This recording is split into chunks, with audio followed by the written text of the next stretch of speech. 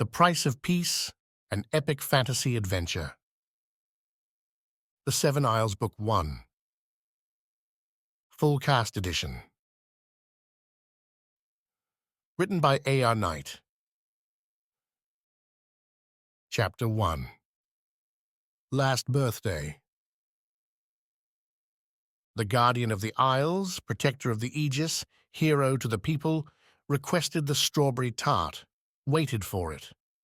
The blistering kitchens, scalloped in the mountainside, treated her addition to their evening dinner onslaught, at first with disdain then, with Ami's gentle clarification as to the tart's intended, with reverence. At least she waited in twilight, a cold black iron rail, her stalwart companion on the overlook, serving as the front entrance to those few who braved the food factories above Noctia's busiest, only city. The brush-pocked slope fell away below her, curling out towards the ocean. Along the way, rock and plant ceded to sculpted stone and lantern light. Every home, every building sloping their stone dew-catching roofs towards rain barrels. Ami ran her hands along her arms, tracing the orange filament on the tunic's sleeves. Almost the same shade as the hot forges back home, the ones she worked in, laughing, not all that long ago. Noctia's waters held sails, each one telling its own story. To the left, stuck up the slope triangles from Kant's, cutters built for beauty and speed. They could wrestle the slightest breeze and burst over the waves. Next, a rare broadleaf from Vis's western coast, its amber sides oiled and curled, keeping the Kant's ships separate from the jagged Rana knives. Last, as ever, in the largest berths, were the thick-masted Foti galleons, cargo moving on and off, swarthy curses and sea talk rising all the way up here. "Guardian," came a hallowed voice behind Ami, and she turned to see a woven basket held out towards her. Face bowed, wrapped in culinary's slight grey shift, the server looked like a supplicant. "Your request is ready." "Then hand it to me." Ami replied, fighting off a sharper word when the server didn't move. "I'm not your lord." "Please," the server said. Ami looked past the pathetic form as she took the basket, found the chef watching them, hunting for a reason to knock the server around. She gave the man, covered in a day's grease and splatter, the slightest glare. He gave her a broad grin in return, while the server scampered for the safety of his next delivery. No matter how long she lived here, Ami would never embrace Noctia's customs, and, she suspected, the chef would never stop needling her with the same. The walk from the kitchens to her destination grew less and less civilized with every step. Noctia's forms and functions dissipated as Ami scaled the mountainside, boots crunching on fresh gravel. A necessity given yesterday's rain, the pebbles spread to keep hapless, distracted visitors from slipping off the slope side. To her right, a single tied rope separated Ami from a long fall. Every so often, a Foti-crafted post rose from the rock, a torch burning near Ami's eye level to light the way. The minimal measures meant, at dusk, few braved the perilous pathway. The way back would be deserted, if Ami decided to return that evening at all. 20 minutes from the kitchen, Ami had timed the walk, the path stopped, turning hard left into the mountain itself. No cavern greeted Ami, but instead a filigreed purple and black smear. Noctia's straight-edge abhorrence made Ami feel almost queasy up close, the arches and swirls in the gateway defying any easy focal point. Someone, when Ami first came here so long ago, had delivered some exhausting speech as to why Noctia did this. The late hour hid the reasoning in her memory. Holding the basket in her left hand, Ami turned her attention instead to the pair scrambling up at her approach. Playing cards scattered around a low, burning fire at the gateway's entry, the heat a welcome touch as the ascent cooled things enough for Ami to tug her cloak a bit tighter. A meal's remnants, 2 bowls, a soup pot, sat near twin stone benches. Their former occupants now faced Ami, the picture of Noctia's nonchalance. Guardian, Said the first, standing taller than Ami, though his youth made the stance shaky. His vulge wobbled in the gravel, the curved spear's end catching the firelight like some jittery insect. we weren't expecting you? The second one, older but no more sure of himself, kept both hands on his own vulge to keep it steady. Behind them, joining their food on the ground, lay 2 chakrams, the sharp discs doing no good in the dust. Who were you expecting? Ami replied, keeping her left hand free at her side. Nobody, honest. The youth said. It's late. I noticed. Stand aside. The 2 parted, their loose purple and black mail clanking at the motion. Ill-fitted, scraps thrown up for appearances. It had been like this last time too, near the end. The tunnel through wasn't far, but Ami took her time.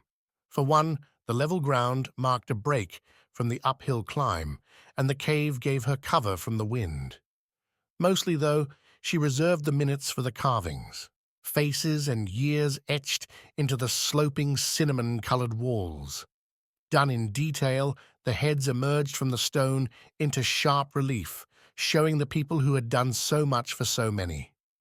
By now, Ami knew them all, and she repeated each name as she went, though the faces covered both sides. In a few more, so she'd heard, they'd begin doubling up, adding another row below the old ones. If things lasted that long, anyway. Claiming a patch at the right side's end, haloed in Ami's torch's glow, was the one face she really knew. Somehow, they'd managed to capture the kindness in Katya's hard features, determination mingling with the exhaustion already setting in, even though the sculpting came a month into her. What? Would you call it a rain? Ami sniffed, stuck the torch in the holder at the exit. She'd pick it up again on the return, more efficient than lining the whole tunnel with the things. She wouldn't need the light for this last stretch. The cave ended in a steep bowl, the rock sweeping away beneath her into a cozy crater. Steps, complete with another rope handrail, marched down towards the crater's center. Above, Sichi, the pink moon, took its place in a cloudless sky. Lucky. Not even Ami was cynical enough to deny the wonder the moon's light made of the crater's bed. Laloon, purple, 6-petaled plants growing near the ground, stretched and bloomed in Sichi's glow. The crater wore a violet carpet, glimmering across the bowl until the steeper sides made a sloppy edge. Dart bugs feasted on the miracle, blue lines appearing for instants as they went from one blossom to another. If she didn't have a tart to deliver, Ami would have stayed up there for an hour just watching. Maybe she would still, after dessert, after Katya. Her left hand, freed from its torch duties, found its way to the hilt at Ami's waist. Just touching the wrapped metal helped, as it always had. Stability, defense, death, all in Ami's control. Thus buttressed, she took the steps down at a near skip, her cloth boots scuffing each step before sliding onto the next. No gravel here, and the stolid stone spoke to her as it always did, a hard language to learn, an easy one to use. The crater's center held a domed cap, a loose mushroom cloak. This being Noctia, the dome matched the blooming flowers, with black metal lacing the Kantz-crafted canvas. The metal ran down off the dome's edges into the rock, both keeping the cloth secure and serving as a funnel to any visitors. A single entry, single file, with a single guard stationed outside. Unlike the buffoons on the ridge, this one, a ward, stood in full regalia. Vulge stamped on the stone, chakrams looped on her back, and the small circle shield tied tight to the woman's right wrist. Ami found no fear in the face looking at her, straight in the shadow cast by the flowers. No torches out here, not tonight. Guardian, The ward said. you're late? The kitchens were busy. Ami replied, then tilted her head. Your friends at the guardhouse said I wasn't expected. They don't listen. The ward said. A problem to be corrected. She tilted the vulge towards the weapon on Ami's waist. Remove it. You're new. The ward blinked. Definitely knew then. Might as well cut her a break. I'm Katya's guardian. She's got nothing to fear from me. All the same, I'm not taking this off.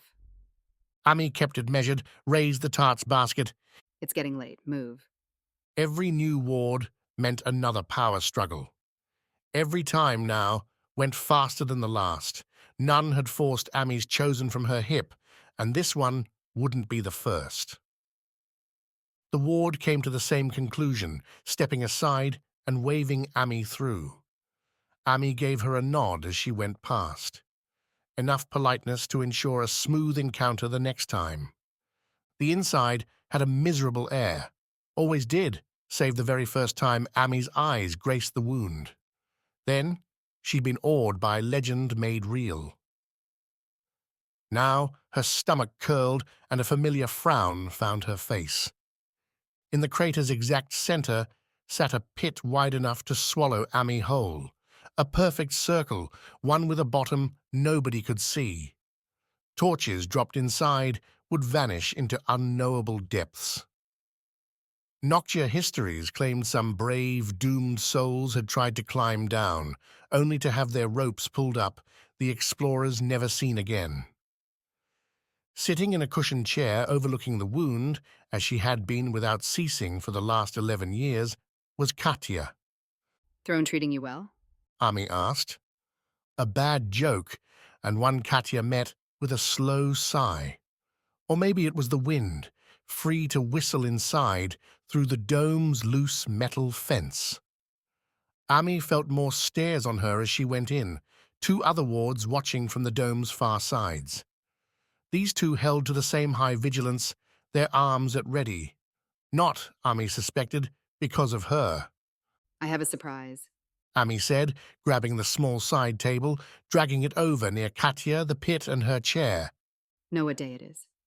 Katya looked Ami's way at that, a slow turn, wispy white hair blowing across her face. Was there a smile in there, or was Ami imagining things? Ami opened the basket, took out the tart, and the 2 foti heaters. She cracked each one, the thin sticks melding minerals and steaming for several magic minutes. Ami rested the tart on top, then glanced back into the basket for utensils. Only 1 set, but that wasn't the problem. On the road, Ami, Katya, and the others shared everything. What had Ami's hand hesitating was a covered cup. On top sat a small note scribbled on thin tamas paper. She'll eat this.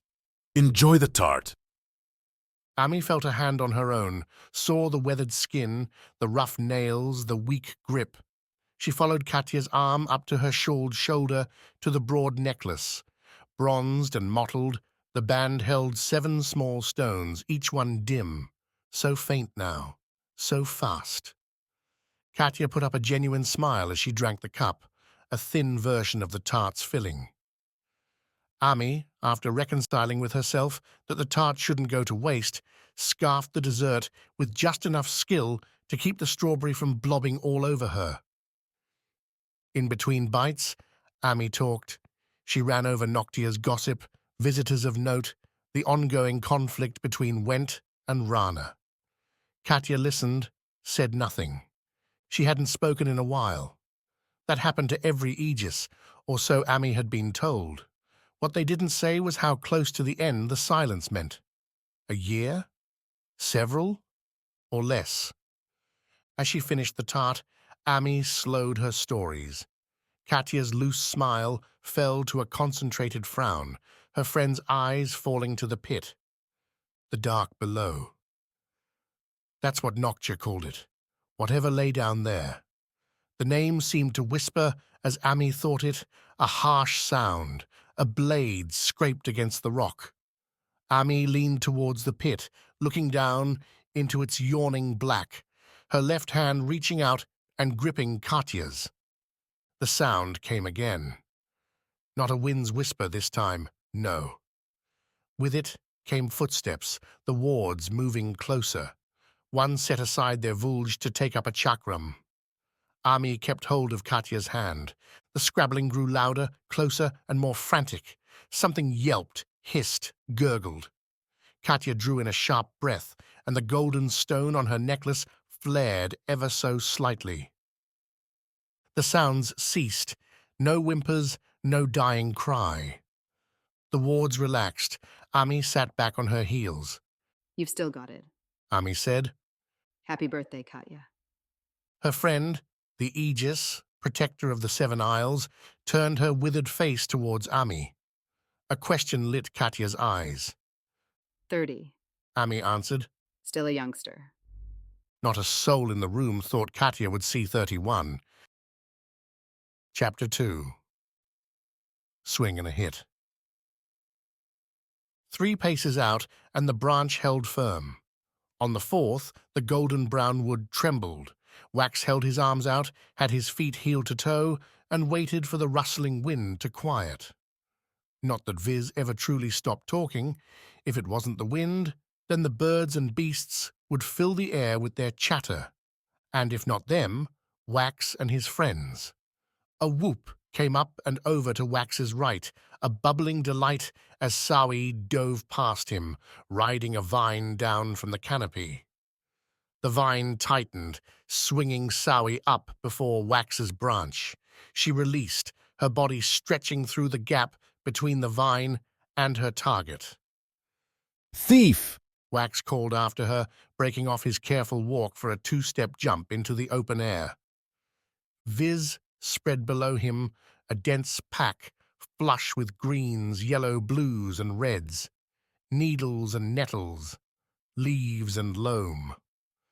Wax didn't spare a glance for it, instead keeping his view locked on the giant frond ahead and below. Sawi had already landed, disappeared into a slide down the long leaf, its sides cupping up like a tube cut in half. Letting the landing take his legs out from under him, Wax lay back on the frond, slapping his hands to his sides to pick up speed. He lifted his head, watched Sawi hit the frond's upturned end and sail into space. A chance.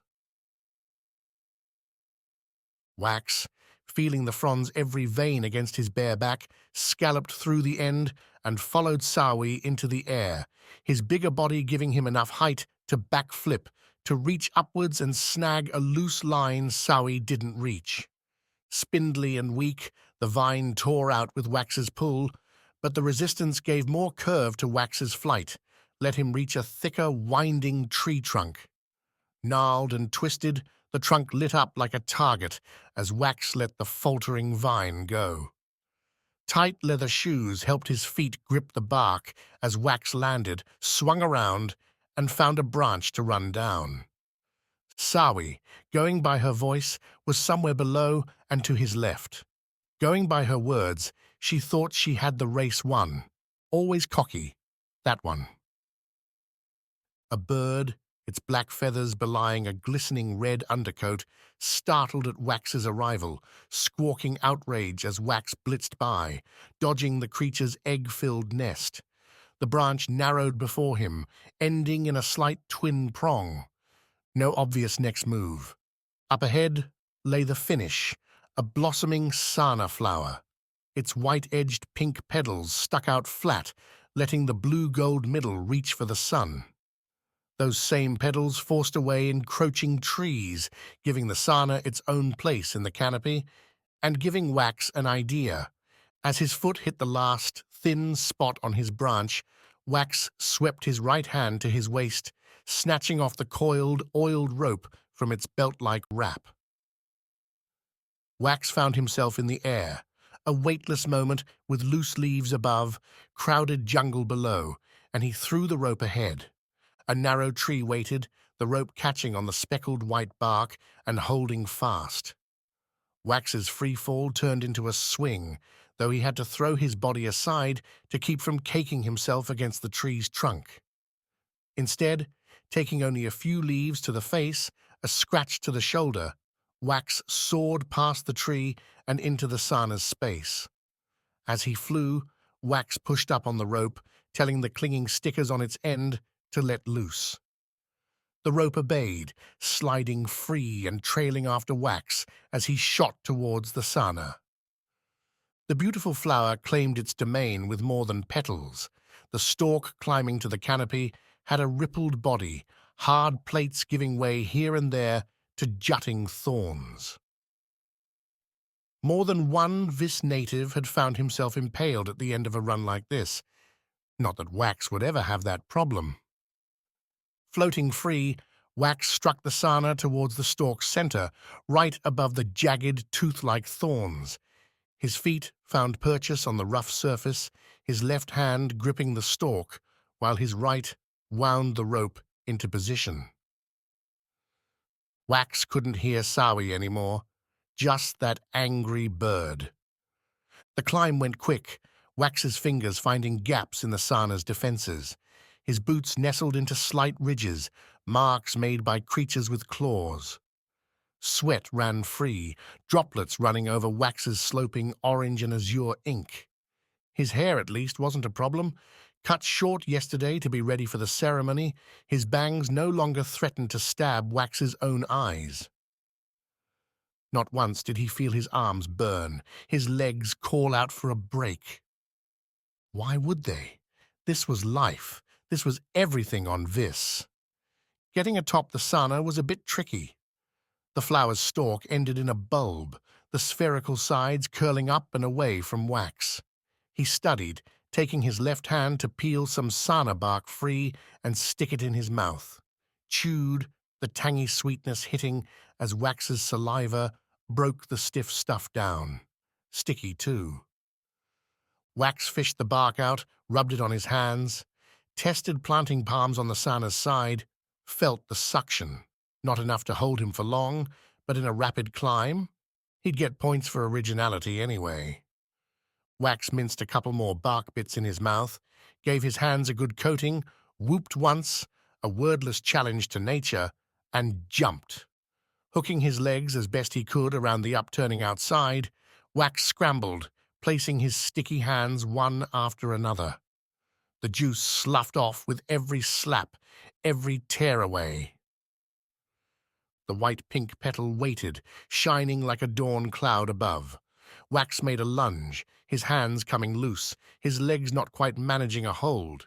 His left fingers stretched, found the petal's edge, held, and dropped. Sawi's arm swung down, her hand latching onto Wax's wrist as he started to tumble. Laying flat on the petal, Sawi pulled, bringing Wax up enough for him to get a grip. Nice save, Wax said, sprawling out on the petal along with Sawi, both looking up towards the glaring sun. No clouds today. Would have had it, though. Would you? Sawi said, not bothering to look his way. Your rope's coiled. I'm fast enough. The next time I'll let you fall. Wax smiled. Beneath him, the Sana felt both firm and buttery. Comfy enough to get ideas, but Sawi was sitting up already, heading towards the Sana's middle. Her sun-bleached hair wrapped around the flower, perennially found resting among the locks, the small discs in her ears matching Wax's in the youth's dark green color. For now, anyway. She unwound the pouch from her tanned woven stalk shorts, opening the small bag and filling it with blue and gold tendrils. Not going to relax a minute? Wax asked, following her lead. The pouch tied into the knee-length weaving, making it easy to carry along on tree-jumping journeys like this one. It's beautiful up here. If I said yes, we'd be up here an hour. Sawi grinned. If you'd been faster, maybe we'd have the time. You should have warned me. I would have tried harder. A warning? Where's the fun in that? They poked and played, the spoken-word sortie that always ended these adventures. Back home, they'd catch every eye-roll their friends and families had to give. Up here, a private special game. See that? Sawi said, as they rewound their pouches, sitting on a different petal and looking out towards the northern sea. Looks like a 40 ship. Wax said, shielding the sun with his hand and guessing at the squared sail, the blackwood deck rising high over the waves. Second one this week. Almost the end of summer. Sowie mused. Bet they want to get one more run up north. Wax shrugged. So long as they keep bringing those candies, I don't care. Sowie laughed. They dangled their legs over the distant drop. Their fingers found each other, and they watched the ship cut its slow way over the waves towards the inlet, marking their home. Viz spread out around them, rippling hills covered with color. Hawks and vultures swooped at their eye level, while distant hoots and hollers marked creatures making conversation. A lingering brilliance, something Wax took in with a deep breath and a happy sigh. Think Pan's wondering where we've gone. Wax said. He's nose deep in the dirt. Should we go rescue him? True, the afternoon was getting on. While this was plenty magical at night, that magic was best experienced somewhere safer than up here, like, say, back home, with a warm meal and a seaside bath. Guess so. The rich black earth parted without resistance, thick grains rolling off Pan's fingers. He lifted what remained to his nose, took a slow sniff. Read what the scents told him. The day had been good already. It was about to get even better. In the distance, Sowie or Wax called out, their happy cries burnishing Pan's mood. Golden sunshafts danced on the forest floor, leaves giant and small rustled, and Pan's loaded satchels rested on his legs as he squatted, reaching for his next target. Beneath a fallen log, coated over with moss, lay the true treasure, morels, big and fluffy, perfect for any meal. Wax and Sowie could spend all the time they liked jumping up in the branches. Pan would get the better reception for his work down below. Not to mention the shade, the option to walk barefoot and feel the ground beneath his toes. He slung off a satchel, let it rest on some mouldering leaves next to him while Pan went to work. Cutting the morels loose came easier with the foti knife, a simple grey blade wrapped at his waist. Every cut tore another beige mushroom free, every toss added to the harvest. The find was so good, Pan didn't even hear the change around him. Animal voices flying up and dying fast to silence. A crackle on the forest floor behind him. The soft breath as something new approached. Pan did hear the sputtering hiss just fine. He spun, falling from his squat to land butt first in the dirt, knife held out in some feeble threat. Morels spilled from the overturned satchel, a Hanoko sandy yellow fur, dark lines between the gold, and slobbering from its twin-forked tongues, snarled as someone else ruined its ambush. The furred, six-pawed beast stood on its hind legs, its tall vantage giving it 4 swipes at the rigid bamboo pole swatting it. Pan's eyes followed the pole to its wielder, though he should have guessed. Covered in blue and gold ink, Bliss knocked the claws aside before poking the Hanoko in the chest. Not a killing blow, not even a wounding one, just a warning. The Hanoko, green eyes at about the narrowest slits Pan had ever seen, gave another nasty spitting hiss, a shower Bliss would likely want to wash off, and fled, twin tails whipping through the brush. Bliss tracked the creature's flight for a few seconds while Pan reloaded his satchel. Hanokos could come back, play their prey into thinking they'd won only to strike from somewhere new. This one, though? Think you gave it a good scare. Pan said. It won't attack again. Bliss sent him a frown, one hand leaving the pole to flicker through a language few knew, save Wax, his family, and a few friends. You can't know that. Nope, but I can guess. Nothing wants a whack from your pole unless it's desperate, and there's too many easier things to eat around here. Like you. Apparently. Pan stood, shouldered up his satchels. I'm grateful, but what are you doing here? Brother asked me to keep an eye on you because he was going to be busy. Pan narrowed his eyes at the girl, tried to pick out a tell from her straight expression. You're getting better. I don't know if you're lying or not. Bliss's face brightened. Her hand flashed faster, too fast for Pan to follow, and she had to repeat the gestures. Really? I've been practicing. Pan laughed. Then practice holding it to the end next time. Doesn't do any good if you give up the lie halfway through. Pan nodded past her through the woods back towards home. Come on, the bags are full and I'm hungry. Bliss looked past him now, but in the opposite direction. Pan matched her look, saw no sign of Wax and Sawi. Don't worry about them. My guess, they'll get back home without ever touching the ground. They're going alone a lot. Bliss signed, but she matched Pan's walk. Because they both know what's coming. Is it really that big of a deal? Sowi's not leaving, right? Change is change. Pan replied. Right now, things are good. Tomorrow, who can say? Chapter 3. A City Lofted. Traders said Wax's home was the most beautiful spot in the world. Nestled into a bay with soaring tree-coated hills on all sides, Kitai used its scenery. Oiled docks jutted out into turquoise waters, small waves lapping up onto a soft white sand beach. Walkways crossed the dunes, leading up to thatched, frond-covered workshops, markets, restaurants, and anything else a person might want. Ladders, both rope and wood, dangled down from the huge trees, leading curious eyes to search skyward and find a whole second city nestled in the branches above. Wax's family, along with all the Kitai natives, lived among the leaves, safe from predators, both natural and human. Though Wax hadn't seen a raid from Kantz or Rana in his life, stories told of incoming pillagers landing to find empty shells and raining arrows. A time or two of that, and the invaders had found easier targets. Like you. Wax said, shimmying down a peeling palm tree to land next to Pan and Bliss.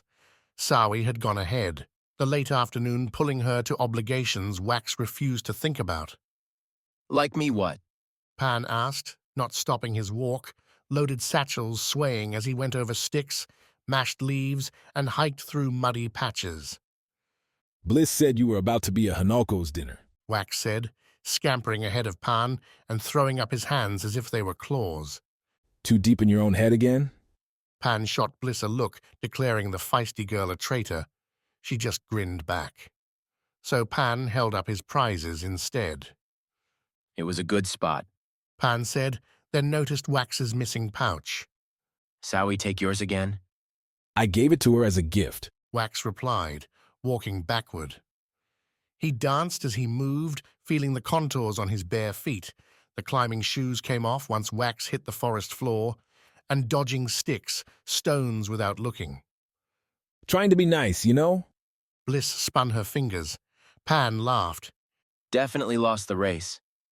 The banter beat back and forth as the trio neared Kitai. The distance measured more by cooking spices filling the air than meters walked. By the time they hit the city's outskirts, all three could hear their own stomachs rumbling, a sound not even the hollow bamboo flutes and coconut drums could drown out. The thick trees made the city's appearance an instant thing, a step or two from isolated wonder to crowded bustle. Wax hesitated at the last step, still buried in ferns and buzzing insects, while Pan and Bliss kept right on going. It'd be hours now till he could leave the city again for the jungle's trance, hours that couldn't pass quick enough. Coming? Bliss asked, glancing back his way. Her bamboo staff didn't look so ridiculous on her back anymore. When had she grown so? Or are you scared? Scared? Wax snorted, stepped on through. Scared of what? How much cooler I am than you. Bliss stood straighter, stretched, showed off the new tattoo on her upper right arm. When did that happen? Wax grabbed his sister's arm, took a closer look. You're too young. An off-center circle covered her shoulder blade with thorns pointing inward along the edge. A sana flower sat in the middle, its purple petals the only color in the otherwise black ink. It's not about age. Bliss signed, pulling her arm away. Skill matters. Wax tried to see Bliss hit by descending sunlight along her right side, as the defender that Tattoo said she was. Wax didn't have one on his shoulder, most of the city didn't. A badge like that put you on the front lines if Kitai or its people needed you. Some disaster like a fire or a predator or someone lost in the woods. For all that, Wax couldn't see it. Bliss still looked as she always had, a goofy girl with a strong swing. And yet, he caught a different slant to her look back his way, something he did recognize. A slant any older sibling would know. Hey, that's cool. Congrats, little flower. Proud of you. For once, Bliss didn't flinch at her old nickname. Jealous? Not at all. While you're watching Pan gather mushrooms, I'll be swinging up top. You can have the ink. I'll keep the trees. Pan didn't hear the slight, the man long gone towards the city's market. He'd pawn off all those mushrooms for a better dinner, breakfast, and maybe some other trinket. With nothing of their own to trade, Wax and Bliss didn't bother going towards the shoreline shops, instead heading straight to the cook fires. Kitai spread around the entire inlet, neighborhoods separated by groves. In those groves, on the forest floor, cleared-out areas worked as places for meals, for games, and gatherings. From sun-up till sundown, Wax could find a snack here, could find people he'd known from his first breath, waiting to ask him what he'd seen that day, what he'd found out there. Ask his dad, and Wax's elder would describe when Kitai used to empty itself out, everyone dashing into the forest or alighting on the massive cupped leaf boats to go fishing in the sea. At the day's close, the city would come alive with the returns, everyone sharing in the plenty, a nightly communal feast. Wax could see pieces of that past now as he and Bliss went by deeper workshops, gardens, storage thatches to their own clearing. Gatherers from his neighborhood dropped their findings onto a vast table in the center, where others would come, take what they needed, and return to their smoldering fires to roast the prizes for dinner.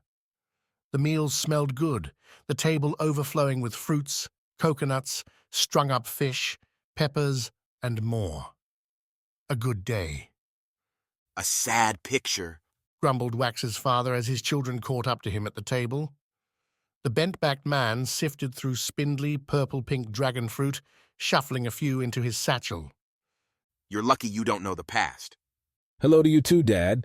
Wax said, his father glancing at him in response, hunting for Wax's pouch and not finding it. Gave it to Sowie today, as a gift. You lost the race, Ajay, in. His dad huffed, shook his head. You can't keep making that bet if you never win, Tywanax. Wax frowned at his dad's shadow, his formal name. The man doubled up his son in girth, a progression aligned with his swap from jungle runs to culinary captain. New ink painted over the old completed loops on his father's back, with yellow flourishes marking the change in profession. Wax's own marks remained open, waiting for his future to arrive. Don't act like you didn't do the same thing. Wax countered, slipping a reach in to nab a sweet pepper. Yes, but I won. Bliss had the biggest grin on her face when Wax turned around, pepper prize in hand. Laugh now. Wax signed back. He'll be on you next. For what? Bliss shot back. I'm perfect, remember?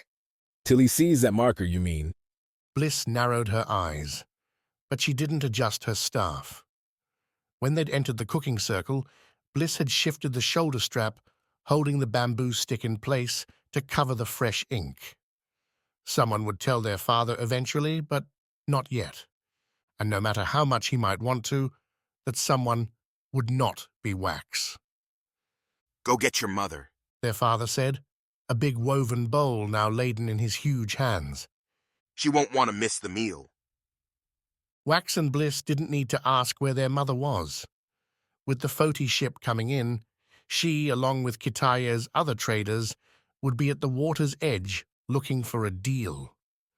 If the cooking circle split by neighborhood, the seaside market split by skill. If you knew something well enough to sell it, you earned a spot along the shoreline. Whenever new ships came by, and more came almost every day, Kitai's charmers flocked to their spots to hawk Vis's treasures. Sprawling away to both right and left from Wax's central entry, the market followed the inlet around its swoop. Tall signposts with waving painted flags sectioned off various wares, with foods and plants to the right and crafted goods on the left. Every booth, thatched wood and fronds all, held a display counter and wall racks. Each, too, had a master and apprentices. Wax's mother ran a mushroom spot on the right, a narrow booth between more popular mango and pineapple slingers. Pan had beaten his friends there, already unloading the morels from his satchel when Wax and Bliss walked up to the front. Wax's mother, freshly repainted this morning in orange patterns signaling her rank, master and role trader, held a scrawny Foti's attention. The wiry, thistle-bearded man turned over a puffball in his hands, whistling at the size. "She'll carry crated," Wax's mom said as her son drifted closer. Bliss moved past him to help Pan, leaving her staff stuck in the sand like a pole. "We have several more, if you'd care to bundle up." The Foti nodded. "I'll take 'em if you got 'em." He looked up, seemed to notice Pan for the first time. "You have any shrives in there?" Wax glanced at Pan. No way he'd found any of those today. Pan would have been gloating the whole way back if he had. No luck. Pan replied. Didn't go deep enough. "Tomorrow, will you?" The Foti asked. "Have a bad need for one, or as many as you can get." "It's not a quick journey to go that deep," Wax's mother said, throwing up a sad smile. "We'd need to prepare, and there's no party." "I can pay L, the Foti man interrupted. enough to make it worth your while." Wax's mother sighed as the Foti man bowled her over with his words. "I'm saying I've got better things. Real Foti gear that'd change your lives. Nobody will give you what I've got for your bananas for your baskets. Get me those shrives, though, and you'll have it." Have what? Wax asked. The Foti man gave Wax a nasty grin, reached over his shoulder, and pulled at the weapon sheathed behind his back. Everyone on Vis knew what a sword was. Everyone knew the things weren't necessary. No hunter needed a sword when spears, bows, and arrows were around. Weapons of war, so Wax's father said, served only to bring war to the ones wielding them. But it was hard to deny the perfect silver cut on the sapphire blue metal as the Foti man drew the blade as it caught the sunset and held the fire. "Bring me 3 shrives and the blade's yours." The Foti said. "Bring me 5 and I'll give you the knife that goes with it." The knife? Wax wrinkled his nose. Why a knife? Quicker than Wax could grab a leaf, the Foti flipped a hand to his waist, drew out a smaller blue-shaded blade the length of his forearm. Holding the larger sword in front, the Foti man stabbed forward with the smaller blade, right towards Wax's stomach. "Block with one, gut 'em with the other. Quick way to end a fight." The Foti man kept up his grin. "From what I've seen, this pair would make you king of the Isle." 5 shrives? Wax said, ignoring his mother's frown, Pan's and Bliss's confused stares. 2 days? 2 days. The Foti replaced his weapons, spat in a palm, and held it out towards Wax. "Deal." Wax matched the spit, slapped his palm against the offered one. The Foti chuckled, took the packed puffballs from Wax's mother, and fished in his shoulder bag, pulled out a fresh cast iron pan, and set it on the counter. "As we agreed." The Foti man said. "As we agreed," Wax's mother replied, though her charm had fled, leaving nothing but ice in its wake. "2 twilights, friend," the Foti man said, giving Wax a nod and venturing off back towards his ship. Wax watched the man walk for a few strides back towards the inlet's center, where the main docks sat. The only ones that could hold a ship the size of this one. Those docks bustled now as trading flew into full swing. Wax's mother wouldn't be the only one late to dinner tonight. Chapter 4. Brothers. If days in Kitai buzzed, then the nights sang. Wax dangled his legs off his family's treehouse and watched pink moonlit waves visible through hanging branches, rope platforms, and the like. Sichi shone bright tonight.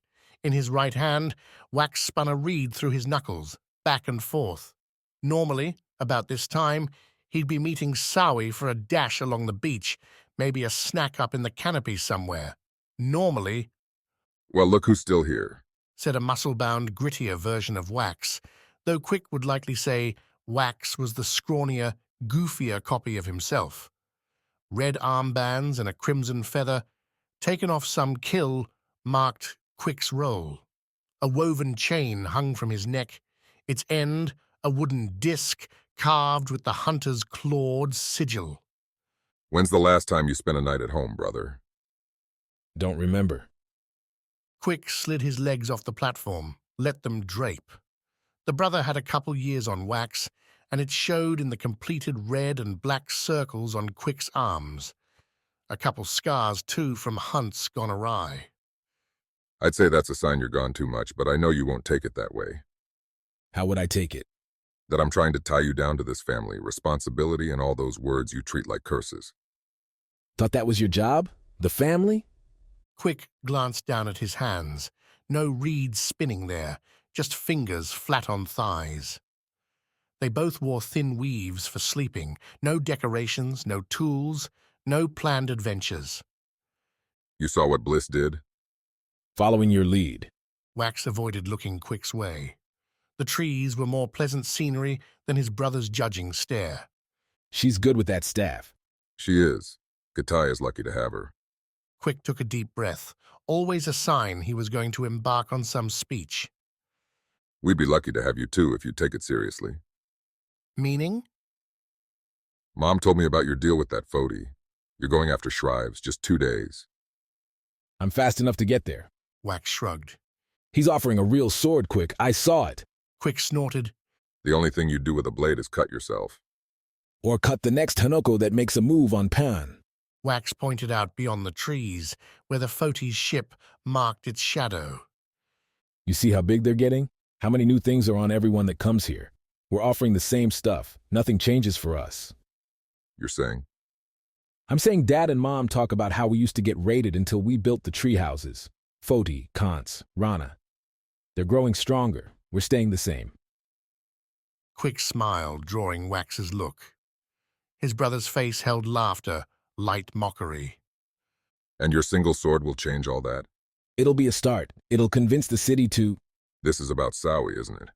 Wax blinked. What? She's getting marked soon, and you won't be for another year at least. So what's poor Wax going to do to measure up? That's not... Wax stopped, sighed. What do you even know about it? You've never had anyone. You spend all your time with the hunters. I know, Quick said, apparently giving up the fight before it even started.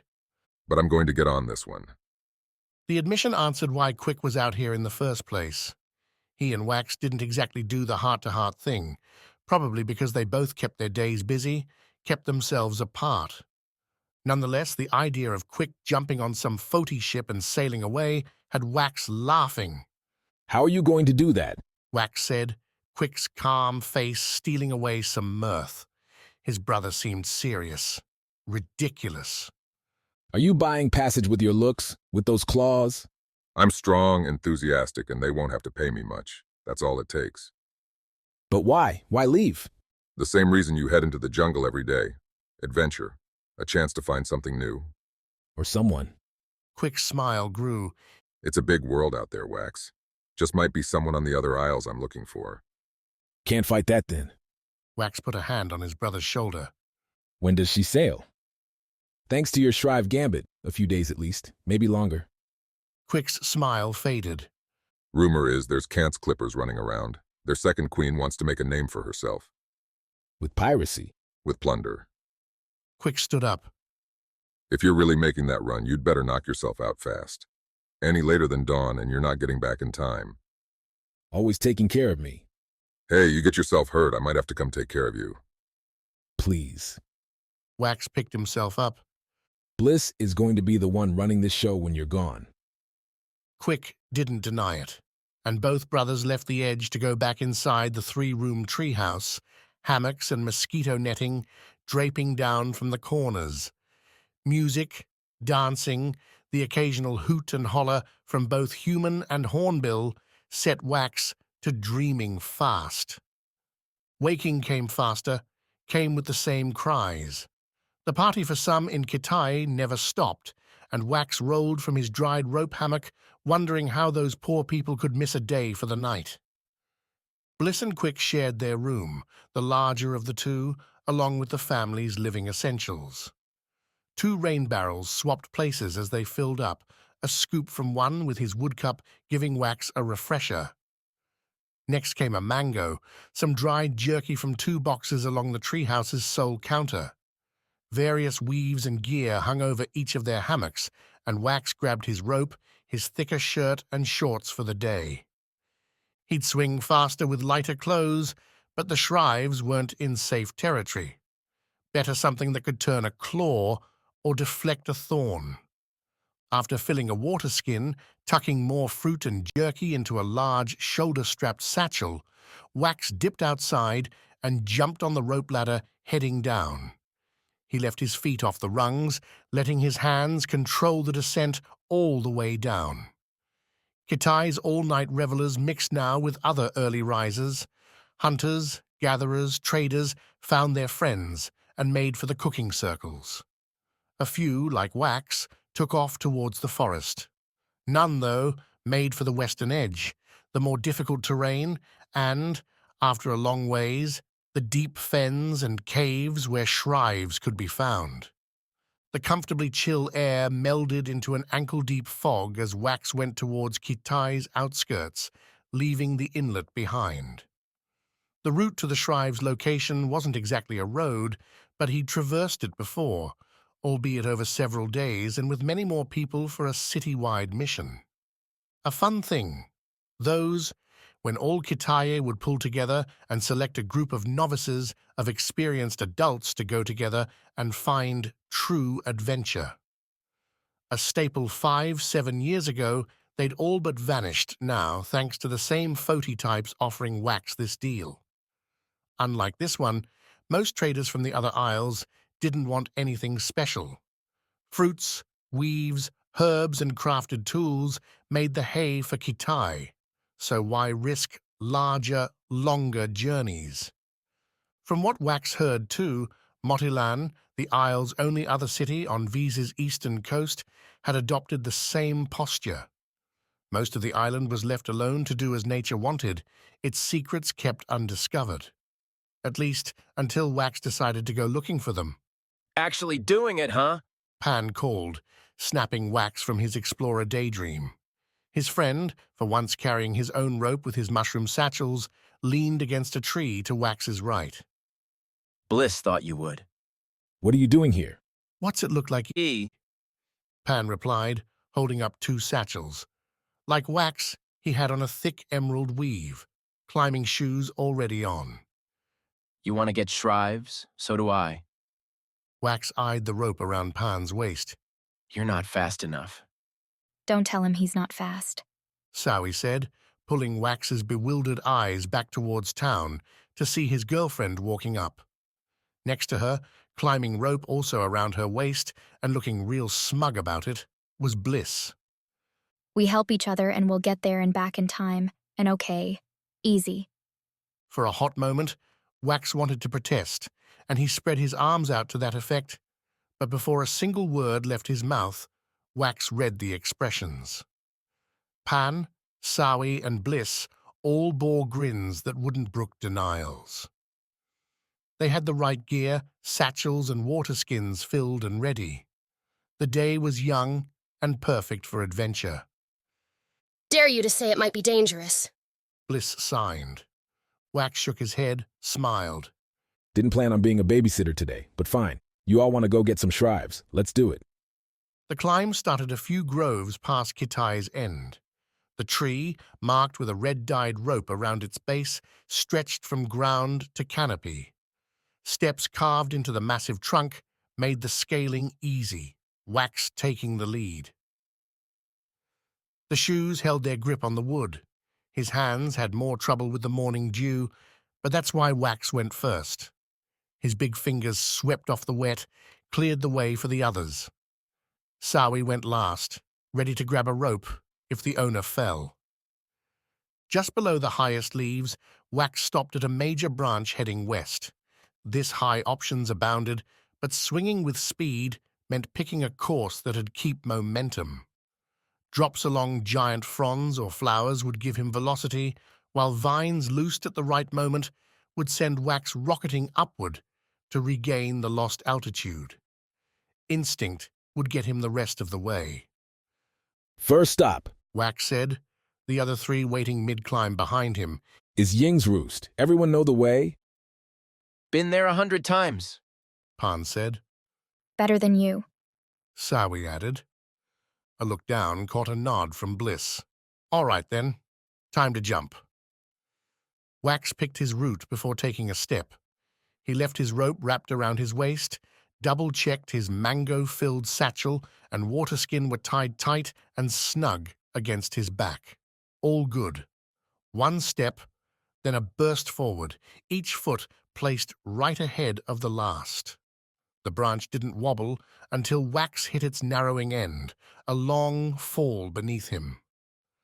With a stride's length left on the branch, Wax planted his right foot and leapt.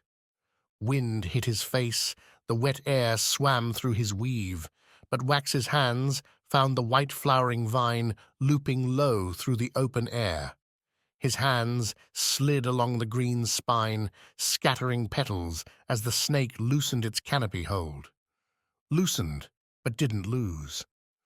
The vine caught, and Wax swung forward, the way ahead blocked by giant split-leaf fronds.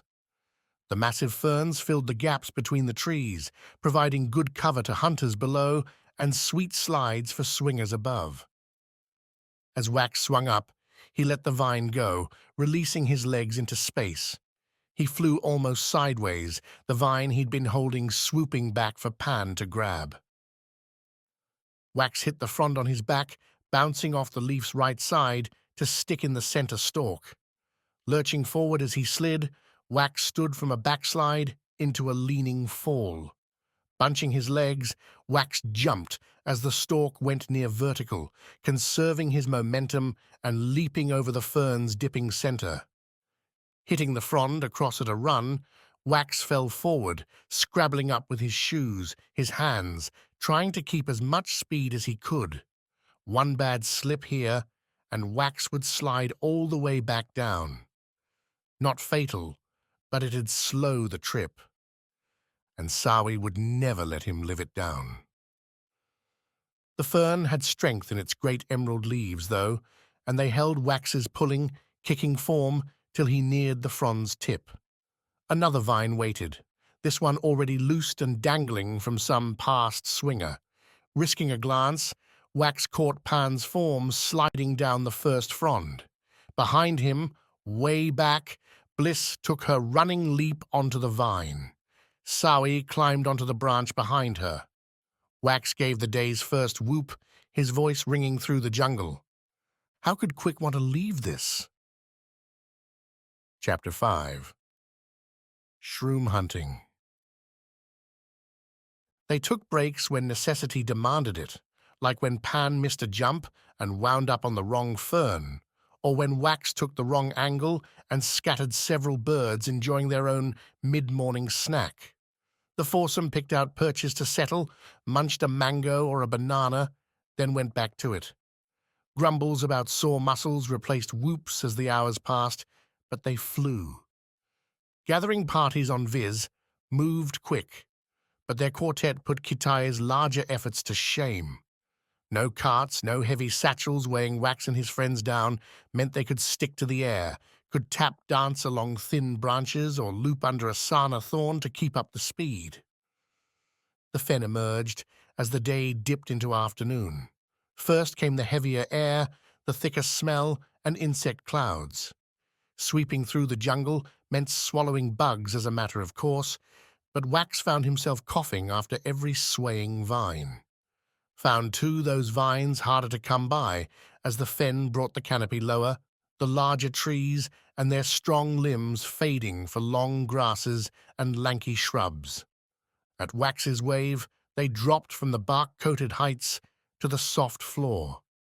Climbing shoes went into pouches, bare, calloused feet offering better traction in the muddy ground.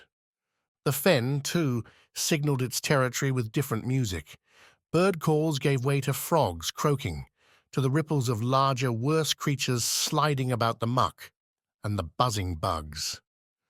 This place is the worst. Bliss signed. You want to know why I'm not joining your sect? Bliss turned to Sawi. Because gatherers have to come to these places all the time. The price we have to pay for freedom. Sawi shrugged.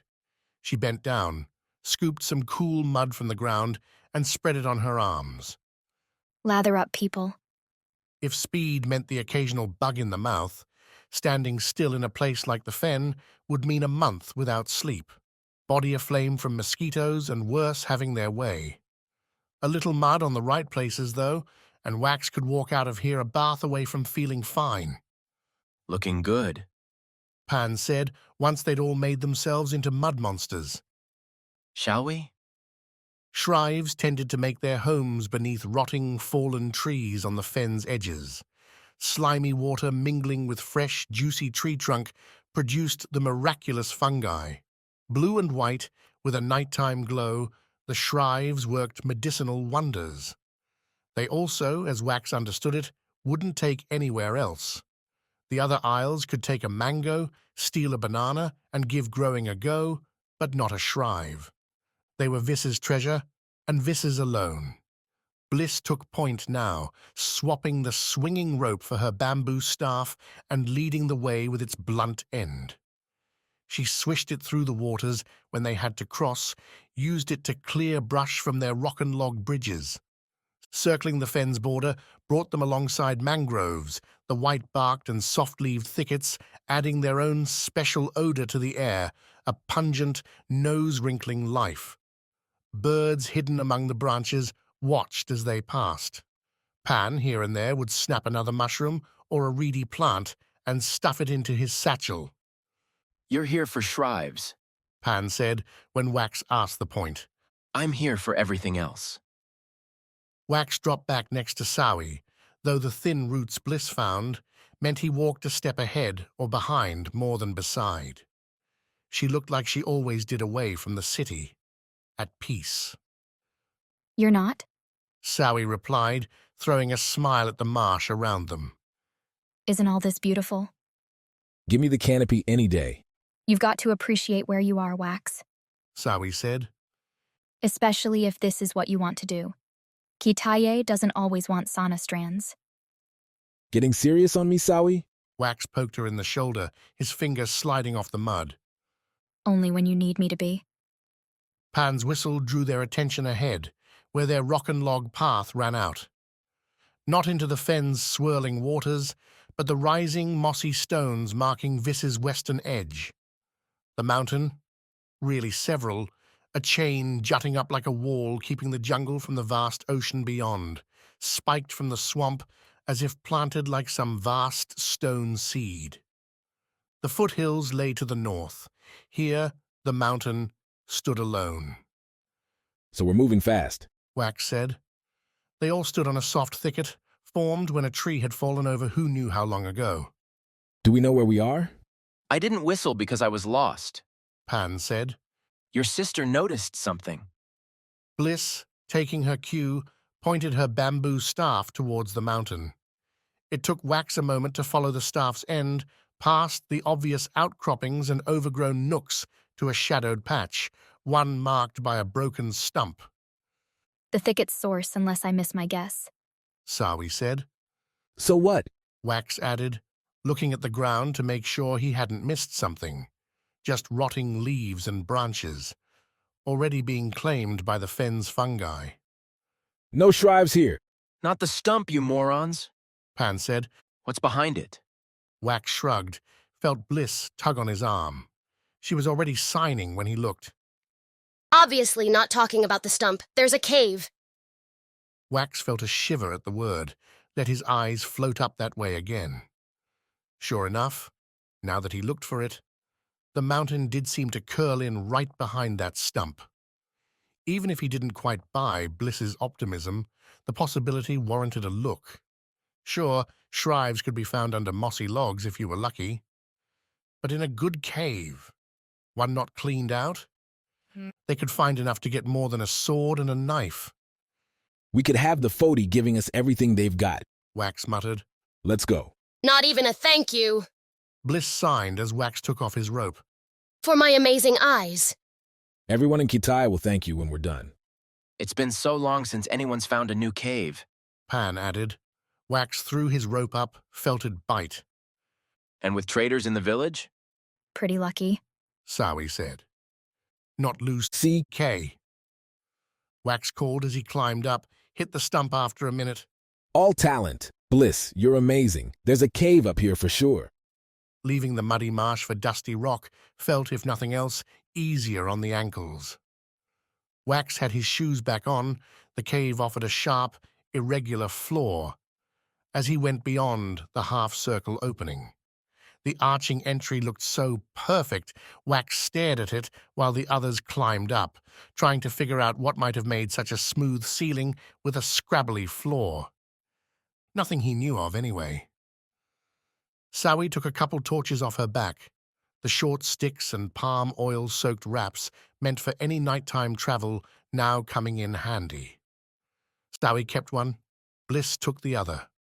Using jagged flint, Sawi struck her torch alight. Bliss kept hers back, signing that they only needed one at the moment.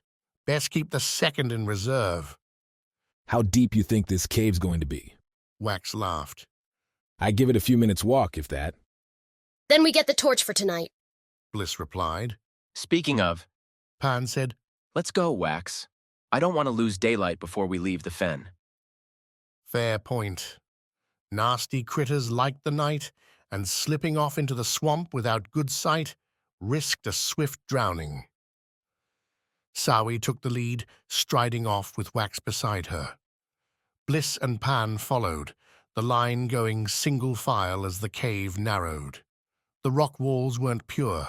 Plants stretched towards the sun near the entrance, while further back mosses and animal remnants made their marks. Nothing valuable, nothing dangerous. But the cave kept going. Sloping down. Sawi muttered after they'd passed Wax's 5-minute prediction. How much farther do you want to go?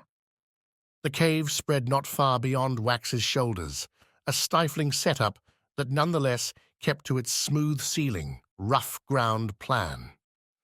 Somewhere along the walk, a small stream joined them, trickling along half-hidden beneath the rock to their right. Could be, on rainier days, the little trickle overran its banks and played over their path. Pan?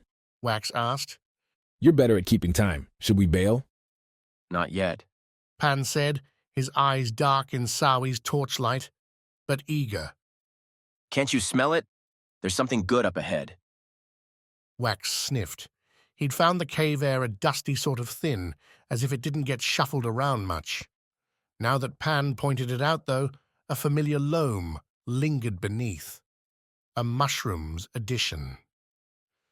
Sawi took Pan's enthusiasm and kept going, their reward appearing only a few more minutes down the sloping stretch. The cave broadened out, a shallow sweeping rightward, as if they'd walked into a clam's bottom shell. The stream joined the turn, pooling in the room's middle, and with it came Pan's delight. Shrives, easily 15 or more, crowded with other mosses and mushrooms along the pool's edges. The reason wasn't hard to find, confirming Wax's earlier thought. The stream, when flush, carried sticks, plants, dirt down here where the stuff clumped up. Moist, devoid of predators and other natural problems, the fungi had a perfect home. Now this is worth it, Pan said, stepping past Wax and Sawi to look closer. These are primes, guys. They're untouched. We'll clean out the Fodi with these. Wax shared his buddy's grin. Told you. Threw his sister a shoulder pat. Great eyes, Bliss. She nodded, folded her arms and watched, smiling as Pan started stuffing his satchels. Sawi, to Wax's left, held her torch higher and made her way around the pool's edge towards the room's back.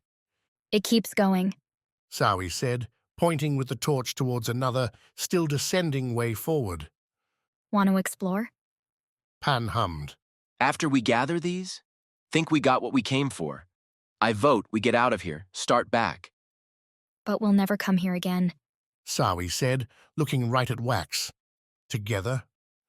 That's what Sawi meant. Upon return to Kitai, they'd be roped into their roles, Sawi especially, and journeys like this, with the four of them, wouldn't be possible. Escaping for an afternoon around the city was one thing, a multi-day escapade across the Isle. Pan, holler when you're about done with the shrives and we'll turn around, Wax said. Bliss, you watch his back, since we all know he won't do it. Pan didn't object.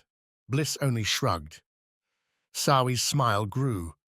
The slope grew steeper after the shrive room, the stream joining the walk and forcing careful steps.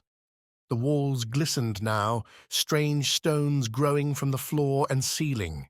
Drips and burbles echoed, a different symphony than what Wax knew, and both he and Sawi kept quiet as they shuffled, just listening, embracing nature. Sawi stopped at one point, angling the torch down, and left. A small, purple-blue cluster twinkled in the firelight, glowing. What do you think that is? Sawi whispered. No idea. Wax replied, reaching and opening his pouch. Think I should take it? Pan might have a clue. Sawi agreed. Wax reached, peeled the mossy plant off the rock. Warm and soft to the touch, the purple-blue skin rubbed off on his fingers as he tossed the prize in the pouch. Look, Wax said, wiggling his glowing hand. Guess if the torch goes out, we have other options. Another few minutes brought the pair to a larger room, this one easily triple or more the size of the shrive chamber. The water in Sawi's torchlight glimmered a deep blue, clear and clean. Hey, I could use a bath? You definitely could. Sawi replied, matching his mischievous grin. She set the torch down on the rock, touched the water, whistled. Warmer than I thought. Perfect. Wax took off his satchel, stuck a leg in. Like the sea on a hot summer day. Joining me? Thought you'd never ask.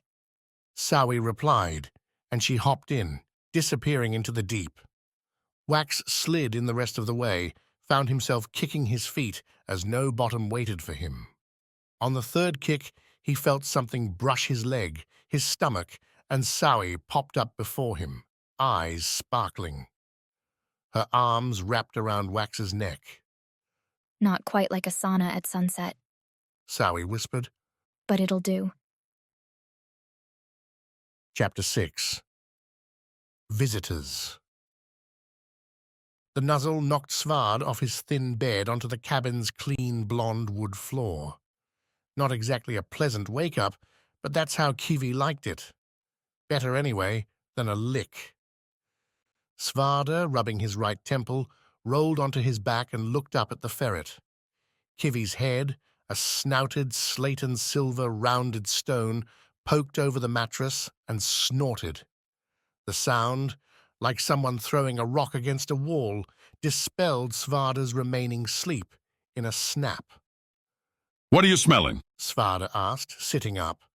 His long, sun-bleached hair matted against his neck, back. Cool enough in the cabin, but Kiwi always made the bed a sauna. A sauna. There was something Vis could use. Whole Island probably didn't have one. Only plants, swamps, bugs, and... Svarda shook away the grumbles as he stood up, saw the early afternoon glow out the cabin's netted windows.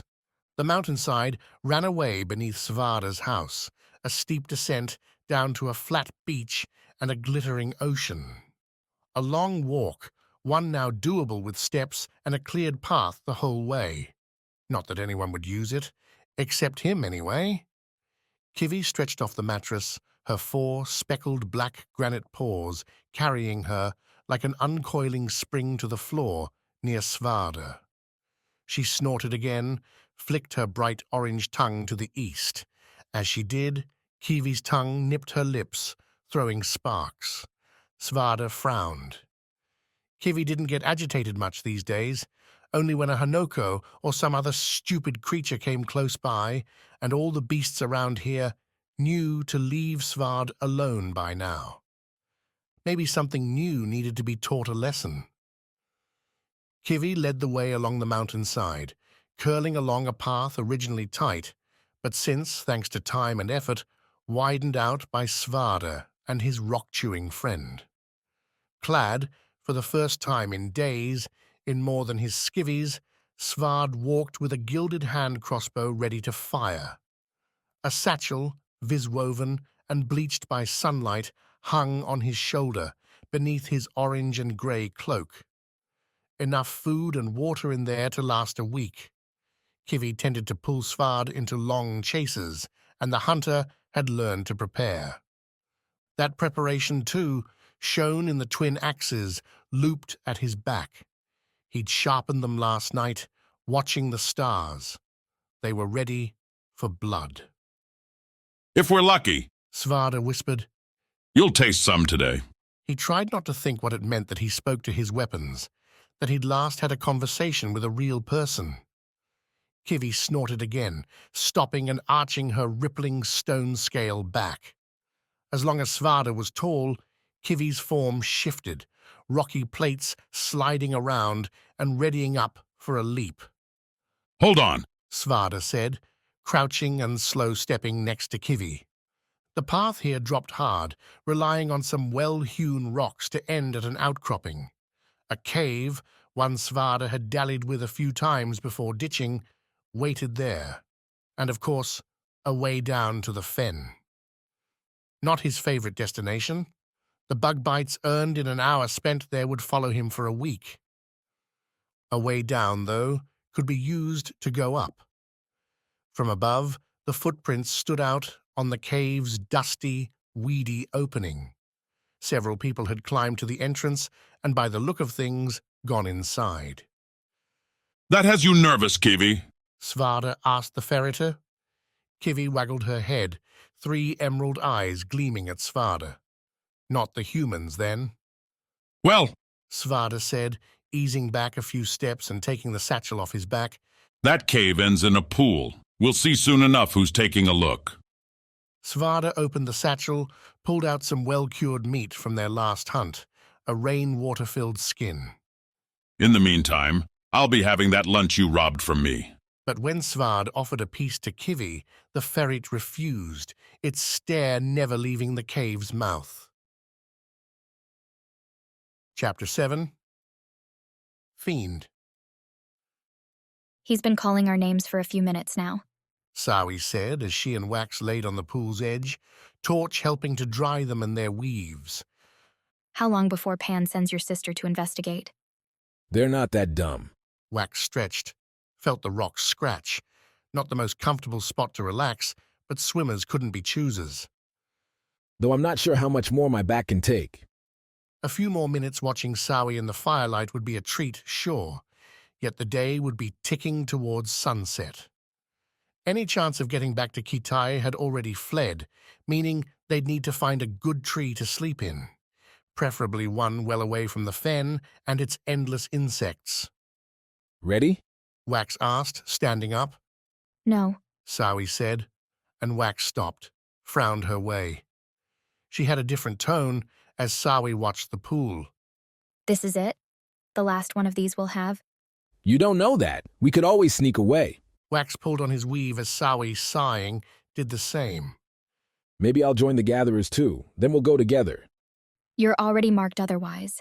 Sawi said, touching Wax's shoulder, the notched half-circle there promising a future among the hunters. We'll have the city then. Wild nights, beautiful days. Sawi picked up the torch. Maybe. Pan shouted again, this time edging the calling with more than a little irritation, ending it with a threat about leaving the two behind. We're heading your way. Wax called back as Sawi took the first step. Torch held out a head. It was her second step that made the pair pause. This deep in the cave, the only sounds beyond their voices came from the stream's drips. Not even a breeze whistled. So when a low rumble began behind them, both Wax and Sawi turned, curious. In the pool's center, the water looking black at the torchlight's end, ripples grew.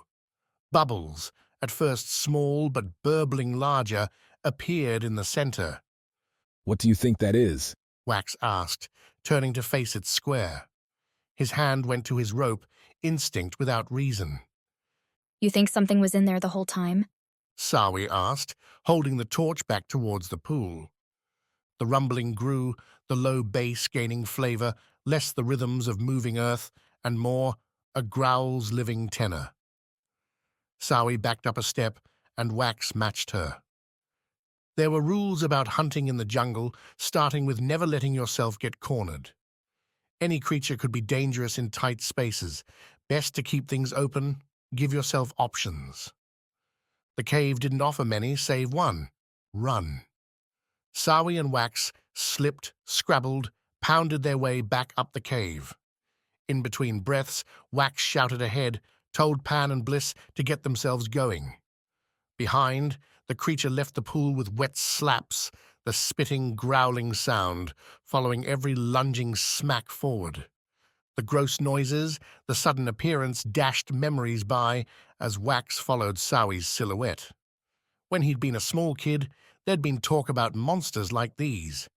Kitai had buttoned up for months, only allowing armed and wary groups to go out searching for goods.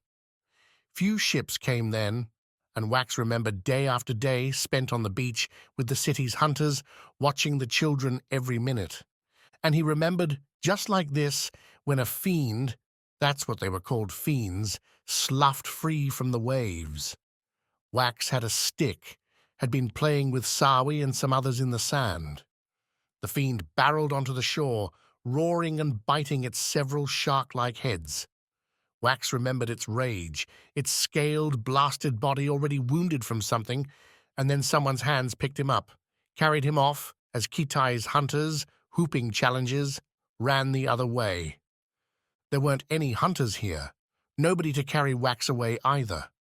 All he had was instinct, speed, and Sawi leading the way. They splashed into the clam room, a swift look enough to confirm Pan had completed his shrive harvest. The two were gone. Good. Sawi went right, picking her way around the water's edge, torch held high. Wax followed, trying not to slip. The fiend didn't care to be careful. The growl reached a triumphant pitch, a golden spittle spray flying into the room before the creature followed it. Propelled by slippery fins, the thing, looking like a soaked, maned Hanoko, blew up through the passage and landed in the dirty water. The splash drenched Wax in cool water, pushed him against the room's wall. Sawi's torch tumbled from her hand as she fell forward, the water catching her as she reached the room's far side. Hitting the wet rock, the torch sizzled, shadows and smoke playing out across the room. "Get up!" Wax called, wiping his eyes and making another step. 3 or 4 more strides, and he'd be free. Sawi made it to her knees, reached for the torch. Her hand snared the handle when the fiend surged from the pool, blowing the water forward in an angry wave. The crest ran over Sawi, soaked the torch and killed its glow. The gnarling growl filled the room, echoing. Wax froze. He couldn't see a step in front, couldn't tell where to go. His legs shivered, the rocks were slippery, the fiend was right next to Sawi, and Wax couldn't do a... His hand moved as fast as his mind, his left snapping into his pouch and yanking free the glowing moss. Wax's right ripped the rope from his waist. Sawi swore, yelped. The fiend smacked rock. Wax through the fungus, watched it soar and strike the fiend's back, a roiling, slimy ocean blue mane. The creature reared up at the slap, didn't turn around, its back fins continuing to push the monster forward. "Hey, I'm still here!" The fiend didn't seem to care what he said, but the creature sure noticed when Wax's rope latched its grapples into its fur. Hissing hot, the fiend spun, its fins cracking against the cave. With the glowing fungus on the thing's back, Wax found his view plunged into shadow again. "Run, Sawi!" Wax called, hearing the fiend shuffle into the water. He pulled on the rope, the grapples coming loose. Not much of a weapon, that. Sawi, too, didn't reply. Maybe she'd made it away. The water churned on his left, the burbles coming closer. To stay meant to die, so Wax risked it, took a quick step forward, and then another. He wobbled, but kept his momentum, went for a third, almost to the far landing, and a fast sprint to salvation. The fiend swept a fin under Wax's planted foot, wiping Wax out and sending him crashing into the pool. The filmy liquid stuck to him. Wax's hands and feet kicked and hit things that might have been sticks, might have been leaves, or might have been the fiend's fins. The creature figured out its bearings fast, sliding to where Wax fell and planting a fin on the man's chest. Wax's lungs imploded, air rushing out at the weight, crushing him to the floor. Water ran over his mouth, his eyes, filled his nose, but Wax couldn't cough, couldn't do anything save choke as the fiend's leonine golden eyes, the only things visible in the dark, leaned in close. For all his jumping, all his wild swings through the jungle, not once had Wax felt death come close. There were thrills, brushes with danger, but nothing real, nothing that'd stick beyond a campfire story. His mind locked on those two eyes, his muscles twitching and failing, spots in his vision turning the fiend's golden glare into 4, 8, 12 shifting circles. Everything else faded, every feeling. Until, at last, those dancing, pretty lights vanished too. Chapter 8. Axe and Stone. The fiend had its prize. Svard and Kivi could tell that much. The ferret's slits glowed orange, the beast releasing its too high body heat and giving the monster a good look. Helping, too, was an odd purple splotch on the fiend's back end, currently off to Svarda's right. Go get it, girl, Svarda said, and Kivi snorted. The hunter raised his crossbow, fired a quarrel. The bolt struck the fiend, right where its face met the water, the barest instant before Kivi charged into the fiend's side. Though the creature must have been more than triple Kivi's size, not much match to ferret's density. Kivi splashed into the fiend's middle, rolling the monster, now sporting a bolt from its forehead, onto its back. Fins! Svarda muttered, reloading as he walked forward. Fiends had a way of surprising you, coming up with all sorts of ways to break natural conventions, as if a mad god sat in some secret hole, mixing and matching the worst ideas. Not that it mattered. Svarda had killed plenty before, and he'd take this one too. He raised the crossbow as the fiend swatted at Kivi with its fins, gnashed at the ferret with its jaws. The fins bounced off, steam gushing where water found Kivi's vents. The teeth. The fiend had been roaring and hissing, but when its fangs bit Kivi's hide and broke off, those guttural noises turned into pained yelps. The fiend flailed harder, throwing its head back into the pool. Svarda sighted where the thing would rise again, as Kivi raked with her rock claws. And a damn man's head rose from the water, spluttering and coughing. Must have been the fourth the idiots outside were yelling about. Get away! Svard shouted. The kid splashed towards Svard's voice with weak strokes, not fast enough. Keep going! Svarda dropped the crossbow, dashing forward with just enough precision to keep his footing. He reached out, gloved arm catching a scratched, soaking hand, and pulled the young man free. Without another word, Svarda threw his rescue behind him, heard the man hit the rock floor and start retching. Alive. That would be enough. While Svarda played hero, the fiend found some energy. Realizing its fins wouldn't do much to Kivi, the fiend swapped to rolling, turning over Kivi. The ferrite's weight worked against it, Svarda's friend falling off the fiend to splash into the pool. By the time Svarda turned back to the fight, Kivi was sputtering herself, buried beneath the fiend's bulk.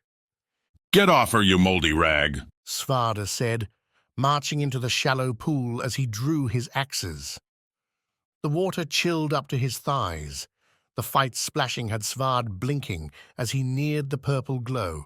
Kivi's orange steamed out beneath the water and the fiend's sloppy mane.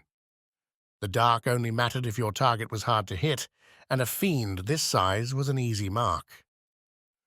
Svard went for the frenzy, aiming to draw the fiend's attention more than try for a straight kill. He swung the axes fast and light, cutting through the mane and drawing long red lines along the creature's body. The fiend responded like Svard wanted, turning its golden eyes at him and roaring with its busted maw. There you are, you big ugly. Face to face, nowhere to run.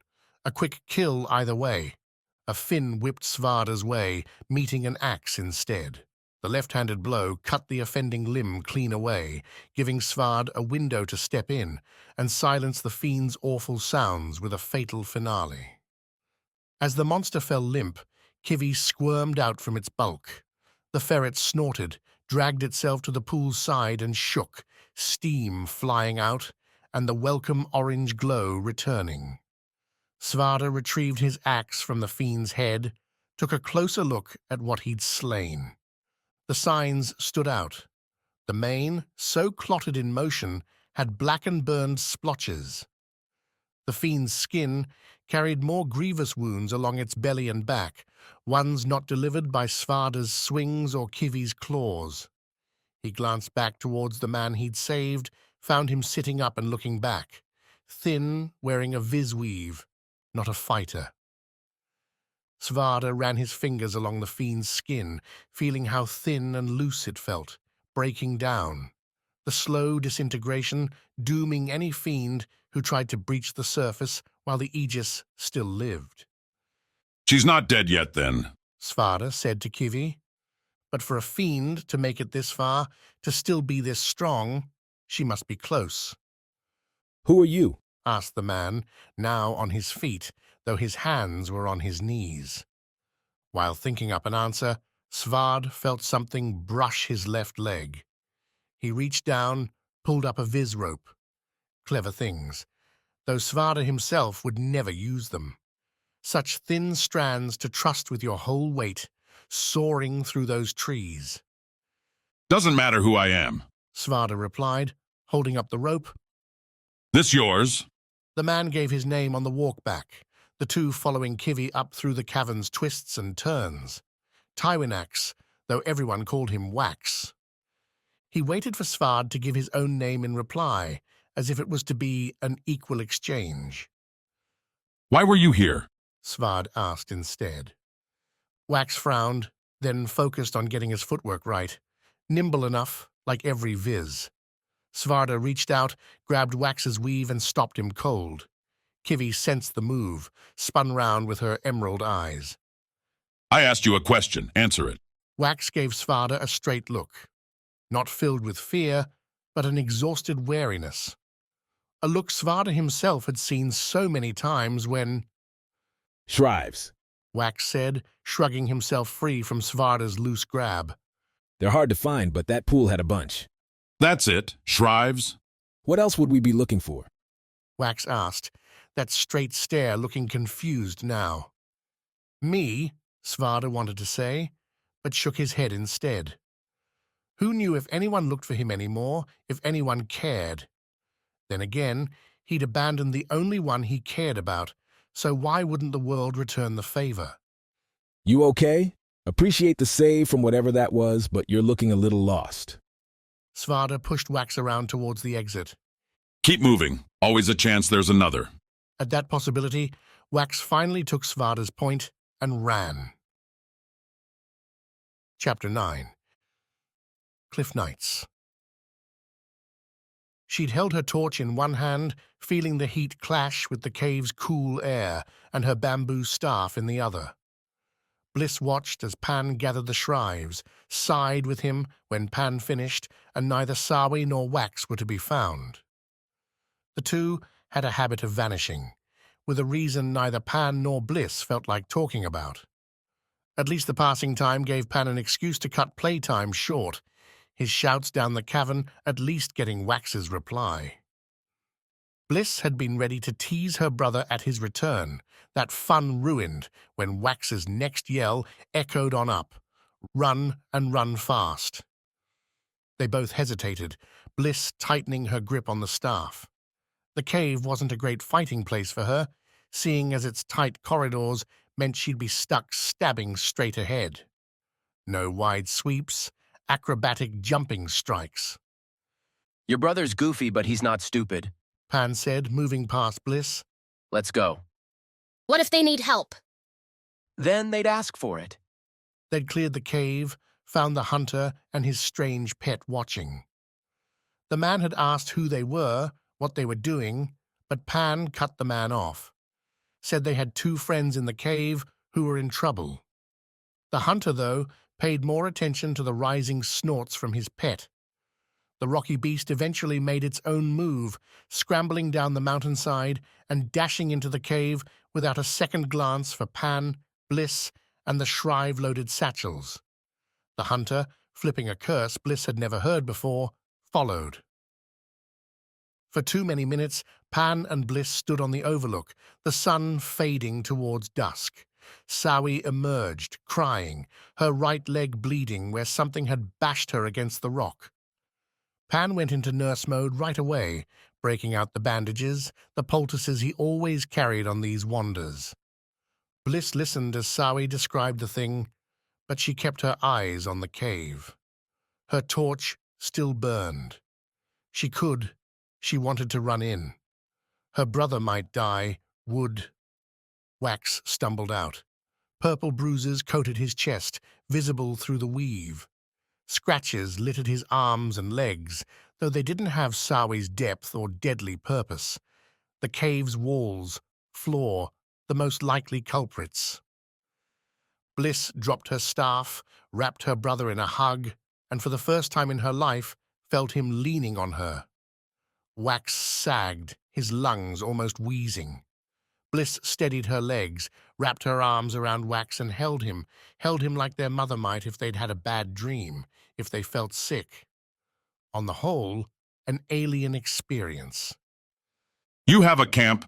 The hunter, emerging behind with his pet, asked nobody in particular. We were going to head back, Pan answered, finishing Sawi's dressing. To Kitaye?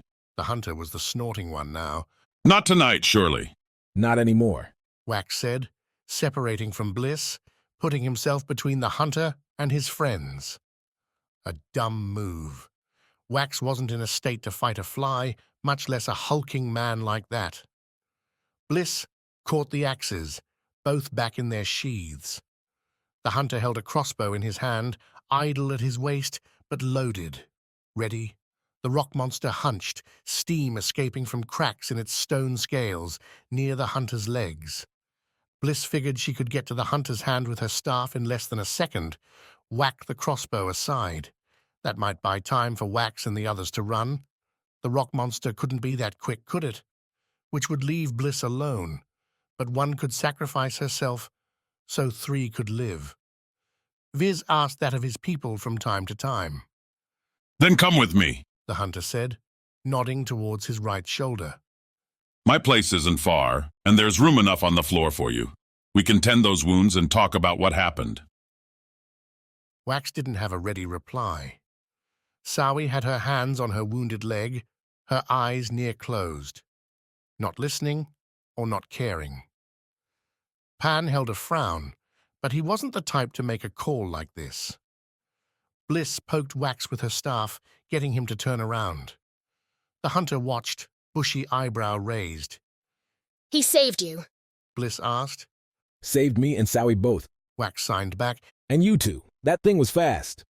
You trust him then? If he wanted us dead, he could have stayed away. Wax glanced back at the hunter. We're exhausted, hurt. If you'll take us in, we'd be grateful. That was how Bliss's chats with Wax tended to go. A few signs back and forth, and her brother would find the obvious conclusion.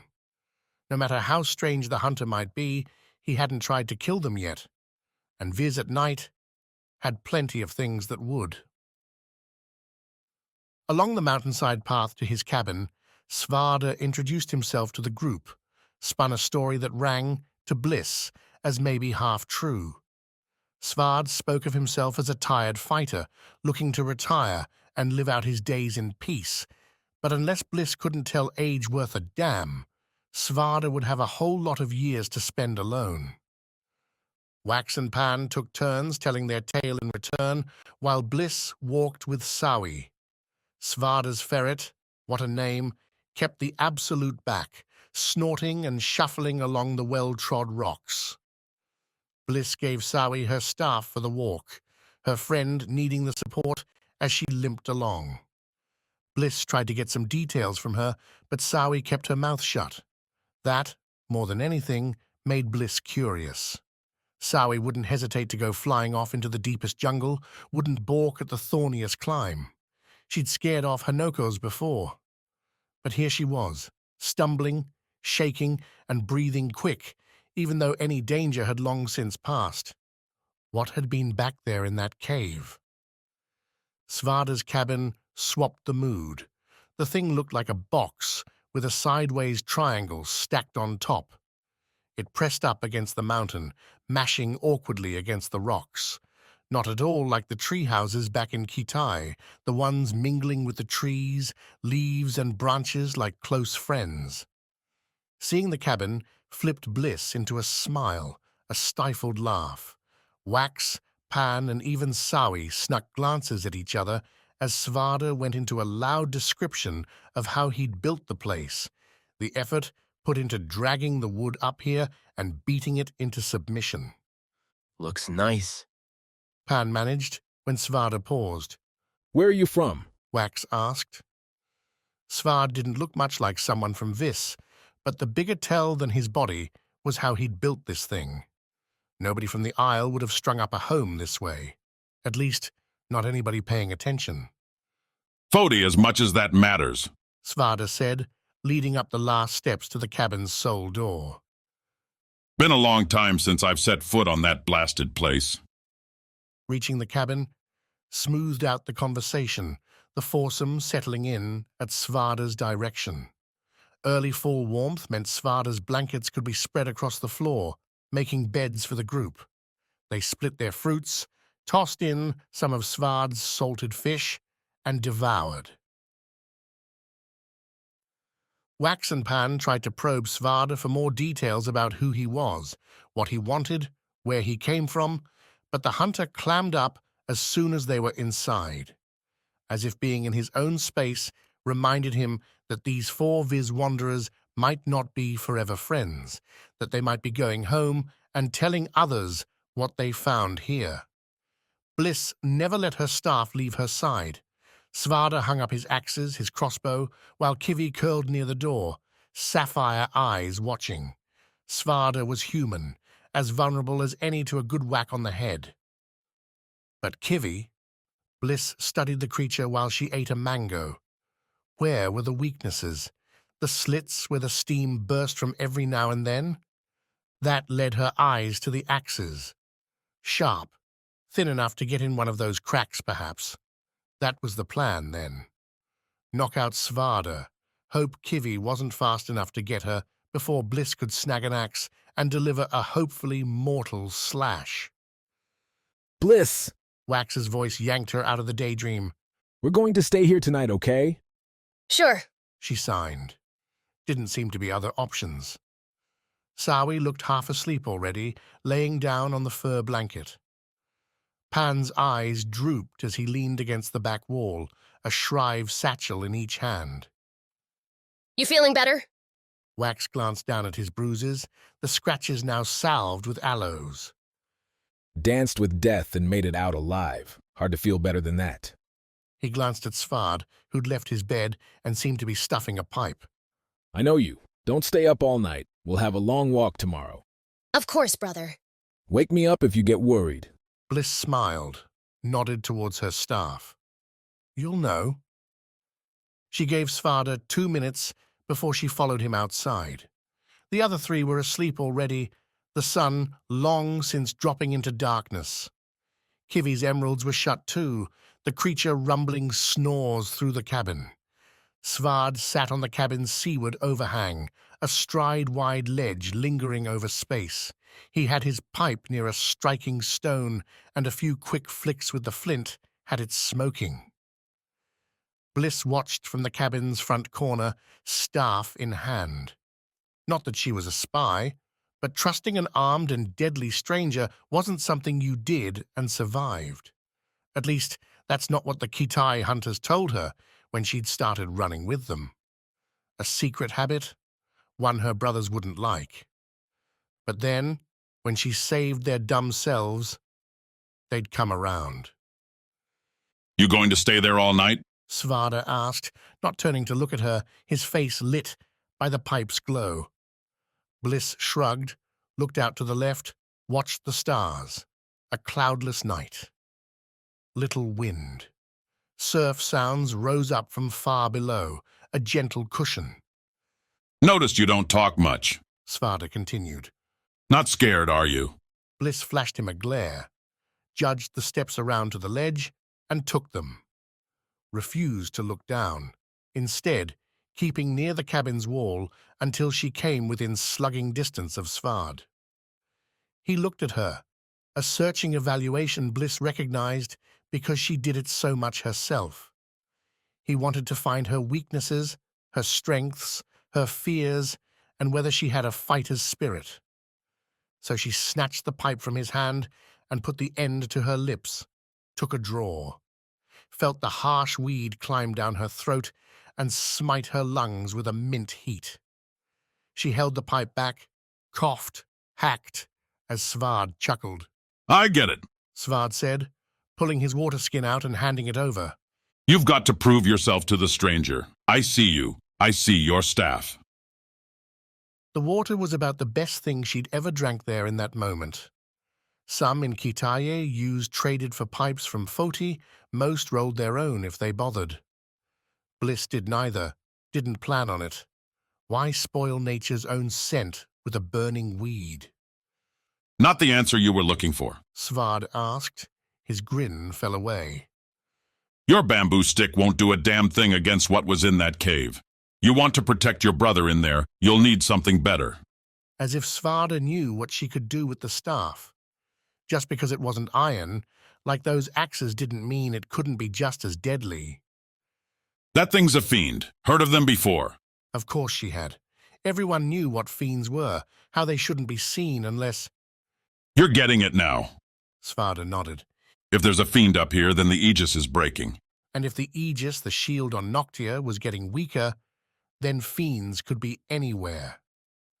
Bliss looked east, as if she could bend her view around the mountain, over the jungle, all the way to Kitai. Everything's at risk, Svarda said. What we don't know is whether this is the first. You've not heard of any others? Bliss shook her head, tried to think back.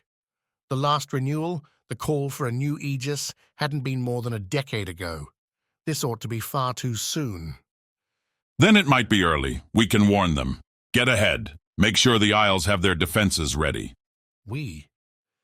I came here to get away. Svarda grinned. But, truth be told, solitude isn't all it's made up to be. Felt good to swing those axes today.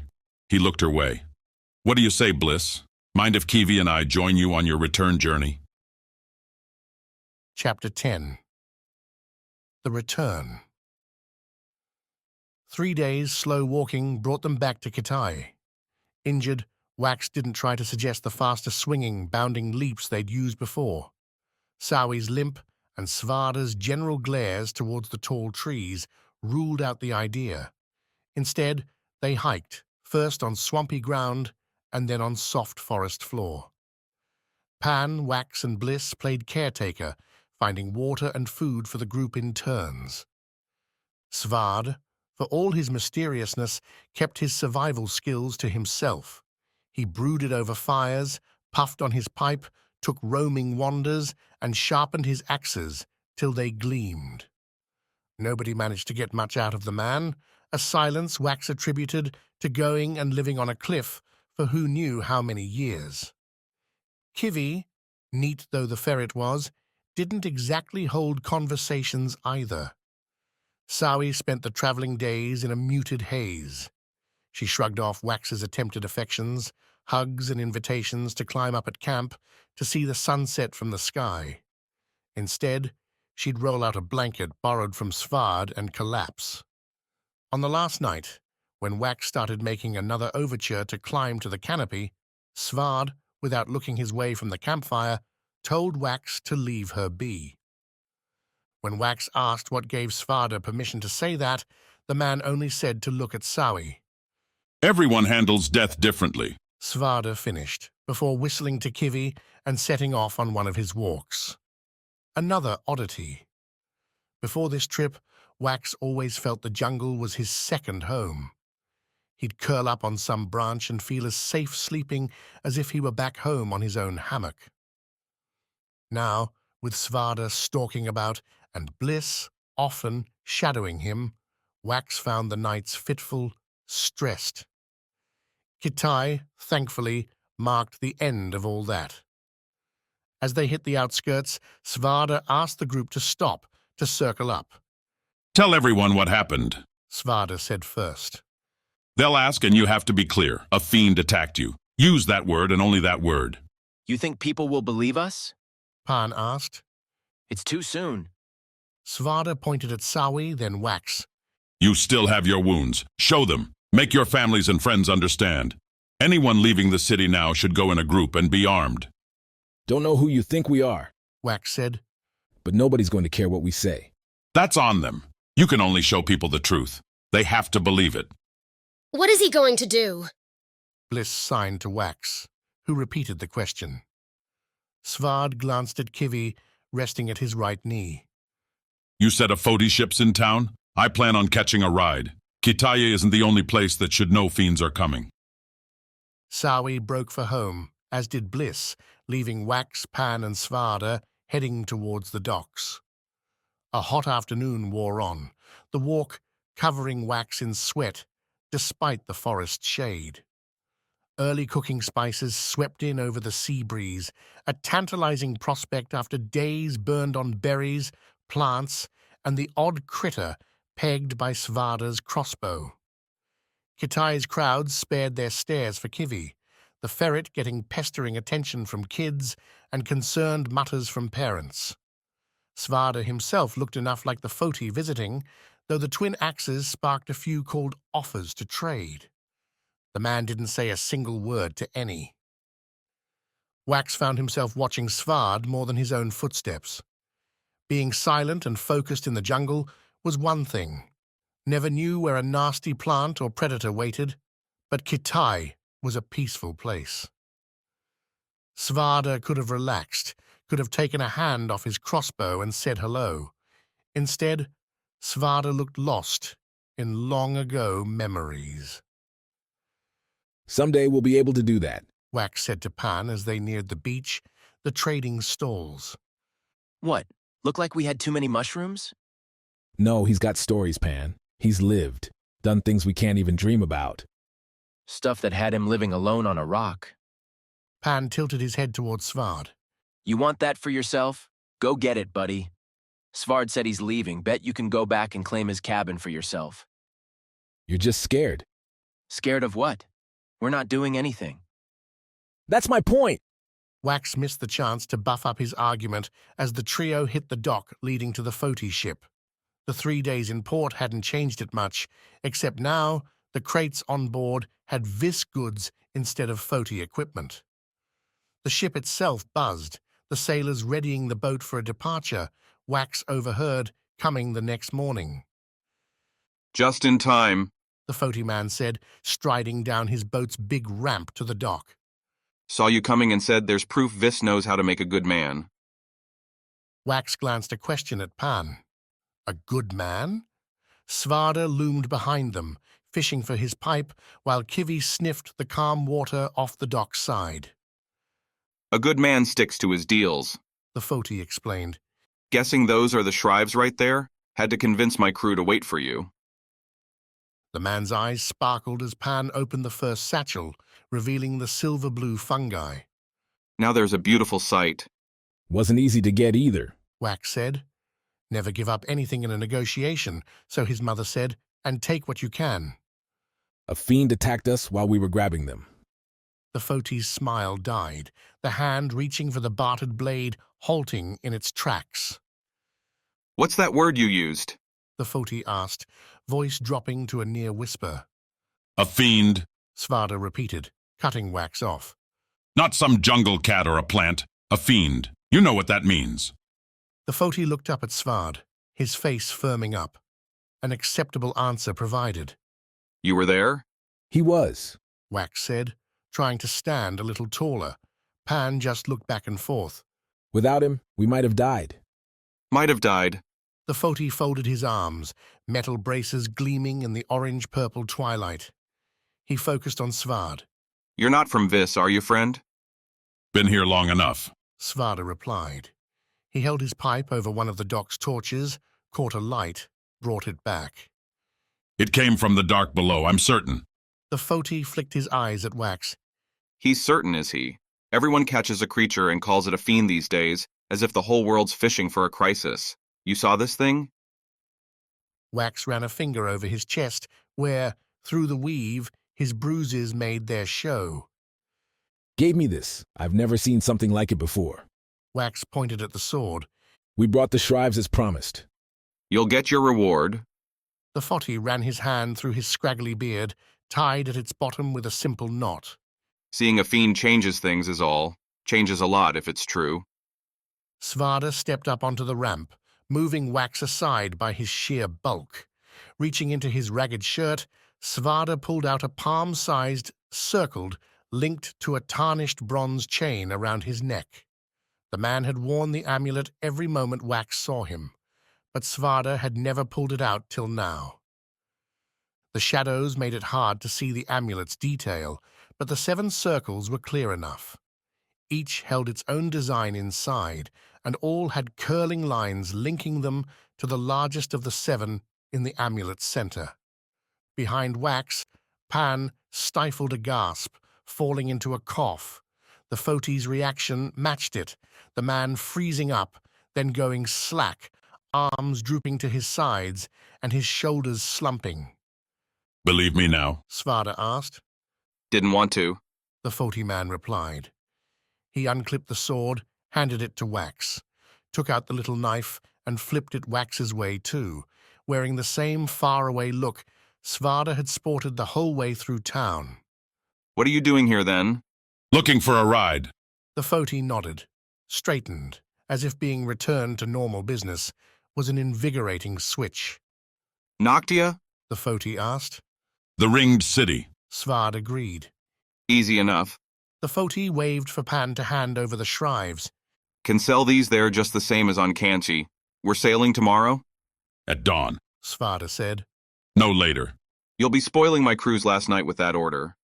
They'll be risking their lives otherwise, unless you're geared up to fight fiends on this boat. The Foti's look went to the sword he'd just handed to Wax. Then the man shook his head. Peacetime for us. Carry more cargo without the cannons. Then your decision's made. Wax felt Pan tugging on his weave. He backed up a couple steps while Svard and the Foti fell into other conversation, both heading up the ramp towards the ship's deck. Kivi gave Wax and Pan a friendly snort, then followed Svarda. I was listening, Wax said, holding the sheathed blade in one hand, the knife in the other. What did you pull me away for? You don't want to be in that, Wax. Pan said, gulping. What they're talking about, that's not for us. Not for us? Pan hefted the other shrive satchel. Not for me, anyway. I'm going to get rid of these. Have a nice meal. Wax shrugged, looked back at the Foti boat, and Pan grabbed his shoulder, twisted him back. Sawi's ceremony is tomorrow. Shouldn't you be helping her? Yeah, Wax should be. But there was still time. This, whatever this was, would be gone soon. He'd tasted the wider world, and who knew when he'd get seconds? Do you even know what that amulet was? Pan asked, tone drop-shifting from friendly warning to angry urgency. I would if you hadn't pulled me away. It's a Guardian's amulet, Wax. Not just any metal. You saw the 7 circles? The only ones who get those are the ones who make it to the end. The end? The ones with the Aegis. Pan looked with wax, watching Svard on the boat as he spoke, now to a whole slew of Foti sailors. He's not that old either. I bet he was there, right there at the last renewal. Wax threw a skeptical, squinted-eye glance at Pan.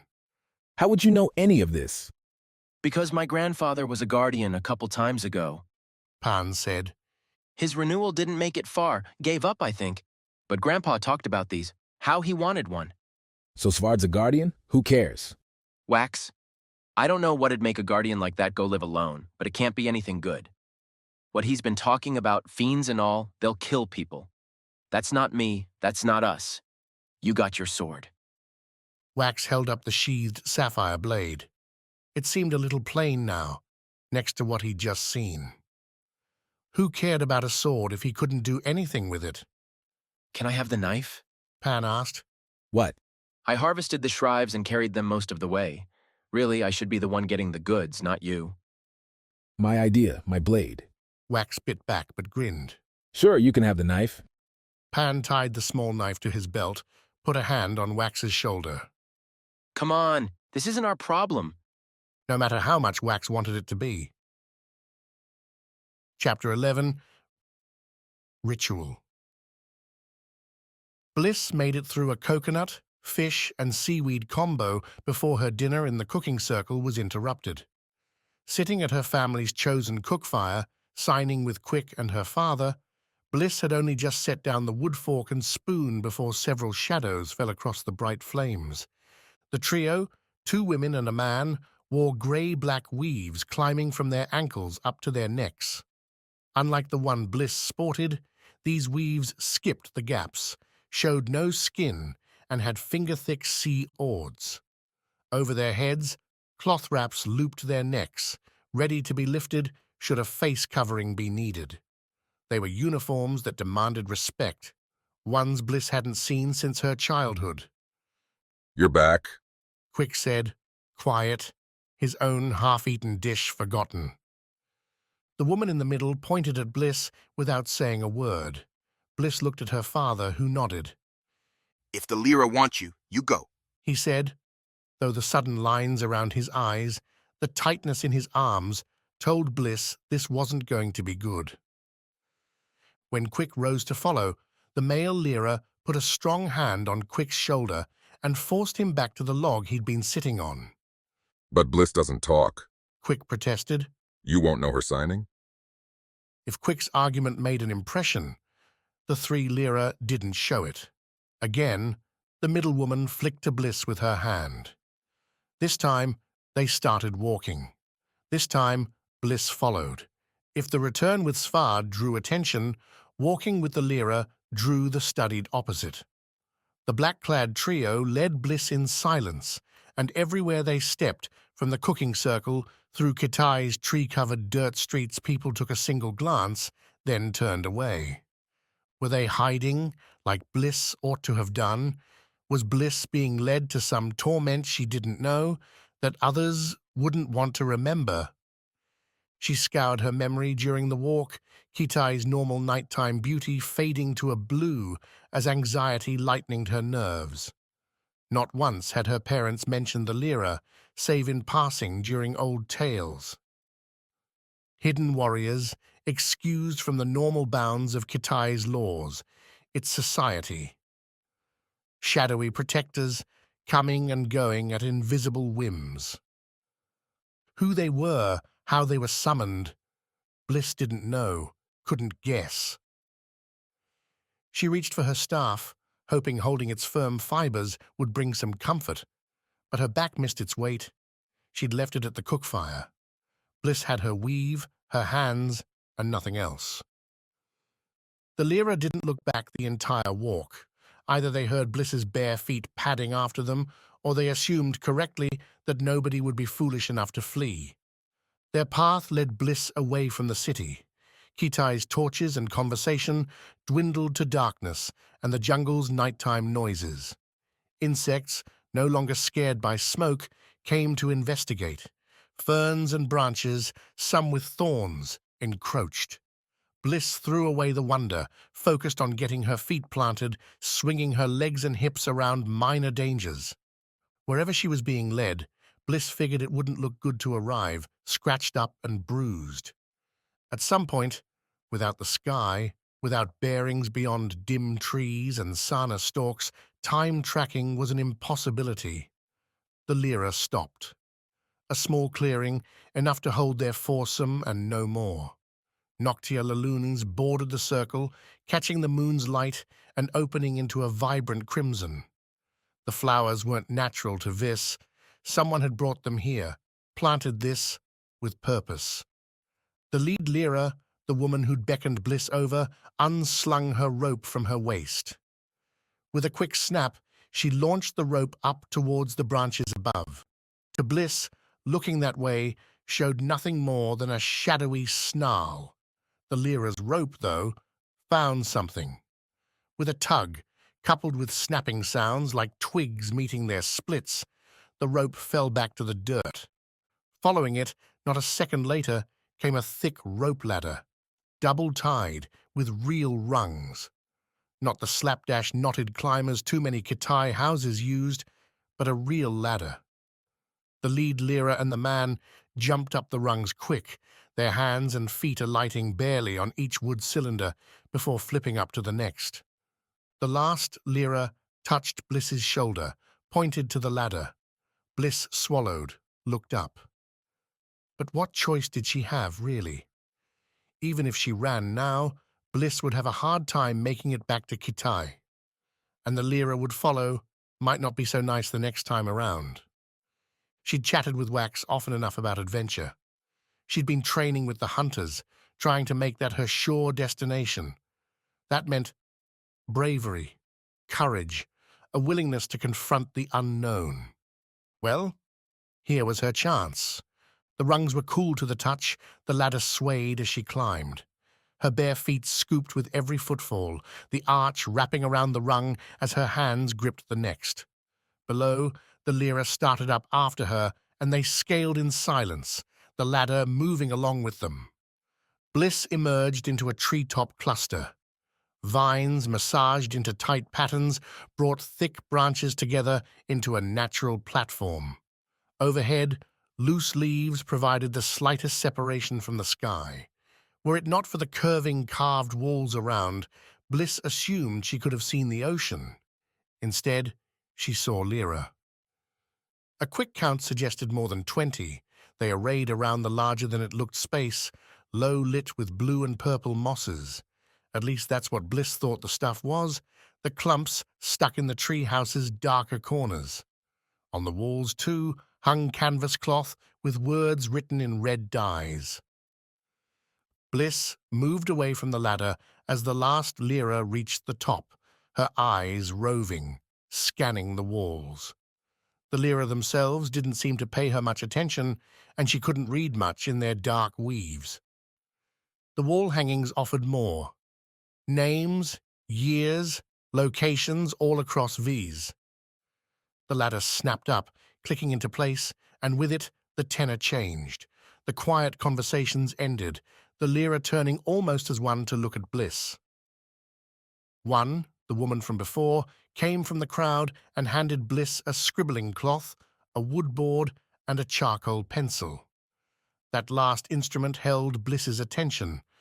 Only the Foti bothered bringing those here, and the only reason anyone would use it over die and stick would be precision.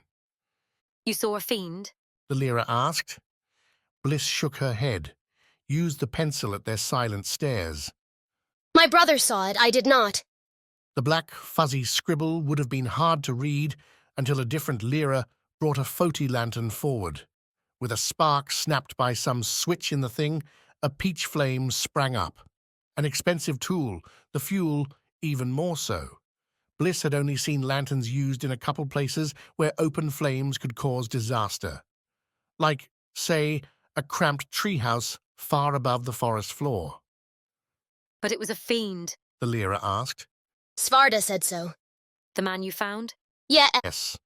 Do you know who he is? The Lyra asked the question like her mother might have asked if Bliss knew how to use a fork. Do you? The Lyra, all of them, stared back at Bliss in silence. I don't know who he is. Someone important? Whispers erupted around her, funneled like wind back towards the woman who'd been leading this whole thing. Do you know what we are? Bliss shook her head. Legends and rumors were just that. Better to start from the source. We are the Protectors, The Lyra said. blessed by Vis himself to keep his home safe until he can return. Safe from what? Bliss hadn't seen the Lyra show up during bad storms, fires, or even attacks by rabid Hanokos. If the Lyra were protectors, they were awfully picky ones. From the true enemy, The Lyra replied. the dark below. Another name from dusty old stories, somewhere far beneath the earth where fiends emerged, supposedly. All the Lyra looked at Bliss now as if she should have been awed by the declaration. Instead, she shrugged. Wax and Sowie might have run into some nasty creature deep in a cave, but one monster, one Svarda had killed without too much trouble, hardly seemed like it needed some secret society to thwart. The idea cracked the facade around Bliss. The mysterious walk, the enchanting treehouse with its cryptic scrolls, twisted into something more than a little stupid. What were all these people playing at, hanging out here in the dark? You're amused. The Lyra woman, apparently, didn't see things the same as Bliss. I don't understand. Bliss wrote. The woman nodded, looked to her left. Bliss tried to follow the glance, saw nothing but masked faces in the shadows. I've been told you're ready to learn. The woman said. Learn what? How to keep your family alive in the coming storm. Bliss laughed. She couldn't help it. So much gravitas, so much bluster. But she'd barely begun to smile, barely had the first chuckle past her lips, when someone slipped a thick cloth over her face, her mouth, her eyes. A soft, burning scent filled her mouth and nose. Bliss coughed, tried to struggle, but other hands found her arms, clamped them down. Another pressed the wet cloth against her lips. Whispers started up around her, punching through Bliss's panic, only because they spoke in unison. The voices rose in a prayer, one Bliss knew by heart, one she'd known since she was a little girl. A simple verse asking Viz for strength, for honor, and for forgiveness. The words repeated, a melody as Bliss's arms went limp. Her legs became invisible, and she floated in the dark before becoming lost to it altogether. Chapter 12. A Simple Ask. 5 days across the surf. The sea breeze had a different character on a ship's deck rather than a mountainside, as if Svard was invited to a dance rather than simply watching one. He and Kivi spent both day and night outdoors on the deck. Going below meant suffocating in hammocks with Foti sailors. With Kivi's steam heat, Svarda could take the chillest wind and stay comfortable, a good thing with the fall season on the approach. The seafarers avoided Svard and his friend, though a few brave ones dared to grumble about the disruption to their planned circuit.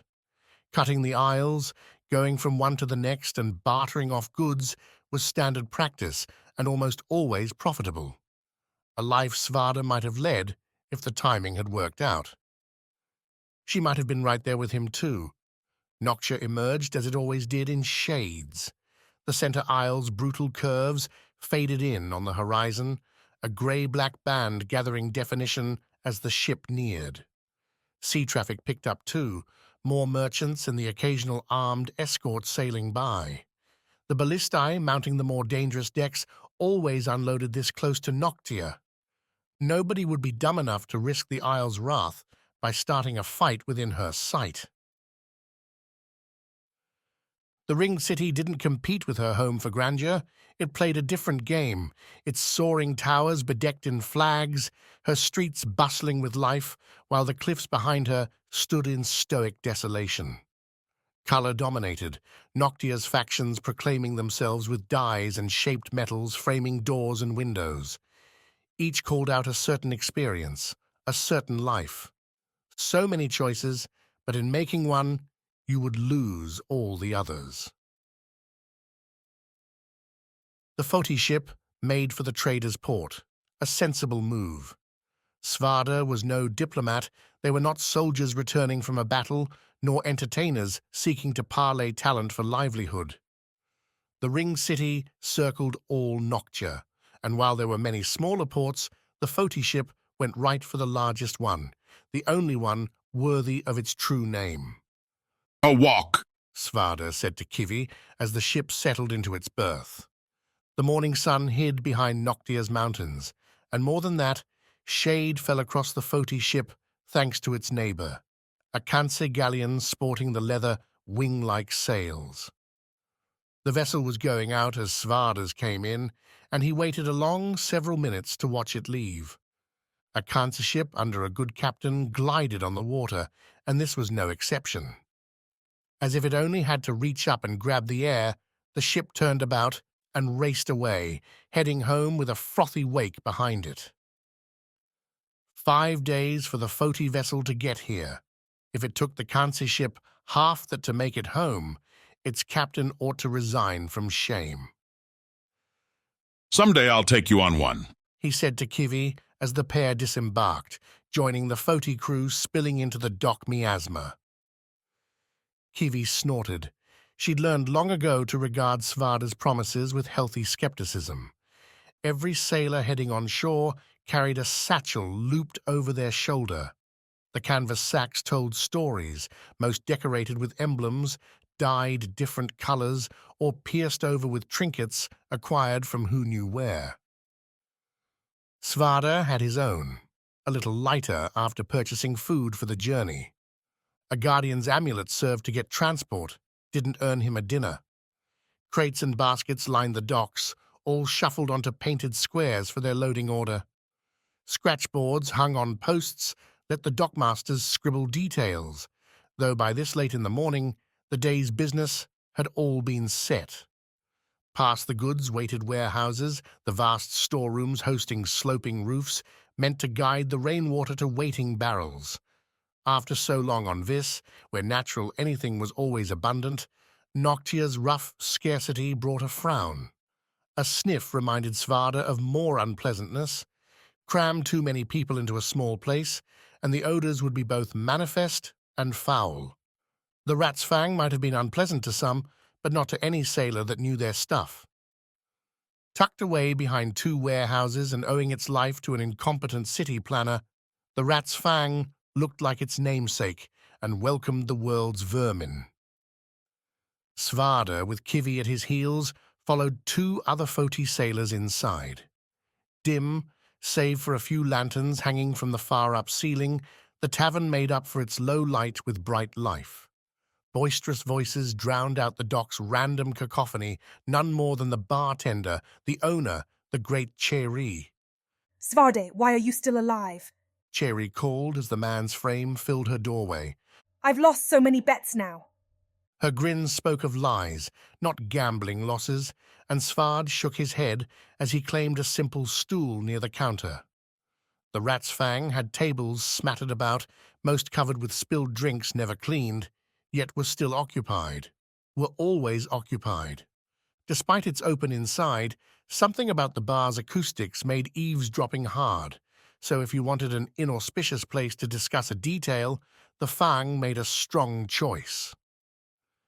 Svarda's eyes drifted towards the back, a wobbly high top still standing there. Occupied now by a couple Tamas monks, starting their day off with several rounds by the looks of it. How many years since he'd sat there with— I'll give you 1 pour, Cherry said, sliding a mottled grey mug towards Svard's chin. Then you pay like everyone else. Some welcome, Svarda replied. Friendship is free. Cherry winked back. Ale isn't. She filled the mug with amber. Early for alcohol, and Svarda hadn't touched the stuff in too long. The Foti sailors, perhaps out of pity for his lonely voyage, had offered some sea grog that looked as likely to kill him as anything. That had been an easy no. This was an easier yes.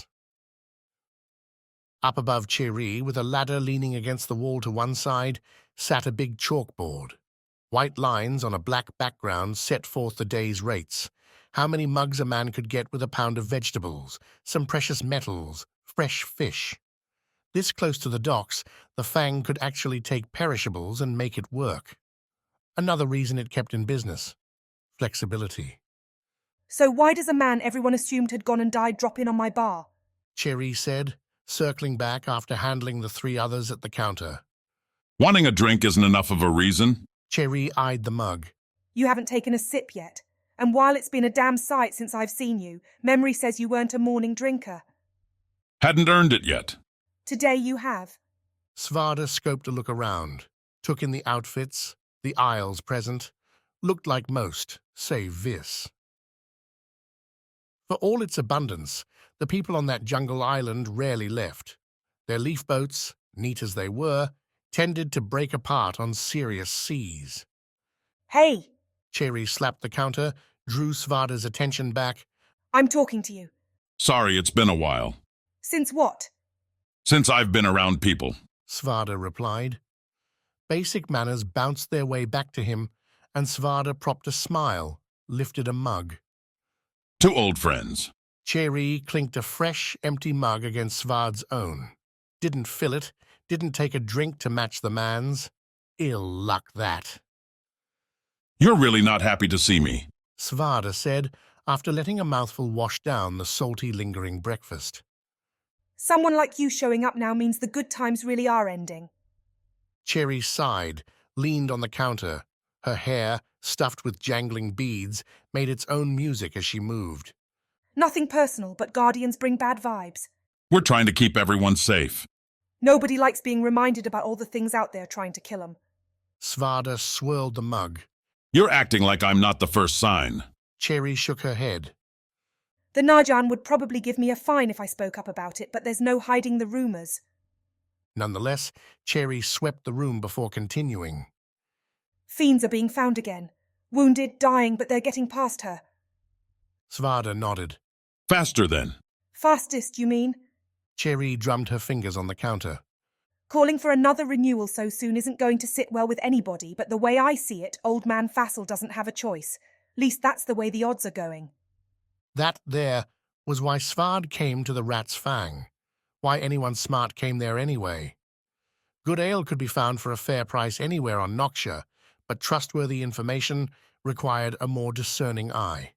That's why I'm here, Svarda said, making good on his end of the deal. Cherry would be spreading his arrival around, and if she could sweeten it with his purpose, then so much the better. Fiend showed up where I've been staying. Not a small one either. Where's that? Now Svarda leaned over, letting Cherry come close to meet him. I tell you, you need to tell me when the next meeting is. Cherry snorted, glanced at the entry and the sunny line on the ground outside. You made it right on time. Last 2 came in yesterday. Bet they're talking now. Svarda stood, drained his mug. Then that's where I need to be going. As he took his first step towards the exit, Cherry hollered at him. Didn't you forget something? Throwing a look back over his shoulder, Svarda waved. A trip to Vis does sound nice. I'll remember that.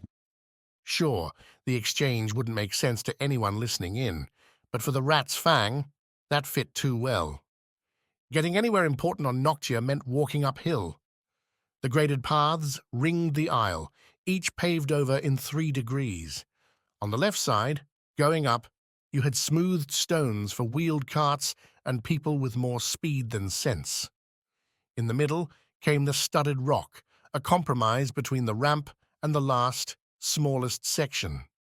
Flagstone steps. Svarda and Kivi took the center route, hiking fast up from the water and towards the tallest, tightest spire collection in the world. Cherry had said the Nayan might be annoyed if too many people talked about the fiends. That was simplifying it a bit. The Nayan were a tool, an armed, and obedient tool, but they didn't operate on their own. Housed in those spires were the tenets, the Najan's guiding hands.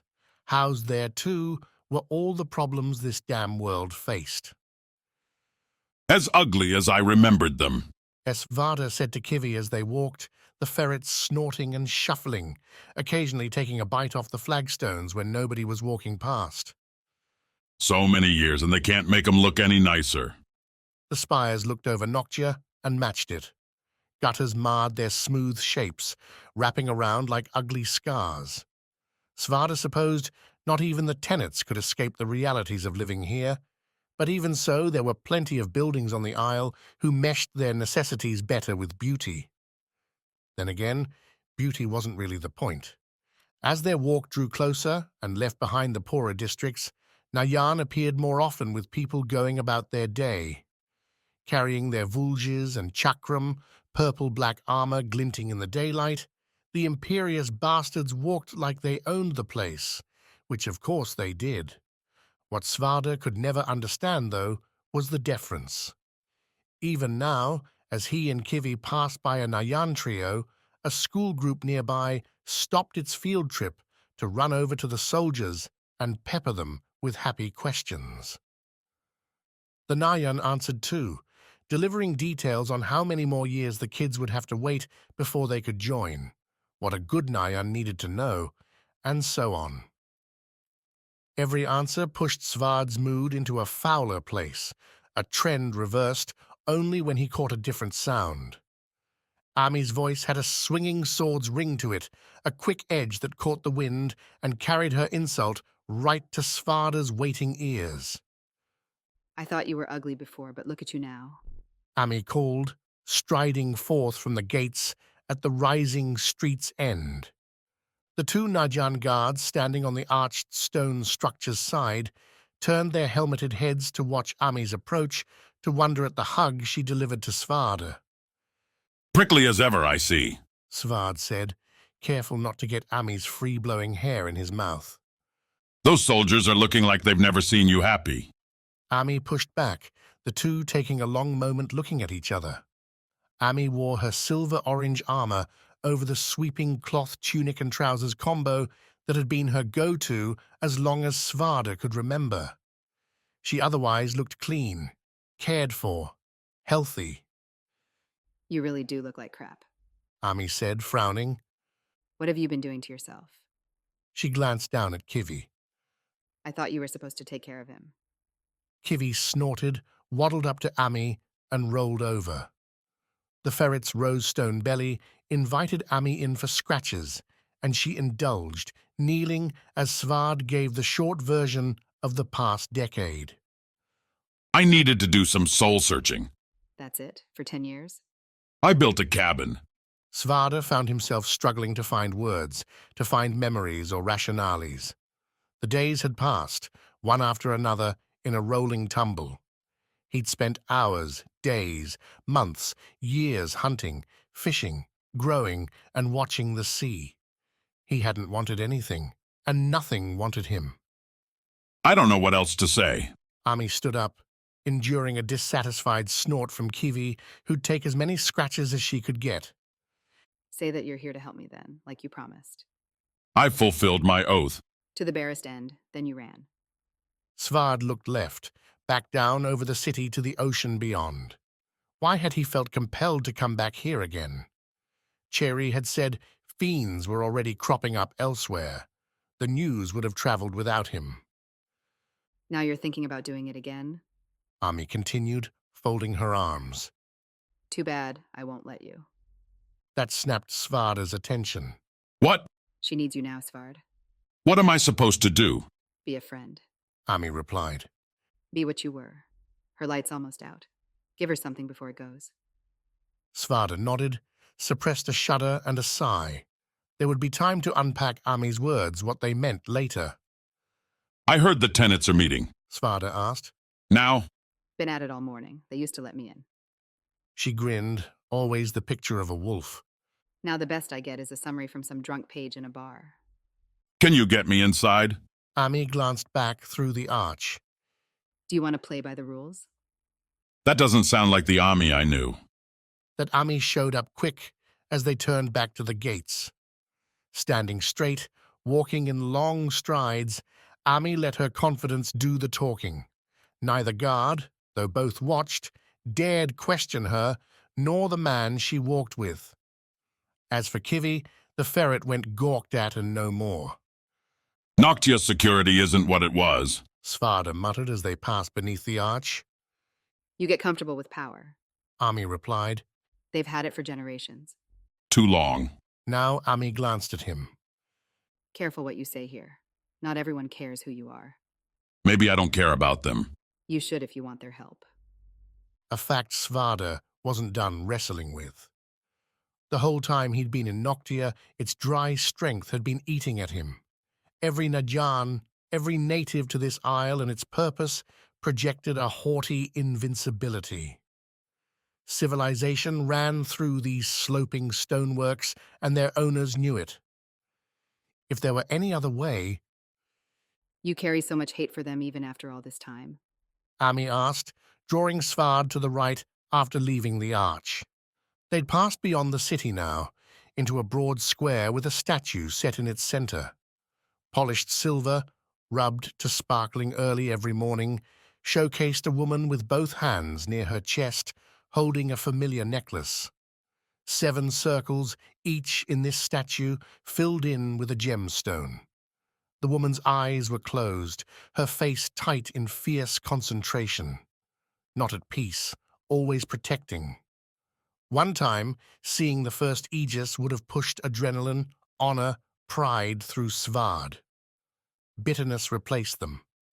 I'll never stop being surprised that you don't. Svarda said. For Katya, I'll do anything. That's the oath. One you were freed from as soon as she sat in that chair. Ami kept her features neutral. That at least was new. The firecracker, who'd been partial to outbursts, bar fights, and endless button pushing, had found a way to keep herself in check. It's my oath, Ami said. I'll do what I want with it.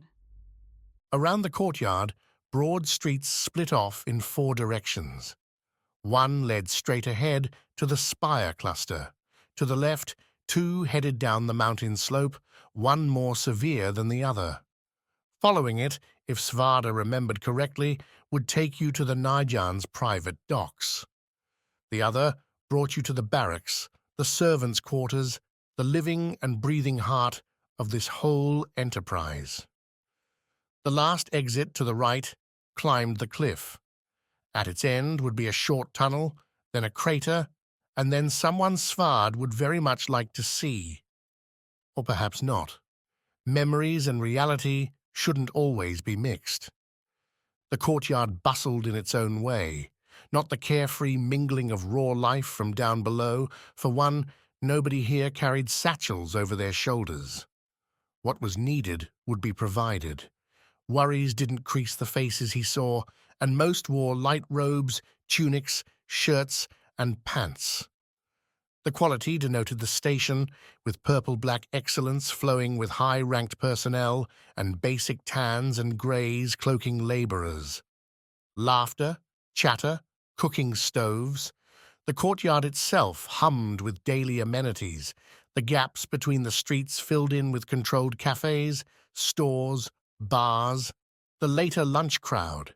How many around him were plotting to stab their friends in the back? If you lived here long enough, maybe you couldn't feel it, but to Svard, the suspicion, the manipulation, the using felt like an insidious song. From the moment he'd first arrived years ago, the subtle layer beneath every conversation tickled Svard's simpler moral compass in a bad way. Even hearing the passing chatter, the same sensation came back. Was an ask about how someone felt actually a search for a weakness? The soldier over there wanting more practice time with a pal, an admission they weren't good enough? Remember, you're trying to make friends here. Ami said as they rounded the statue, headed for the spires. That ugly look isn't going to help you any. I don't need friends. Just believers. Ami threw Svarda some severe side-eye. I know. We Fodi are all about facts. But you're going to need more than that here. Noctia's wheels turn on influence and advantage. I'm giving them the advantage of survival. Not enough. Then I'll have Kiwi eat one, see if that changes their minds. Ami laughed. The ice thawed, the sun above softening, ever so slightly, Svarda's mood.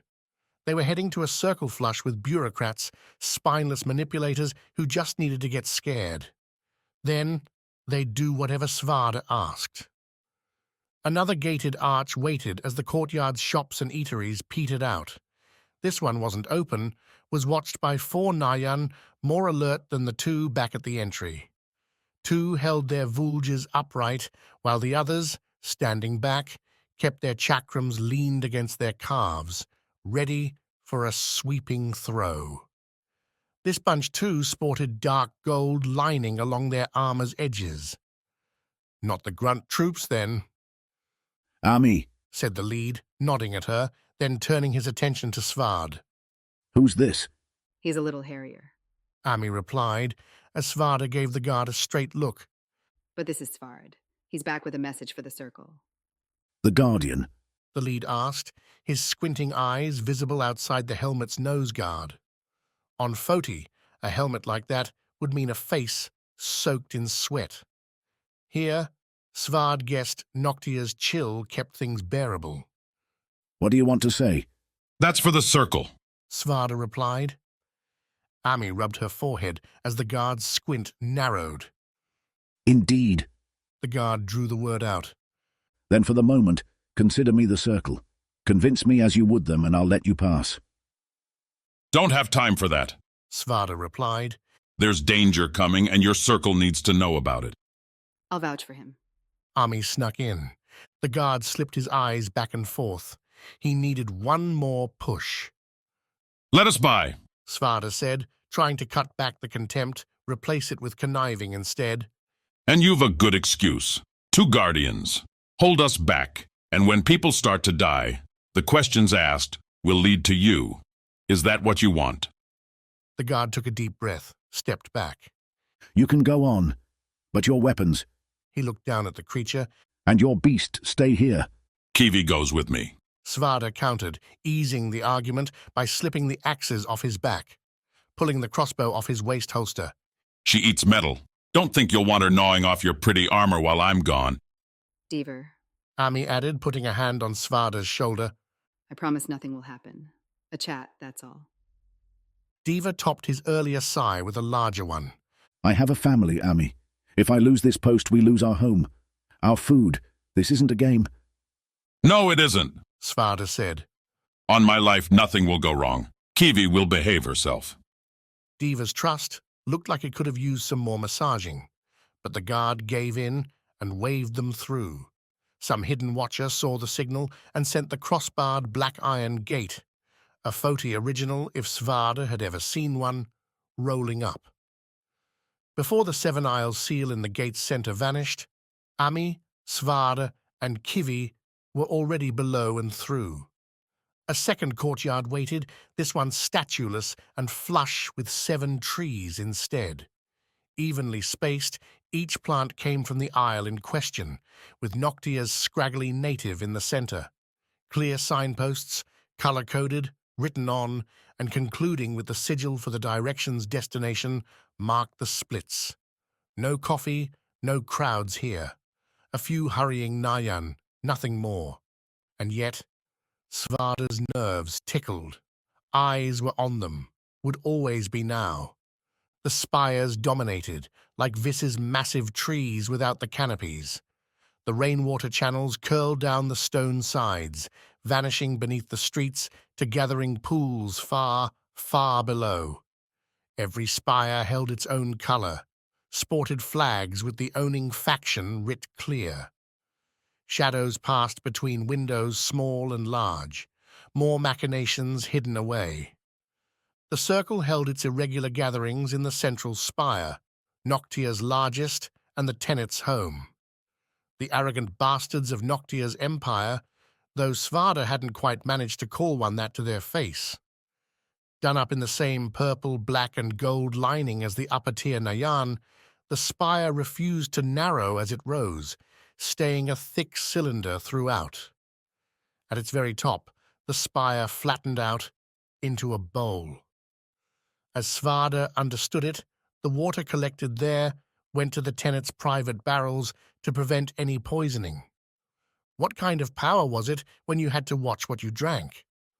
No further guards waited for them at the entry, another arch overlaid with the 7 circles and faux gemstones. Wooden iron doors swung open as the two approached. Word still travels fast, I see. Svarda said. Too fast, you ask me. Ami replied. Beyond waited a violet rug, leading them ahead while closed dark wood doors on either side suggested options for better qualified personnel. Kivi snorted, apparently unimpressed. What's her deal? Ami asked as they kept walking, another double door set not far ahead, marking their destination. Not enough metal here, too much wood. Kivi hadn't liked V's much either at first, but she'd found enough to like in the mountain's natural elements. Tough to be too angry when you had a literal feast outside your door any time you wanted a snack. I'll introduce you. Ami said as they hit the entry to the Circle's meeting chamber. 2 Nayan guards waited outside this one, but they too must have been warned. Neither questioned or even looked their way. Once I've cleared the... No, Svarda said, and he pushed open the doors, already striding forward as they swung wide. Lanterns, lit and bright, marked each of the 9 seats around the long table. A table much too large, with several meters between each tenant. A central area sat a little below, reachable with a single step, and ready to highlight the speaker. Above them, dangling from the ceiling, was a chandelier once again arranged like the Aegis's necklace. And across from the entrance, where Svarda's eyes took him, sat Noctia's presumed ruler. The circle fell mostly quiet as Svarda stepped in. A catered lunch told Svard what they'd been doing, the meal still being chewed by some, as Svard went right into the center. Nice, at least, that he didn't have to displace someone. Cutting off a speech meant making an enemy, and for all his bluster, Svard did need these fools to follow his advice. And fools they all were, they all remained. Svarda took the silence for a chance to survey the room, find he recognized more than half from the last time he was here. Found, too, not a soul surprised to see him. Ami was right. Word traveled far too fast. Svarda settled on the V's link. The woman, her green and orange robes matching the colors Noctia assigned the jungle isle, returned Svarda's look with a careful study. Guardian, came a sticky voice Svarda remembered too well. Welcome back to our isle, though it seems you have forgotten some decorum in your time away. The Vislink would come later. Svarda turned towards the speaker, sitting central among the 9. Fassel, the precept, Noctia's leader, and all-around schemer, sat with a gooey roll in each hand. The man always had a penchant for sweets, always seemed to be eating something, but remained a muscle-bound master. How Svarda didn't know, didn't care. Decorum is the least of your problems, Precept, Svard said, but he did perform the ritual swooping swipe across his chest with his right hand, finishing with the palm-out flourish in the Precept's direction. His duty here demanded nothing less. I come with dark words and hopeful asks. Then share them, the Precept replied. You have every link here, plus myself and our 2 accords. You could not ask for a better audience. I'll ask for your trust, your belief, and your help, Svard replied, turning again to the V's link. She remained impassive. 5 days ago on your isle, I encountered a fiend. Svarda let the word linger. Nobody spoke, some continued eating. Not quite the shocked silence he was looking for. Cherry had told the truth then. A large one, wounded by the Aegis, but still dangerous. Slips happen, said Rana's link, a sniveling man who withered when Svarda turned his way. They do, but not like this. If I hadn't found it, the fiend could have killed, would have killed. Then we should thank you, the Vislink asked. Did you come all this way looking for another medal? Mockery, condescension, Svard could take those slaps, had taken them before. There were more important things, so he gave the Vislink a slow head shake. I come to ask for a chance, Svarda said. For a change, we know what will happen. The slips will increase. The people will get scared. You'll call for another renewal, And after too many lives are lost, people will stop pretend. Pretend? Asked the precept. I think you're selling peace and harmony awfully short. Peace! Svarda snorted. Just today I heard Went and Rana are still at it. Kansi's queens hold knives against each other's throats. Vis and Tamas barely interact with the world. This isn't peace. For someone who's been hiding on a mountain, you make a lot of claims, the precept said. Now that Fassel had entered the conversation, the other links, the two accords on his either side, would stay quiet unless invited. Svarda only had to persuade one man now. But I am curious. You put so little faith in the renewal. What would you do instead? Svarda spread his feet, straightened his stance. Not just for appearances, but feeling ready for a fight gave him the courage he needed to say what he'd wanted to say so long ago. I want to go into the dark below and end the fiends forever, Svarda said, and now at last the crunching and chewing stopped. Give me a force to lead, and I swear we can stop this evil cycle. Nobody spoke. Nobody seemed to breathe, as Svarda's demand hung in the air. Svard met the precept's stare, those dark eyes dancing in the lantern light, and waited. Chapter 13. Long Night. On its worst day, Wax figured Kitai had to be one of the prettiest cities in the Isles. Families strung flowers from their tree houses. Birds and other critters nested freely among the thatched rafters, both in the air and on the ground. Foti visitors spoke of smoke and soot, none of which you'd find here. Grove tenders took every fire's aftermath and used it to nourish the plants producing Kitai's life. Everything glowed with nature's kiss. Today was far from Kitai's worst.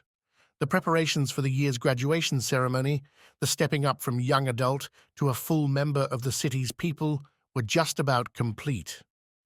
With trading ships barred from the main dock, gold and blue flowers lined the long pier jutting into the inlet. At the end, a small stage now stood, torches along either side.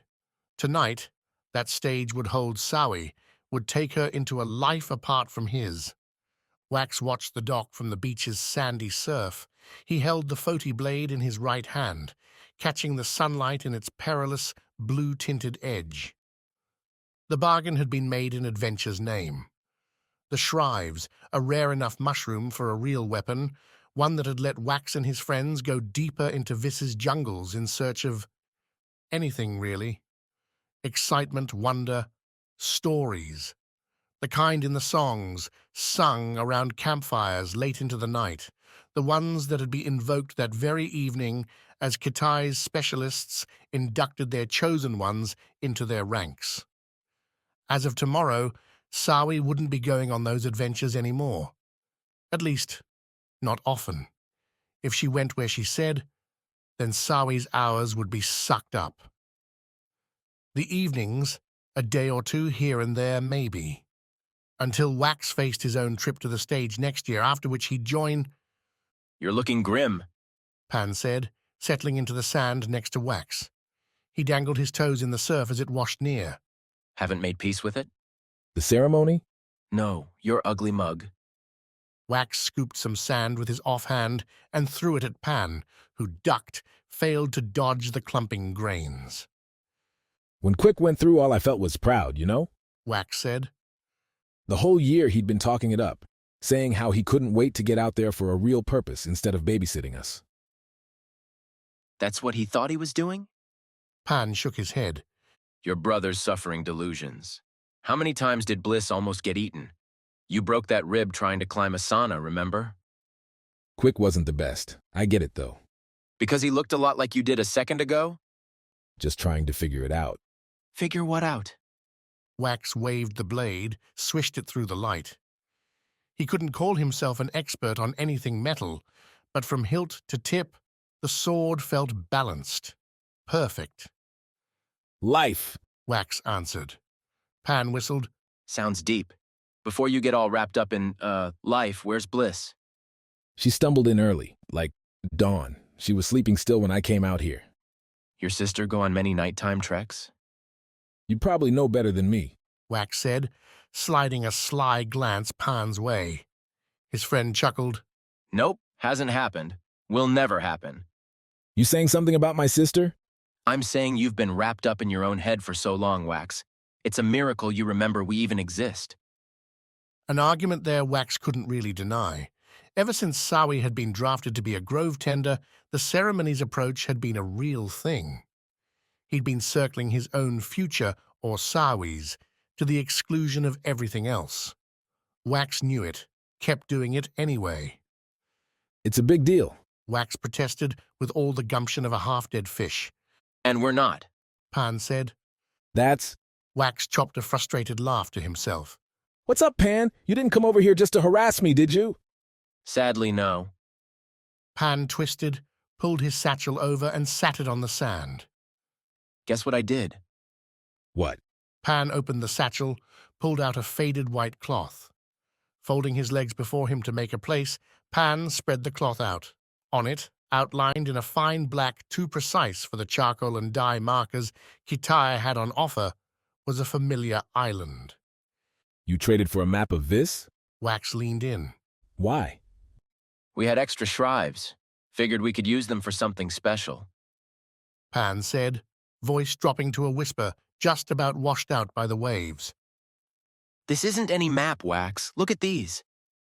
Scattered across the isle were small symbols, circles mainly, but with different dots and lines within them. Along the map's right side, those same symbols reappeared sliding down from the top right, each one with an explanation. Valuables. Pan agreed when Wax made a whistle of his own. More shrive spots, but gems too. Silver. This has everything. Pan, whose map is this? Pan's eyes sparkled, the same sparkle the man found whenever he struck a particularly good deal or had a lead on something rich. Some Najan are here. They're swapping posts, leaving this. Apparently one likes shrives enough to trade me this.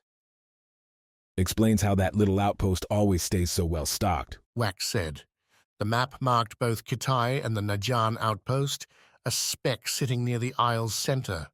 Southeast of Kitai, closer to Viz's other city on the eastern coast, Motilan. A few days from here, too, to the outpost, but worth the hike to save on sailing time. And who'd want to go to Motilan anyway? The city nestled into seaside cliffs and served as a farm for Kansi. No fun there. So you're thinking what? Wax said. After this ceremony's over, I say we get Bliss and us three go find some of this stuff. Pan said. He folded up the map, put it in the satchel, and stood. You have that sword. I've got the knife. But Bliss doesn't have a Fodi weapon yet. And I'm thinking we could use new weaves. Or a lily. Wax nodded out to the inlet, where the big curled leaf boats floated on the waves. Nobody our age has one? Yeah, because they don't give them out. Wax picked up the blade, slid it into his sheath, and stood with Pan. They'll have to. We find that gold. See? There's the wax I remember. Pan whacked Wax with the satchel. All's not lost, buddy. Who knows, maybe Sawi will be impressed with what we find. Wax nodded. She'll be jealous. Sawi was jealous already, or so she told Wax when they met up a couple hours later past lunch. They're already laying out my life. Sawi said as they wandered beneath Kitai's treehouse neighborhoods. Days and weeks and months spent making things grow. Didn't you choose them? I didn't want to lose it all. Her look towards the jungle explained what she meant. I'm not dying, and neither are you, but it feels like something is. Going into the conversation, Wax had been planning to empathize, to bemoan their breaking present and a dull future. Seeing Sawi sulk snapped that idea, put Wax where he much preferred to be. Hey, we'll figure something out. Pan showed me a map he bought today. It's pretty cool. A map? Of this, covered with adventures we can have. Sawi sighed. And when are we going to have these adventures? You're telling me you won't be the best grove tender Kitai's ever seen and have your plants perfect before noon? That earned him a laugh. Guess I can try. Sawi said. Racing you to some new treasure does sound fun. Losing to me, you mean? Losing? Sawi's eyebrows hit the sky. Bold words, Wax. Am I ever anything but? Something in Wax's tone knocked Sawi off kilter.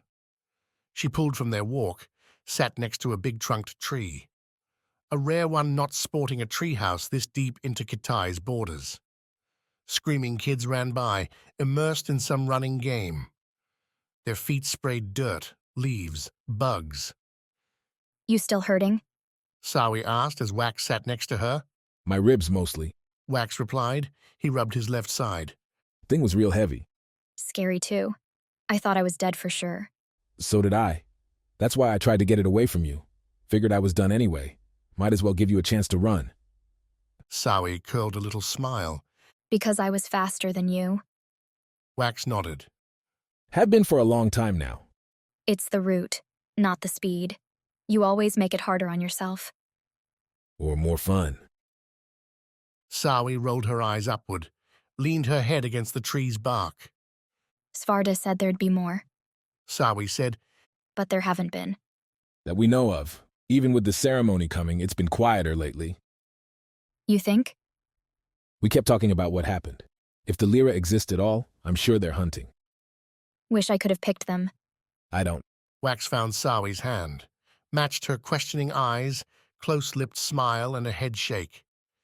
You'd be the best one, and then you'd always be gone. The blooming, the official, obvious name. Vise wanted to kick in its newest adults with flair. Wax, next to Pan and wearing their full body paint and weave regalia, stood on the beach. Well back from the dock. As youths still, they didn't qualify for prime positions. They watched as torches sprang to life. A pink-orange twilight tonight, billowing across a coming storm front, marching south. Wax pegged it as a few hours out, time enough to get the official stuff out of the way. The after-party would get muddy. Somewhere around 300 walked the pier this year, Kitai's youths becoming adults in a procession overseen by torchlight, scattered flowers, and bright songs. Wax and Pan would walk it next year, follow the same steps as Sawi did, when she, circling back down the dock, went to the Golden Leaf Arch for her new Grove Tender family. Watch this every year and never thought we'd be this close. Wax said to Pan as the remaining walkers dwindled. You think it'll last forever, you know? Logically, no. Tell me why I'm friends with you again. Because I'm really good at finding the good stuff? Wax had to give Pan that. Nobody who knew him doubted Pan would be drafted by the Gatherers next year, would get thrown right away into the far-flung expeditions for the best, rarest treasures Viz had to offer.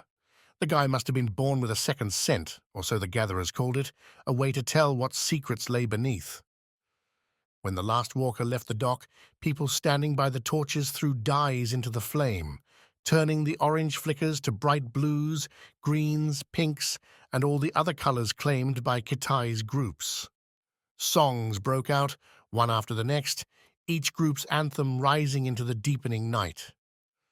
Wax would have called himself a cynic, resistant to the idea of getting wrapped up in the pageant of it all, but when thousands upon thousands of your people were rising together, it was hard to resist the call. His voice sang with the rest, a tangled mess of disharmony finding magic through sheer will. That will carried over into the proper celebration. Fresh ales and wines had been imported from Tamas for the occasion, as they were every year, and the cracking of barrels was both a delight and an honor. Sawi, glittering in her paint and fresh blue-gold flowers, tapped one with a single hammer stroke. Wax cheered as loud as anyone. Several cups and hours later, he found himself back at the beach. Sichi, uninterrupted by clouds, gave the dark a good shove, letting Wax dangle his feet in the warm surf. With wine further warming his belly, tomorrow and its new reality felt distant. The fiend in the cave, and what it meant equally so. A cool object tapped his shoulder. Bliss, offering up a mug flush, not with wine, but cold water. She looked wide awake, ready to go, and the opposite of Kitai's citizens. Thanks, Wax said, taking the drink. Pan said I'd find you here moping. I'm not moping. It's a beautiful night. Not joining Sowie? She's busy with all her new friends. So you are moping? Fine, maybe I am. Wax shook off what he could of the wine's haze, gave his sister a closer look.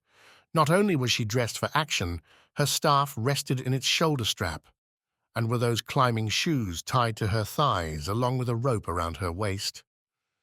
What are you doing? A grimace. Nothing you need to worry about.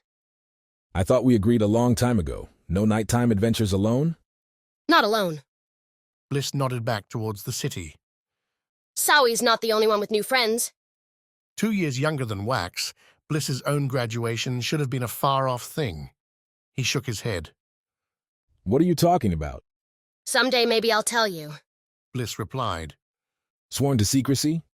Something like that. A wave crashed harder than expected, the water running up to soak Wax's legs. Bliss scampered back, dodging the wet. Dodging, too, the long blue-black line it left behind. At first, Wax thought seaweed, some kelp blowing in from beyond the bay and laying its final rest among the sand. But kelp didn't tend to wriggle, nor was it usually so long that it disappeared back into the sea. Wax leaned forward, watched the tendril as it shivered. Bliss tapped his shoulder again, pointing along the beach. Sprawling away from them on either side were more lines, more than a dozen, more than 20. They flopped and rolled in the muddy churn. What? Wax said, standing up. He reached for the Foti blade, found it missing. Why bring a weapon to a ceremony? Bliss whistled, stuck 2 fingers in her mouth and blew, a loud cutting noise that sprang above the dried plant drums, flutes, and drunken song. The celebration didn't cease at the noise. Few were at the beach, most deep in a drunken revelry. But Wax felt the hairs on his neck stick up anyway. Another wave crashed in as he and Bliss watched the tentacles, this one bringing more to fill in the gaps with shorter strands. Looking close, the appearance driving away Wax's buzzed haze, he noticed the sea wasn't its usual straight black either. Red frothed in those waters. Look out there! Bliss pointed again, deeper in the bay. Splashes, creatures moving, striking, fighting.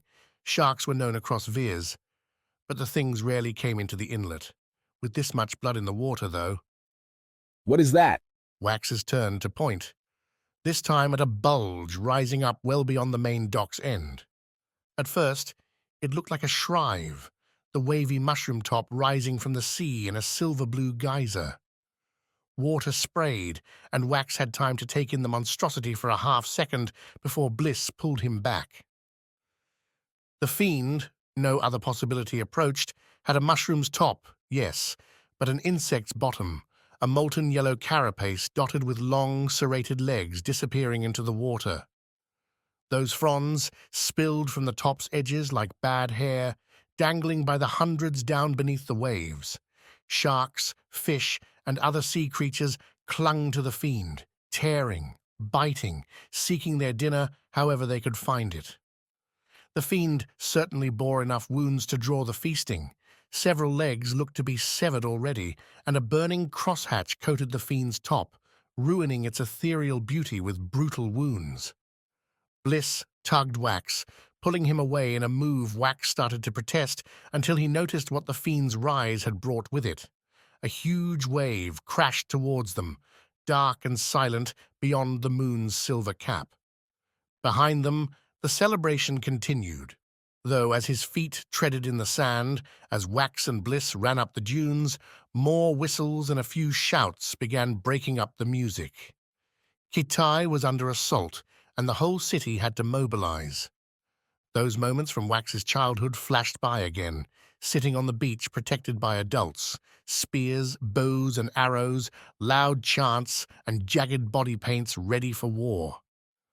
A total contrast to now, when Wax had sand in his hands and fear pulsing in his blood. Come on, Bliss, Wax said, the sheer act of speaking drawing him back from the wild brink. Just like with Sowie, he had to focus. be the responsible one. We gotta get farther back. Bliss, though, threw Wax past her. If she acknowledged what Wax said, she didn't show it. In a smooth motion, she drew her staff up and over her head, a staff that, Wax noticed in the moonlight, had a healthy new wrapping set. With a hard thrust, Bliss jammed the staff into the sand, digging in her feet as the massive wave hit the beach. Sand, shells, fish, and debris soared in.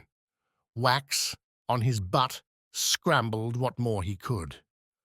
On his right, the pier, decked out in all its wonder, disappeared. Cracking, snapping, and then screaming rang out into a suddenly silent night. The wave hit Bliss next, nearly her height, and bearing enough speed that she should have gone flying back, should have been lost. The water wrapped around her, came roaring towards Wax, and swept him away. The last image, Bliss and her staff, poking out over the wave, holding tight against its impossible force. A palm proved a bulwark, catching Wax across the chest and holding him fast in its tangle. Scratches and scrapes announced themselves, while the old bruises from the cave fiend returned like bad memories. Still, Wax could move, could breathe. He coughed, righted himself, and looked to where his sister had been. Nothing stood there now, and for a white shock moment, Wax was sure Bliss had been blown away. The fear died almost as quick when he noticed a quirk in the scene. The giant fiend rose over the bay, bleeding and raging, its fronds and legs lashing out at both nature and newcomers. If Wax thought night was dark, then the forms covering the beach now were truly black. The moon picked them out in its silver, shadows dashing into the surf to launch missiles, firebows, or even swim out towards the fiend. The attack was random, haphazard, but from what Wax could tell, effective. Arrows, some burning, struck the fiend's glowing mushroom top and sent its sizzling, splashing liquid flame down the monster's sides. Harpoons, fashioned from well-sharpened wood, made lancing inroads on the molten carapace, an assault made easier as the fiend continued its slow advance to the shoreline. Lyra, Wax said, struggling to stand. The legends made real. A secret society, and there, standing in the water with her staff, stood Bliss with them. That's where you've been going. Going, and now fighting with. As Wax pulled himself from the palm, he saw his sister make a few swats, knocking away a nearby frond. Not part of the main assault, then. Good. Let the real Lyra. Whoops, hunting cries rose from his waterlogged city. New torches advanced from the neighborhoods as Kitai responded to the threat. To his right and left, parents, adults, warriors and cooks, traders and truffle hunters alike emerged in a frothing song. More bows, more staffs, and, sparkling in the firelight, some real steel. The Foti blade. Seeing other traded for treasures prompted the reminder, and Wax broke for his own home. Heading that way meant crossing the fiend's path, but the monster seemed preoccupied, lurching and flailing as the defense intensified. The tendrils on the beach writhed now, seeking out targets to grab and hurl, people to bash. Yet for every twitching attack, there came a counter, a Kitai brave enough to smash the offender with a hammer, or a Lyra accurate enough to cut it away with a blade. The fiend itself loomed as tall as the trees, towering over the beach, but its marred majesty shook now. Its legs bent and cracked, the yellow heart bleeding out into the sea. Wax hit the main avenue leading back to his house and heard a triumphant whoop, looking back to see new harpoons sticking into the fiend's mushroom top. Ropes trailed from these, and on those ropes clambered Lyra, moving faster than Wax could have dreamed. The killers reached the fiend, leaping on top and drawing their various deaths from pouches, holsters, shoulder straps. They didn't just stab then, no, but carved their way inside. Something Svard had said during their return journey sparked up then as Wax hesitated, sensing the Foti blade, even if he found it, would be no use now. No fiend is an easy kill. You must destroy it utterly, because it doesn't follow the same rules you and I do. The fiend didn't take this new attack well. Up till now, the monster hadn't made much noise beyond the smacking, crashing destruction. Wax waded through water, his city's belongings drifting along next to him. Once the lyra hit the fiend's body, a keening howl erupted, less like a jungle cat and more like a buzzing mosquito amplified 1,000,000 times over. With the sound came a renewed focus, the fronds whipping up from the sea and lashing towards the fiend's head. Some tendrils found hits, whacking lyra off for a long fall into 2 shallow waves. Others, Bliss among them, swam forward to rescue the victims, bearing them back to shore. Not that much shore remained untouched by the monster. As it hit the pier's end, the vast legs piled into the ground, drawing the creature up even higher. All of Kitaya joined in the assault, and Wax thought he saw his own brother and parents out there, whacking away at the armored legs like they might a tree needing to be felled. But what would happen when it did? That thought turned Wax around again, had him sloshing through the water towards his home. Glances back confirmed the fiend's continued advance, its continued destruction. Waves raged, some knocking Wax into broken stands or tumbling him over into a coughing, spitting morass. By the time he reached his family's home, scaled the ladder, and found his Foti blade wrapped on the shelf beside his hammock, the whoops from Kitaya's warriors were a constant fever pitch. Rushing back out to his balcony, Wax caught the fiend teetering forward as its leading leg faltered, breaking apart at its base. With another keening howl, the fiend rolled ahead, surging into Kitai's main street with its fluorescent blue and yellow body. Trees and their attendant homes cracked and collapsed, shops simply disappeared. Torches lit for celebrations sparked and vanished, some starting up newer, brighter fires as the flames found fuel in the fiend's membranes. The lyra followed, their fighters launching themselves up the fallen, flailing fiend to find new vulnerabilities. Was that Bliss there, near the thing's top, finding somewhere to stab her staff? Wax watched as his family, his friends, his home swarmed the fallen fiend like ants to an animal, covering in it a frantic, no-holds-barred effort to save their city. From the treehouse, seemingly safe now, Wax simply watched, slack-jawed. He'd seen desperation before, seen and fought for his own life in Viss's wilds, but this was something else. This was a battle for existence, not just for one, but for all. Wax stayed up in the treehouse watching until long after the fiend stopped its thrashing, until long after the work shifted from killing to cutting, to rescuing and salvage. Only when the sun started coming up did Wax descend, find a place to squeeze himself in with the city-wide effort. He'd needed that long to bring himself around, to reconcile why the life he'd thought was his was no longer. Not if something like this could arise, could wreck a city in a single night. As Wax joined in the slicing, the stacking, the drying, and the saving, he heard one word coming from the mouths of those old enough to know, to remember: renewal. Chapter 14. A Call. Debate, debate, debate. That's what the precept said, and what the circle did after kicking Svard out. He and Ami had spent the rest of the afternoon, the evening, the night, waiting for a resolution, some sign that anything beyond heads talking would happen. None came. Svard and Kivi crashed in a room next to Ami's, part of several reserved for Noctia visitors important to the circle. They were rigid, stone, opulent, but lacking spirit. A real Kansi mattress after so long on his jungle thrush, on the Foti boat's hammocks, gave Svarda the worst sleep he'd had in years. Too much comfort, not enough pain. The meals came standard, mixed with enough things Svarda hadn't tasted in too long that his stomach turned him in early.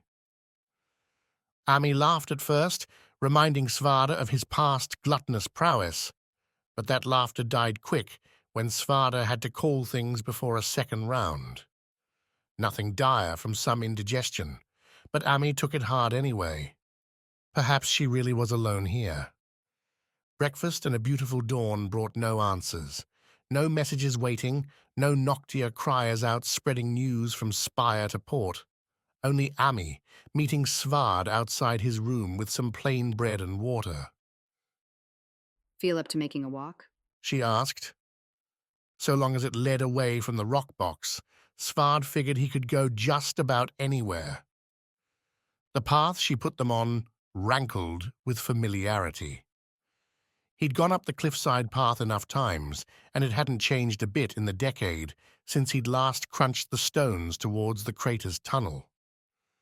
Back then, he'd curdled with distraught loathing, broken dreams filling his mouth with ash. Now he followed Ami, and Kivi followed them both, with sobriety's dry, cynical measure on his tongue. Ami spoke the whole way, continuing the stories she'd began the night before. If you wanted to call them that, stories.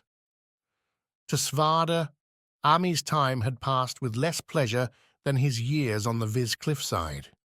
She'd been reduced to an errand runner, an emotional support player to the Aegis as Katya stumbled through her slow, inevitable, crucial decline. Stop, Ami, Svarda said as they neared the first guard post. I don't think I can take it anymore. Take what? She sounded genuinely confused. Your misery. My misery, what? How many fiends did we fight across these isles, Ami? Svarda asked. He could have answered the question himself, but he let it hang. Could she remember that far back? She'd been a warrior herself once, the brilliant flame-break sword awarded from Foti's highest ranks. Svarda, though, hadn't seen her wear a single weapon in their hours together. Too many, Ami replied, her eyes going distant, her pace slowing a step. They were everywhere then. Because the Circle waited too long to call it. We needed real guardians last time. We needed us, not those glorified escorts they've had before. Svard hadn't meant to drag the current day back into this, but the tunnel's guard tower sparked the thought.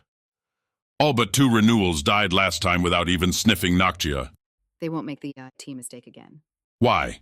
Because we won't let them. Svard kicked at the rocks. The little pebbles ate his attack without complaint, scattering off down the hillside. Would that the Circle could take his ask the same way, fly off to do as Svarda required them. He never desired to be a king until the power proved necessary. They don't want to ruin what they have, Svarda said. They're comfortable in their castles, counting their converts. Shouldn't they be? Ami said, turning full round now and stopping the climb. 10 years at peace is an achievement. A few minor scuffles, but the Isles are largely whole, Svard. Maybe you didn't see it from your hideaway, but things are good here. So good they don't need people like us. Is that what you're saying? Ami glanced off towards the sea. We're a weapon sheathed now, Svard. I don't fault them for being reluctant to show steel. Once they make the call, it can't be undone. Neither can the lives lost while they sit in their chairs. No, they can't. Ami nodded towards the tower. Come on, she's best in the mornings. Through the tunnel and down to the sloping crater. The lagoon sat grey and quiet beneath the sun, like a fallow field waiting for its next planting. The crater's teeth rose up around in a vast ring, no spire coming near to topping those angry ridges. The white dome in the center took on an alien appearance, its sharp canopy too perfect for the natural surroundings. Svard couldn't muster hate for that, though. He held his frown, his glare for the Najan standing outside. He hadn't brought his axes or his crossbow and felt naked without them, but the Najan woman searched him anyway. Her face, the slight bow, spoke of reverence. Her hands spoke of duty. At least they protected their prisoner. The fairy waits outside, the Nayan said, And Svarda took Kivi's opinion on the matter. The rock beast snorted, then went to dig through some of the laloon, burrowing for tastier rocks beneath the surface. Not a problem then. She'll be happy enough, Svarda said, then followed Ami inside. He'd spent who knew how many nights imagining this moment, but the build-up didn't make Svarda's heart quake. His breath didn't vanish, his chest didn't tighten. No swallow, no stumble came, as Svarda saw the woman he'd loved since their first meeting on Foti, because he knew she knew that love was lost long ago. Katya sat on the wound's throne, that stone-wrought chair looking as ugly as it ever had. Purple-black robes with gold filigree framed her withered form, making it seem like Katya's head descended into a tarry pool running off the chair and onto the ground. Close, as if tempting Katya with a fatal leap, sat the wound's narrow chasm. That, at least, hadn't changed. 2 more Najan waited inside, Vuljiz and Chakram ready. Through some unspoken signal, they each attached their gaze to Ami or Svard. The Guardian's instinct had him calculating the time it'd take for one to rush across the room, Vulj ready to make the killing stab. Could he do it? Could he end Katya's pain before they reached him? I'm fine, Katya said, as if reading his mind. Her voice, ever light, came out now as a bare whisper. You're looking hairy. The words, joined with a strong smile, threw Svarda off his dismal delusion. Was she fine? Almost certainly not, but Katya didn't seem angry, didn't seem despondent, and Svarda was, indeed, hairy. Razors are hard to find on a mountainside, Svarda answered, coming up to the throne and kneeling. He reached out, found Katya's hand, sensed Ami keeping her distance. You're as beautiful as ever. Really? Katya glowed. It's been a long time since anyone told me that. Ami doesn't count. She never did. Katya's smile slipped. She's as much a part of this as you are, Svarda. He wanted to protest that. He wanted to deny everything that had burned by since Katya took the damned mantle, but Svarda found the anger boiling itself off. Katya always had that effect, always could turn him from a lion into a cub. How'd she found the key to him so fast? The rat's fang is still there, Svarda said, trying for safer territory. Why would it be gone? I've been keeping everything safe, remember? I've been trying to forget. Don't be that way. We sacrificed too much. Some of us are still sacrificing. Katya closed her eyes, shivered, and the amber token on her necklace flared. A moment's blink, but bright enough to flush the room with honey light. Svarda kept himself still, kept hold of her hand. How many? Svard asked when Katya's eyes opened again. Too often now, Katya said, and if she'd been whispering before, now the words came out as an airy puff. It's like they know I'm tiring. The power is waning. Does it hurt? Every time, imagine grabbing hold of something on fire and you cannot let it go until it's cool. Katya reached up, let her fingers, more bone than skin, touch the necklace. At first I had thick gloves, I had water and ice. The hottest fiend would die in an instant. Now I have nothing more than these palms and the pain I can endure. Svarda said nothing. He took Katya's hand back and held it tighter. The worst part? Katya continued, her look sliding from Svarda to the wound. I can't stop them all anymore, especially the strong ones. I know. That's why I'm here. When I can't take it anymore, I let go and feel them move on. I don't know where, Svard. I don't know where they're going or who they're going to hurt, but I can't. I can't stop them. You shouldn't have to. We're going to convince them to start again. Your job's almost done. A smile's glimmer, the corner's end tilting up. I told them months ago, Svarda. The precept wants me to last. Another year, they say, and I'll get my chance. Svarda stood up, dropping Katya's hand and shooting a glare at Ami. Did you know? Svarda asked her. Another year? The Nayan guards tightened their grips. Not that Svarda cared. Let them try to take him. Those sloppy spears had weaknesses aplenty, and a chakram wasn't made for tight quarters like these. Ami nodded. But I hoped you could convince them otherwise. It's easy to write off fiends if they're weak and half dead by the time they make the surface. We haven't had a breakthrough here. Here, Svard threw his arms around. here, where you've got armed guards everywhere. I rescued kids, just about. Not a weapon to their names, looking for mushrooms, Ami. They wouldn't have lasted another 5 minutes. He told the precept the same thing, watched how the story bounced off Fassel's calculating eyes. Svarda. Katya said, and the man dropped back to his knee. She's doing what she can, we all are. Don't be angry, not now, not this last time. Last time? Svarda asked. What's that mean? I'm fading and it hurts. Katya breathed. But it hurts more seeing me through your eyes. I want you to remember me as I was, not as I am, not as I will be when this necklace tears my last being away. By the time he and Ami made it down the cliffside to the Rat's Fang, there were other bars, just none Svarda liked as much. The word raced. Vis had been attacked by a gigantic fiend. Kitai had been damaged, saved only by the fact so many buildings were off-ground. The evening crowd buzzed. The ale flowed more freely than before, with Cherie even offering a small mug free to everyone stepping in. Panic discount, Cherie said when Svarda grabbed their first 2 pints. The bartender looked like she'd taken a few panic pulls herself, but then so did everyone. Fiends and their propensity for random death had that effect on people. As dusk drew closer, the Rat's Fang took on a different aura. The bright inside added color, Cherie and her staff changing out the glass on the lanterns for purple and blue shaded panes. Dark, but not cozy, ideal for the deal-making that kept the bar afloat. Ideal, too, for a guardian pair that might have found themselves mobbed by the fearful out in the open. What I don't understand, said Svard, rubbing his whiskers, is how we even know. Last night, back when we'd only hear of a major attack after days went by. Nocture's everywhere now, Ami replied. She hadn't touched her pint yet, seemed to be half lost in her own mind as she looked around the place. The tenants cooked up something with the ravens, as I understand it. Ravens. The birds. I know the birds. They can talk. Ami blinked free from her haze to squint at Svard. Talk? You lost a lot on that mountainside, didn't you?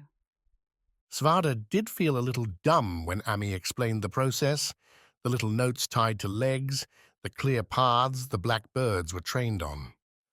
Not for the first time, Svarda wished the world would have just stayed static while he had his little sabbatical. They're going to call it, Ami said, finally digging into her drink. Svard noticed the beverage came only after he'd ordered fried fish, its salty sea taste drying the throat. I bet we'll know tomorrow morning. The renewal was the easiest bet in the world to make right now. Noctua might have been hesitant when it was little buggers scaring a few kids, offing a couple loners. Take out a city like Kitai, and suddenly the precious economies threatened. Now they had to act. Problem was, they'd be doing the wrong thing. It's all a delay, Svarda said. Ami blinked. What's a delay, the renewal? Yeah. Of course it is. We buy time for the world with a single life. That's literally the point. Ami again gave Svarda the quizzical look. Did you sneak something stronger while I wasn't looking? It's not working, though. I think it's working too well. No! Svard put up his hands, shook his head. I mean the renewals. Katya's lasted, what, 10 years? The one before her went 12. One before that, how many? 13. So what happens when it's 5 years? Or every 6 months? Svarda rotated, swept an arm out to the crowded bar. Who's going to be doing anything when fiends are everywhere all the time? Ami sighed. Bet the precept's hoping he's long dead by then. We won't be. Is there a point to this rant, Svarda? The man planted his elbows back on their little table, leaning over the fish, like it was some treasure to be protected. His eyes sparked.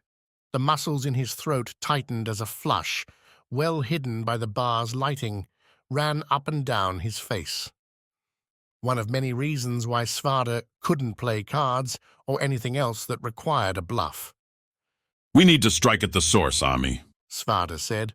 All this, it's a crap game. We're going to lose eventually. It's been tried. Ami said. Bullshit, it's been tried. Not by anyone serious. Not in 100 years.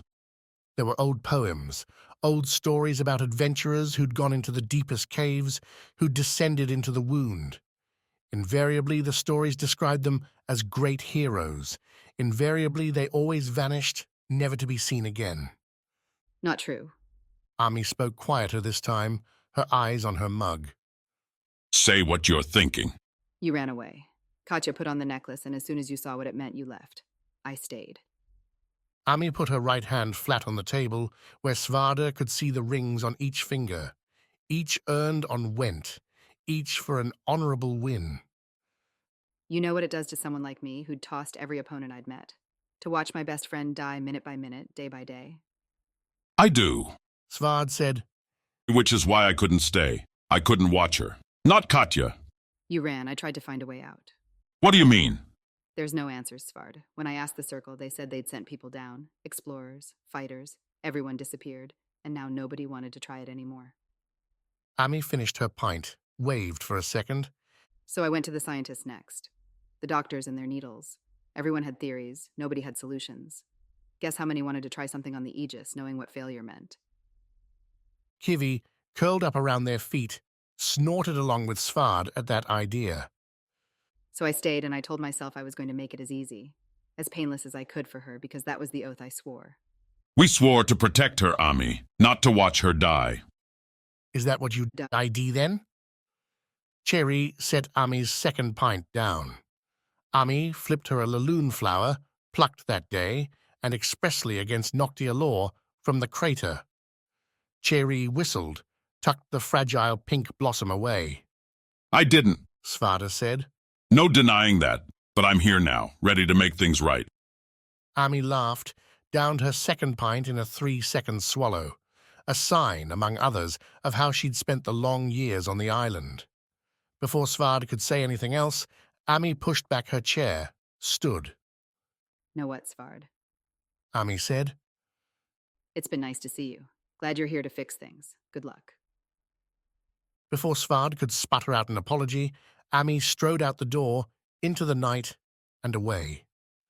By the time he made it back to his room beneath the spires, by the time he'd knocked on Ami's door and received nothing in reply, the smoke signals were lit.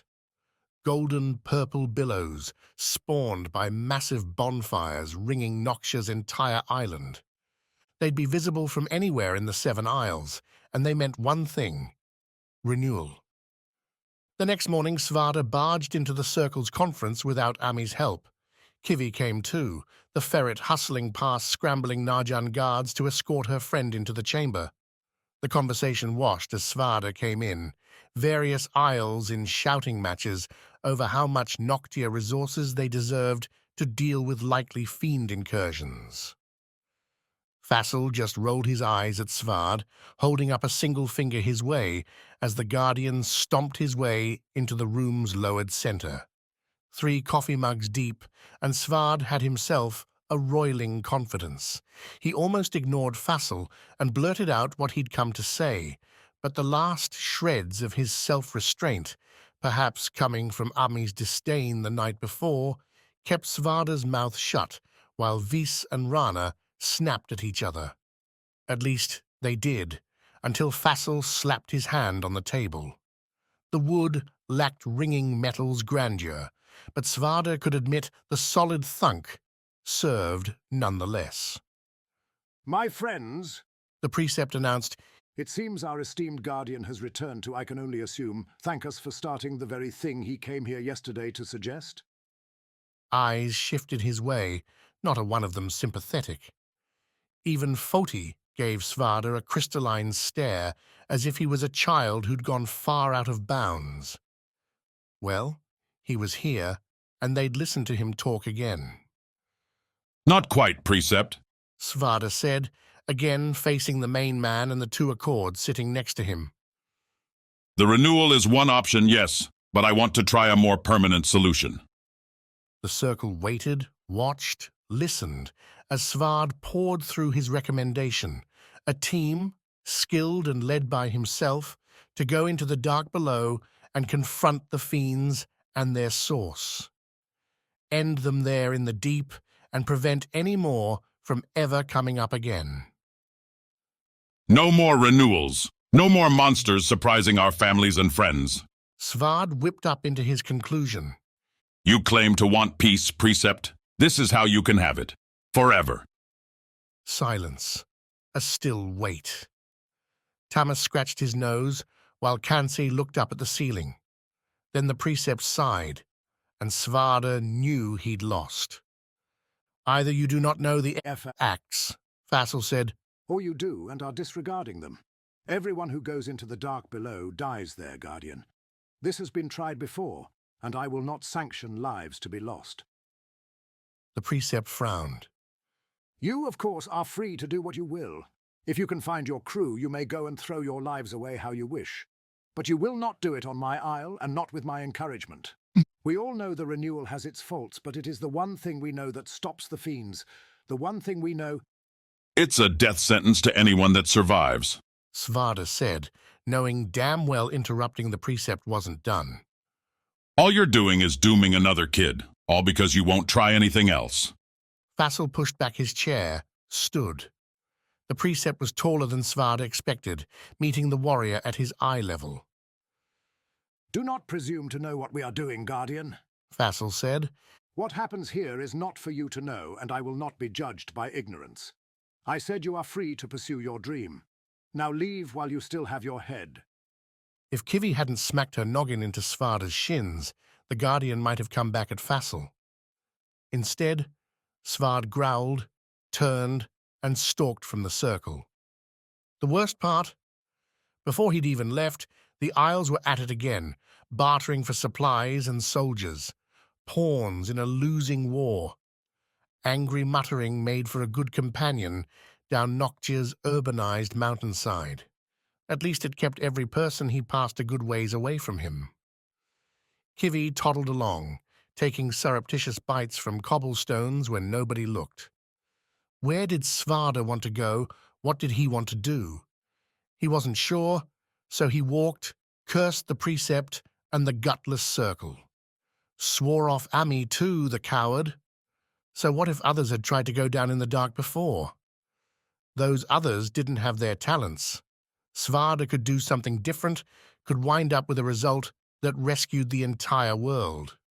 Wouldn't even trying that be better than damning some poor kid to an early, painful death? Wouldn't that have been better for Katya? Take it easy, honey, Cherry said, snapping Svardi from the fogged world he'd been sunk inside. Your satchel's getting light and your lids are getting heavy. Have some water. The morning had somehow turned to the afternoon. Kivi snored around his feet, and Svarda's satchel, once flush with root vegetables and other dealable delicacies from that isle, did indeed feel soft against his shoulders. If he wanted to keep drowning his day, Svard would have to ask Cherry for a shift behind the counter. But the bartender hadn't been away for more than a couple minutes before a new soul took the seat next to Svarda. Unlike his battered old cloak and weathered foti clothes, she sparkled in the salty teal and emerald common to Rana. The River Isle had its reputation, earned time and again with its changing moods. Its sailors tended to be second to none, but treated everyone else like they were second to themselves. Not so much a disrespect as an ambivalence, as if the rest of the world were toys to be played with, pillaged or traded for better things. So when this woman put her hand to her chin and looked at Svarda like she might a market item, Svarda gave her the go-away growl. Feisty, are we? The woman replied. She shifted her shoulder, letting Svarda see the twin emerald streams running across her sapphire breastplate, while Rana insisted on wearing full uniforms to bars, mystified the Isles. Those green lines meant she'd earned a ship of her own, made Svard a mite more curious. That's good. I hate seeing Guardians lose their edge. You know me. Everyone in this bar knows you now. Since your second pint, you've been wailing about the circle loud enough for everyone to hear. They deserve a good bashing. Undoubtedly. The woman held up 2 fingers towards Cherie. The bartender came over, frowned towards Svard. If he wants to drink, let him drink. Svard, Cherie asked. The Guardian pulled up his water mug, drained it, spilling plenty on the floor. Kivy startled up, snorted in steamy frustration. Svard ignored her, set the empty mug back on the counter. Fill her up if she's buying, Svarda said. The Rana captain reached into her satchel, drew out a glimmering gold bead. This ought to cover our rounds for the evening. Cherry took the bead, still frowning, and looked at it close. Sighed after a moment, then glared at the Rana captain. He gets drunk enough to throw a tantrum. You're cleaning up after him. Of course. Mugs refilled. Svarda pushed through the boozy haze to focus on his benefactor. What are you wanting with me, then? Svard asked. I'm wanting what you're wanting, the Rana captain said. Something different. You want to go down below? She nodded. Not easy to find others who want to do the same, but I've been building a crew for a couple years now. They're willing, but the odds weren't good enough. The odds? What are you? We're not getting through the wound. The Nayan won't let us, the captain said. I've tried before. Was going to try again this week. She spun her mug, not drinking from it on the counter. With all the fiend attacks cropping up, I'd hoped they were more receptive, but you showed that was a mistake. Svarda stared, drank, waited. Whence the next best option? It's not far north, and its caves are deeper than anywhere else. We want to give this a real shot. We start there. The captain gripped around her mug's handle, her face getting tighter. Something pushed this one. Which is why I need you. What do I have to do with Went? I'm no Rockbiter. You're a guardian. The guardian, as far as I'm concerned. With you on my ship, there's a chance we can make it there. A chance they'll let us dock. Svard blinked. Maybe it was the ale, but he couldn't remember any special privileges a guardian had for getting around one isle to the next, least not one without a renewal in their charge. You really have been gone a long time, the captain said, the intensity dying away to something softer, more curious. The world's not as you left it, Svarda. Things are restless. Ah, Svarda could read that code. Rana had more besides its vanity going against it. You're raiding them again, aren't you? Svard asked. The captain shrugged. They're easy targets, but it does make docking on Went a trickier proposition. That won't change with me aboard. I think it will, the captain replied.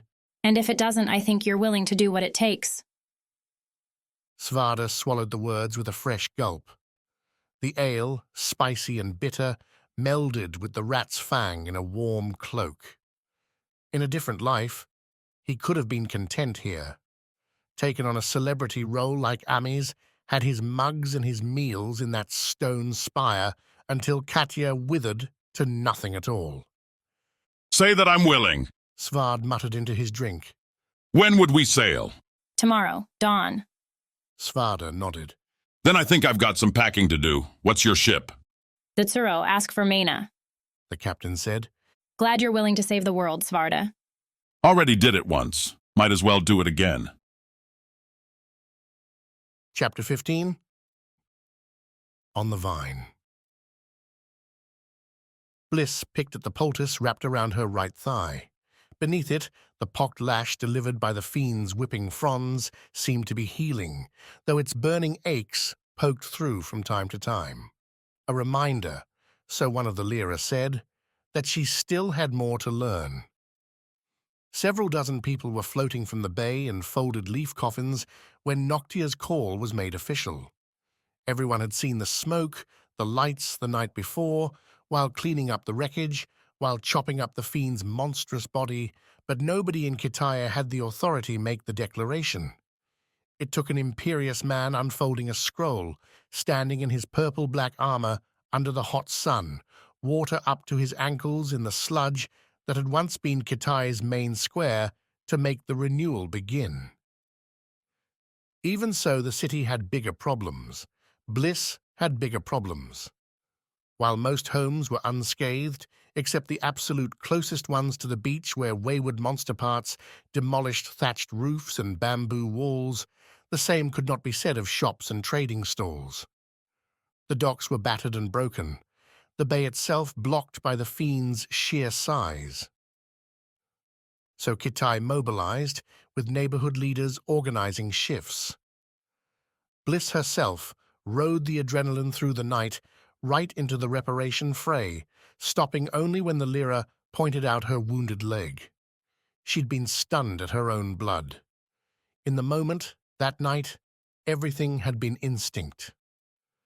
The Lyra training ran her muscles like Bliss had lost her mind, jamming the staff into the sand to hold her ground, slimming her profile while digging in her feet to hold fast while the wave crashed around her. Rushing forward in the aftermath, beating aside the tentacles with whack after whack, reacting to whistled commands to protect archers, javeliners, and the climbers. And at last, to scale a rope herself, scampering up over the bloody waters to have at the fiend's soft, fluorescent top. Bliss couldn't now pick out individual moments. The battle felt like a smear over her mind, indistinct and wondrous. The Lyra fought as one, and when all Kitai joined in, Bliss wasn't just herself. This now was a plainer version of the same thing. A moonlit flower glimpsed on a cloudy day instead. She sifted through mud and dirt, finding clothes, tools, treasures, and stacking them on makeshift wood barges. The floating cargo would be sent to the city's center, where searching owners could see what wasn't lost. As for the fiend's body, its pieces would be cast out to sea, food for things willing to eat the horror. Sharks and scavenging fish still swarmed the bay, frenzied with the blood, and Lyra stood by with staffs to beat any encroachers back from the swamped land. All in all, the city had spun not to a halt, but to a different sort of life. By noon, though, the renewal declaration found its hold. Those who could put their cleanups on pause did so, following a conch horn blast to assemble near the city's southern jungle border. There, at least, things were dry, and with her poultice finally free from the wet, Bliss's scratches itched. Pay attention, Pan said, standing next to her. You might fit this time. Bliss threw Pan a skeptical look, but the man had his eyes locked forward. As ever, Pan's satchel looked loaded up. Whether he'd actually gone gathering or snagged some floating debris for his own, Bliss couldn't tell. Either way, he seemed fresh. No nighttime work for him. Wax stood to Pan's left, similarly enthralled by the Najan soldier once again preparing to speak to the crowd. This time, the sweating man had two more soldiers on his flank, each one with their curved spears and big, edged discs on their back. She nudged Pan. Why are they armed? Because fiends could come at any time, Pan whispered back. This is always the first isle to get hit. Why? Pan shrugged. Don't know. It just is. That's what my parents said anyway. Another horn blow from the conch and the assembly quieted. Bliss ran a look around and guessed several thousand stood in the clearing. A good chunk, but not as many as she would have expected for something like this. The why came quick. The precept has declared a renewal, the Najan captain announced, digging his voice into every word.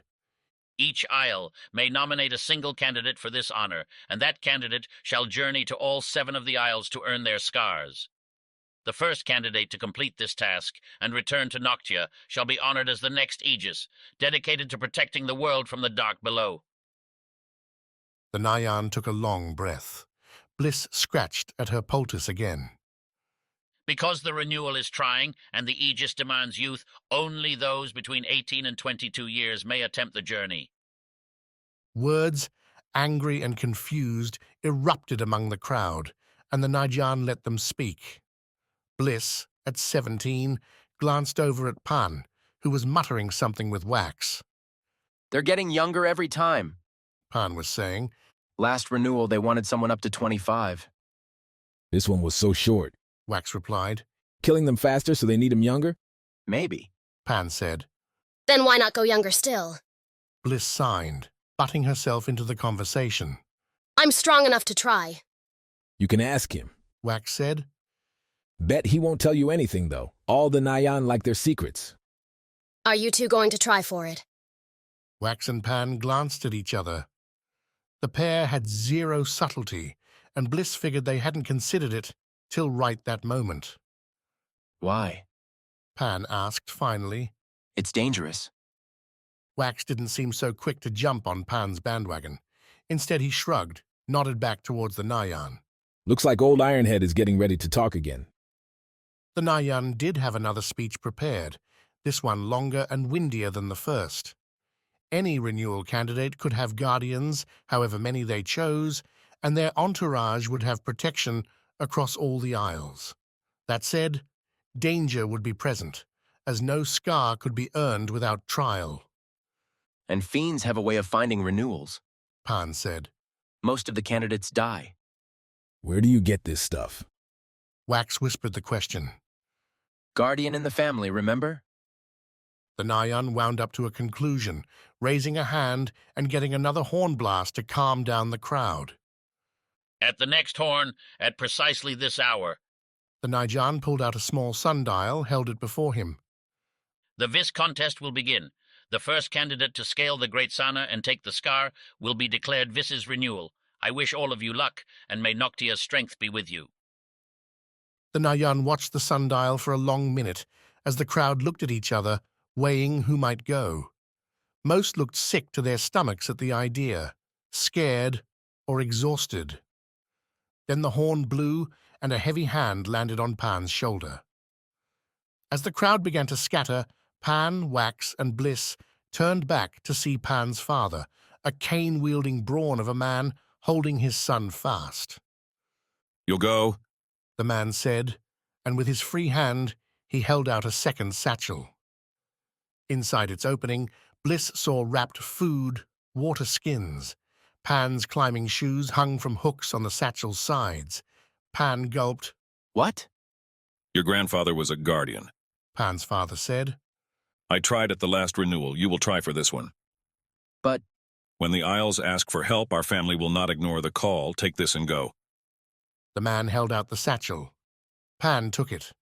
His father kept his hand out, and Pan stared, confused. Your other bag, Pan. You won't need it now. Looking as stunned, as faltering as Bliss had ever seen him, and with Pan that really was saying something, the young man slipped his own satchel off and handed it to his father. Leave now? Pan's father said. It's a long road to the Great Sana. The man's eyes flashed, glanced at both Wax and Bliss. A tiny grin fluttered at his lips. But you don't need to travel it alone. A renewal needs his guardians. Wax walked with Pan on the jungle road, Bliss padding alongside, till Pan's father vanished behind the trees, the crowd, the city. As if pulled by some hidden signal, the three left the dirt and slipped to the side, sitting amid some ferns. Behind them, a few people their age, people Wax knew, made their way down the path. Some had full satchels, others less so, and their moods ran a spectrum. Some looked like they were going along for a while, maybe a day. They had an adventurer's vibe, but lacked the equipment. No ropes on their waists, no staffs or other weapons over their backs. Wax knew them, knew the types who talked up their game without ever really playing. The others, a smaller group, seemed to have taken the Nyan's words as gospel. They strode with heads held high, with satchels stuffed, pouches brimming with water stuck to their legs. They marched, a few already unspooling ropes and looking for an opportunity to get airborne. The air hummed with energy and purpose, something Wax drank up after the useless despair following the Fiend's arrival. Pan, though, didn't seem to feel it. If you don't want to go, Wax said, then you don't have to go. You heard my father. Pan sighed, adjusted the satchel. Not like I have a choice. Hide out for a couple days. Bliss signed. Go get mushrooms or something. Come back and say you tried, but it didn't work out. Pan gave her a wobbly smile. He'll smell that lie. He squared himself up. Besides, it might be fun, at least for a little while, and it means I won't have to clean the house. Pan looked at them. I know Sowie can't come, but would you two? Bliss had her head shaking. I can't. At least not without getting permission. From the Lyra? Wax guessed. That obvious? Pan looked confused, so Wax filled him in. I didn't guess until you pulled that move on the beach. Explained all those nights you've been out. She's in the Lyra? Pan asked. How? Skills. Wax laughed, put up his hands when Bliss shot him a glare. Sorry, you deserve it as much as anyone. He looked at Pan. You're asking me to be your guardian? Can't really be a guardian unless I'm a renewal. Pan said. And that won't be happening. But sure, call it what you want. Mom and Dad won't be happy. Bliss signed. There's so much cleaning up left. Quick's all over it, I'm sure. Wax gave Pan a pat on the shoulder. Let me run home and grab my stuff, then we're off. Pan didn't object, and Bliss didn't have any other good reasons for Wax to stay home, so Wax took to sloshing towards his satchel, the Foti blade, and adventure. Wax couldn't keep up the happy jaunt through the waterlogged streets, the disaster pushing the Najan's promise of adventure off his mind. He hadn't seen Sowie save for a glimpse after the celebration. She'd lived, was being tasked with salvaging the gardens and their vital crops. That'd envelop her for days, weeks, maybe longer. Kitaya as a whole draped responsibility over everyone else too, no wide-ranging expeditions. Stay close, travel in groups, be scared and be safe. Being holed up in a treehouse or re-thatching broken rooftops wasn't the life Wax had signed up for. No way. Not when he had his new Foti blade. Waiting for him, ankles crossed and leaning against their treehouse trunk, was Sowie. She wore her rank without a care, the auburn lining around her inked arms and legs showing Sowie's new role. 3 vertical lines on her left cheek, each one topping in a forefront fern, put Sowie's specific place into perspective. A gatherer, yes, but one made for the wilds. Been a while, stranger, Sowie said as Wax walked up, his bare feet squelching through the still muddy ground. Not by choice, Wax said, and when Sowie met his eyes, he threw away the moment's awkwardness and went for a tight hug. Wax felt Sowie's tense shoulders, her taut arms tighten, then relax. Their weaves pressed together, the stress, the fear, the relief from the last few days draining out. They'd been apart from each other before, of course, but never with the possibility one might never come back.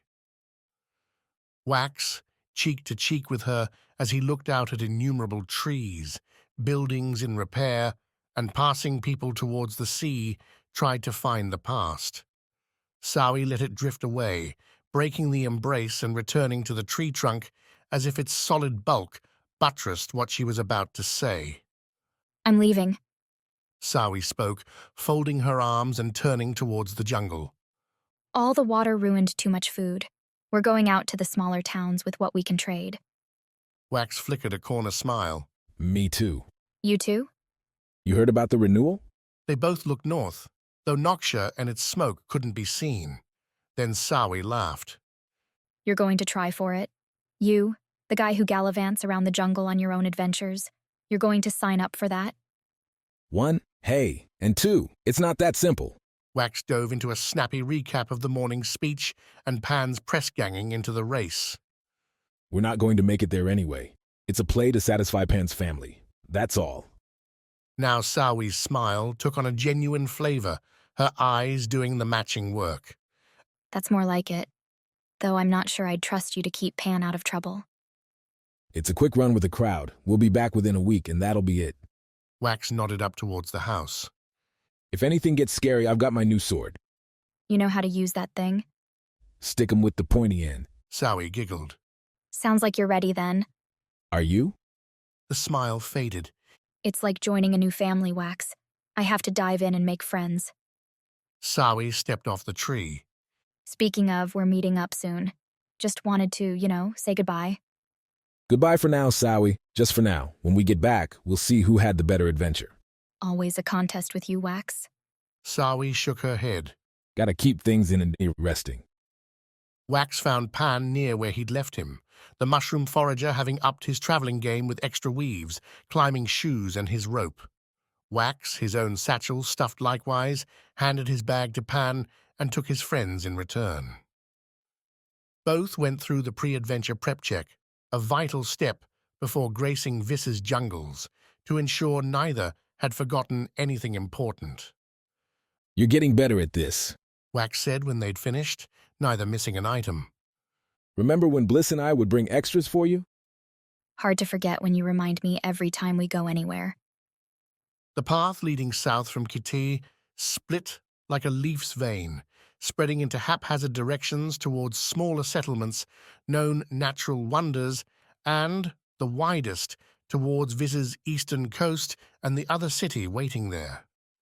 In between the two, nestled against the Great Sana, sat Noctia's home on the Isle. Wax hadn't ever been there, because who'd want to go on an adventure where people already lived? But he'd heard plenty from traders how the Noctia, and more specifically the Najan forces running the place, had a distinct lack of appreciation for Vis's unique traits. And they never try swinging, Wax said as he and Pan walked off, following the padded dirt and leaves to the south. They just hide behind their wall and wait for their time to be up. Sounds peaceful, Pan replied. Unlike all this. The path wasn't crowded, but Kitaya had enough renewal hopefuls to make the jungle walk hum. Birdsong, the wind through the leaves, both smothered beneath conversation between pairs, trios, and larger groups. Every so often someone would swing by to their left or right, whooping as they went. The look, the feel, was of a people burying trauma with excitement, adventure, hope, or at least distraction. We never talked about it, Pan said as the pair walked beneath the canopy, brushing aside the occasional dangling vine. I used to ask my dad what it was like, living through a renewal, and he'd tell me I'd learn myself. I didn't think about what that meant until now. The fiends? All this, Pan said, waving his arms at the path, the generally young pairs and trios walking ahead. It's like our lives are just stopping. Because you're not going to gather more mushrooms? Pan flashed a dagger eye Wax's way. You think that's all I'm about? Finding fungi? All you've been about lately. Wax flicked a nod up towards the thick branches above. Remember when we used to go swinging? We'd be jumping for hours. Yeah, then you found Sawi and we stopped being a thing. No way you're pulling that again, are you? Pan didn't answer, kept his look forward, the walk steady.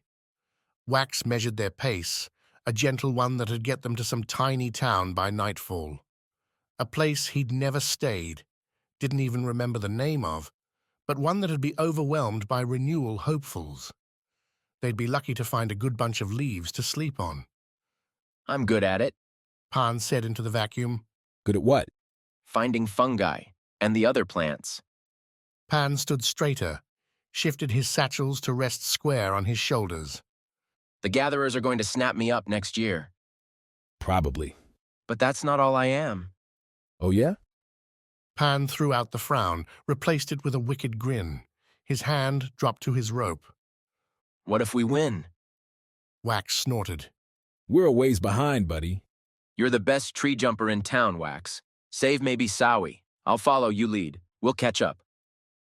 Wax found his own hand heading towards his rope, as it always did when the notion of jumping through the jungle air came up. He felt his heart race, and his eyes scanned the woods around them, trying to find a good starting point. If we get going, we can skip the first stop, Wax said. Get ourselves a proper bed. He angled an eyebrow at Pan. Why'd you care so much all of a sudden? Just find a start, Wax. My feet are tired of walking.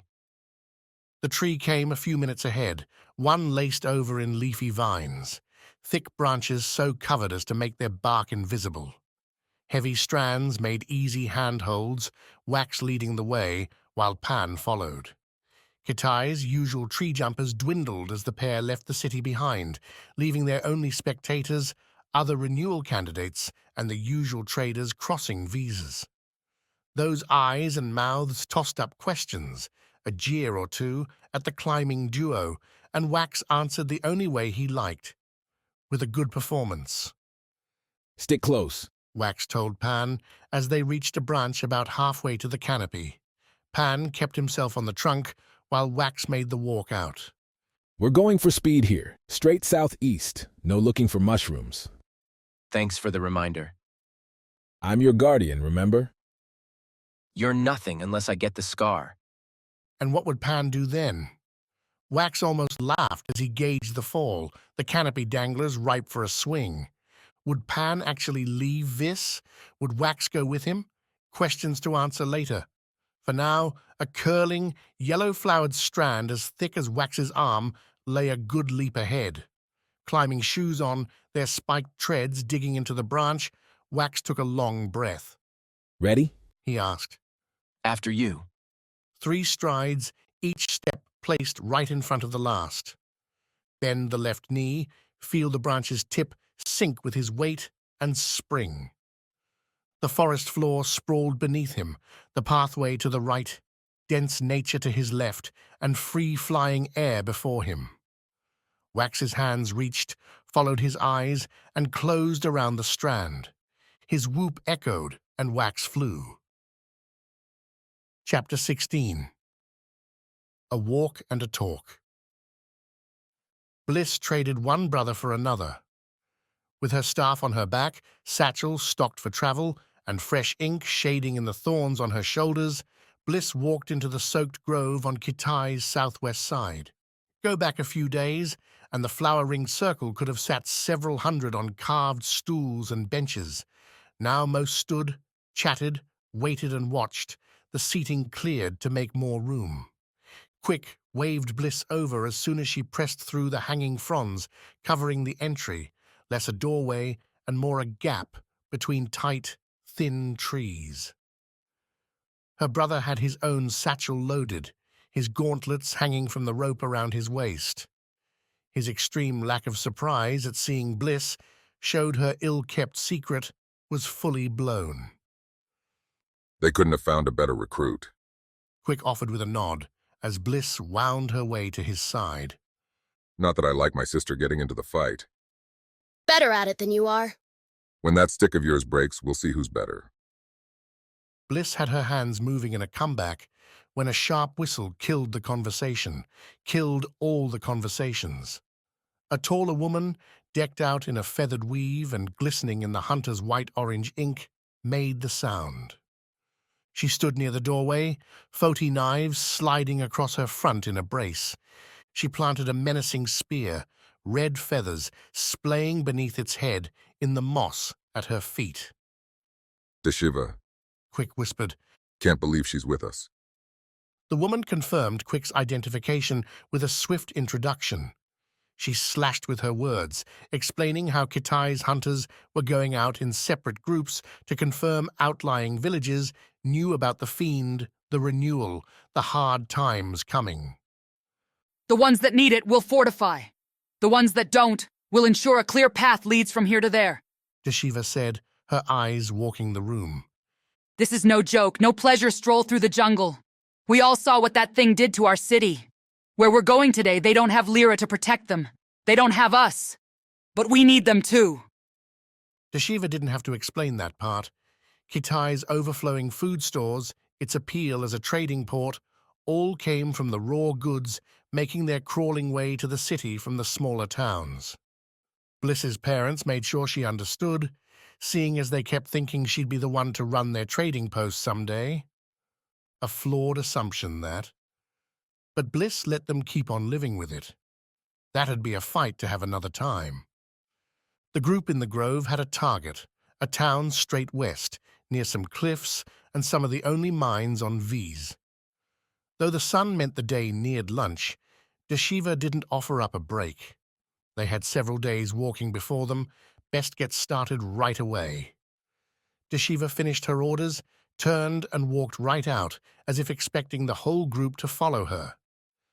They did, traveling with a band several hundred strong, lost its luster after the first 10 minutes. Jaunting on adventures with Wax, Pan, and Sawi, Bliss would get to swinging, would explore high and low in search of something cool. Instead, here, they walked in 4s and 5s along a broad path. Trees above glistened in the afternoon sunlight, birdsong and distant waves intruding on the conversation. Quick kept her close, Bliss walking alongside several other older hunters. Like Deshiva, they all had the orange and white ink, but their bodies remained fresh, their kills and achievements still waiting. Kitai's somber reality faded on the path, replaced with the more pleasant nature. The rising route meant dry ground came quick, and the pace increased, Deshiva calling for regular jogging intervals. Bliss tried to find other Lyra between the runs. Her own instructions, whispered to her as Bliss worked to repair a busted ladder late yesterday, hinted she wasn't going to be the only one heading this way. The Thorns, though, were inked inside other designs, a secret for those who knew how to look for it. Amid all the people, their satchels, weaves, and weapons, Bliss couldn't find a kindred soul. You doing okay? Quick asked hours in, with the first stopping point for dinner nearing. You've been quiet. You've been talking with them? Bliss replied, cutting the phrase with a slight two-fingered flick through the air. If you want me to stand by you, at least acknowledge I'm here. Sorry, not used to having you with me. Quick jerked his head towards his friends as they walked. We're always together, every hunt. Everyone knew the hunting principles. Work with the same team, and you'd become as one, each member knowing where the others would be. Trapping prey, ambushing a dangerous creature, all came easier when you knew what your partners would do. Bliss knew all that, fought to shrug off the irritation rising with Quick's words. Failed. Then you should have let me walk on my own. Bliss signed. I could have made friends then. She caught her own breath at the end, wondered why she'd gone snappy, why she'd earned a frown from her brother. A frown that deepened as Quick took a closer look at her, their steps still in even march with the group. With the sun this low, setting to Quick's right, Bliss squinted as the orange hit her eyes. Shadow shrouded Quick's look, but did nothing to block the frustrated sigh coming from his lips. They're running you hard, aren't they? Quick said, quiet so only Bliss could hear. It's fine. Every night. She'd eat a light dinner because the hours after would be spent running through the jungle, training or helping with some random task. The Lyra didn't bother much with construction work, but they took on the harder missions, finding rare herbs for medicines, tracking down lost bodies from the Fiend attack, ensuring Kitai's borders remained unbreached by new monsters. The training, though, worked her the most. Bliss and other new recruits, perhaps not the right word as they were all chosen, not asked, would gather at a whispered sight. Sometimes the exercises would be physical, sparring with weapons, with hands and feet. Other times, it would be races. On some, the most exhausting nights, they would leave Viz behind. The other 6 isles existed, of course, but Bliss had neither been to or considered visiting any others. What was the point, when Viz had home and adventure all packed into a single place? Yet the Lyra didn't adopt the same philosophy. By torchlight, Bliss learned to write on Noctia paper. She wore a Kansei glider and sword, fell slowly to the dirt. They tasted special ales from Tamas and found their speech changing, their inhibitions vanishing, and secrets pouring forth.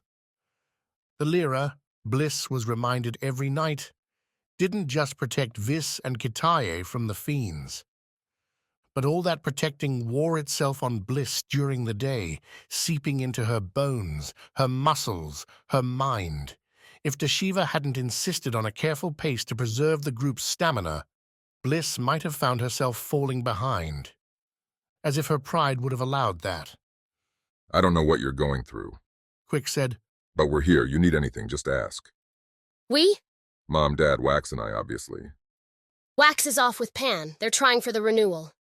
At Quick's confused expression, Bliss explained that morning, a story that lasted till Deshiva called the dinner halt. Over mangoes and water, plus some dried fish, Bliss finished the story, one Quick stamped with a laugh. Can you imagine Wax and Pan? Quick chuckled. Those two as the renewal. Viz would never live it down. Why do you say that? Because your brother's never taken anything seriously in his entire life, that's why. Bananas always tasted better beneath the stars. Wax peeled his second one with his back against the tree's top. Thin branches rattled around him, the breeze growing as night descended. Enough that he wouldn't sleep up here for fear the wind would send Wax plummeting from his dreams to his death. Not that Pan would allow such a snooze anyway. He'd barely bitten into his first fruit, the young man's eyes swerving between the moon above and the ground, dark and invisible below. It's not that bad, Wax said, his legs dangling. You keep saying that like it's going to change my mind. Pan replied. I just like it when there's something over my head. Because? Because the world doesn't feel so big that way. World? Pan? We're less than a day out from home. We went further looking for the Shrives. If we win this thing, we'll have to leave the Isle. Wax threw Pan a second banana. Their swinging had brought them by a loaded tree, and it bounced off Pan's shoulder, vanishing below. This morning you were all about winning. What happened to that? Wax asked. Still there. Guess I can be nervous about it at the same time.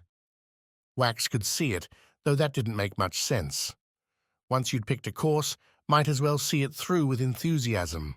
If you didn't, things could go real bad. Especially if that course was swinging through the jungle. This high up, the breeze and the occasional adventurous insect buzzing by were the only noises. At least, that's what Wax thought until something different broke through, snapping Wax's conversational tactic and turning both their attention downwards. In the Fiend's aftermath, Wax had heard more human cries for help than he ever needed to experience again. Yet here rose another one, both annoyed and in evident agony. We should have outrun everyone else, Pan said. Not just renewals on the path. Could be someone traveling? At night? Wax rolled his eyes. What are you worried about, Pan? This is still Vis. This is still home. Pan's pressed lips, worried eyes, said he wasn't so sure about that. The man could keep his concerns. Wax tossed the banana, unraveled the rope from its secure wrap around the tree trunk. I'm going down, Wax said. You coming? Pan sighed. What'll my dad say if my guardian gets me killed? What'll you care? You'll be dead. Wax, rope tied around his waist, slipped down through the canopy. He danced his feet, his hands, using the trunk as ballast for his jumps and slips. Halfway, going by a thick cluster, Wax confirmed their satchels still sat in an old bird's nest they'd found. Tied tight to keep curious critters out, the bags looked dull in the pink moonlight. Before dropping further, those sounds, clearer now, were definitely someone not having a good time, Wax fished out his foti blade. Slipped on the sheath. Definitely more awkward climbing with the weapon, but venturing to the forest floor at night unarmed would be a little too crazy, even for Wax. That didn't help, Pan whispered, catching up to Wax as the latter adjusted the blade. What didn't? Telling me. Pan stopped himself, sighed. Why do I even bother talking to you? Because I'm the only one who'll bother talking to you? A curse from the forest floor, a particular epithet targeting Vis's namesake god for his careless callousness, had Wax and Pan looking down. A small spark? No. A tiny fire graced the floor now. A shadow hunched near it, their legs sticking out, the ankle at an odd angle. Lighting a fire? Wax whispered. They're really risking it. Guess we'd better save them from themselves, right? It's what the Aegis would do. Wax winked at Pan, a gesture probably invisible in the dark. Better start practicing. They scaled the trunk's last third slow, Wax leading the way. The fire gave clues as to the person who lit it, namely revealing their purple and gold cloak, their leathered armor ditched into a pile. A vulge rested on the ground next to the fire. Nearby lay a satchel, one thin and almost empty. Coarse leaves and branches cluttered the ground, save the dark ring where the person had marked off their fire. Not stupid, at least. Wax tried to get a better look. Vis wasn't known for bandits, for ambushes in the dark, and there didn't seem to be much reason why someone would stake out this particular piece of wilderness for thievery, but he felt an odd urge for caution. Pan's skittishness getting to him, apparently. Wax shook off the idea, leapt free from the trunk and landed on the soft ground without losing his footing. His right hand went for the foti blade, resting on the hilt. Not that he'd really know how to fight with the thing if the Naryan, because who else could it be, decided to scoop up their vulge and go for the skewer, but the wrapped metal had its own comfort. "Who's there?" the Naryan asked, turning towards Wax. The firelight revealed a woman's battered face, one Wax would put at his mother's age, wrinkles, creases here marred with blood's crimson stain. The culprit lined her forehead, a bad gash matched, as Wax took in the sight, with sisters along the woman's legs and arms.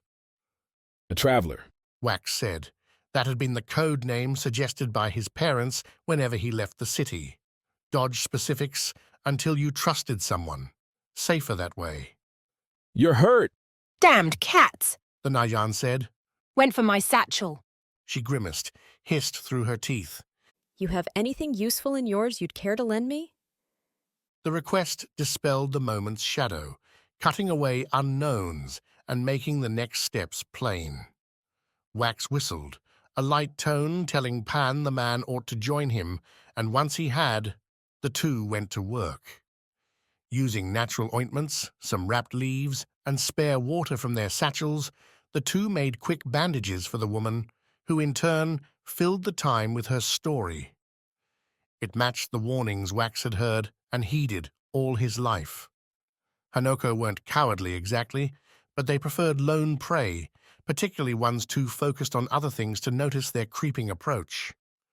This, the woman admitted, had been her own fault. She'd been watching the moonlight, trying to see how much farther it'd be till she hit Kitaye. The better question is why you were walking at night at all. Pan said, tying the last wrap around the woman's thigh where her thin robe had been shredded. Sundown means leaving the floor behind. "For you, maybe," the woman replied, her face glistening as the fire dried off the water she'd run through her cuts. "Najan don't fear the jungle." "Maybe you should," Wax said.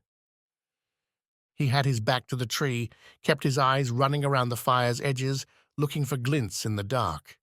The Hanoko would know it hadn't made the kill, might be looking to finish it off. "Unlucky as all," the woman said, sighed. "Wouldn't be out here as it is, save for the damned renewal." She blinked, turned a slow look at the pair. "Is that what two young ones like yourselves are doing?"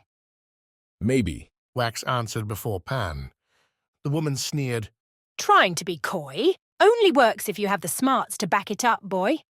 Pan stood up at the words, scuffling back as he did so. "We helped you." The woman nodded. "So you did. Let me help you in return. Go back, foolish ones. They called it too late this time. Fassel's a greedy one, and too many are going to pay with their lives." She tried to stand, her hand going to the bandage on her thigh before sitting back down. "It's a careful thing, deciding when to send so many into danger. But they were cowards." "Why?" Wax asked, though both had their satchels shouldered now, ready to run. "What's worse this time?" "Don't you feel it?" the woman asked. "That cat knows. Get the easy food while you can, because this whole jungle's going to be buried soon. This isle overrun." Her hand went to her vulge's haft. "You want to know why I'm out here alone? Because I'm the only one who knows death's coming for any who stay here." She tilted the vulge up.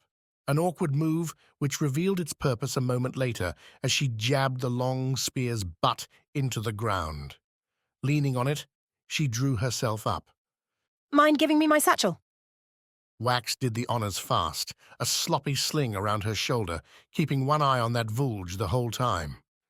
You're welcome to the fire, the woman said, turning towards the path and making like she was going to shamble on. You're not serious? Wax asked as she took the first step, the vulge planting into the ground before her. I want to live, boy, the Nayan said, continuing her walk. If you want the same, best you follow me.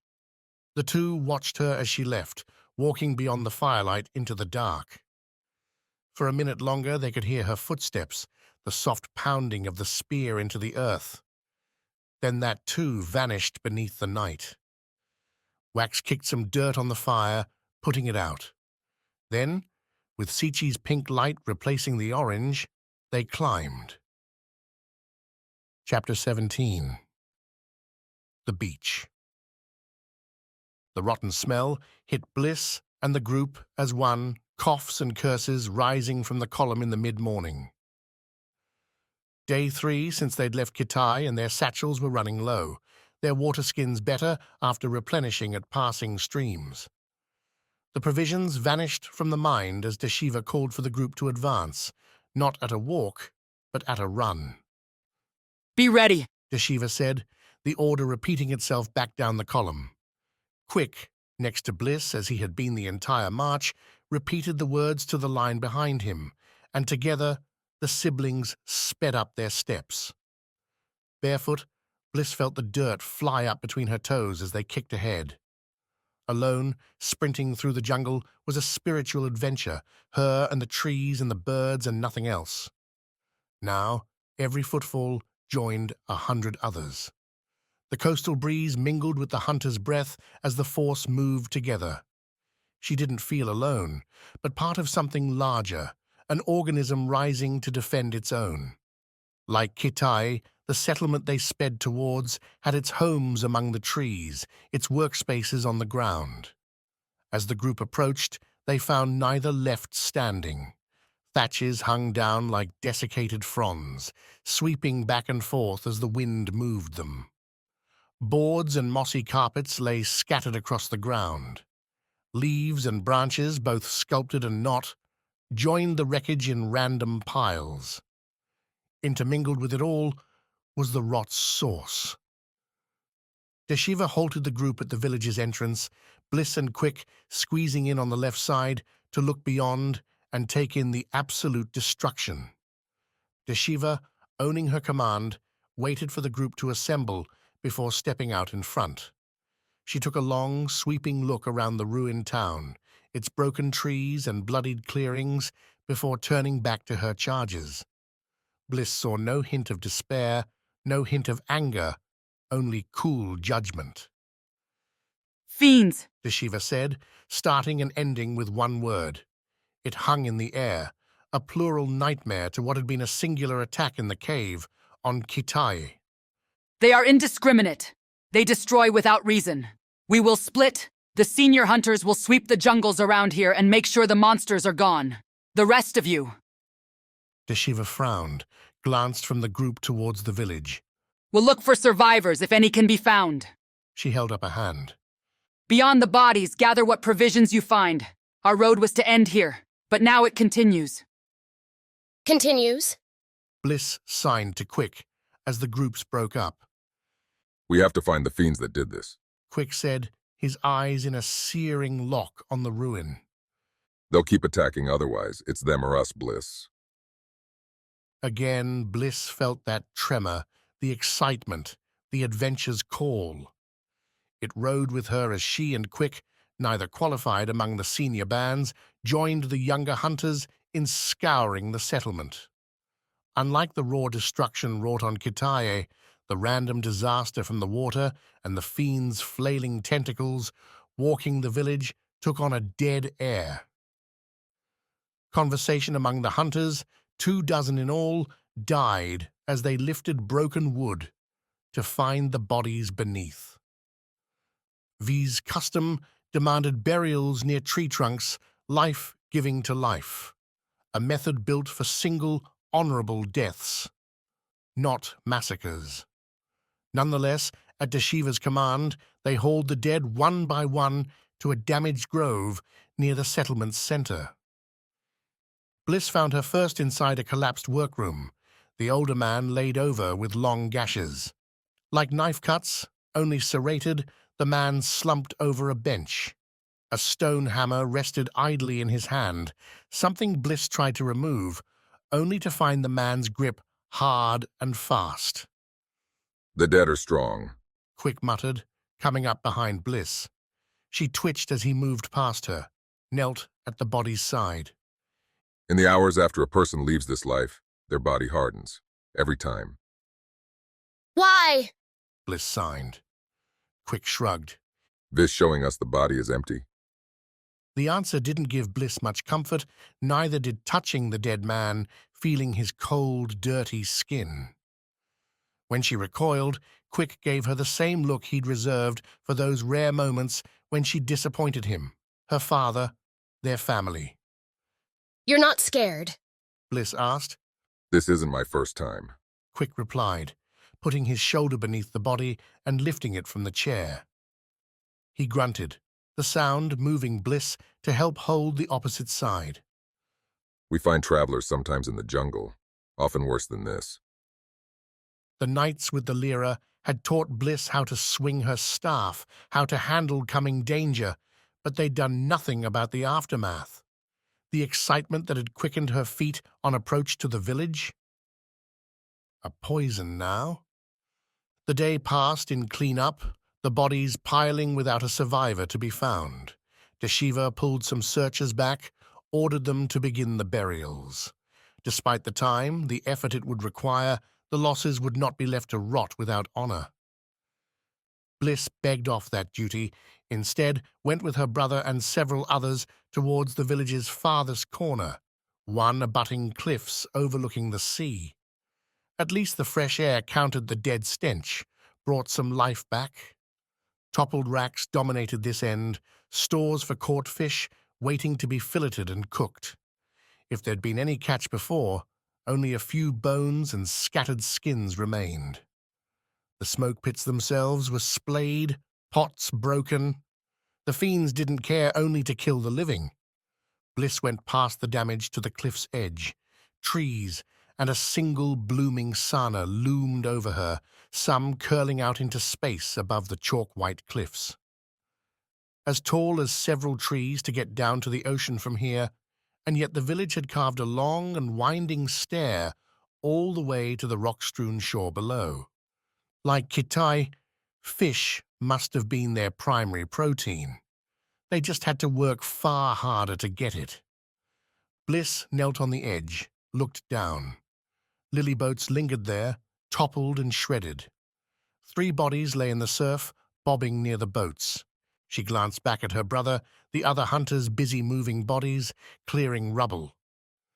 Deshiva might want to honor the dead, but going all the way down for these seemed a task too far. A life given to the sea was still a life given after all, except one of those lives might not be ready to go just yet. The twitching wasn't visible so much by the man's limbs, but from the ripples in the surf they created. Moving counter to the waves, the man seemed to be trying to pull himself further up the rocks, a task made difficult by the swirling red staining the waves around his legs. Bliss waved at the other hunters, her fingers ready to sign, but not a one had eyes for her. Too busy clearing bodies, rubble, an easy choice to make. Bliss hit the carved stair with alacrity, her feet touching the slightest step edge before skipping along to the next one. The stone glistened with spray from below, enough so that Bliss slid every few steps, but jumping from tree to tree gave her experience with momentum and turning it into something useful. With one hand scraping along the cliff's edge, Bliss danced and darted down the twisting stairs to the shore, where she exchanged smooth stone for smoother rocks and sharp shells. Whipping her staff free from its sling over her shoulders, Bliss covered the last strides to the man. The sea washed over her ankles, warm and soft this late in the afternoon. Sunlight sparkled off her target's bare back, dulling wherever it found a gash. Bliss knelt at the man's shoulder, putting her staff into the ground next to her. A guidepost, a grabbable rescue if the surf came in hard to wash her away. She touched the man.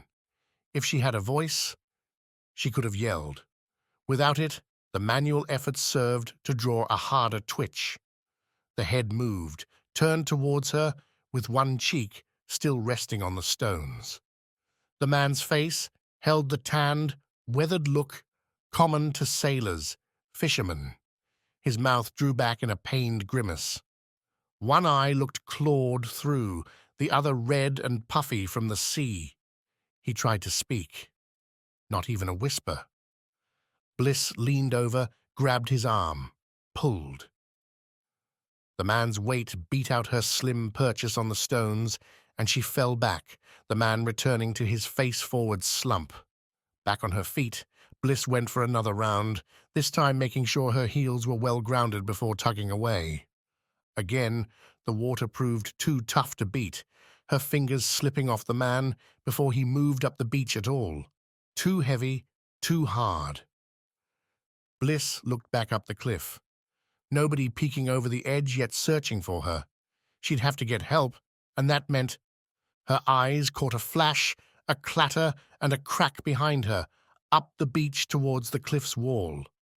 Bliss had assumed the thing solid, hadn't looked that way as she blitzed towards the man. Now, though, she saw an undercut alcove, sliced away by seawater and showcasing glistening limestone. Curled up against that stone lay a form long and thin, angled with sloping shoulders, legs, and stingy blood-red hair. At the left end, the creature easily twice as long as Bliss was tall, lay a long snout ending in a curving central tooth, the same red as the thing's hair. Details crept out as Bliss traced the thing with her eyes, every new oddity striking a discordant pang in her heart, her head. Nothing about these fiends, that's what this had to be, seemed to match what she'd grown up with, the creatures calling this home. The first natural reaction to something like this was to run, to break for those steps and make her way as far away as possible, at least to find some help, something stronger than the suddenly so inadequate stick she held in her hands. She'd taken 3 steps without realizing it, watching the fiend, which seemed to be asleep. Either that, or it was uninterested in the young woman who dared encroach on its domain. Something snared her ankle, pulled her left foot back a step, and dropped Bliss to her knee. She reached out, yanked her staff from the rocks, and whirled to see the man reaching for her, his one eye meeting Bliss's own. Again his lips moved, and while he didn't speak a word, Bliss didn't need to hear to know what he said. "Help me." The desperation writ large across the weathered skin, his fingers still moving as he struggled to get to her. Bliss pulled her foot back, started to stand up, and the man lunged again. Bliss dodged the grab this time, the man's hands swinging wide and smacking her staff. The stick clattered free and hit the rocks, a wet whack. Bliss scooped the staff back up quick, looked back to the alcove. That had been a loud hit. The fiend, on that long, narrow face, opened a single large eye. A flickering yellow dancing pupil leered her way. A wave crashed, and as it receded, the bubbling surf joined with a new sound, a heavy wheeze coming from the creature as its legs moved. Bliss gulped, put more distance between her and the grasping man, shifted her staff into a level grip across both hands. The fiend stretched, its forelimbs, each one ending in gnarled, hairless claws, digging into the rock. The snaggled tooth, hanging long from the fiend's snout, tilted towards Bliss as the monster continued to analyze its prey. The lyra had a code, a guiding statement. Protect the isle and its people. That was it. No complex lyrics, no poetic maxims. Simple and straight. and as the man behind her groaned again, the meaning thudded in Bliss's mind. To run would be to break her oath. An oath she'd only taken a week ago while half-drugged and in a middle-of-the-night frenzy. So did that even count? The fiend's back legs came next, each one splitting at its foot into twin claws like a bird's talon, copied twice over. The fiend rose up, taller now than Bliss. Other than the steady wheezing, it didn't make a sound. She only had a staff, no other weapon. Her satchel, whatever good it might have done, waited up on top of the cliff. This wasn't a fight Bliss was ready for, wasn't a battle she could win. The Lyra and their oath could forget it. She hadn't signed up to die. Not yet. Bliss jerked towards the stair, her feet slipping on the wet stones. What should have been a few strides became a wobbly run, the fiend watching, tensing, and springing. The stair disappeared, replaced by the fiend's massive bulk, its long red hair flying through the air in a screen as Bliss tried to stop her own momentum. Her feet slid out from under her, gliding back on the rocks and sending Bliss, her staff angling beside her, to the stones. Surf bubbled up around her legs as the fiend stared at her, its leering visage close enough for the thing's hot breath to flare down and wash her in its fetid stink. The fiend's right paw came up, 4 wrinkled digits, each ending in a serrated glossy red edge. It didn't take much imagination to picture the sharp end ripping through her weave, her skin. Bliss swung her staff across her body, putting the bamboo between her and the swiping paw. The fiend's blow caught the staff, tugged it away with so much strength, Bliss didn't have time to adjust, didn't have time to fight back. One moment she held her defense, the next her staff bounced away across the rocks, and the fiend had its paw coming back up again, ready for a killing blow. Bliss backpedaled, her feet kicking up stones as she tried for distance. The fiend followed, toying with her. The water deepened behind Bliss, her hands sinking into puddles, her waist dropping below the sea line. Surf crashed around her. The man, the one she'd tried to save, lay motionless to her right. Desperation found ways sometimes, and with her heart pounding, her eyes wide and seeing somehow, only that fang, her left hand hit a loose stone. She gripped it, her body faltering as her left arm gave up its support, but the sideways tilt gave her just enough room to throw her left arm forward, release the rock right at its target. The big red tooth. The stone struck that horrible fang, bounced off it, bringing along a crescent-shaped chip. The fiend wheezed, rearing back. Its yellow-flicking eyes leaked golden tears as the creature gave Bliss some distance as it ran its front right paw over its damaged fang. Never taken advantage for granted. Bliss scrambled up and to the right, splashing through the stones, the swirling tide pools towards her staff. The fiend wheezed again, a louder coughing hiss this time, and whirled to follow. Bliss heard, felt the creature dart for her as she neared her staff, the air giving her just enough clue to make a last dive. A snaking claw caught her leggings, tore the grassy weave, but missed her skin. Bliss hit the rocks, rolled, and came up with her staff again in both hands. She lived. Somehow, she'd survived the opening seconds, and that survival changed her. What had been stark fear morphed, with the staff solid in her hands, to something akin to courage. At least a belief that Bliss now, in this moment, was more than just prey. She stood, the fiend pacing with more caution, eyeing that staff. Bliss waved the long bamboo weapon before her, treating it like a target, something to draw the fiend off balance. If she could get the monster to go one way, maybe Bliss could get a free swing. They faced each other in the fading sunlight, the deep gold splashing off the rocks, highlighting the cliffs in bronze. The fiend kept up its wheezing, steady as the two circled each other. Zeroed in, Bliss caught finer details. The Fiend wasn't unscathed. Besides the chipped fang, red lines littered its body, as if something had caught the monster in a cutting net. The crimson hair hung in ragged tatters, that shading, Bliss guessed now, more to do with blood than natural color. The creature's short fur, too, sopped tight to its skin in clumps. Nothing pristine about this thing. Time to finish the job. Bliss feinted right, leading with a lunging staff swing towards the beast's right shoulder. The Fiend took the attack as an opening, jumping off its left limbs into a straight-line, throat-slashing assault.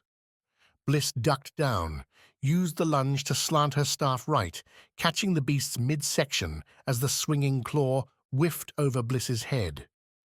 Again, the staff nearly flew free from Bliss's hands, the Fiend's sheer weight dragging the stick along. Bracing, she held, and the hit sent the Fiend stumbling to its right, along the rocks and closer to the stair. Let the creature get its footing, and she'd be letting it back into the game. Bliss rushed, pushing her feet into the rocks and kicking off into an overhanded swing, a double-gripped wallop going for the Fiend's head. The creature didn't dodge, didn't try. Instead, wheezing golden tears dripping from its eyes, the Fiend snapped its head up to meet Bliss's swat. Opening its jaw, behind that snaggle fang, the Fiend bit down on Bliss's staff, intercepted the hit, and held it fast. For all her strength, all her momentum, the blow Bliss struck seemed not to faze the Fiend at all. Instead, the two hung there, the staff in the Fiend's mouth, and Bliss hanging over the rocks. The Fiend moved first, jerking the staff and Bliss along with it towards itself. Those front claws made for the swipe, forcing Bliss to ditch her staff again to fall back. The Fiend didn't give her room this time. Keeping the staff held tight, the Fiend jumped forward, planted a claw on Bliss's shoulder, pressed her to the ground. The needle claws bit into her skin, and Bliss tried to scream. As it had since she was a child, her voice came out in a broken yelp, one that nonetheless carried an unusual splintering against the evening's mashing waves. The Fiend pushed down, Bliss's head hitting the rocks. Water rushed her ears, ran over her mouth, made her vision swim.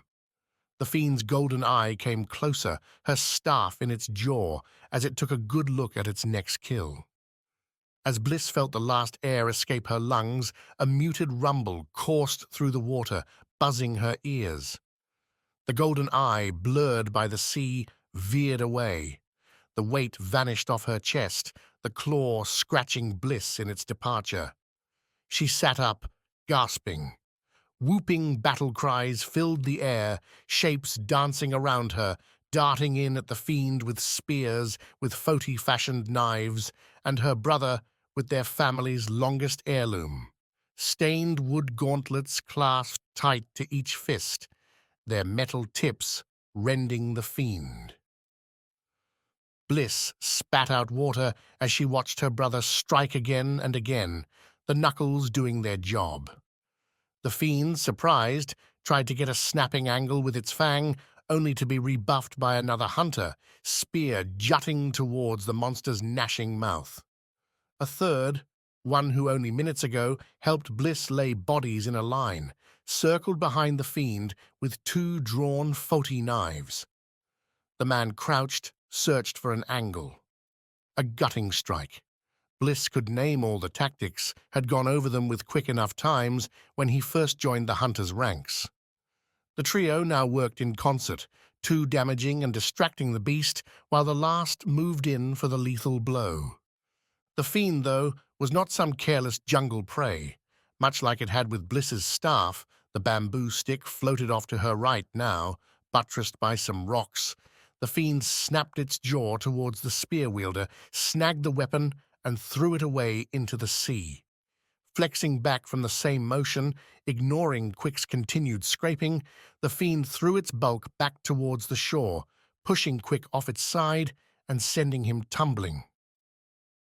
The knife wielder went for his strike, extended the arm in a stab. Bliss couldn't see. One the Fiend's wheezing shriek made clear had found a home. So too did the fiend's rear claws, those double talons proving flexible enough to kick behind and left, knocking the knife-wielder's side and spinning the bloodied man into the surf. Right alongside the wounded one who'd started this whole thing. Bliss staggered over to her staff, her chest aching with every breath, while her brother roared a new challenge at the fiend. Wordless, determined, everything Kitai hunters ought to be, Quick's guttural growl rebounded off the cliffs like legend. The fiend chose to respond with its jaw, whipping to the right, faster than any snake Bliss had ever seen. The monster charged forward, rock and surf spraying with its kicks. Quick leapt to meet it, his knuckles swinging together to catch the fiend in a lethal vice. To his right, the spear-wielder drew a knife from the rope at his waist and ran forward too, stabbing towards the fiend's giant neck.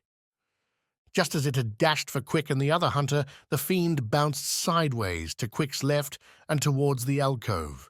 Its claws scrabbled on the rock, and Quick snared the beast's hair, the man's gauntlets catching on the red, tearing in their tangle while the beast's forward momentum carried it past the other hunter, and right in line for Bliss. As the fiend turned, jaw opening to bite her brother, Bliss stumbled forward with the staff. Her hands, cold and tired and bruised, punched the bamboo forward with all she had left, driving the staff into the fiend's turning jaw, forcing its bite into a ram instead. Quick fell free, ragged fiend mane falling off with him to the crimson beach. Bliss pulled back her staff, struck again as the fiend turned its baleful eye, its damaged fang towards her. The hit smacked home, a crunching strike to that same jaw, a crack and snap the beast ignored as it fell into another wheezing charge. Bliss, blocked with her staff, felt the beast ram her, lift her up on its hard snout, and carry her over the stones. Bliss's breath vanished, her legs and arms flailing as the beast's momentum shoved her back at the cliff wall. Behind the monster, Quick hunched up, his face burning with fear, draped in the hair he'd won. Too far to help. Beside him, the spear-wielder threw his knife, a last strike flying wide as the fiend thundered on. This would be it, then. Another moment, then a fast, crushing end. At least she died doing what her family expected, putting Bliss's life, her sacred duty, above everything else.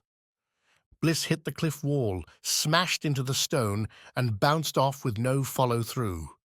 The fiend didn't crush her, a mystery resolved only by the echoes of a greater cry, a tarnished, raging roar punctuated at last by not a wheeze but a shriek from the fiend's throat, a dying call earned by a singular form standing over the fiend's slumped body. Deshiva, her spear overdone in sigils and wrapped in Foti-forged bands, stood on the monster, her weapon driven home in a jump from the stair above. Bliss, sitting on the stone, watched Deshiva's hair blow in the sea wind, heard her commander's cry of victory, of vengeance. With her left hand, the only fingers not numbed by the battle, Bliss lifted her signing to the sky and joined. Chapter 18. On the Sea. The Tsuro cut the seas better than any knife, molding with the waves and scooping their power into its own bobbing acceleration. The craft dipped and rose, tacked and surfed with canny expertise. Svarda watched from near the captain's till, admiring the crew's controlled efforts as they spun from one rigging to the next, one rudder control to another, to keep the Tsuro one with the water. The Foti ship up from Vis, compared to this, had been a hammer mashing through the waves. No subtlety, no grace, just raw power. Then again, that was the Foti way. Svarda felt it in his axes, stowed in a trunk Maina gave him for the voyage. Felt it, too, in the cloak weighing on his back, the blood in his veins. Raw power forged into something useful. The Tsuro and its sailors seemed born of a different grace. Catching you looking, Maina said, stepping away from the till and handing it over to the first mate. Never been on a Rana ship? Not once. Then you haven't truly sailed. Svarda chuckled. Kansi would take issue with you. They don't sail, they fly. We know the water, they avoid it. Which is better, I wonder? I don't think you need to ask my opinion. The Rana crew, Maina included, drifted off the heavier wear adorning them on Noctia, the open sea air prompting a wholesale fashion change. Gone were the armors, the badges, and honorary ornaments for ranks and status. Most wore nimble robes dyed in colors befitting their station, such that the Tsuro deck looked less like the drab brown and metal Svarda knew, and more like Visa's florid jungles. Do you always dance so much? Svarda said, nodding to the crew as they flipped, swung, and tumbled around the deck. It has to be risky. If you don't know what you're doing, like anything else. Maina replied, standing shoulder to shoulder with Svard and looking over her ship. If you do, then we save energy. Watch and you'll see. This was their third day at sea, spiriting northward, so at first Svard took her comment to mean he hadn't really seen anything yet, an insult, or perhaps an invitation. He chose 2 sailors, one up top, finishing tying a spare sail now that the wind had picked up, and a second, carrying a rope from bow to stern for some unknown errand. At first their movement seemed fast, but random, jerked in odd directions. As the Tsuro banked down a wave, the rope carrier actually lost ground, backstepping with the heavy rope laden across his shoulders. No concern showed across the man's face. When the Tsuro came up the next wave, though, the man tilted forward into a run, a headlong dash along the deck. Sure he was going to go overboard, Svarda started that way, ready to dive off and grab the moron before he was lost. Maina stopped him. Watch, Foti. The doomed run slowed as the Tsuro topped out its ascent, the carrier going past the ship's mid-deck, nearing his destination. The Tsuro started down, cutting into the man's momentum, slowing the sprint just enough to leave the man with 3 last careful steps before, with Svarda and Maina making their way starboard to sea, placing the rope right on its intended hook. Get it now? Maina said. Everything with what the sea intends. She pointed up. Your other target? In the same span, the sailor had swung back and forth across his sail, grappling on hooks along the mast.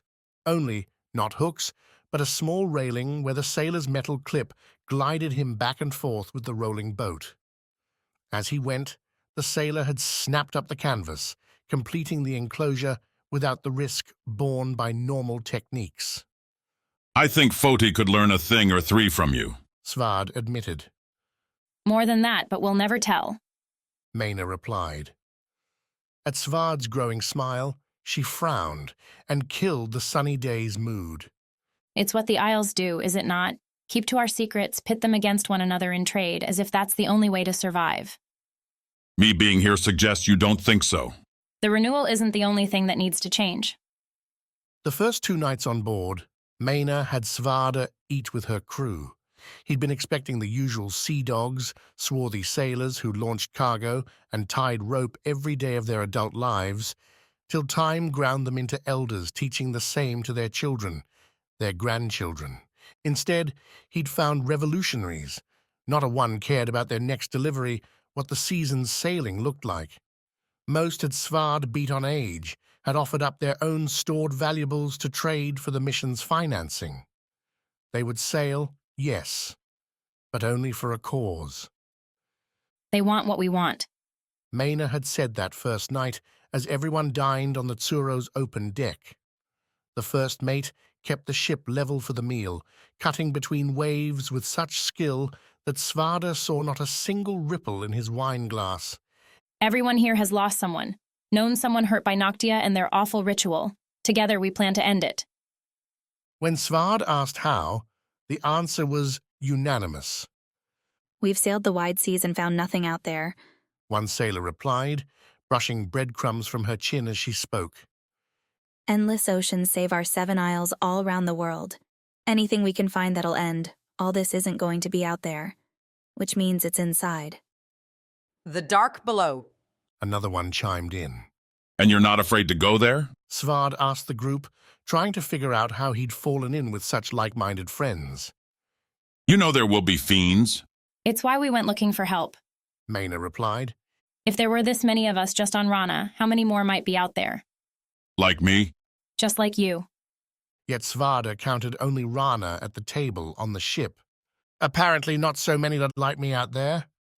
Maina shrugged off the comment. We looked, but not too hard. The relationship between the Isles isn't what it once was. Svarda considered guessing if that wasn't Rana's own fault, but held off. The rest of that dinner, and the next 2 days, had passed by in an invigorating blur. Even Kivi, the ferryte, found delight in the Tsuro's cargo hold, chasing rats and other small critters with nowhere to go, and thus easy prey for the ferret's slower, deadlier rock jaws. For Svarda, simply being around those who shared his goal, his worldview tilted his axis from a lonely, destabilized mess to a sharp focus. He wasn't insane. He wasn't a grouchy old hermit who'd spent too long up on the cliffs. Others had the same idea and were acting on it just like him. Purpose, Maina said. That's what you're feeling. They were on the deck, the rope deliverer finishing his errand. Lunch would come soon. Tomorrow they might make their first sight of Went, and after that, the expedition would begin in earnest. Afternoon began with a holler, a loud call from the watcher at the topmast, clipped into a hardwood seat and watching the waves with a bronzed spyglass. His blue bandana, matching his robes, whipping in the cool air, the spy made his call as Svard and the others cleaned up their midday meal. Though the holler didn't seem to have words, something in the tone must have meant action, because the Rana's faces fell into a mix between grim duty and delighted devilry. Crews scattered, their purpose becoming clear as those who darted below decks returned with sabers, hooks, and long spears. Come with me, Maina said, accepting 2 spears and handing one to Svard. We're taking a detour. Following Maina up to the Tsuro's bow, a rising oak, sculpted into a river's boiling rapids, Svarda followed the sailor's stairs out over the water, towards a dark line cutting the horizon. From this distance, the shape looked about the size of Svarda's thumb, were he to hold it up against the clear blue skyline. A ship, doubtless, but what would inspire such a reaction from the Rana? Have you ever coveted something? Maina asked Svarda as they stopped at the bow. Coveted? Yes, desired what you could not have? Svarda hesitated. Maina grinned. That's answer enough, Fodi. What we covet, at least in part, is on that ship. Maina pointed towards the smudge. That, unless my seer is off his mark and he is not, is a Went rock hauler. They're cargo vessels. Right. And by the looks of things, it's traveling alone heading our way. Maina's grin grew, but only at the edges. It's making assumptions that will be proved false. Svarda scrunched up his face. It believes it's under treaty. The renewal has been called. Peace should... Should, but does not. Maina replied. Anything you see laid across a populace without any enforcement is just an illusion. Maina swept a look across her boat, along the empty waters. Do you see any Najan here? Svarda shook his head, scowled. The treaty exists because it's too dangerous otherwise. To fight wars while fiends ravage is foolish. To lose an advantage because you are being too nice is worse. In that boat could be any number of valuable weapons, supplies we can use to go deeper, farther than any before. Then we can buy them. Maina laughed, one missing her carefree joy. You're the one who spent so many years alone, Fodi. Don't assume you understand the world anymore. What the Went might accept in trade would leave us empty. They would take the Tsuro whole before giving us an apple. You're assuming... Maina put a hand on his shoulder, and not in a friendly grip. Svarda, the time is past discussion. I've already made the call. We will take the ship, we will secure what we want, and the rest will find its way to the bottom of the sea. a victim of a fiend's assault. She let him go, pulled her hand back, and rested it on her saber's hilt. You have two options. Either you go below decks and wait until the fighting is finished. Accepting your inaction might cost my crew lives, might hurt our mission, or you accept there will be prices to pay along this course and walk beside me as you agreed to back on Noctia. This is not what I agreed to. Then you didn't listen. I said I would do whatever it takes.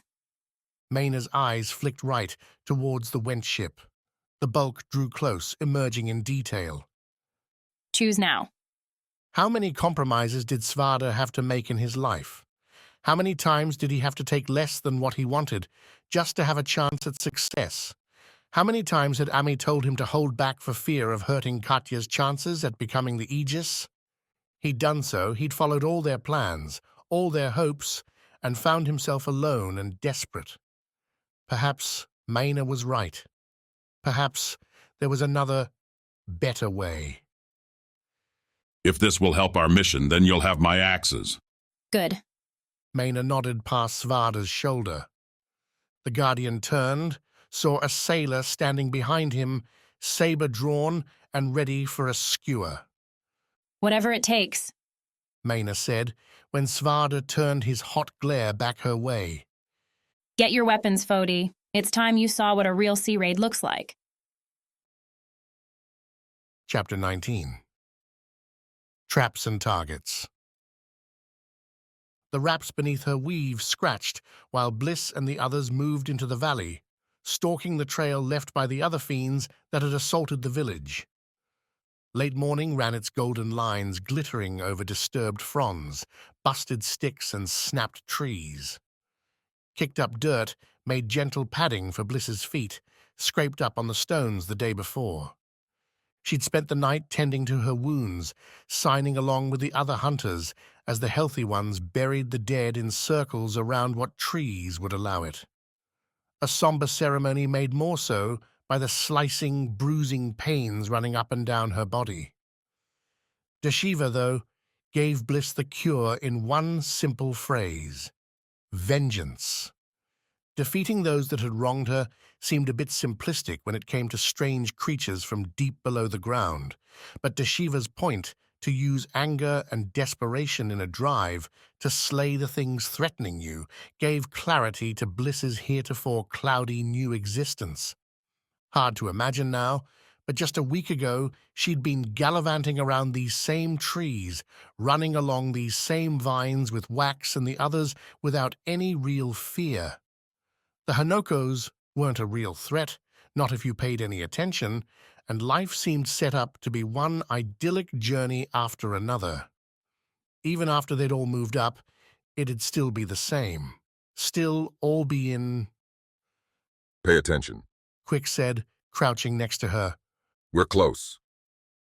Her brother had his own bruises, purple splotches marring the ink along his left side, but Quick otherwise came out with more mental damage than physical. Not that he said as much, but his walk, his talk, told the story. He'd barely left Bliss's side for a second, offering and getting, even when she didn't ask for it, food, drink, a warmer wrap for the evening.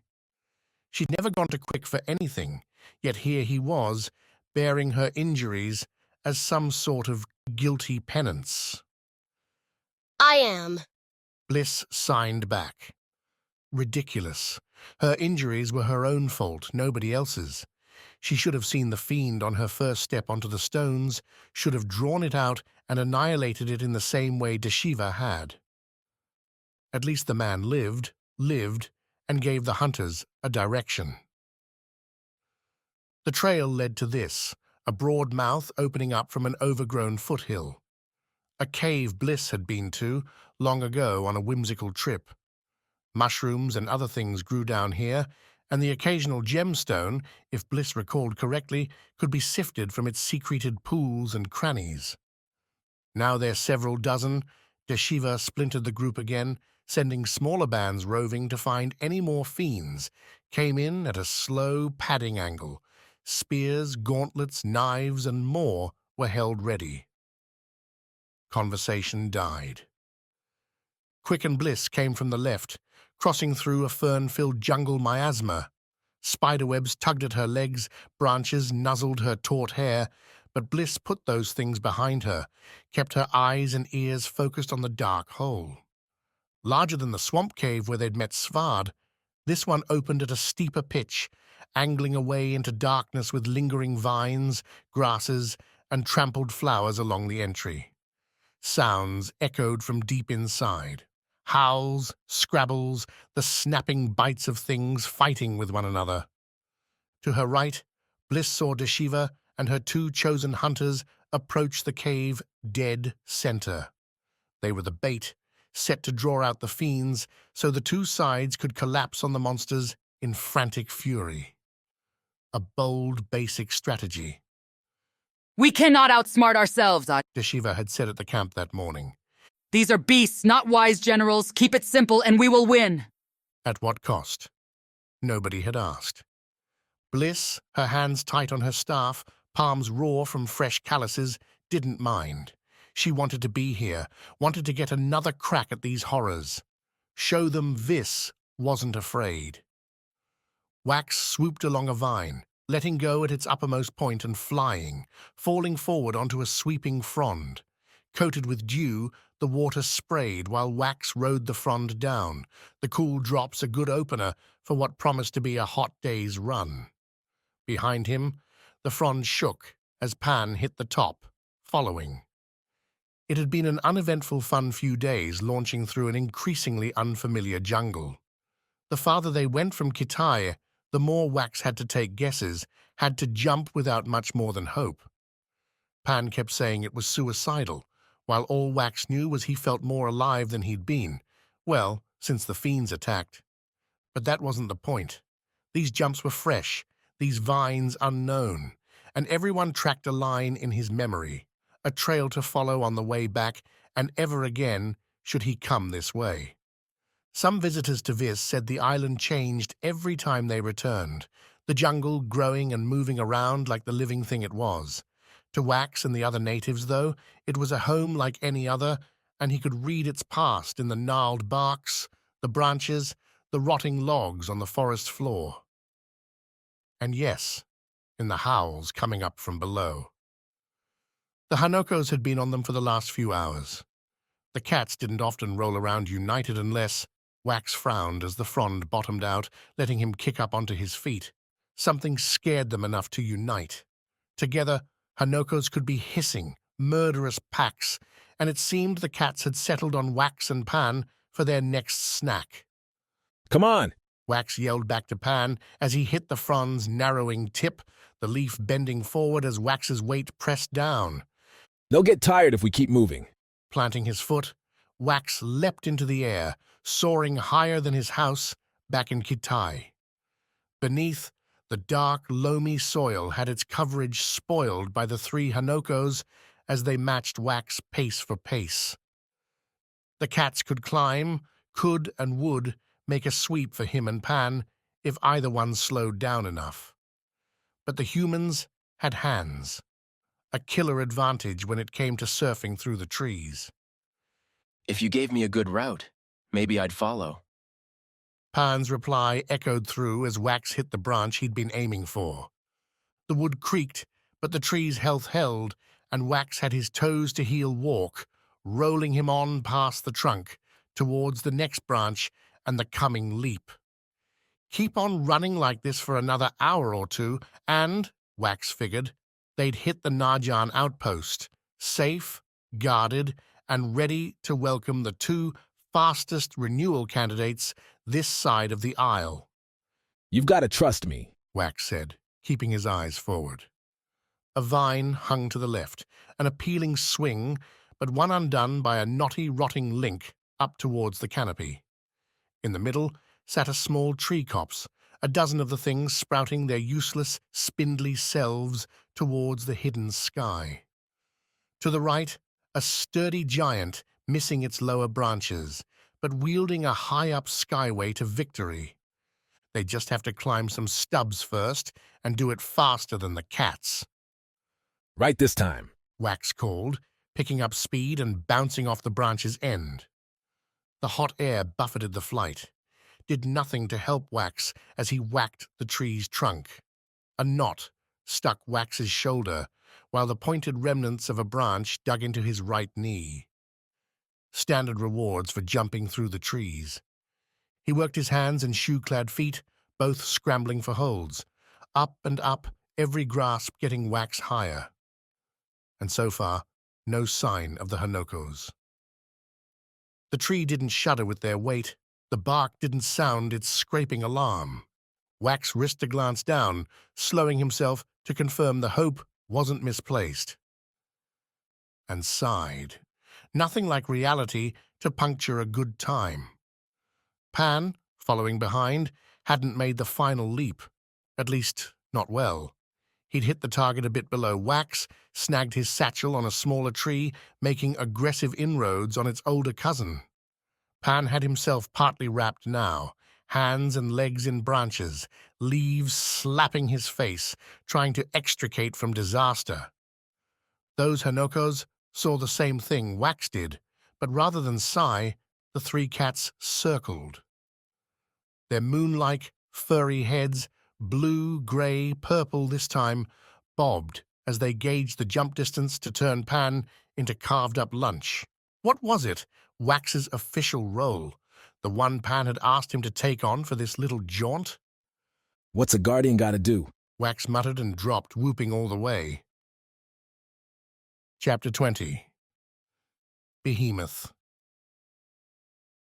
Seeing Went Rock's float never grew old. Something about how the craggy behemoths managed to smash their way through the sea without budging a meter, as if nature itself couldn't turn their tide, brought a smile to Svarda's face. If only the Foti could forge something as strong.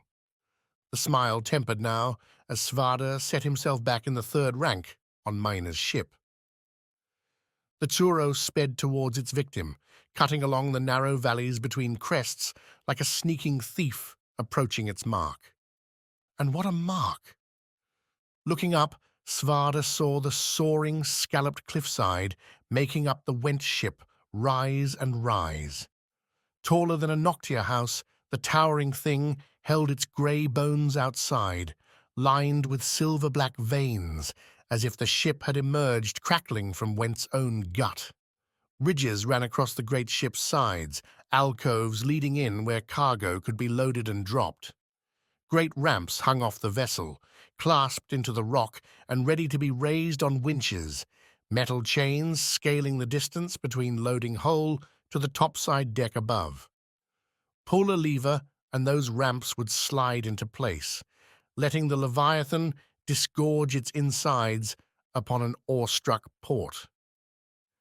How Mina planned to take over this massive thing with her sparse crew seemed a question with only one answer. She wouldn't, and they'd all spend the night drowning beneath the sea. Yet Svarda only saw expectant grins. Those Rana leathers returned now, the loose robes covered up with tight armors. Sabers rested in scabbards, while knives clung tight to belts, boots, and the occasional bandana.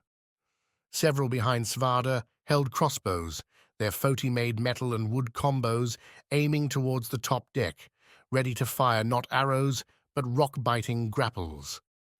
At his feet, Kivi nudged Svard and snorted. Almost ready. Svard muttered to the ferrety. And for the last time, you're staying here. Kivi snorted again. At least the grapples would ensure the ferret, in no way nimble enough for such a boarding, wouldn't get in the way. Or far worse, fall into those waves. Mina, up in front, whistled. Thus far, Svard hadn't seen a soul poke their heads over the Went ship's side, not a resisting sniff come their way. At Mina's whistle, the crossbowmen aimed and fired, launching their grapples with a twang. The claws glinted through the noon sun, flares homing in towards their destination before slamming into the Went ship one after another. Grey stone broke and splashed down as each crossbowman knelt and slapped their grapple's end into a loop on the Tsuro's deck. Several tugs and the ropes, fibers a red-amber dye, pulled tight. Maina whistled again, and Svada watched her take the first leap off the churro's rail, flying through the air and landing on the rope. One foot going after another, her arms out for balance, Maina zipped up the rope, her crew pouring forth behind her. Other than that whistle, not a sound. No war song, no cheery chant leading them into battle. A rousing assault this was not. So many confusing things about the Rana. Svada had been to their isle, seen their customs and enjoyed their company, but he'd never fought alongside them till now. Thus far, boring. But when the man before him began his turn on the rope, Svard eyed the path up and prepared to take it nonetheless. Beneath and before him, the sea churned. Above, Maina found the went deck, and for the first time, Svada heard a true battle cry. It wasn't hers. Chapter 21. Into the Dark. The fiends didn't come out to play. Deshiva and her two guards crept closer and closer to the growling, scratching, hissing sounds deep within, and not a one bothered to approach. Bliss watched from the left side, staff in hand, waiting for something to happen. Waiting for her chance to exercise the bruises she'd picked up yesterday.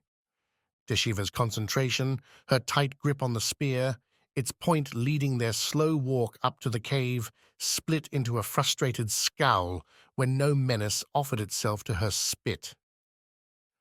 Snapping a nod at her partners, Deshiva dropped the spear and set her hands to pouches on her waist. In the second she did so, both guards stepped forward, crossing their own spears before Deshiva to ward off any surprise attack. They're not hunters. Quick muttered. They're more than that. No creature on Vis needs this kind of tactic. Liare. Bliss signed, guessing at the truth. Who knew how many there were, but the arts Lyra practiced under the moonlit jungle matched what she saw here. A different dance for a deadlier demon than Hanoko and other isle creatures. From her pouch, Deshiva produced 2 rolled balls. A grey-white, Deshiva cradled them as if they were eggs about to be broken. Phody bombs. Quick muttered. You don't see those every day. What do they do? Think we're about to find out. Deshiva, her guards letting their spear defense lapse, sank to a crouch, taking a careful walk up the moss to the cave's very lip. Her every muscle tensed, sweat beading off as the sunlight struck in full, this close to the cave. Deshiva looked as one with her moment, her element. Bliss couldn't find any fear, something to aspire to. Get ready, Quick whispered, and Bliss heard other hunters making similar rustles. Vengeance was in the air, and it would be theirs. Deshiva tossed one then the other, 2 loping, calm motions that seemed funny set against the moment, as did her quick turn and scramble, moss and grass flying as her feet fought for holds, back away from the cave. Bliss took a breath, held it. The bombs went off with a disappointing hollow pop. The ground shuddered. The noises within the cave vanished, dying to nothing as smoke, dust poured forth. All in all, it seemed like little more than a bad fire and a mild quake. Deshiva, spear retrieved, waved to the left side. This group with me! The right, cover our backs! Listen if we call for help! Deshiva said, striding back to the cave with confidence. Bliss and Quick joined another 10 hunters around her, assembling a squad too big to fit across the cave's entrance in a single line. Big enough, though, to handle anything inside. We'll see if anything's left. Deshiva finished. Break out the torches. We'll want to see them coming. Quick sparked up one, the light at first going nowhere against the jungle day.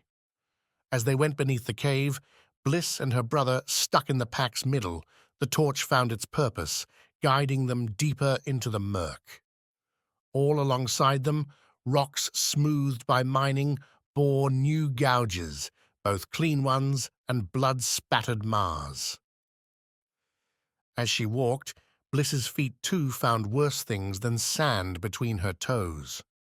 The torch's light didn't reach so low, and Bliss didn't ask for a look. Some things were better ignored. Chapter 22. Claws. Wax hit the climbing Hanoko's wide eyes like a plunging coconut, smashing through his dive into the clawed furball and rolling with the creature the last couple meters to the soft forest floor.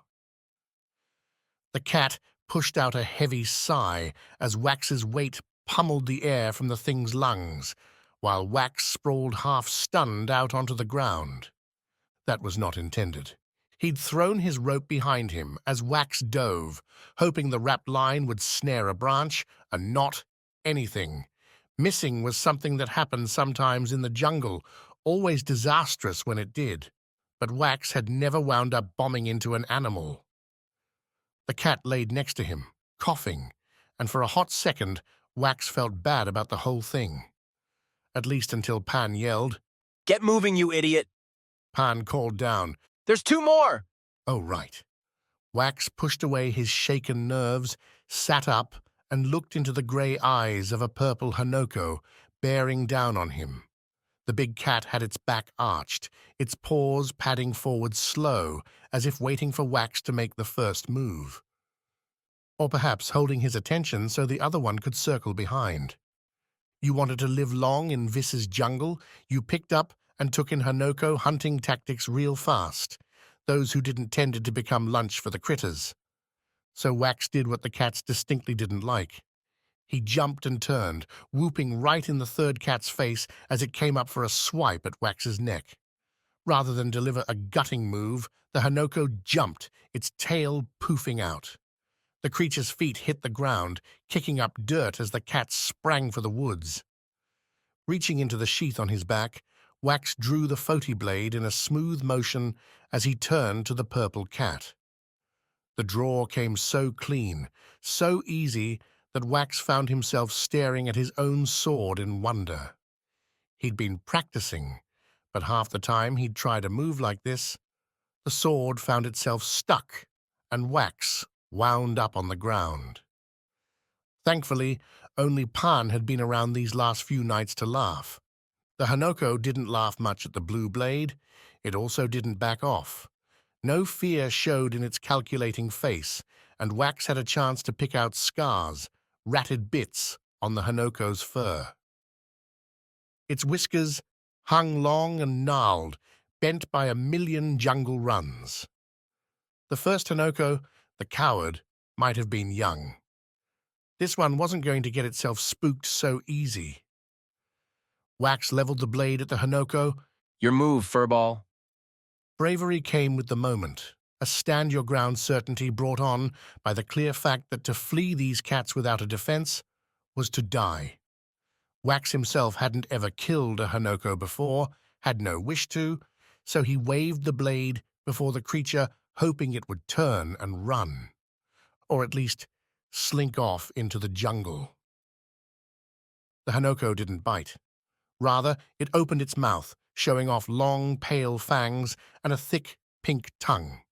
Its breath, awful in every way, rolled over Wax as the Hanoko growled or possibly yawned at him. "You gone yet?" Wax shouted up without risking a look. "Very much," Pan replied, sounding like he'd been heading towards the canopy. At least one thing was going right. "Okay, kitty," Wax said, as the Hanoko closed its mouth, kept in a pouncing crouch.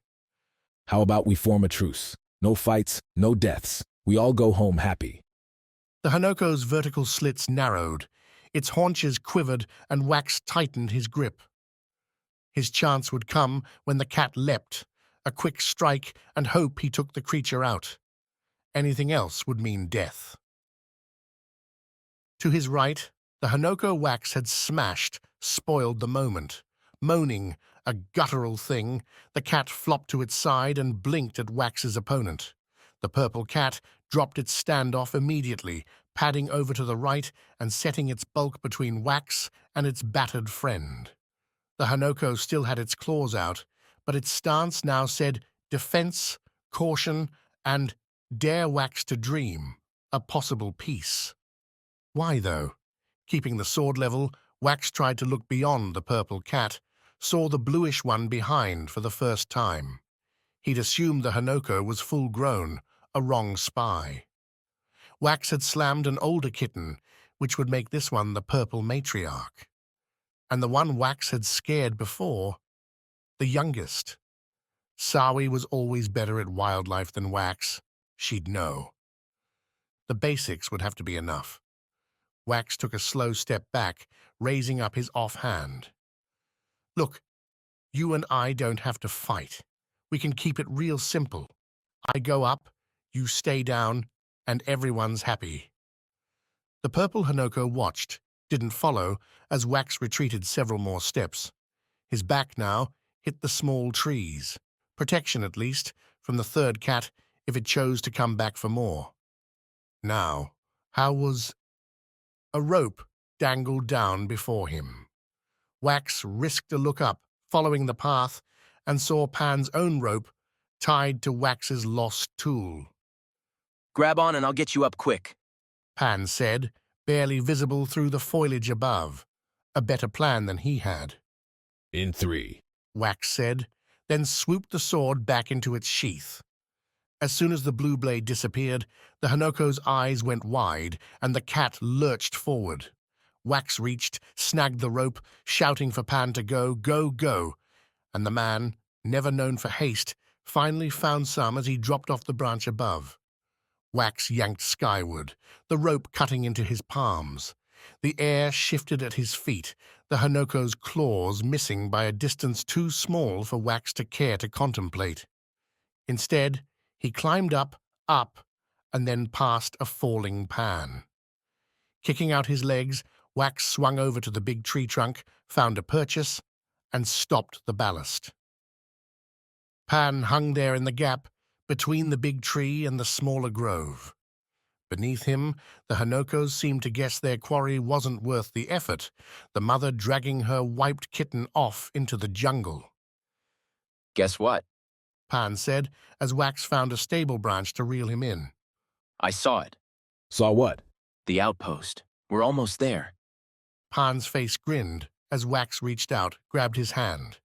And the sauna? The great one? It's blooming, Wax. Chapter 23. Rockbiters. The damn sabers were useless. Svarda made the observation in a split second as he clambered over the Went ship's side.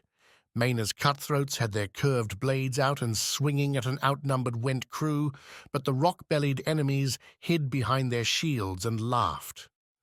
Like boulders blocking caverns, the Wents stationed themselves before their hatches down, in the doorways to the cabins, before the stairs climbing to the massive tiller.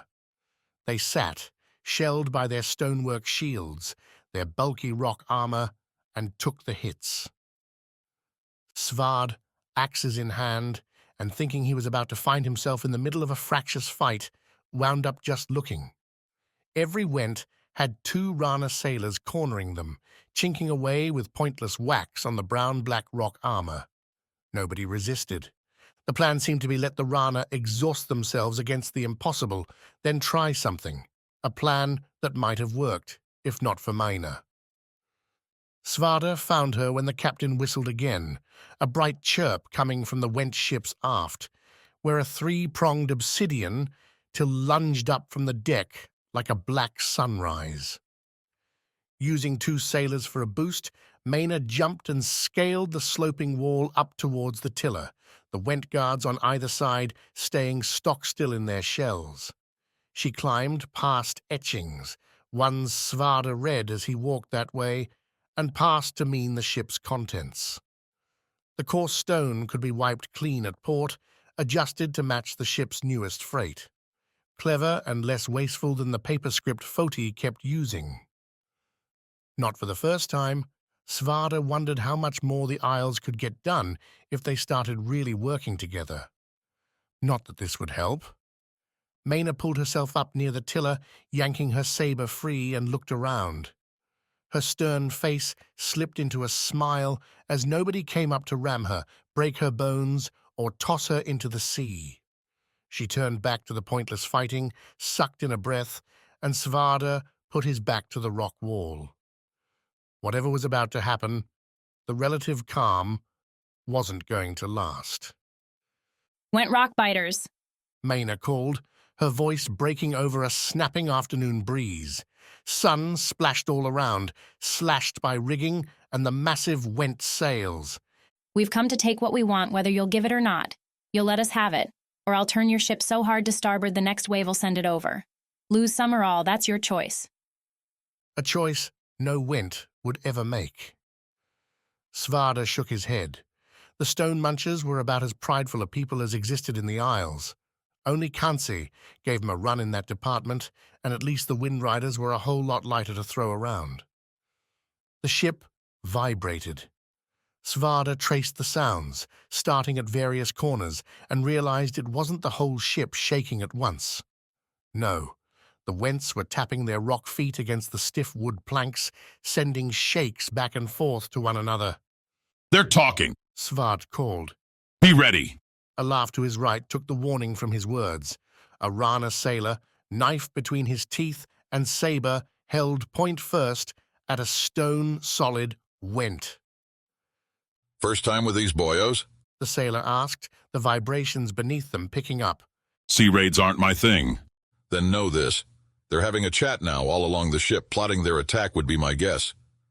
The Rana's wicked smile widened, and he plucked the dagger free with his offhand. These boys always start slow, then they get fast, and then they get bloody. As if listening in on the sailor's dire foretelling, the vibrations ceased, the ship returning to its solemn rocking. Silence, save a couple venturing seagulls curious about the conflagration and its implications for their lunch. Svarda looked round the deck, counted 20-odd Rana sailors, and a third that many Wents. Suicide numbers for the Rockbiters to try and contest. Yet his twisting stomach told Svarda this would be over in a bad way before long. The Went didn't give a clue to their strike. Instead, like volcanoes bursting, the granite warriors threw themselves at the Rana. Heavy and odd, their armor striking out at all angles, the warriors barreled ahead, knocking sailors into the sea, flat onto the deck, or crushing them beneath their stone slab fists. Delighted battle cries rose up from the river walkers, the sailors at last given a chance to get behind the Went, to slip their swords and daggers through slits in the Went armor. The sailor to Svarda's right tried the tactic, swatting at the Went's massive stone-wrapped arm with his saber to draw it wide, then diving in with the knife to prick at the Went's inside arm. The move earned the sailor a vicious headbutt, the man keeping his grin all the way to the deck. The Went, muttering something in the Isle's little-used earth tongue, turned towards Svard. Given a straight-on look, Svarda thought the warrior resembled a turtle more than anything.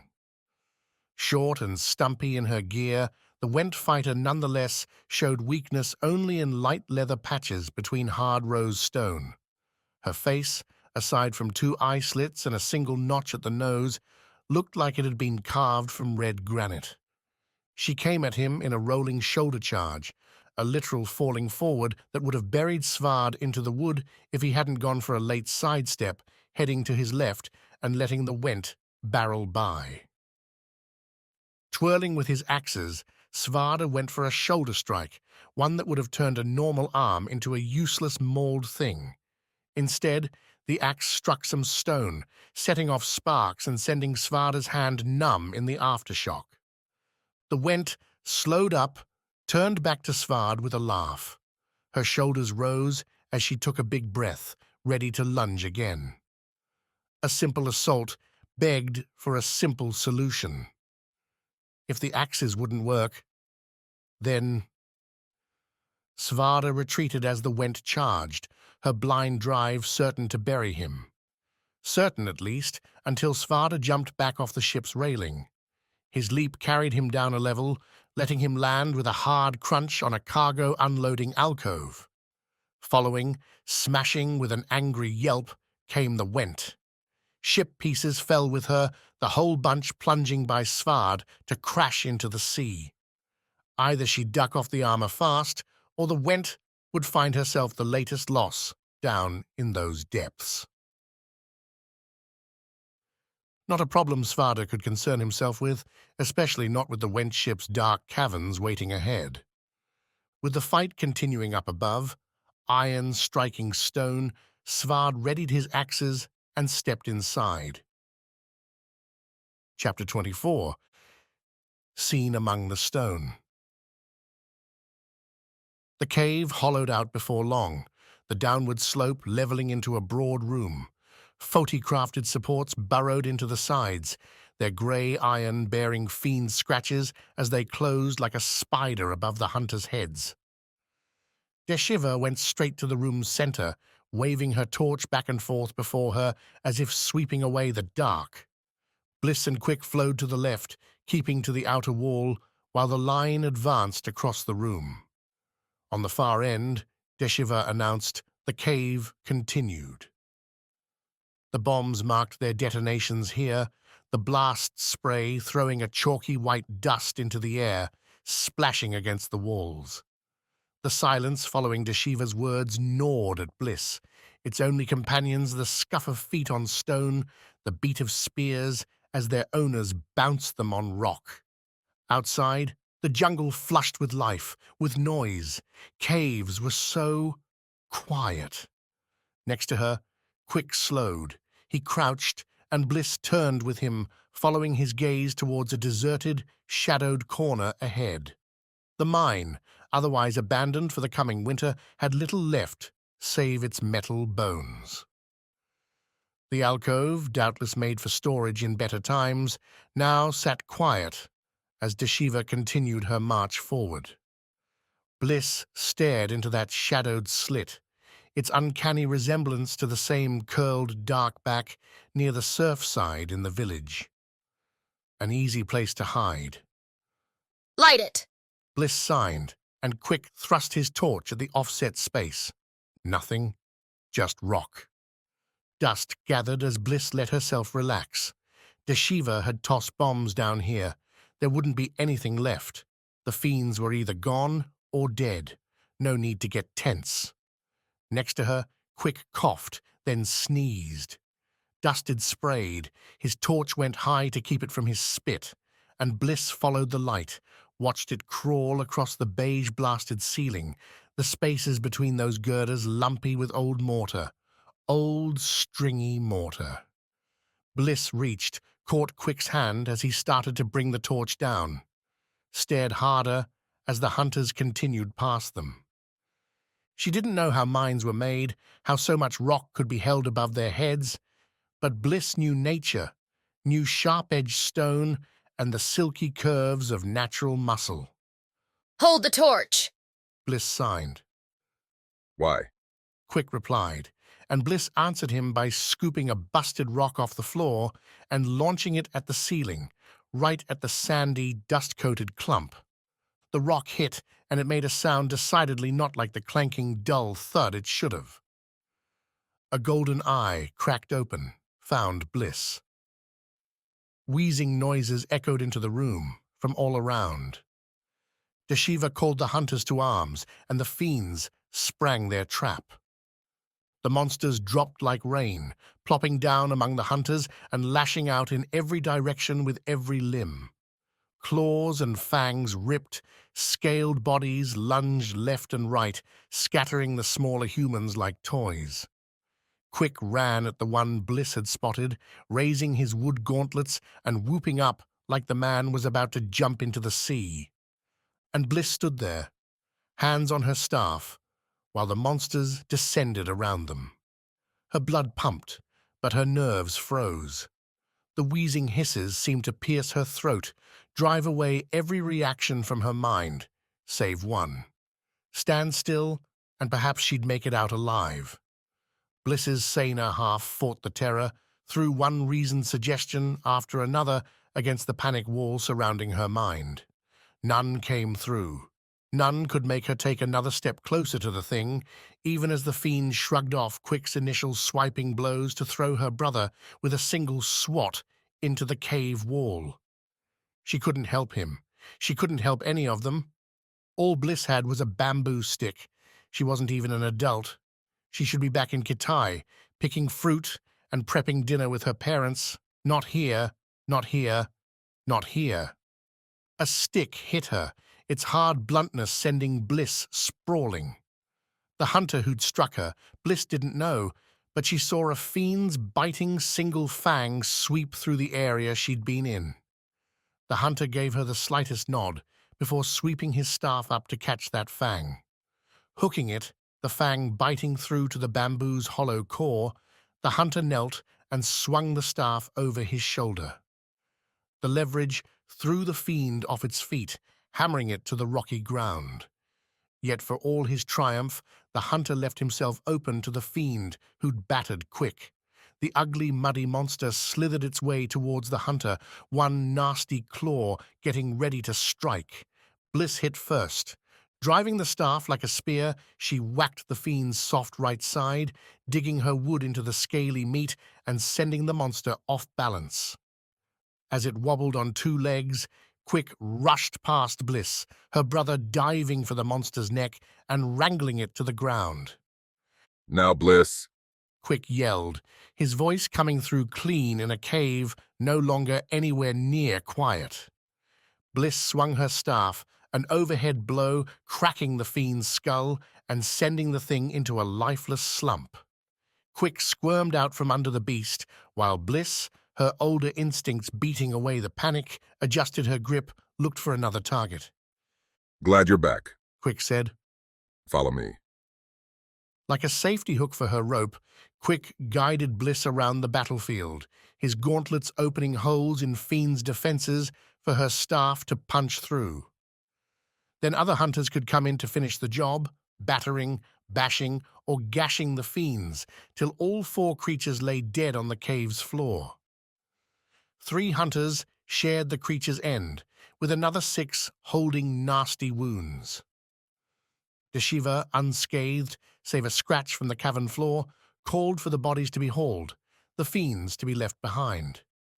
Outside, in the cool twilight, they stacked more photobombs around the mine's entrance, exhausting the supply. With a tossed torch, the hunter dashed and dove behind a log for cover. The bombs blew, breaking the cave's entry and collapsing the portal under more rock than Bliss would ever care to dig through. A grave for the damned, Deshiva said after. Everyone knew it wouldn't be the last. Chapter 25. Coasters. How many times had they done this, left on an adventure only to come home victorious as the sun vanished behind the tall jungle trees? At least 5. Pan said, walking beside Wax on the cart path leading uphill towards the Najan outpost, the great Sana, rising over the jagged palisade, much like the fiend loomed over Kitaye days ago. 5? Think you're missing a few. Wax countered. The beaten clay caked to their bare feet, the occasional rock adding some flavor to the walk. After escaping the Hanoko, Wax had offered to drop from the trees and enjoy a more leisurely stroll, walk into the outpost like the victors they were. Swinging had its uses, but it tended to make you crash into your goal instead of arriving on 2 solid feet. I'm only counting the ones where we actually succeeded, Pan said. How many empty satchels did we come back with? Think you need to change your definition. We survived, we won. At least that's how I see it. Can't trade survival. And you didn't have to face my dad's looks. Pan's patriarch bore the burden of high expectations.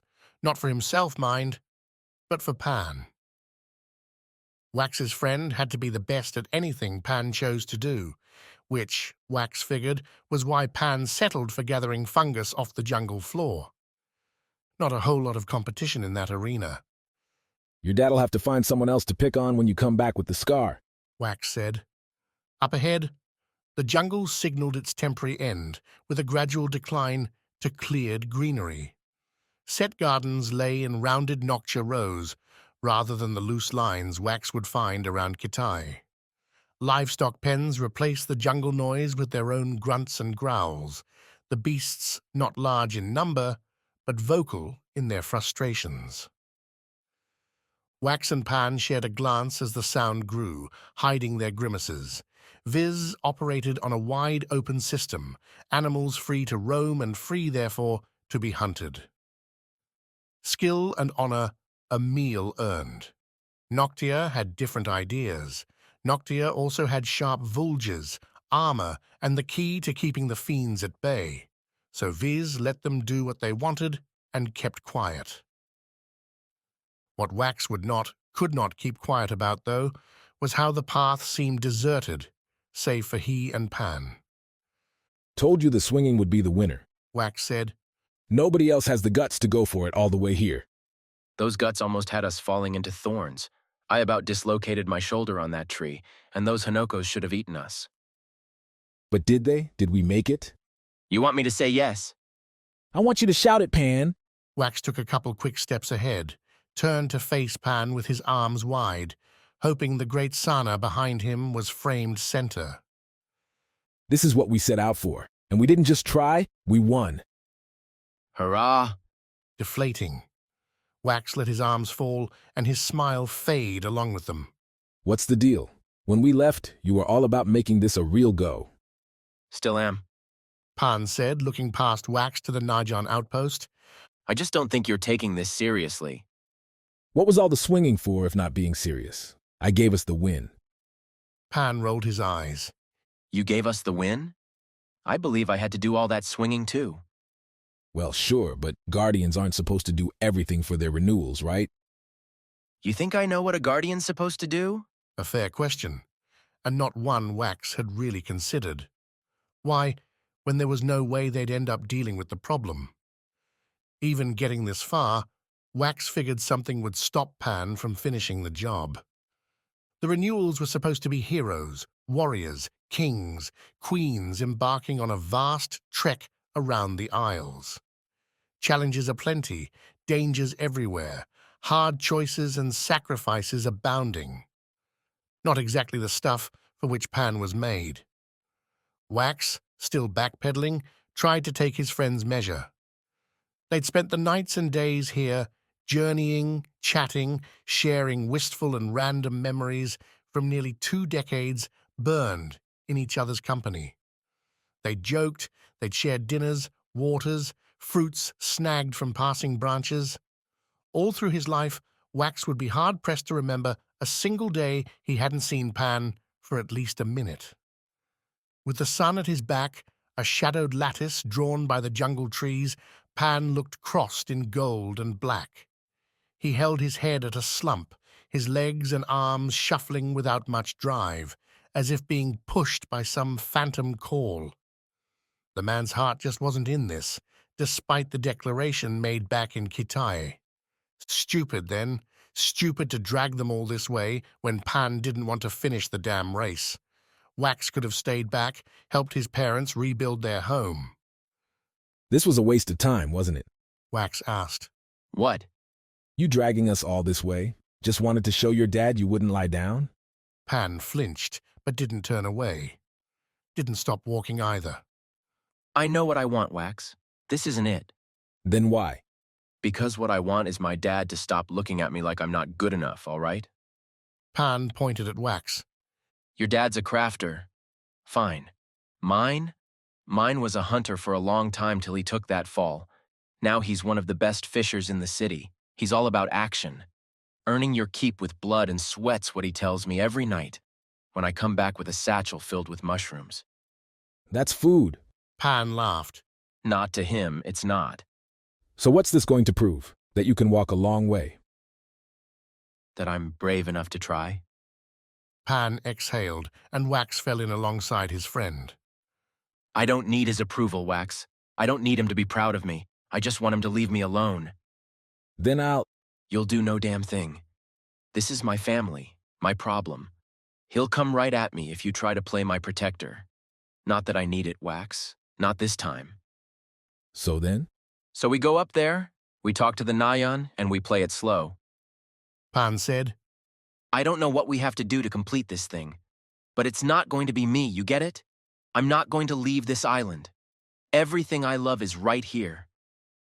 On that, at least, Wax could agree. The Nyan outpost circled the great Sana, surrounded by wooden beams and their pointed ends stabbing the sky, but looking, to Wax's eyes, a bit on the short end. Any half-competent Viz, or a Hanoko who really wanted it, could scale a tree, get a good start, and swing up and over. Doing so would get the jumper some good air and a likely landing on a sloping thatched roof. The Nyan had their scalloped gutters here too, leading to rain barrels that, if Wax had to guess, would be overflowing just about every day. There'd been a sunny run lately, but rain tended to be the common friend on the isle. Abundance couldn't change behavior, apparently. The path up to the gate gained flourishes as Wax and Pan drew into the last stretch. Staves planted into the ground held torches, now fresh lit as the sun gave way to her darker half.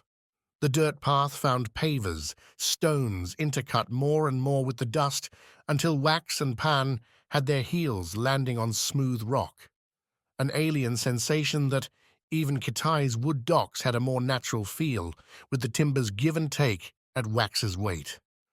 The best sign they'd arrived came with the Najan themselves, a sole member of which stood before the palisade's purple-dyed wooden gate. Vulge ready, chakram looped around his back, the soldier watched Wax and Pan approach without a word. The two pulled up near the guard, waited for the man to make the first move. The Najan stared back, blinking here and there, but moving not at all save to wave away the occasional encroaching fly. Serious business, this guarding stuff? Wax asked. Ignore my friend. Pan jumped in. We're, here for the renewal. The Nayan nodded, held up his vulge. Someone behind the gate saw the signal, pulled the doors open. You're the second group today, the Nayan said, turning aside and beckoning the pair ahead. There'll be no attempts up tonight, though, so you'll all have an even start when the sun rises. An even start? Wax asked as they walked past the guard. What, is there another race? But the guard only shrugged and asked for their weapons, dropping Wax's Foti blade in a lockbox just inside the gate. The gate closed behind Wax and Pan after they passed through, sealing them into an outpost reeking of self-importance. Kitaye had its neighborhoods, its sections given to specialties, but nowhere did banners hang declaring who held sway. Nobody placed sigils outside their homes or put emblems on their chests. Tattoos, yes, but that was simply a marker of who you were, not a boast, not a luxury. Noctia's influence extended to the grounds too, with close-cut plants in decorative arrangements. Nature had no sway here, just efficient beauty. At least their goal wasn't hard to find. Dead center beyond the gate, rising up to dominate the surroundings, sat the central barracks. Najan workers, soldiers, Wax wasn't sure what to call them, pointed the pair in that direction, said they'd find food and a place to sleep. Then the leather-clad, sweat-stained people went back to things. I don't get it, Wax whispered to Pan as they walked through the outpost. They're all moving around, but I don't know why. You're asking the wrong person. The mystery solved itself when they went inside the barracks, the 4-story structure, a showcase for what could be achieved with wood and ambition. Above the main door sat the Najan sigil, the hollow-eyed circle taken up by Noctia. It seemed to leer at Wax, and the man looked away, suppressed a shudder. Who'd want to live with that thing watching you all the time? Inside, the barracks gave them a warmer welcome. A central chimney roared, stone ash blasted, and doing a good job heating a broad room slathered in long tables. Each blonde wood slab had 6 chairs attending it, each immaculate against its owner, excepting anyway the occupied ones. Lanterns hung from the ceiling on Foti-crafted chains, the glass baubles mingling with the firelight to cast the room in a cozy gold. Wax sniffed, caught a thick stew in the making. After days eating what they could forage and adding it to salted meat, something fresh made his mouth go wet. Not that Wax had much to trade. Hopefully, the Nayan would spare the renewal recruits a meal. Those must be the ones that beat us, Pan said, stepping inside and nodding towards the two tables closest to the kitchen. They don't look like Noctia. Weaves and ink gave the party away. Wax counted 6, and for more than just Vis heritage. Their spiraling designs contrasted hard with the geometric lines on Wax and Pan's skin, a sign these two hadn't come from Kitai, but from Motilan, Vis's other city on the eastern coast. Rivals in more ways than one, then. You want to make some friends? Wax asked. I want some food, and then I want to sleep somewhere that's not on a branch. It wasn't that bad. My back says otherwise. Wax's back would probably agree with Pan's, the lingering stiffness a timer on wilderness travels. Even if you had all the food and water you needed, the muscles would give out on you eventually. Guess we take a seat? Pan asked. No Najan hung near the entrance. In fact, the only Noctia people in sight worked in the kitchen, visible behind a long counter and the wavy film from hot ovens. Your guess is as good as mine, Wax replied, and he followed Pan over to the right, plopping down at a table on the opposite side of the other Vis travelers. Really going for the antisocial vibe, I see? I guarantee. We talk to them. All they'll tell us about is how much better they are. Dim view of our fellow Vis, Pan. You don't trade as much as I do. They're all slimy dealers, Wax. They'll take you for everything and more if you're not careful. Wax leaned back in the wooden seat, marveled at the back panel. Chairs weren't a big thing at home. Easier to cut a log in two and rest it on the ground, giving folks a bench if they needed one. Or, you could sit on your house edge and dangle your legs down. Still, with the fire warming him up, Wax stretched, let his legs rock the chair back. Felt pretty nice. The soup, laden with chopped yams, onions, and fresh meat, Wax didn't ask what it was, the cook didn't volunteer, felt nicer. Pan dropped the bowls scored from the counter on the table, and both dug in with a sloppy relish. Wooden spoons served to get the broth from its dull clay bowl, and Wax didn't even notice the Nayan sigils carved into the handle for the first few sips. Looking like a gilded flower overlaid with triple grass stalk, the symbol told whomever happened to hold the spoon that it was Nayan property, and not just any Nayan, but the ones who lived on Vis. Factions, Pan said when Wax pointed it out. It's like home, right? All these Nayan get posted here or the other isles for years and they join the local team. What does that even mean? Wax threw his eyes around. Nothing here looks like Kitai. Bet it looks different from the outpost on Kansi, though. You think they could even make one there? Wouldn't it just blow away? Pan stared.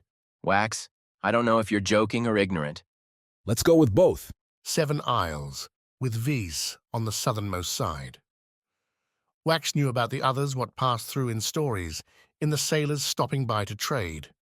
Traveling between the isles for any other reason seemed so rare, and certainly not in his own plans, that learning how Kansi dealt with its ever-present gusts seemed like a waste of time, especially when he could spend those hours swinging from Sana flowers. Guess you'll figure it out if we win this thing, Pan said. Renewals go everywhere. But we're not winning this thing, right? A hand slapped down on the table, dirt-coated and leading up a burly arm to a gritty man with a gnarled grin on his face. His hair framed the grin, pulled into 2 long ponytails and tied off with taut twine. His cheeks wore his dinner, and his eyes gave away a grim mood. Glad to hear it, the man said, and Wax put his hoarse voice, the wrinkles lining his face, as at least a decade older than Wax and Pan. No need to make this a contest anymore. We were here first. We ought to get first chance. Wax flicked a look at Pan, who'd turned back to his soup. Not a challenge Pan wanted to engage with, and despite Wax's own pride, he could defer just this once to his friend. A guardian should follow orders, right? I'd like to hear it. The man continued, planting his other palm on the wood. The bowls rattled. Say you're skipping this one. Behind him, the man's cohort watched from their table. Amusement and concern crossed their looks, but none seemed willing to add their own intimidation. A one-off plan, perhaps? Wax studied the man, tried to gauge whether he'd had a few too many pints of Najan ale. We came all this way, Pan said. How would we explain stopping now to our families, our friends? Wax caught Pan's particular tone, the same one he'd used since they were kids. Fishing for an answer, looking to play a trick on his target. Say you lost. Say you got sick, twisted an ankle. What do I care? The point is you're done. It's over. You can go back to your trees and your fish and let us have the Skar. The man coughed, wiped some slobber away with the back of his hand, before returning to the dual-palmed plant. A move Wax suspected might be less for scaring and more for balance.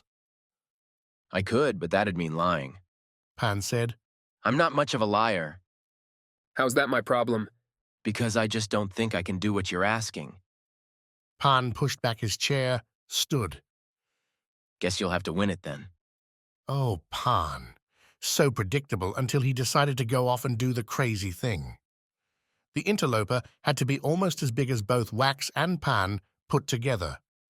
While the Nayan didn't allow weapons inside their outpost, this guy's mitts looked more than capable.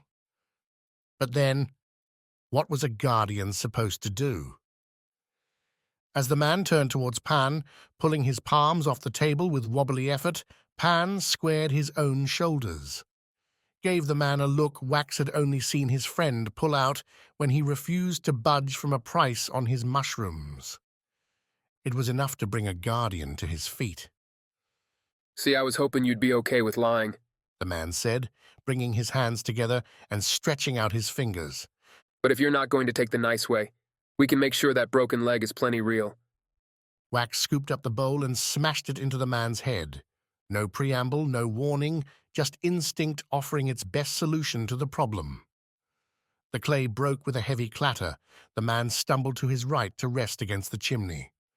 Those big hands went to his head, rubbing at a spot no longer just dirty, but bruising and red. Wax, what? Pan asked, bravado fleeing, as it so often did when the fight truly started. You were about to get your lights knocked out, so I saved you the trouble, Wax replied. Guardian's job. The bowl should have ended the fight right then, but the man's buddies, apparently not content to watch their friend get his, sprang from their chairs and ran at the two. 4 ramblers, in various grasses and woven tunics, stomped, ran, and shouted their way towards a retreating Wax and Pan. The 5th tore off to the downed man, helping the big guy away from the hot chimney. Ideas? Pan asked. Don't let him break your legs, Wax replied. You'll need him in the morning. With his bowl busted, Wax went for the next best weapon, a chair.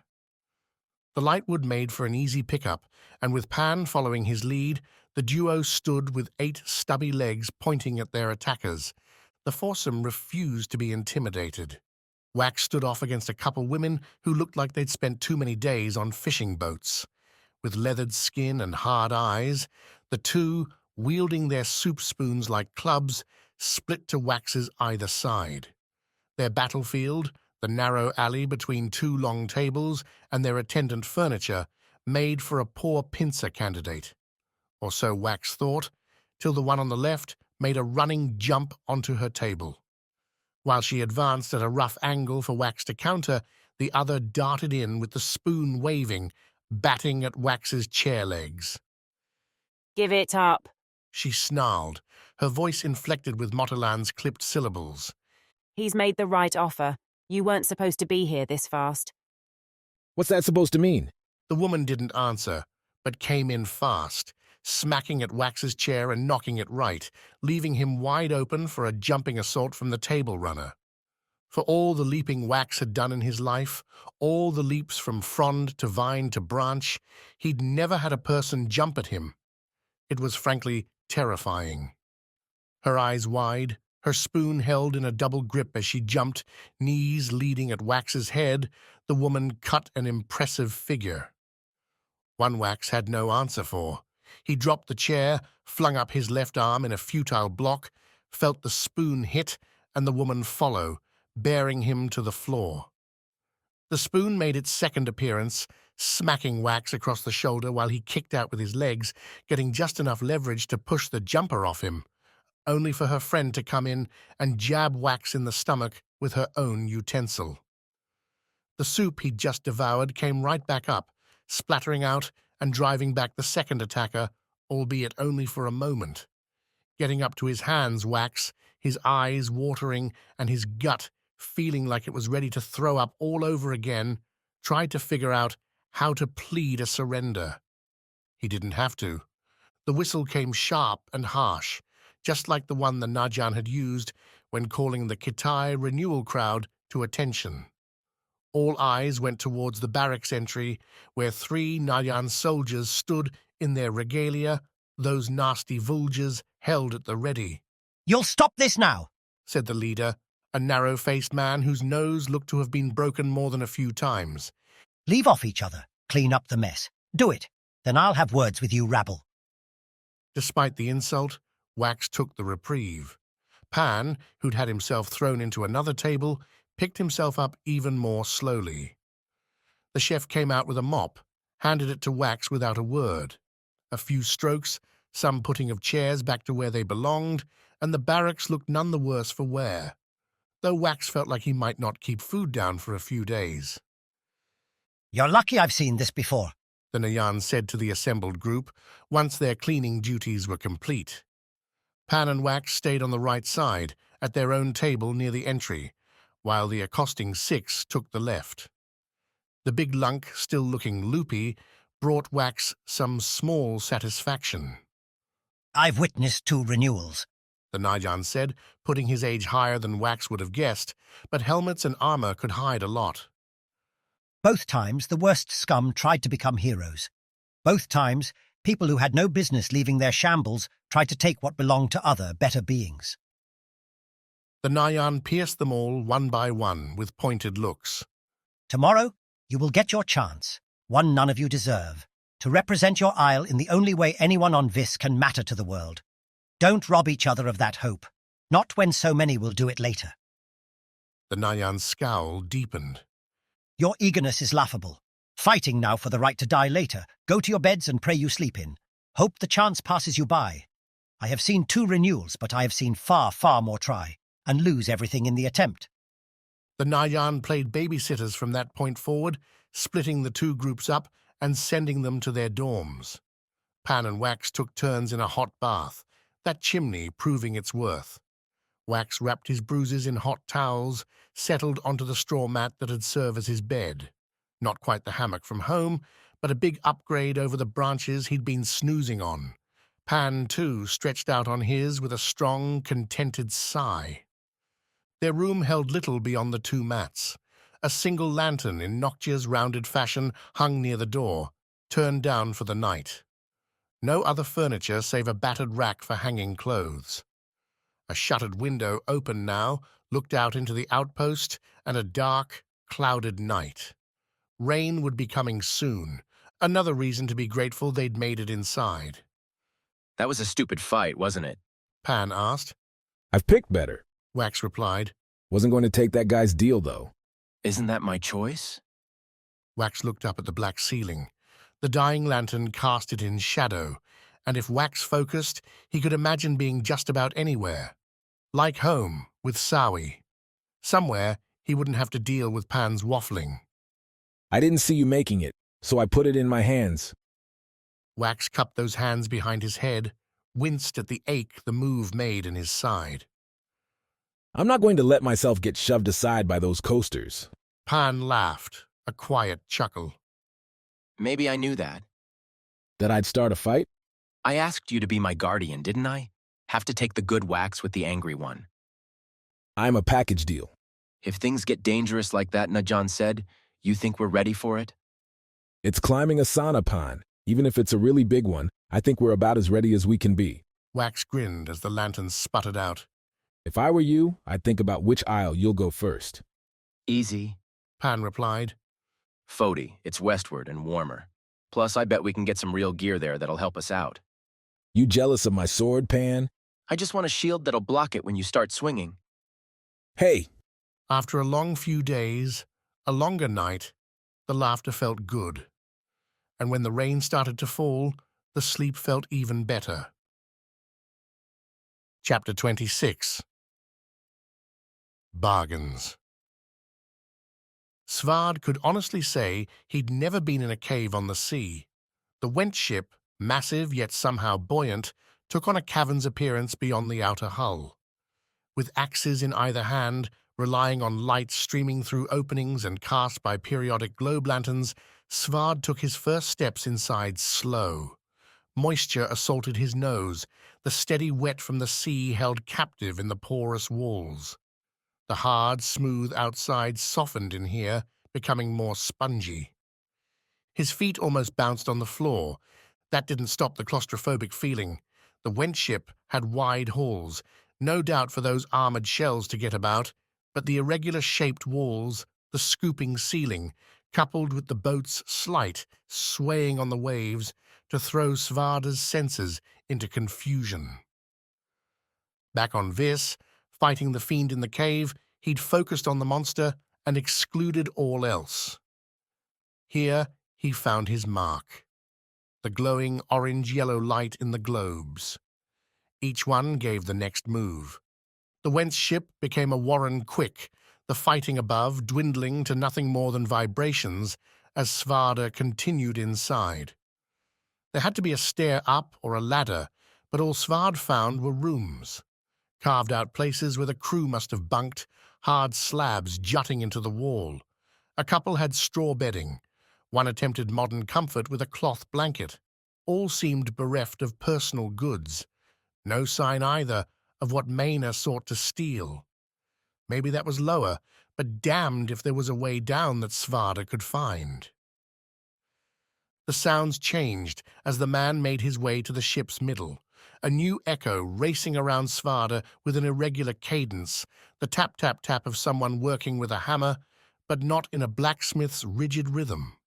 Who would be working on something now with the ship under siege? The sound did, though, provide Svard with a direction. Rather than nameless wandering, he angled towards the noise, tracing the whacks and the bangs, now littered here and there with choice, but delighted curses, as if someone were as pleased with their problems as their solutions. Where have I found myself? Svarda muttered, alone in the dim corridors. He'd been across all 7 aisles as a guardian, had faced calamity and danger and come through without major injury, with hope and new power. A Went ship shouldn't inspire fear, shouldn't bring anything more than a curled lip and defiant dismissal. But the taps continued. Svard had no way to tell time, and as he went further and further into the ship, the size seemed only to grow upon entering, he seemed less and less sure of where he was inside it. The hallways curled and intersected at odd angles, and Svarda began to wonder if he was crossing back along the same rooms over and over again. The tap, tugged him along, but what had once been a clear signal seemed to pass from everywhere, from nowhere. Only a fool calls the enemy down upon themselves. Svard gripped his axes tighter, wished Kivi had made the boarding with him. The ferrite's blunt sense would have helped keep his mind sound, but now it wandered. Would the Went keep a fiend down here, waiting for a wandering enemy? Was this all a trap, and Maina and her crew dead up above? Would Svarda's bones be ground on the rocks by that awful tapping? It stopped, and left behind a yawning nothing. Svard halted, his boots planted on the ground. He whirled, feeling something behind him, and saw only another sedate globe flickering away. No wind stirred the air, nothing save his own breath. A click, a simple, single sound, followed by a rumble, a gentle quake working its way up Svarda's boots, shins to his waist and his teeth. The warrior tracked the tremor, found the corridor, and started off that way. Are you one of them? Asked the cursing voice, curious and, as ever, delighted. The invaders? Svarda saw no one. The voice came from ahead, yes, but also down. Shouted up then from the lower decks. He crouched, made care to keep his steps light, his boots landing with the softest touch. Low breathing, his eyes wide and watching. How easy it would be to summon someone with a call, waiting to shoot, stab, ambush them as they approached the newfound path. Do you talk, or have the Rana finally given that up too in service of their brutality? The voice asked. Svard kept quiet. There would be time for words once the threat had been dealt with. A threat that at least had chosen not to assault Svarda as he found the way down. A slate plate, one big enough for a man his size to climb with ease. Metal grooves lined the edges, providing a running path for the plate to slide away. As for where the ladder, a rope and stone thing, led. Another fiery globe presented a larger room, its light vanishing beyond what Svarda could see from above. No hallway, no close walls in sight. A choice, then. To descend was to invite an even easier ambush. Climbing meant putting his back to the knife, the arrow, the garrote. Staying up here meant more pointless wanderings, a risk even that Maina would win the battle and depart without him. Easy to assume Svarda had been thrown overboard. Better, then, to go down, find the fight, and take, perhaps, a hostage. At least that would give him options. Svarda holstered his axes, looping them over his back. He stepped back from the hole, gauged his traction, his legs, the ship's sway. The Viz kids would be proud of his next move. I have work to do, you know. The voice called. Svard took 2 steps, jumped, and hit the hole right where he wanted. His body shot through, and Svard twisted, bringing up his legs and feet to catch them on the hole's empty wall. The bounce bought him purchase, one Svard used to press off into a falling roll down to the lower deck. The rock still hurt when he hit it, but the fast action would have made it hard for any waiting stab to find a mark. At least, that's what Svarda told himself as he came out of the roll, the axes striking up sparks as they slid along the rock. Svarda drew both, raising their hafts before his face and catching a look into the gloom. Those won't help you here, said the voice, and Svarda traced it left, shifted, kept his axes raised. See, the old ways aren't necessary anymore. Old ways? At the burning globe's edge, a figure emerged holding something in her left hand. She had on a bulky suit, not unlike what Svarda saw forgemasters wear in Foti's hottest furnaces. The helmet, a full-on faceplate, rose up to her forehead and jutted out at Svard, the singed spots all over, making it clear this wasn't just for show. She tossed the thing in her hand, a small box with a light-catching clasp. It spun over once, and she caught it right where she'd tossed it, clasp back towards her, and perfectly placed in her palm. What's your name? The woman asked. Svard, where am I? The woman wagged her right index finger. Svarda drew the distance, figured he could get in a gut-busting swipe with his axe before she could do, well, anything. That box, though. There were enough madmen on the Isles to make encountering the unknown a dicey proposition. Who knew what had happened if she dropped it in death, or if Svarda tried to pick it up? Or Maina and her crew? You walked in here, didn't you? The woman asked, then stopped, her face scrunching up. Though I didn't think we'd get to Noctia for a few days yet. Ami might play some mental game, go for tricks and traps. she could have them. You've been boarded. I'm trying to get back to the top deck. Help me, and I'll make sure they spare your life. The motion came faster than Svarda would have guessed. The woman didn't scream martial skill, but here she was, aiming a strange device his way. A tube the length of her forearm, festooned with more dials, gadgets, and gizmos than Svard had ever seen. Its end broke into 3 curving pieces which split apart, then came back together, looking like a triple-clawed paw making a pincer. Svard would have laughed, except the woman looked too serious for games, and nothing on this cursed voyage seemed normal. And that is? Svard asked, pointing an axe at the device. Wouldn't you like to know? It is unfortunately a work in progress. Doesn't have a name. Does, though, have quite the effect. If you could put those axes up, I'd be happy to tell you just what you've stumbled into. No tricks? Nothing that'll kill you, I promise. Going on the renewal journey smashed Svard into all kinds of weird situations, the sorts of things you couldn't roll into with rage alone and expect to survive. Instead, caution tended to rule the day. And if someone offered you a chance to avoid a fight, well, you took it. This, the woman explained when Svarda put up his axes, is the future. At least the future as Went would have it. Less reliance on those things you have on your back, and more efficiency. Her eyes glittered as she spoke, a faraway look Svarda recognized from his travels with Katya. The Aegis would get mellow when thinking, talking about what isle they'd journey to next, what she'd be able to accomplish once she had all the tokens. None of that had worked out the way they'd planned. But you have to understand, the woman said, leading Svarda along through the hold. As they went, the woman, after lighting a small candle on the first globe, ignited others. The resulting glow showcased a sprawling space filled with crate upon crate, all marked with strange names Svarda couldn't pass.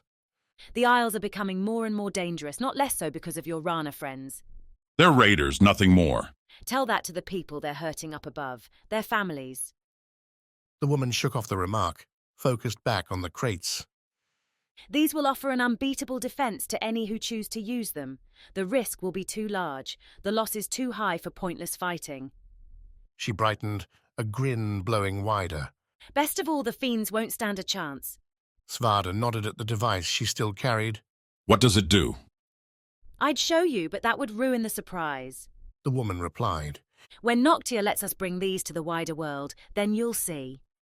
Svarda hesitated, looked at the crates. Maina said there might be things on this ship that could help their journey into the dark. Perhaps these might be it. Could you show me how to use one? Svard asked. Why? Because I mean to go into the dark below and destroy the monsters waiting there. She frowned. Normally I'd say yes, but not yet. These aren't ready for that, at least not with inexperienced hands. Then why are you showing me all this? Svard asked. What's the point? Why not just shoot me and be done with it, or keep yourself hidden? The woman took a step away from Svard, angled the device towards him. Simple logic, my friend. The easiest way to survive a raid is to get a hostage and wait it out. Svarda let the woman lead him from the hold, upward into the cavernous maze, one she had little trouble navigating. A few turns, and they arrived at a simple stair set carved into the rock, red-grey stone leading up. Outside, Sichi's pink light slipped through cracks in the door to the top deck. It had been a long evening. One thing I don't understand is how you managed to get a stone ship like this to float. It's rock on the outside, but hollowed out. Enough air in the gaps, and she'll float just fine. Svarda shook his head. Too many marvels these days. A simple axe, a simple swing, and he'd be happy. The deck offered a story at first glance. Mina's Rana raiders had won the first foray, as evidenced by the wounded Went being tended to across the deck, by the bits of stolen cargo being slipped down the ropes to the Tsuro. However, Mina's crew hadn't gone without casualties, a skeleton batch remaining on the Went ship, while others, their curses flying up from the Rana vessel below, dotted the air. Maina herself stood in the deck's middle, in heavy conversation with a burly man who must have been the Went captain. Civilized, the woman said. At least we haven't lost that. When Svarda stomped onto the scene, he drew the attention, incredulous stares all around. Most slipped quick from him to the woman at his back, her strange device open and pointing. Annalise! Cried the burly man, pushing past Maina towards Svard and the woman. This isn't the place to reveal that. You didn't keep me safe, so what choice did I have? Annalise replied. Fulfill your end of the bargain, and I'll fulfill mine. What bargain is this? Maina, following the Went captain over, asked in a tone that suggested less interest in the bargain and more in what treasure Annalise held in her hands. Your captain suggested nothing much of value lay on the ship. Only provisions. Perhaps he was withholding. Svarda looked at Annalise, caught her coy expression, the woman's fingers near the device's buttons. There in Sichi's silver-pink glow, the device looked more alien than before, hopelessly strange. Dangerous to themselves as much as any enemy. She could have killed me, Maina, Svarda said. Leave her and her toys. We have more important things to do. It looks like a weapon, Svard, and we could very much use weapons. Not like this. If what she told me is half true, we would be risking all our lives bringing that thing on board our ship. Maina narrowed her eyes at the Guardian, studied him for a long minute. You mean that, don't you? She asked, finally. He does, and he's right, Annalise said. This violence isn't really my thing, but if you try to take this, I guarantee they won't find what little is left of your body. Ever. Annalise had quite the way with threats. Maina mused as her Rana ship broke away from the Went vessel and continued careening north. What little is left of my body, That's what you're focusing on. Svarda, standing nearby on the ship's top deck, gave Kivi a much-needed pat. Not how ridiculous that all was. Nobody died. Even that one you threw overboard wriggled free and floated back up. I don't know why you're so perturbed. We could have. You're the one who said this mission is so important, but you risk lives for this? We risk lives for our isle, Svard, and what treasure we might find. Maina curled up a half-smile. After the Went ship leaves eyesight, out goes a message on a gull. It'll reach home in a couple days, letting Rana know Went is up to something strange. Their technology won't be a secret for long. Technology? What's that? Maina's sigh rose over the ocean's whispers. It's getting late, Svarda. Do I have to catch you up on everything you've missed in the last decade? How about just the important bits? Chapter 27. Dreamslayer. The fiends attacked over and over again, slashing through Bliss's dreams, her nightmares every time she closed her eyes. She woke up gasping time and time again, thankful she'd picked a spot near the camp's outskirts, in the ruined town's square, where nobody seemed to notice. Even Quick, just an arm's length away, seemed so exhausted after the day that he didn't see his sister's stress. Not like he ought to. The guy had already done enough for her, like diving in on that fiend down by the shore. Bliss could own her problems, could handle them, but not perhaps while lying on the grass. Night rarely felt dark outside the jungle, and in the coastal town, few trees offered cover from the stars' bright lights. The soft silver twinkle played companion to Bliss's walk, a barefoot padding around other sleeping hunters through the ruined village. Without the bodies, all buried now, the empty houses and shattered workshops took on an ethereal edge, a ghosted derelict, with nothing more than spirits to fill the voids. At least Bliss had the grounding nighttime pestering from insects, had the distant call of Hanoko and birds too irritated to sleep. Arriving at the same cliffside where she'd fought the fiend came as something of a surprise. She'd been wandering without direction, but really, given all she'd been dreaming, it made a certain sense she'd wind up here. The steps down to the coast shone in a mottled grey, darker splotches here and there, showing spilled, dried blood from the earlier fight.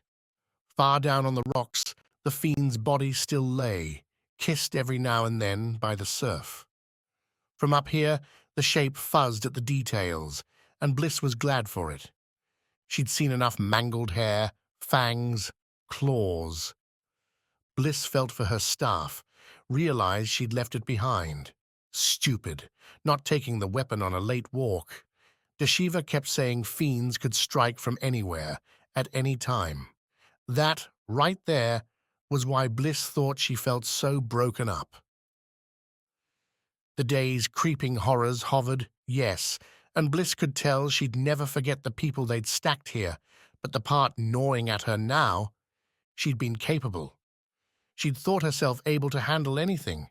Even the giant fiend that terrorized Kitai, Bliss had stood her ground, faced the monster, and had her chance to bash it in. She'd been scared then in a distant way, a remote peril she met with fire and fury.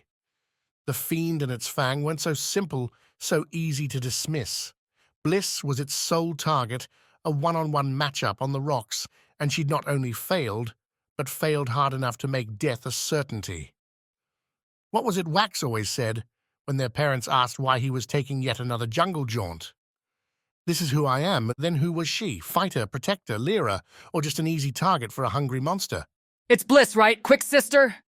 Bliss wheeled at the voice, twitching at the sudden sound, to see Deshiva walking up to her. Without further preamble, Deshiva planted her spear in the ground and joined Bliss on the cliff, dangling their legs over the edge. Without her armor, her furious stare, Deshiva should have appeared more fragile, weak, vulnerable. Instead, Bliss only saw strength, confidence. If a fiend dared attack right then, Bliss had no doubt Deshiva would leap into the fight without a moment's thought. Bliss nodded. Her hands twitched, but Deshiva wouldn't understand the signing. Yet, the Huntmaster's appraising look suggested Deshiva knew Bliss wouldn't be settling in for a late-night chat.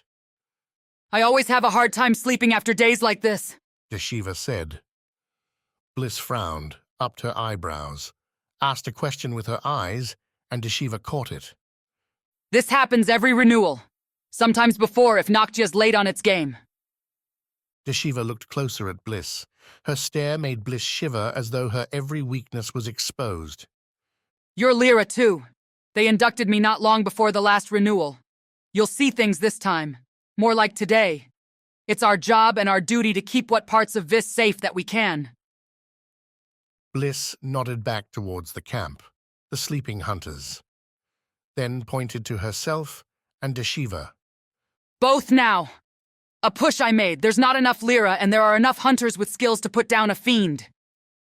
Deshiva swept her searing look out to the sea. There were more fiends last time than ever before.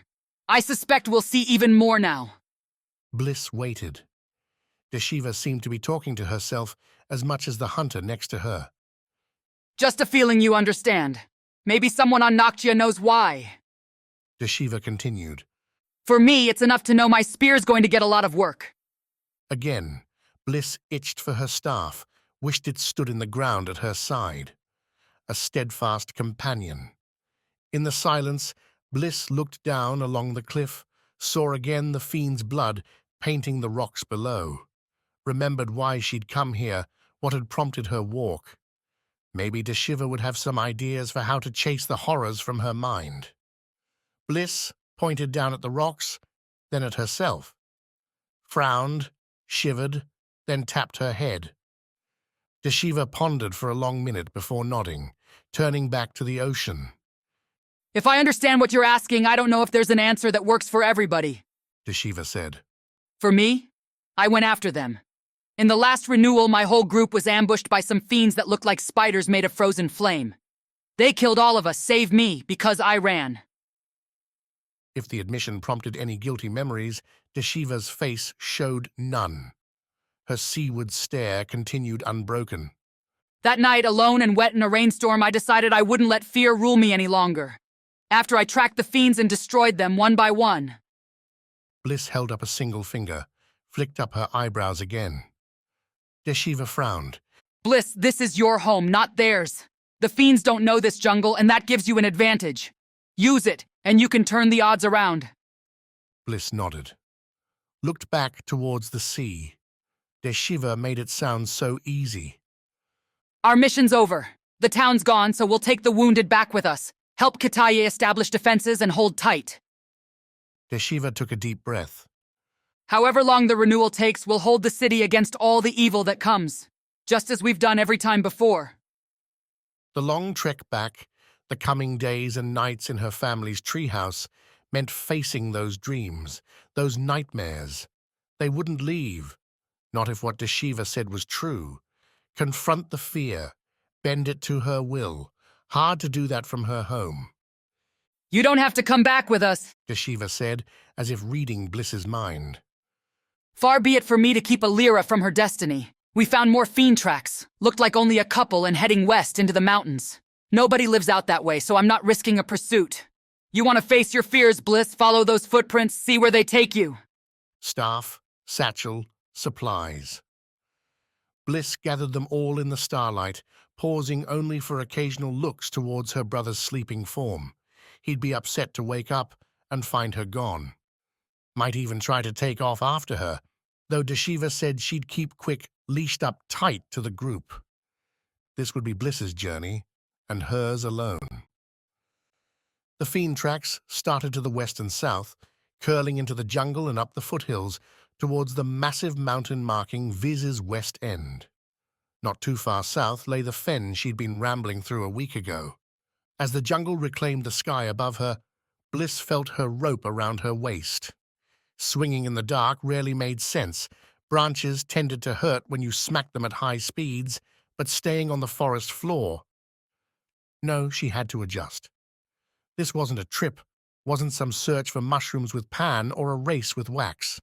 She was hunting the fiends. Find. Kill. She stopped, let the bugs find her, the slight breeze brush her hair. Knelt, ran her hands along the torn-up leaves and bent grasses marking the fiend's tracks. The destruction went wide, too wide for just a single one of the things. The earth, fallen leaves looked turned once over. Not a whole herd then. She kept going, staying low and reading the signs. Other evidence, droppings, occasional scratches on the trees, the splitting and coming together of the tracks, narrowed the possibility to two. A fiend pair against just her, a little girl in over her head, journeying in the jungle at night. No, a hunter, a Lyra. Bliss followed the trail as the sky grew lighter, and not once did she look back towards her brother, the hunters, her home. Chapter 28. The Great Sana. Wax woke as dawn seeped in through their dorm's east-facing window. Golden rays nailed his eyes, shunting him up with a start. Pan snored nearby, oblivious until Wax whacked him in the shoulder. Time to go, Wax said. The Najan said they'd open the doors early. This early? You want to lose this because you slept in? Pan groaned, stood up. Every minute makes this renewal thing worse. The cooks had meals already prepped, simple eggs farmed from the outpost's chickens, harvested bananas, and some weak bread. Wax and Pan snarfed it down as they left, climbing shoes and ropes ready. No satchels, because scaling a sana, even one as big as this, shouldn't take more than a morning.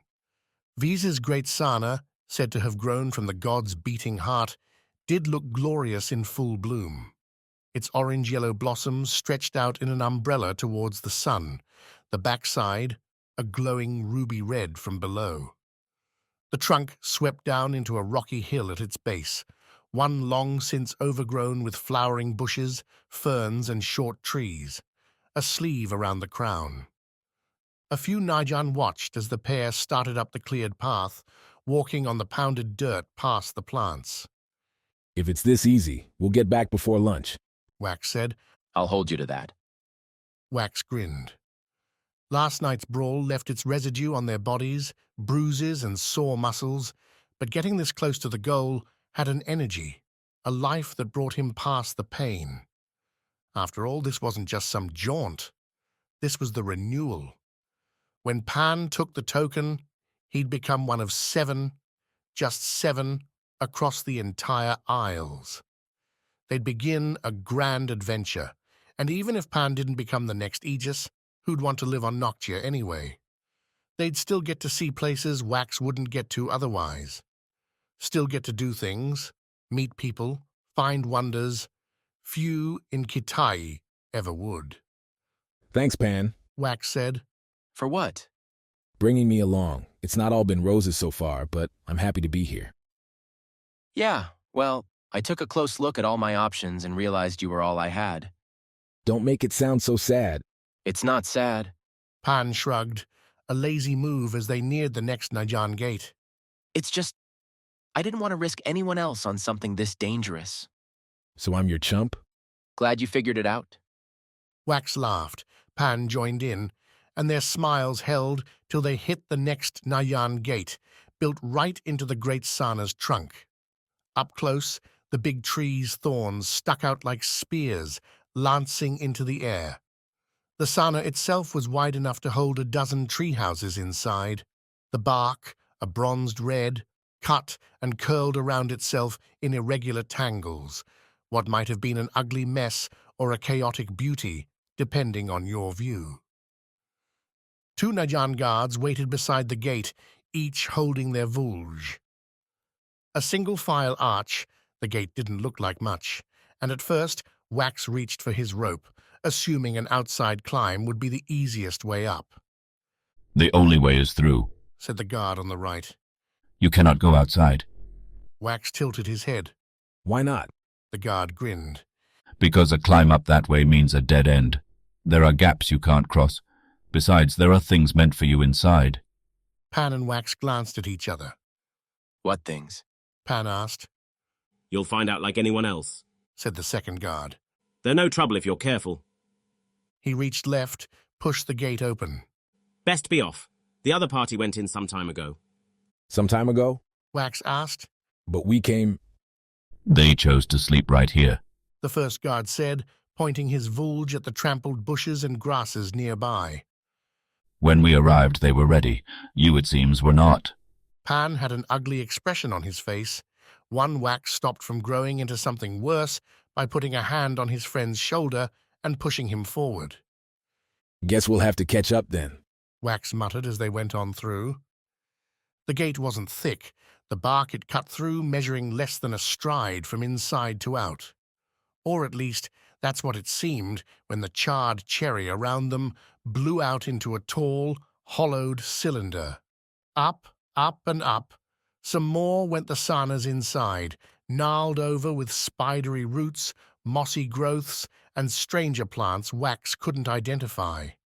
No obvious path presented itself through the rustling garden, but handholds didn't seem to be lacking. Wax saw all this thanks to fluttering lights.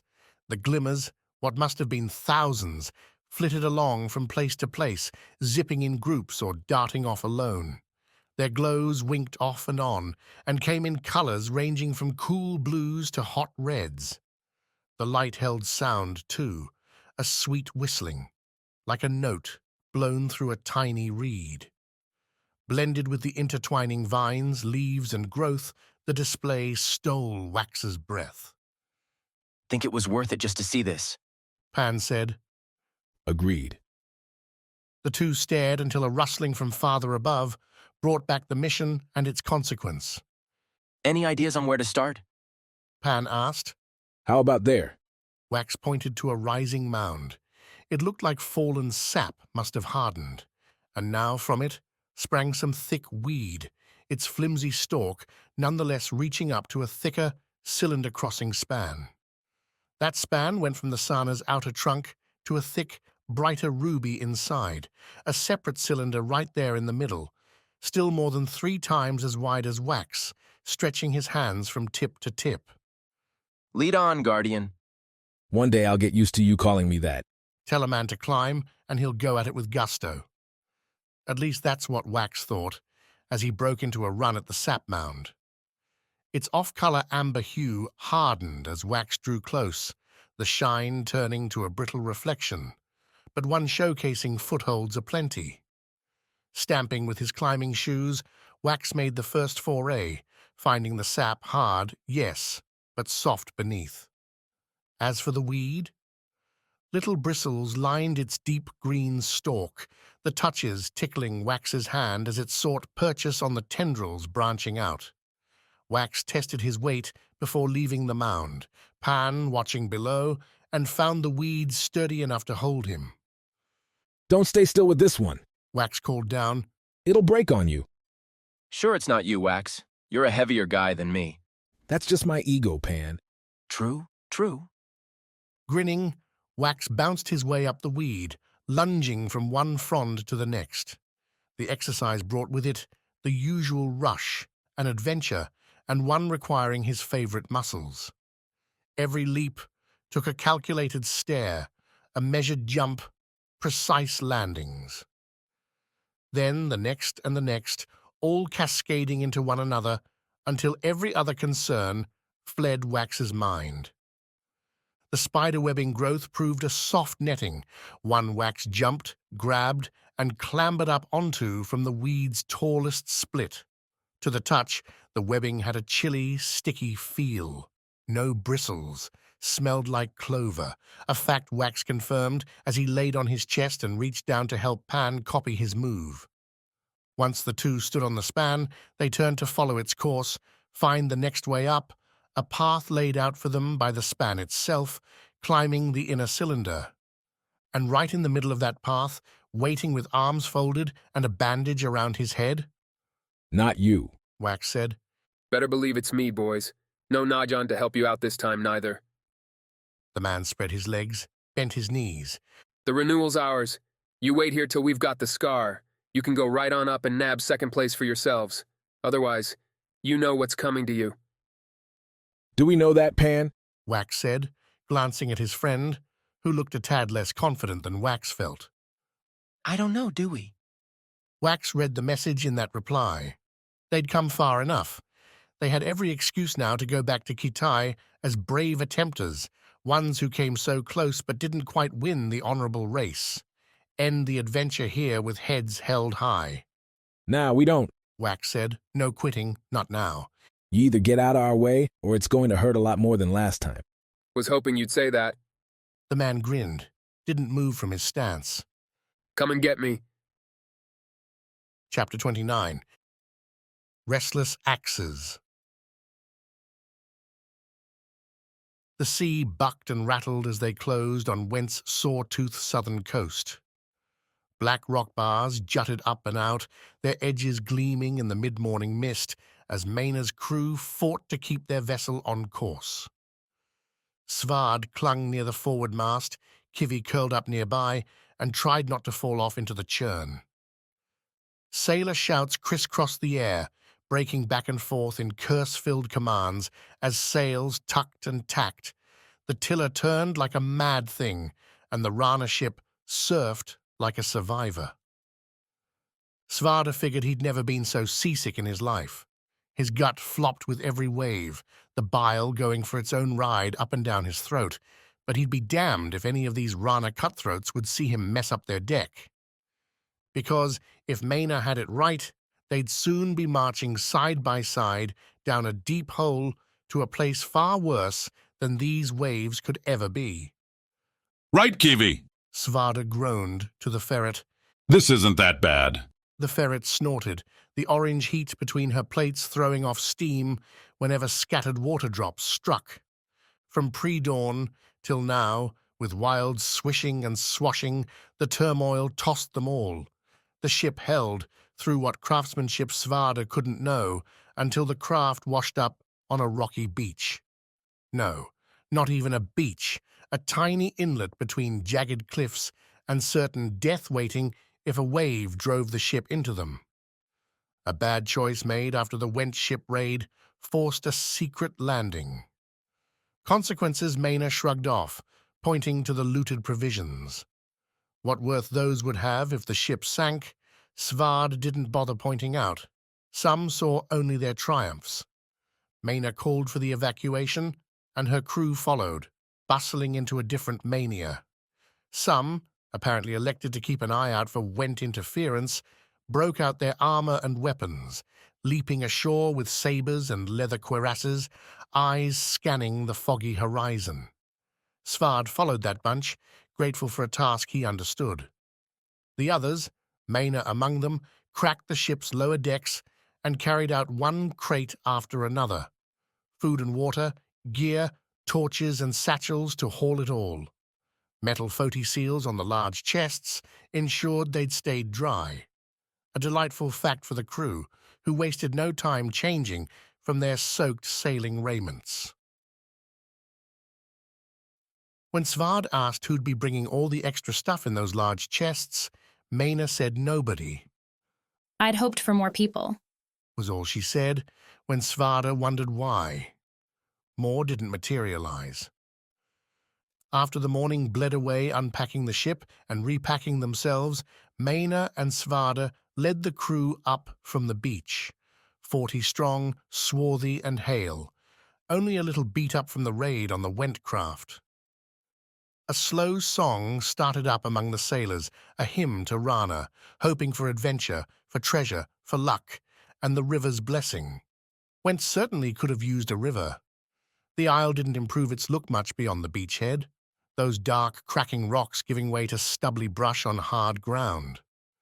The isle's northerly locale produced a vast tundra split up here and there, with deep ravines and blunt-topped plateaus, as if the god who'd once moved these vistas had collapsed in pieces, his bones breaking and jutting out at horrible angles. Thick-furred buzzards and gulls mingled in the grey sky overhead, searching for meals before the coming winter. A sharp wind joined their flights, hitting Svarda's cheeks as he strode from the inlet's shielded confines. At first refreshing, the wind soon knifed between his armor's folds, turning his veins to ice and prompting a shudder between his lips. His foti blood had never been thick, and a decade in Viss's heat had done nothing for his resilience. At least, by what few accounts he'd heard, going underground soon brought an explorer to warmer worlds. The Rana bore the chill with more composure, their faces stoic smiles, though Svarda caught many glancing back towards the sea. Home always called. How far until our destination? Svarda asked as they trod ahead. 3 days if our information is accurate. It's an old mine turned now to a small outpost. Maina's mouth tightened. Not because treasure lacked, but because fiend attacks became too frequent. When sealed it off, an event our disgruntled informant made sure to tell me wasn't justified. They were certain we could reach the dark below through the mine? As certain as any other option I found. My time and resources aren't limitless, Svard. I couldn't keep scouring every aisle. The blade had to be drawn. They walked for another hour, the column keeping steady in their progress from one shanty to the next. The satchels weighed heavy, but not overly so, their burden reduced by adventure's excitement. As the sea vanished to the horizon, the Rana sailors seemed to stiffen their spines, to turn forward rather than look back. Perhaps those early glances had been goodbyes. Went offered little reward for their walking until near noon, when, emerging from a huge slate monolith's shadow, came a town's rippling outline. Its mark lay west of their destination, out of the way and unimportant save one fact. The town appeared to be burning. Smoke gnarled towards the sky, curling back in on itself in chaotic wisps, a black against the chill grey. The monolith, rounded and knobby, seemed not to care about the events at its base, but Svarda couldn't tear his eyes away, in part because there was little else to look at, in part because he waited for Maina to say something. When she didn't, when, after some minutes, she made the call to halt for the noonday meal, Svarda pointed her eyes towards the settlement. I see it, Maina said, her voice the same static frozen it had been during his questioning of the Went ship raid. What? They're in trouble. The remark should have ended it. Indeed, the fire had spread during the walk, the smoke growing broader in its reach. Shouldn't we help them? Why? What good would that do us? If it's a natural blaze caused by their own idiocy, they'll be on their way to putting it out. If it's fighting among the Went factions, then putting my people in their way would be foolish. Maina pulled a cool apple from her satchel, bit into its green skin, and spat a seed out onto the ground. Approaching the town means revealing to this whole isle that we're here. Whence warlords won't take to that, and we'll find our journey cancelled before it begins. Svarda kept his look at the fire. And what if it's none of those things? Maina let the question hang, took another bite. If it's fiends, then they're already dead. Unless they're still fighting. Even if not, we could destroy the monsters and save further towns. Hiding helps nobody. Hiding keeps us on our course. Maina scowled his way. Svarda, I'm beginning to regret taking you on this adventure. You don't seem to have the right focus. My focus is the same it's always been, helping the people on this world survive. Then do it as we talked about. Strike at the source. These little squabbles are pointless compared to what we're after. Svarda shook his head. I hid for so long, Maina. Avoided these battles. I came to this isle once as a friend. I won't abandon it now. Kiwi, let's go. Maina's eyes followed Svarda as he strode off into the tundra, but he heard no order to march, and the sing-song notes of happier times followed his footsteps. The town offered up its crackling song well before Svarda reached its borders. The flames continued to grow in the hour he spent walking, running, and walking again to reach its outskirts. The orange and red tongues leapt about, scattering on the wind and feasting on the scrub brush, abounding the gaps between the town's skin and stick dwellings. Thick, wrapped in mosses and furs, the buildings here were squat and easy for a fire to take. Not like the blockhouses in Foti's furnaces, or the stone slopes on Noctia's ridges. Even this, their houses split apart by trees and flush with water, would be better saved from a fire like this. The flames, though, didn't push Svarda back into a jog, Kiwi snorting up a storm at his ankles. The screams did, and the sound of swinging steel. Svarda passed through a splintered palisade, albeit one made more with stacked stones than spiked poles. The wall gave the first clue the disaster wasn't the cause of some wayward lamp or a spilled pipe. 3 large gaps shattered the wall's solid line, the irregular breaches caving inward. A charge or some battering force, Svarda muttered to Kiwi. Though why would one be necessary when the gates stand open? Standing only a little taller than Svarda himself, the loose wood gates were less a fortification than a marker. The twin doors, normally bolted in the middle, creaked in the wind. The bar to seal them lay abandoned in the path. The gatehouse, a single-person stand, sat empty and untouched. No resistance, which suggested the gates may have been opened not to keep something out, but to let the ones inside get away. The fire's heat began piercing the air's chill, washing against Svard and giving him a little comfort. His muscles thawed, his jaw unclenched, and his hands found his axe hilts an easier grasp. With a smooth stroke, Svarda drew both weapons as he walked into town. The fire must have began at the outskirts, the very one Svarda now went past, as the hollow charred shells spoke to a long time left to feed the hungry flames. Ash joined the breeze, getting stuck in Svarda's hair and looking like snow blowing by. Other sounds rose up too, a strange barking coming at clipped cadences. Joining it, interrupting it, came more human cries. Not pain, these, but fear, please. The words were too blurred by distance and the snap-crackle soundscape to carry specifics to Svard, but their tone came clear enough. The Guardian didn't quicken his pace, but instead left the path. An enemy had come to this place, and staying in the open invited ambushes. Svarda crouched and crept, Kiwi staying on his heels. He looked through torched dwellings, seeing through the embers and smoke, trying to find a clue as he moved nearer the town square. He needn't have tried so hard. The town's remaining people lay clustered in the middle, huddled around a soot-scarred statue of some woman Svard neither knew nor cared to know. What mattered in that moment, aside from the 100 or more peasants in their improvised prison, were their guards. Svarda counted 3, each more than double his height and counting a liquid collection of arms and legs. They stood, they moved, they wavered as they circled the crowd, every step taking their molten forms and reshaping them in stride.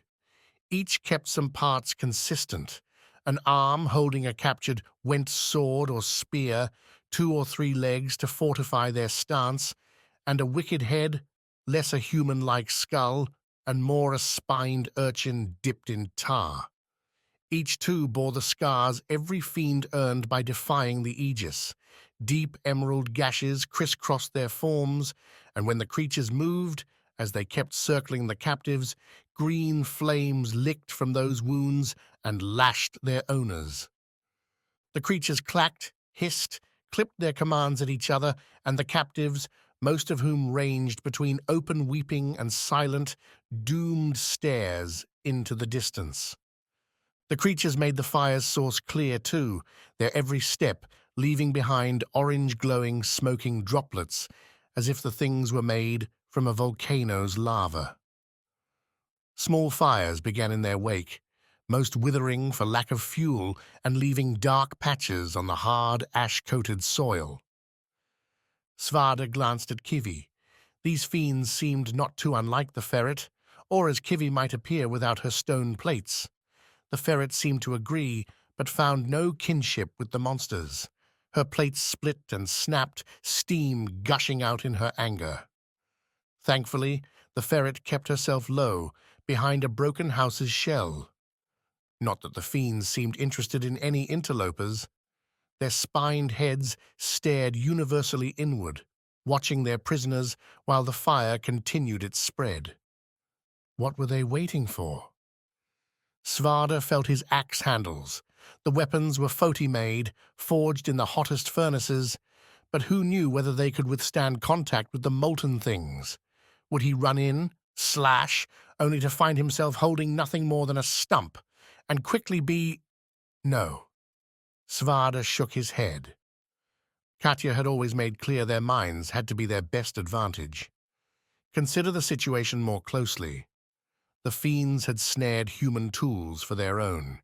If their skin could melt metal at the touch, then how could they wield swords? But could they die by one? Shall we find out? Svarda whispered, and Kivi snorted. 3 against 2. Not terrible odds. Svard and Kivi closed one more burnt ring, drawing within a single torched shop of the circling fiends. One man within the group caught Svarda's eye, his own widening, until Svarda put a finger to his lips.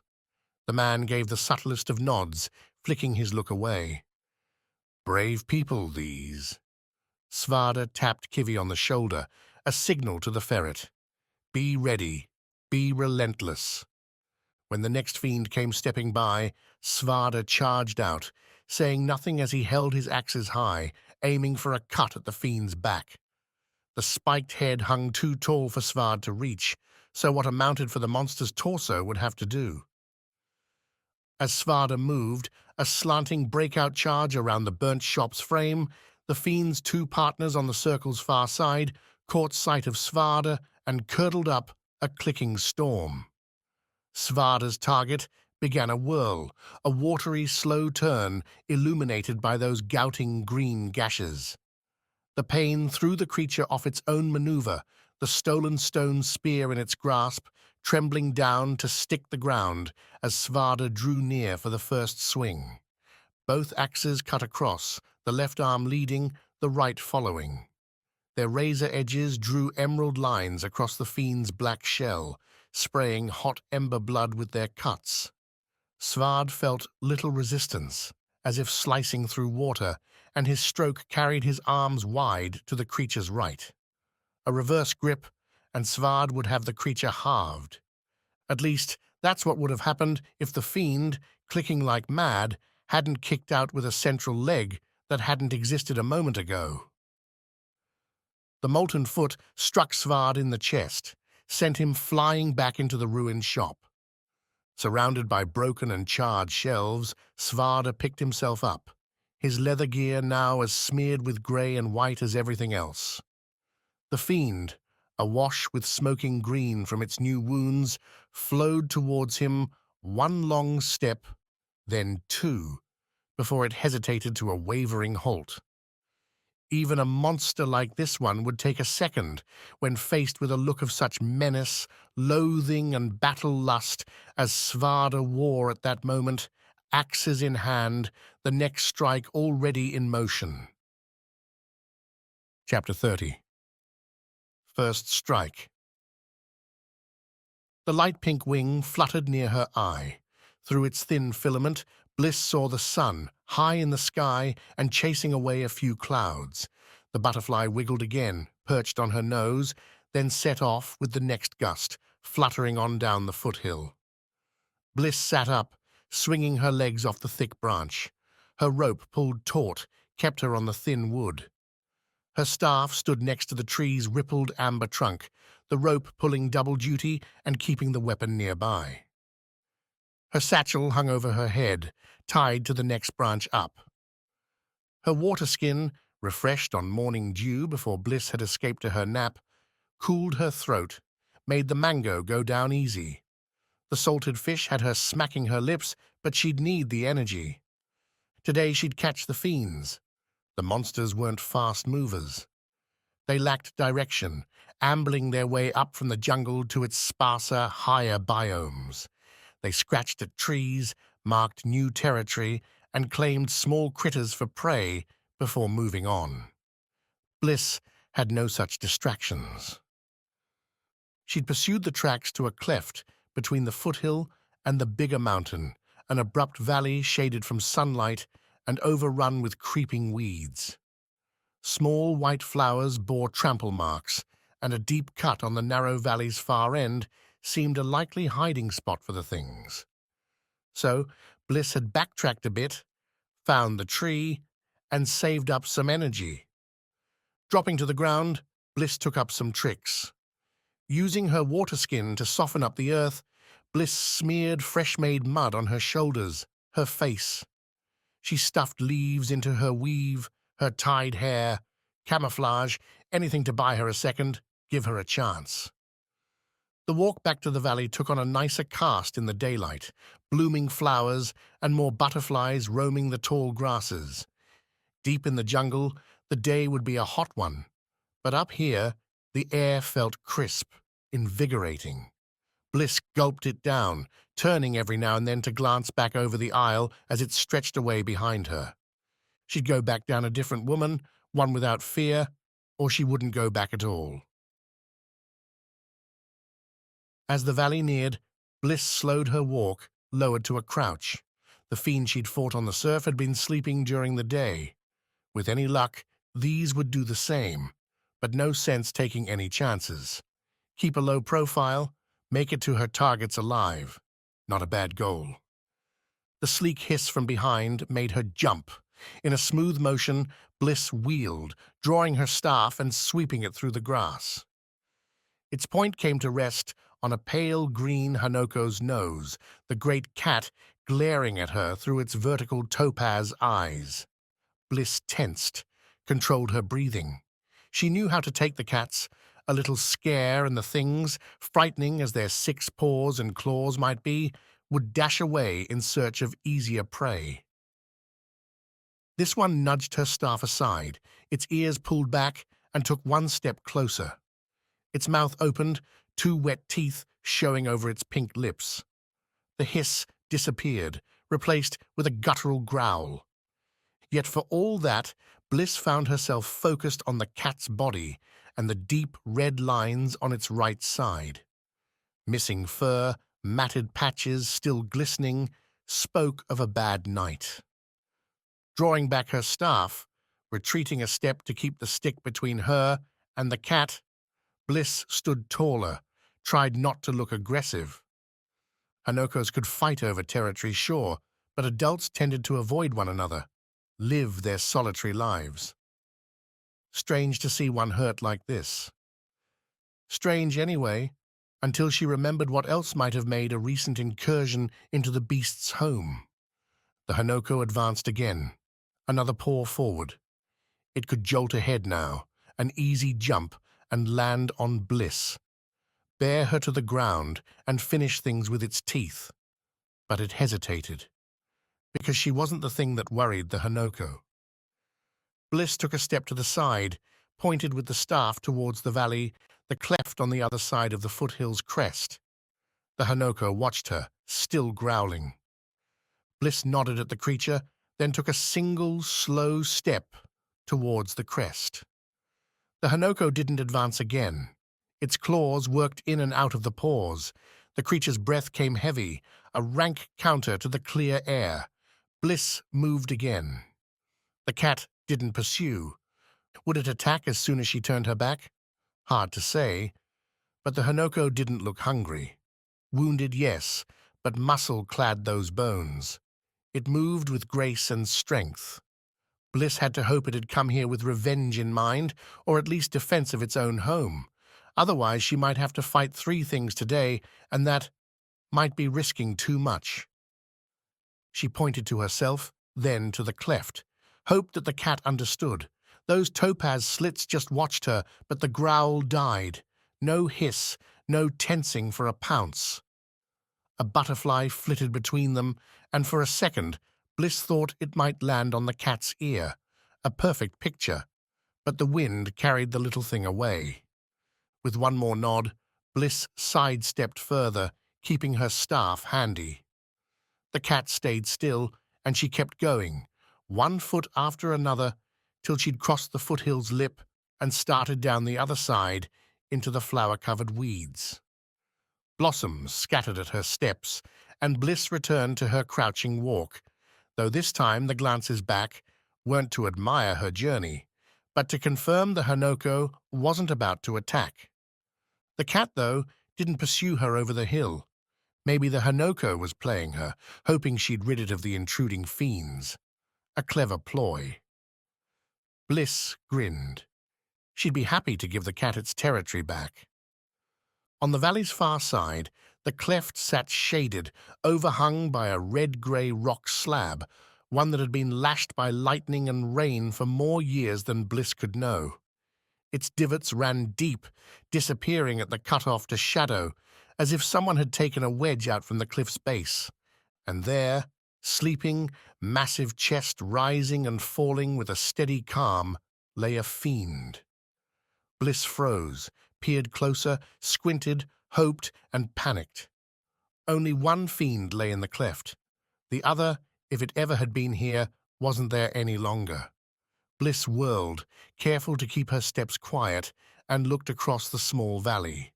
No fiend in sight, nothing coming up for an ambush. She took a slow breath, told her heart to slow down. The monsters weren't exactly friendly.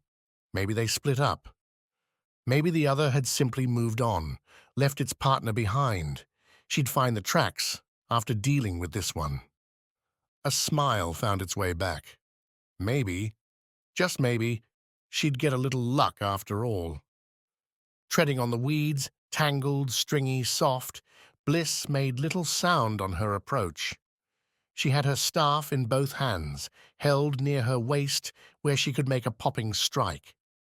The fiend's soft belly lay right there, and a good blow might cripple the monster, throw it into confusion, so Bliss could finish the thing with a whack to its head. Her vision seemed to blur as she crept to the cleft. Sounds died away, save the pulsing in her ears from her heartbeat. Her mouth dried. Bliss held her breath. The fiend's claws looked sharp, though some had broken away, their nails cut in the scratching. Its burgundy mane coiled about the fiend's head, the sole large fang poking through. Like the others, long, bloody gashes latticed its hide, a gift from the Aegis. The fiend was about to get a gift from this. Bliss tensed her legs, gripped her staff tight. The belly, white and waiting, was right there. She could hear Deshiva, "Strike your vengeance!" Bliss planted her left foot, drove the staff forward with both hands. The blunt point, hardened bamboo that had been with Bliss as long as she could walk, drove into the fiend and kept going, pushing the skin back and expelling air, crunching bones. Bliss didn't stop, leaning forward into a run. even as the fiend started awake, its claws scrabbling. But the monster's weight was immense. The first hit struck, yet as Bliss leaned in, she felt the monster's bulk push back. The fiend rolled upright, gnarling a pained wheeze and flinging dirt, weeds, blossoms with its claws. The first strike over, Bliss withdrew the staff, aimed it right, and stabbed forward again, going for the fang this time. The fiend's narrow eye poked through its coiled locks and saw the move, its front right paw swiping and knocking Bliss's attack off target up into the stone ceiling. Like a snake, the fiend followed its blow with a slithering turn, snapping at Bliss with its sole fang. This time, Bliss had the right reply, swinging the staff back down from its deflection and warding away the attack, batting the fiend's snout into the dirt. Initiative meant life. Bliss couldn't let the fiend get its breath back. She bounced on her feet, jumping forward and jutting with the staff again. Instead of retreating, the fiend met her head-on, making a gasping, wheezing dart. Bliss struck the fiend's shoulder, the blow cracking something, but the shock knocked the staff free from her hands. Bliss barely registered her loss as the fiend itself slammed into her, bearing the young woman back down the valley. Bliss hit the ground first, felt the fiend's claws tearing at her weave, slipping on the mud and leaving scratches behind. The monster's attacks missed their mark, sliding away on the leaves, the dirt, and the fiend, sloppy in its attempt, rolled off Bliss and on down the slope. For a moment, Bliss simply lay in the weeds, stunned that she hadn't died. Then her hands went to her waist, pulling off the rope waiting there. Bliss curled over, planted her left hand in the plants, and looked. Rather than hustling back for another attack, the fiend seemed to be staggering, flopping around in the foliage. The wheezes grew harder, harsher, more desperate. Realization dawned. With that initial strike, Bliss might have done more than annoy the beast. Weakened it, maybe, or at least given herself a real chance. She ran, drawing the rope between her two hands, and jumped. Her height on the slope carried her to the fiend, and she landed on the thing's shoulders, making it stumble, making it hiss.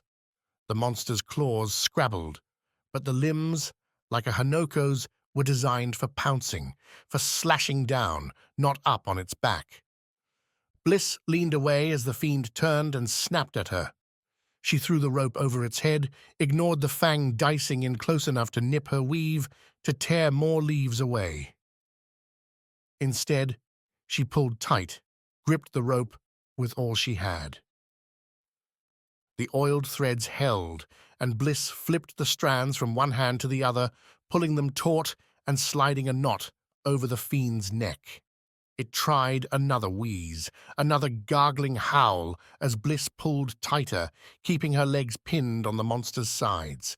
The fiend tried to run, tried to buck Bliss off, but the rope stayed strong. The monster's mane slapped Bliss, the sticky hairs leaving welts on her skin. She would not be thrown. Not now. The rope pulled tighter. The fiend bucked once, twice, 3 times before something changed. Its fight seemed to drain out, a gradual quieting. The legs went limp. The beast settled onto the grass, and with one final, half-hearted snap her way, the fiend wheezed its last breath. And Bliss breathed her first, a wide-eyed gasp. She held the rope tight, kept herself on the fiend's back, waiting for a fake-out that didn't come, waiting for a trap that didn't spring. Only when a butterfly landed on the fiend, the monster not moving a muscle, did Bliss let the rope go. She climbed off the fiend's back, pulled her rope free, her eyes always on the monster, waiting for any sign. Focused on her vengeance. Chapter 31. The Webbed Stair. The brute held himself like he thought Wax was coming in for a tackle, as if they would meet palm to palm, forehead against forehead, and determine superiority through pure brawn. He could keep right on thinking that. Wax waved Pan off to the left, hoping his friend would see the opening and keep moving. The brute's goal was pretty obvious. Slow these two down, so whomever they nominated for the renewal could waltz right on in for the prize. Wax would bet they'd sprinkle their other morons along the way up too, just for extra protection. Meaning they'd have to deal with this guy. And fast. Running along the springy net gave Wax an idea of how to do just that. Run just ahead of me, Wax said as they closed. Jump when I land. The old spring and sprung. Not exactly an alien move in the jungle, where bouncing fronds made for convenient launch pads. Whether the man from Motorland would catch on, guess they'd find out. Wax buckled down his knees, took a jump skyward, or at least as far as his momentum could manage. In the air, he tucked his knees up to his chest, felt the fall, shut his eyes just before impact, no sense letting some wayward thorns scratch him, and drew the spongy surface down with him. Pan, just ahead, should be feeling his footing slide back, should be... Hey! The bum's angry call was all the proof Wax needed, as he burst back out from his ball, landing in a wobble. The enemy stood before Wax, not looking at him, instead following Pan as the latter landed on the man's opposite side. Pan hit with all the grace of a flopping fish, his side striking first. Yet, for all his lack of style, Pan wound up where he needed to be, further up the trunk-wrapping trail. Grinning, flush with victory, Wax pressed the advantage. He bounded forward, hit the bigger guy with a running tackle. The man fell, hitting and bouncing off the springy plant, and Wax rode the wave, rolling forward and springing up to follow in Pan's footsteps. The lunk cursed, and Wax figured the man would pursue, but for the moment they had a lead. Run! Pan yelled. Laughter buzzing the edges. There came a moment in every adventure where, well, the adventure took hold. The slapdash days diving through the jungle had been fun, if a bit directionless. Who knew whether the pair would get to the Najan outpost first? Who knew what they'd do when they arrived? But here was conflict, goal, and threat in equal measure, and none Pan and Wax couldn't handle. Upward, the springy material gave way to gnarled vines, new and old growth lapping over each other. The desiccated plants would have fallen apart without their newer brothers for support, a crackling lattice making for a straightforward climb. The dart bugs continued lighting the way, their magical selves alighting, often as not, on Wax's hands and head as he pressed on. A few minutes scaling vines brought the pair to a whole new level, reached when Wax came up beside Pan, scrambling onto a stiff wood platform. No, not wood. A hard cinnamon color belonging to a vast mushroom head. The fungus attached to the Sana's inner trunk, its 5 puffball orbs reaching out, down and upward. Frilly vanilla tendrils hung in tufts from the edges, the ones above Pan and Wax dangling nearly to their skulls. Along the frilly ends, turquoise bits flashed in time with the dart bugs, some natural dance Wax didn't understand but appreciated all the same. I see Mertz did nothing, as always, said a new voice, serrated and feminine in equal measure. We keep him around for the muscle, and he can't even do that. Wax and Pan followed the puffball's sloping surface to the trunk, where the fungus itself bore scarring slashes leading further up. Blocking the way stood the woman, taller than either Pan and Wax, with nothing more than boredom on her tight face. Her outfit, though, didn't match her expression, flowing and light blue, as though a whirlwind had been sculpted to her body. The robe shifted with her as the woman dropped into a forward crouch, both hands before her in a diagonal line. What's she doing? Pan asked. No idea. The way's past her, though. Let me lead on this one, okay? I have a plan. Hey, Pan taking the initiative? Wax could roll with that. His friend took off at a slow walk towards the woman, who watched, hanging in her stance. As Pan closed to a couple strides out, He stopped, then kicked down into the mushroom surface. The hit broke through the mushroom top, driving down and popping a chunk up into the air. Pan grabbed the fluffy beige piece and threw it right at the woman. Go! Pan yelled as the big mushroom block dove in. Wax started forward as the woman deflected the mushroom, the block not quite knocking away Pan's assault, but breaking it into smaller chunks, each raining over her like some soft, gooey spray. Pan almost made it by on her right before the woman pulled herself back in control. Her right leg flashed out, took Pan's right ankle, and sent him tumbling to the puffball's top. Wax, following his buddy's lead, kicked off another mushroom chunk and, mid-stride, launched it at the woman's back. The mushroom wasn't exactly heavy, but the fungus wasn't air either. The woman looked like she was about to follow up with a kick to Pan's face, a blow that never came as Wax's toss whomped her back and sent her stumbling forward. Forward, right into Pan's clumsy kick. The mushroom hunter struck the woman's shin, causing her to cry out and fall. Pulling himself ahead, Pan scrambled out from under her collapse, kicking up more mushroom bits as he headed for the grooved ladder. Wax scooped out another mushroom piece, started running, and when the woman had herself turned right side up, glaring after Pan, he pelted her again, burying that no longer bored visage under more puffball crud. Another yell joined the woman's muffled curses. Mertz, making it up the plant ladder and too late to change the battlefield. Wax made it to the grooves not 3 seconds after Pan, jumping and finding handholds in the soft mushroom meat. Climbing the ladder gave off a strange aroma, a bit like some tasteless dinners his parents made. Up above, the ladder went until the mushroom, its height shaded over in a gossamer white, vanished. A narrow hole appeared cut where the ladder continued. How awesome was that? Pan shouted down as they climbed. Nobody suspects the mushroom bomb. Mushroom bomb? You have a name for that? Of course I do. You gotta be willing to sacrifice a puffball to save yourself. Do you? Pan's wild laughter was the only answer. As they climbed, Wax snuck a look down below, saw the woman and Mertz in slow pursuit. Their voices echoed up, seemingly arguing with one another. Dissent among the ranks. Good. What do you think this stuff is? Pan asked as they neared the gossamer. Thought it was a spider's web. Not so sure anymore. The doubt came from the thick silver-white shapes in the gossamer, seemingly wrapped in the threads. About as large as Wax's fingers, the shapes didn't seem threatening, but many moved as the two neared, wriggling in their little prisons. It's weirding me out, Pan said. Then keep climbing and we'll put them behind us. You know we'll have to come down, right? All these people, they'll be waiting. They can't touch you once we get the star. And if they get it, then what'll they care about us? Vengeance? Good point.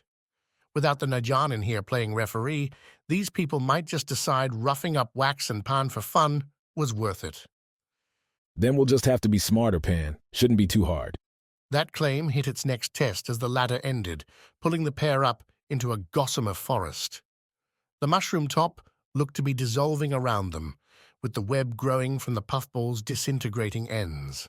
Almost like a mold, but one with a secondary purpose. The gossamer stretched up and around them, strands coming close enough that reaching out in almost any direction meant contacting the sticky stuff. Wax ran his finger along a strand near his head, and the thin lines pulled right away with him, clinging to his skin.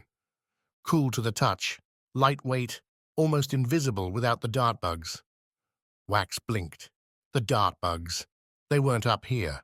The threads were too thick for the things. Not too thick, though, for the light.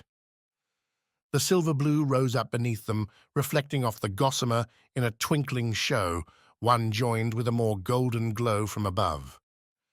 Sunlight, Pan said, matching Wax's look. We're getting close to the top. Yeah, but how are we getting any further? There.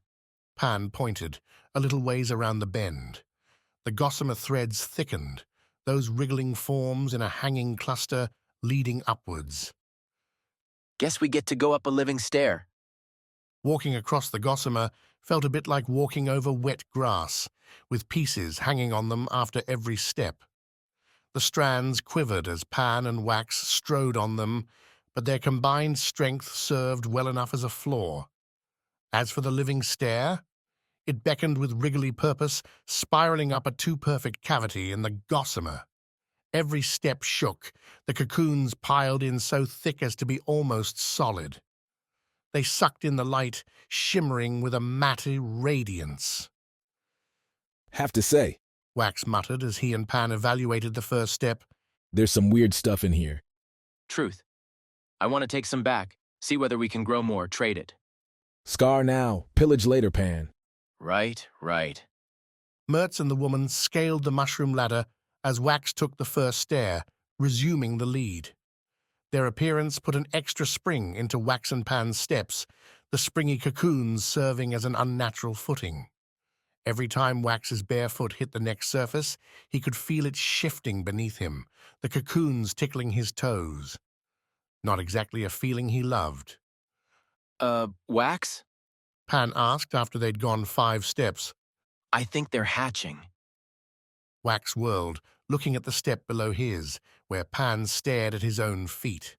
The little white cocoons picked up their shivering, vibrating now with intensity.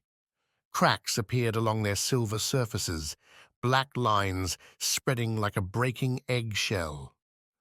Wax saw the disaster unfolding on his own step too. Keep moving! Wax yelped, turning on a heel and lunging up the stair. Pan followed, the cocoons bursting behind them. A buzzing, chittering noise rose up, amplified by the gossamer, whose strands acted like an instrument and rang with the living concert. The steps didn't wriggle under Wax's foot anymore. They began to sting, piercing pangs as the emerging insects went for their first meal. Wax caught sight of a couple on the steps ahead, small caterpillar things with pointed gnashes on their heads. They reared up and darted in as Wax and Pan went by, stabbing at their feet, their shins, anything the little monsters could grab. This sucks! Pan shouted. Only a few more steps. Up above, the gossamer staircase ended with what looked like a flat, mouldering brown ceiling. The last step came within reach of that ceiling, a reach Wax made as his feet struck the final landing. With a push, the brown gave way, filtering in a raw, golden flash. Wax found a handhold, hard and crunchy, and pulled himself up, rolling onto the new surface. He whacked away the fiendish caterpillars with his hands, scattering them across the leaves, because that's what it was here. Leaves, big scalloped ones with holes lining their edges, those gaps leading to the light, filtering into the gossamer below. Up above them, a thorny forest rose as the trunk itself diminished into the Sana's pistil. The great flowers blossom blotted out the sun up here, making a pink and purple sky. Beneath it, as Wax and Pan stood up, brushing away the bugs, waited a grumpy trio. The last of the coasters, and these 3 stood before the lowest thorn. Unlike Mertz and the woman below, no amusement, no boredom floated in their faces. "We didn't want you to get this far," said the man in the center, a bulky mark with a crescent scar along his bare chest. "You'll go no farther." Chapter 32 of Axe and Flame. Hesitation invites attack. A Rana maxim among many of the sailors had drilled into Svarda during the voyage. Most were violent, vulgar, or both, but this was the one Svarda used when he leapt towards the monster, his axes flying over his head in a double cut. The sinewy tar creature, its charred blade held wide, offered little defense. Whether it believed Svarda's axes could do it no real harm or some other delusion, Svard didn't know or care. All that mattered was the slight resistance as his axes bit in, the green spray flying up and stinging his cheeks. Svarda's flight carried him into the creature, a decision necessary for the mortal blow, but dangerous nonetheless. Intense heat sparked up Wherever Svarda's clothes touched the fiend, his skin bubbled as it nicked the steaming black, and even Svarda's eyes rebelled at the close brush, searing him into a blinded stumble back. Yet for all that, the fiend howled, its nail-splitting skein a horrifying sound, one prompting moans and screams from the captives in the square. When Svard felt the ruined structure against his back, when the pain receded, he blinked open his eyes and saw a melting thing. A spreading emerald pool, the monster's own body seemed to eat itself, the skin catching fire from the blood inside, blowing up into a green-orange torch even as its liquid lava spread beneath. Svarda sidestepped, looking at his axes and confirming, though they glowed as hot as the monster's skin, their steel edges still held. The other three fiends didn't take their comrade's demise with fine spirits. With one remaining near the captives, the other two slithered apart, each circling around Svard. The ruined buildings provided poor cover, the fiend's attempted trap viewable the whole way. Not that Svarda had many options. That's what's coming to all of you, the man growled. Whether the fiends could understand him or not, Svarda figured his words would get the point across through tone. These weren't mindless things if they could hold a blade. Perhaps they could be twisted, intimidated. Who's next? Somewhere in the buildings behind him, Kivi lurked. When the ferreter would attack, Svarda didn't know. Strategy, at this point, was better traded for instinct, and Svard had one standout option. As the two fiends went to Svard's left and right, both angling for a behind-the-back attack, the Foti warrior swapped his stance and barreled forward, right towards the last one protecting the captives. Unlike his former friend, the fiend wasn't caught flat-footed. Instead, its arms shifted into a double grip on the long, charred blade, while its legs shortened, multiplied. A black spider faced Svard in the square, and its weapon had reach. With a two-handed swing, the fiend went straight at Svarda's charging form. An upswinging axe caught the blade, would have deflected it except for the damn thing's strength. Svarda's weapon caught the sword on its underside, Svarda himself ducking to make sure the blade's razor skimmed only his hair. Instead, the axe hooked on the sword, the swing picking up and throwing Svarda to his right. He rolled in the dusty square, ash billowing up around him, embers landing in his hair. Svarda shook off the pain, heard a child shout, and spun, both axes in a crossed defense before his skull. Instinct saved him, as it had so many times before. The fiend's smoked blade crashed into his axes, driving Svarda back onto one knee. His arms burned, the weight pressing on them too much, too steady.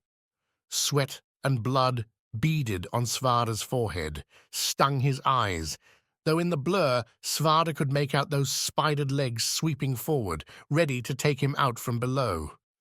You're a rotten thing, Svarda swore at the monster. Hardly a battle cry for the legends, but the heat stole his breath away. Those legs missed their mark. A silver-grey blur barreled into the fiend from its right side, crunching into those spindly supports and breaking their liquid bones. Green gushed, and Svarda felt the weight disappear as Kivi rolled, snapped, and clawed into the fiend's gooey center. The monster wasn't sure what to do, its blade swinging down at itself and missing the mark as Kivi refused to stay still. With the opening, Svarda recovered, then sent his axes in a 1-2 blow to take off the blade-wielding arms, then the head that steered them. Like its brother, the creature disintegrated, melting away to nothing more than a boiling puddle. The Went people cheered, their ragged encouragement the best sound Svard had heard all day, and one that changed, quick as it came, to warnings. The two fiends left came at Svard and Kivi from opposite sides, their slow encirclement not paying off in time. You get the ugly one. Svarda said, and Kivi snorted. Whirling, Svard eyed the one coming his way. Like the beast he'd just dispatched, this one held its blade in both hands.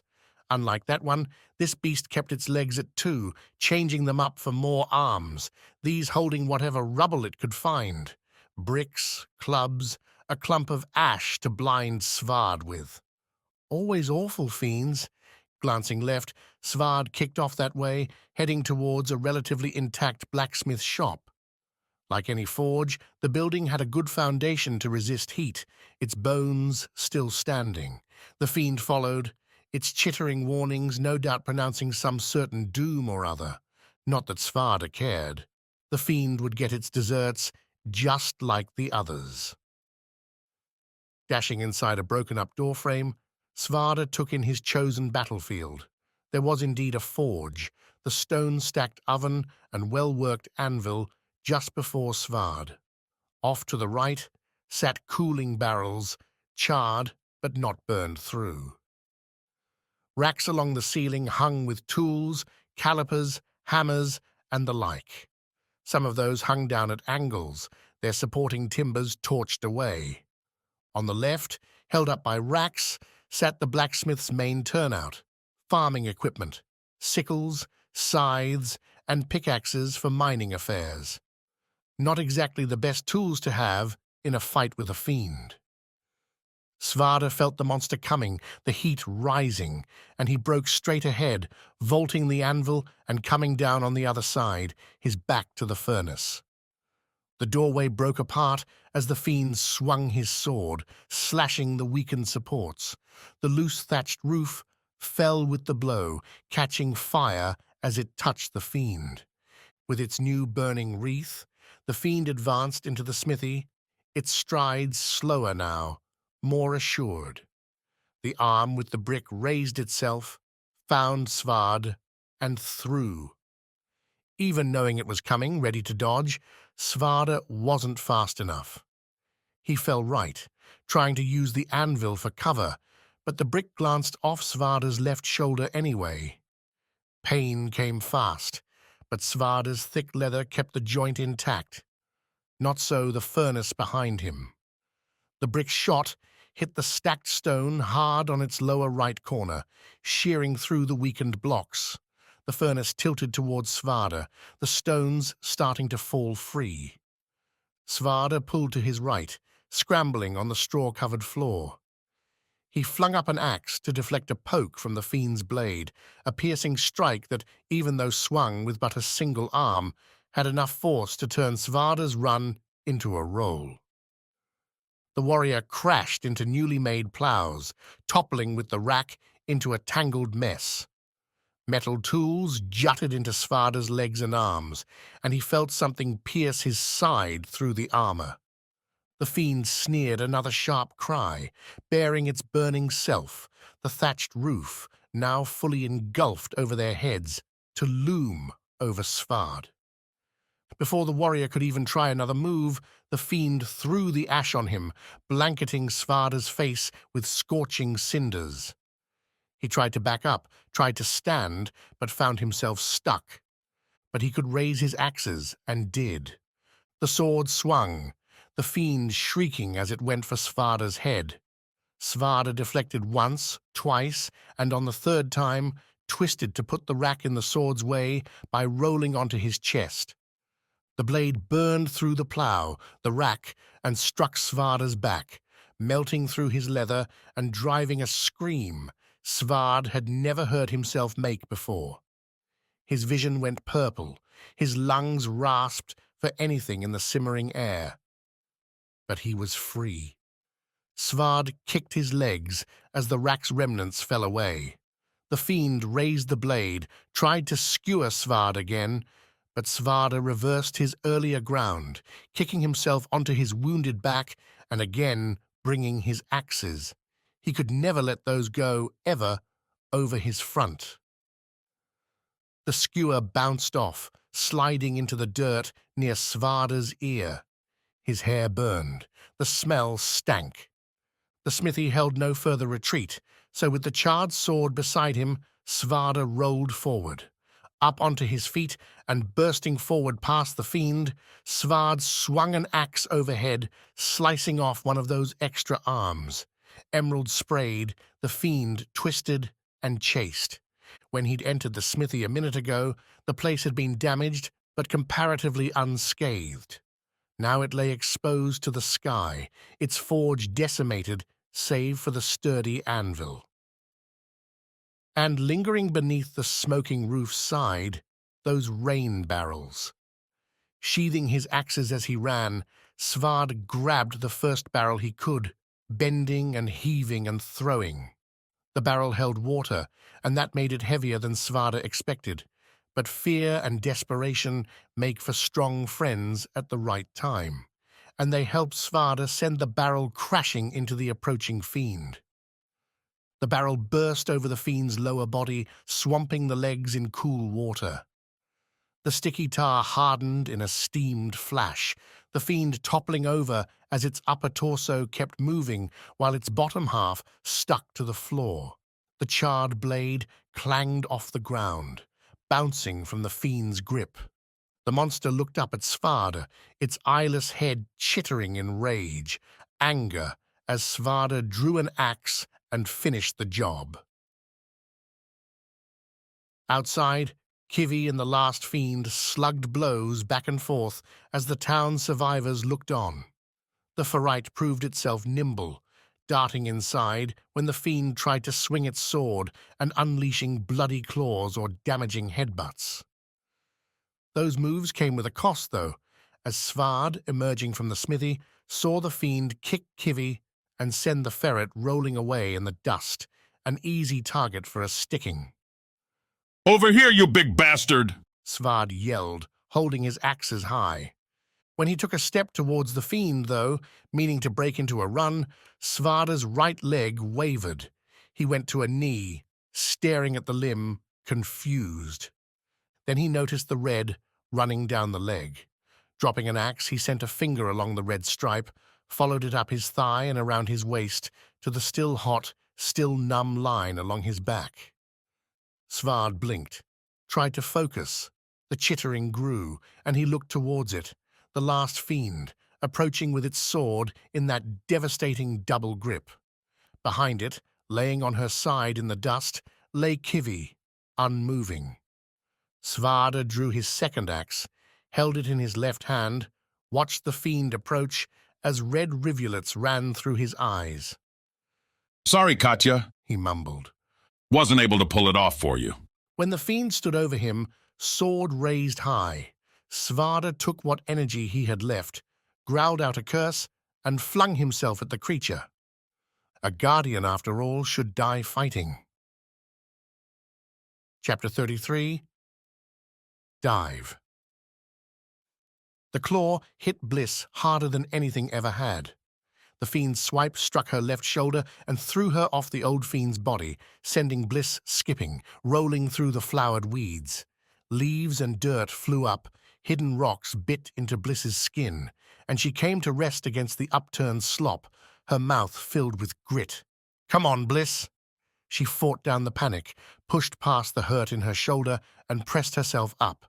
The new fiend stood over the other one, sniffing at its former friend? Did fiends operate like that? Did the ones huddled together in the cave live as a herd, a pack? Stop. Bliss shook her head, rose to her feet. Those thoughts were distractions, and what mattered now was survival. Her staff and rope lay near the old fiend's body, out of reach and useless. She lacked any knives, rocks, or other tools save her bare hands, and those wouldn't even annoy the monster. Speaking of, the fiend finished its sniffing. Its snout rose towards the sky, and the beast emitted a keening wheeze, a high-pitched, rolling cough. A morning call? A cry of revenge? Bliss had to go with the latter, because as the fiend's head came down, it turned towards her, a baleful glare emerging from those golden eyes. With no weapon and little she could use around her, Bliss took the only option she had and ran. A quick heel turn and push-off sent Bliss up and over the foothill's crest. The slope down became a stumbling sprint as Bliss raced for the trees, the jungle's dubious protection. Behind her, wheezing its challenge, the Fiend came on. The jungle's first layer spread thick trees interspersed with ferns several times taller than Bliss. Beneath them, scattered leaves and sticks made up a soft forest floor, and all of it glowed in the noontime sun. Birds and smaller critters broke for cover at Bliss's approach, though she figured it was the pursuing Fiend doing most of the scaring. Options flitted through with every footstep, Bliss plotting and tossing them in turn. Could she pick up a stick and use it as a weapon? Climb a tree and try to hide? Neither seemed viable. The Fiend could certainly scale a trunk with those claws, and what branch would serve against a hide that thick claws that deadly? Bliss needed to change the scenery, bring the battlefield somewhere her smaller form held an advantage. So she tilted her run, angling south along the foothill's slope. The Fiend galloped along behind her, its claws making no secret of its approach. Bliss looked back, saw the Fiend's red mane flowing out behind its massive form, its single-fanged jaw wide and gulping air as it ran. Dirt and rock flew, a cloud behind the monster. The ground trembled with its weight. But Bliss flew too, her legs and arms pumping, her feet hitting every bend in the earth and bouncing off it, capturing momentum and turning it into extra speed. Her lungs sang, her wide eyes caught everything, and she found the jungle a few heartbeats ahead of her pursuit, and jumped. Without a rope, swinging was a fool's errand. But in this very moment, being a fool seemed about the only way Bliss could survive. Using the hill's height, Bliss flew and landed on a huge frond further down. Branches and leaves smacked her face en route, leaving scratched lines, tearing out snagged hair, but Bliss ignored it all. Little pains for little moments. Leaning forward to move with the frond's downward bend, Bliss pumped her feet along the wide leaves, scaling the thing and hoping for another option. The fern shivered as the Fiend barreled into it, tearing at the green. Bliss's frond dropped as its tie to the central stalk severed, and again Bliss had to make a leap, arms stretching out for a vine. A jump without a stable launch wasn't much of a jump at all, though, and Bliss fell short, landing hard on her chest in the leaf and mud muck. The Fiend roared its victory, came on in a chomping terror. Bliss rolled over, saw the monster leap high, golden eyes wide and wild with rage, and she curled back up the slope. The hill's slant betrayed the Fiend, its leap carrying the monster over Bliss's head, the thing's back claws gouging right where Bliss would have been if she'd laid flat, waiting for it to end. Instead, the Fiend hit nothing, its vast bulk slamming onto the slippery leaves. The momentum carried the turning Fiend down into several trees where it hammered the bark, the trunks splitting with sharp cracks. Bliss heard it all behind her, already up on her feet and running further south, ducking beneath more branches and hopping smaller ferns. The Fiend snarled, took up the chase again. To her left, Bliss spotted a large rotted log, its length angling down the slope, and dove towards it. Too small for wax, maybe for Sawi, the tube made a perfect fit for Bliss. She scraped her arms on the edges, getting through, sliding headfirst down the moss-filled log. Its damp inside crawled with bugs, all of which Bliss ignored as she kicked with her legs, tucked in her arms and scooted. She could have moved faster outside, keeping to a dead sprint, but surviving this, as Deshiva pointed out, would take brains as much as fleet feet. The Fiend didn't seem to agree, bashing into the log with cold fury. The hit mashed the log's entry, bursting apart the wood, and sent the rest rolling off its leaf bed. Nestled into the log's middle, Bliss rolled as the dead tree took off down the hillside, rumbling and cracking against its living brethren. Bliss shut her eyes, offered up a quick prayer to Viz to see her through this awfulness. Not that Viz was much of a praying god.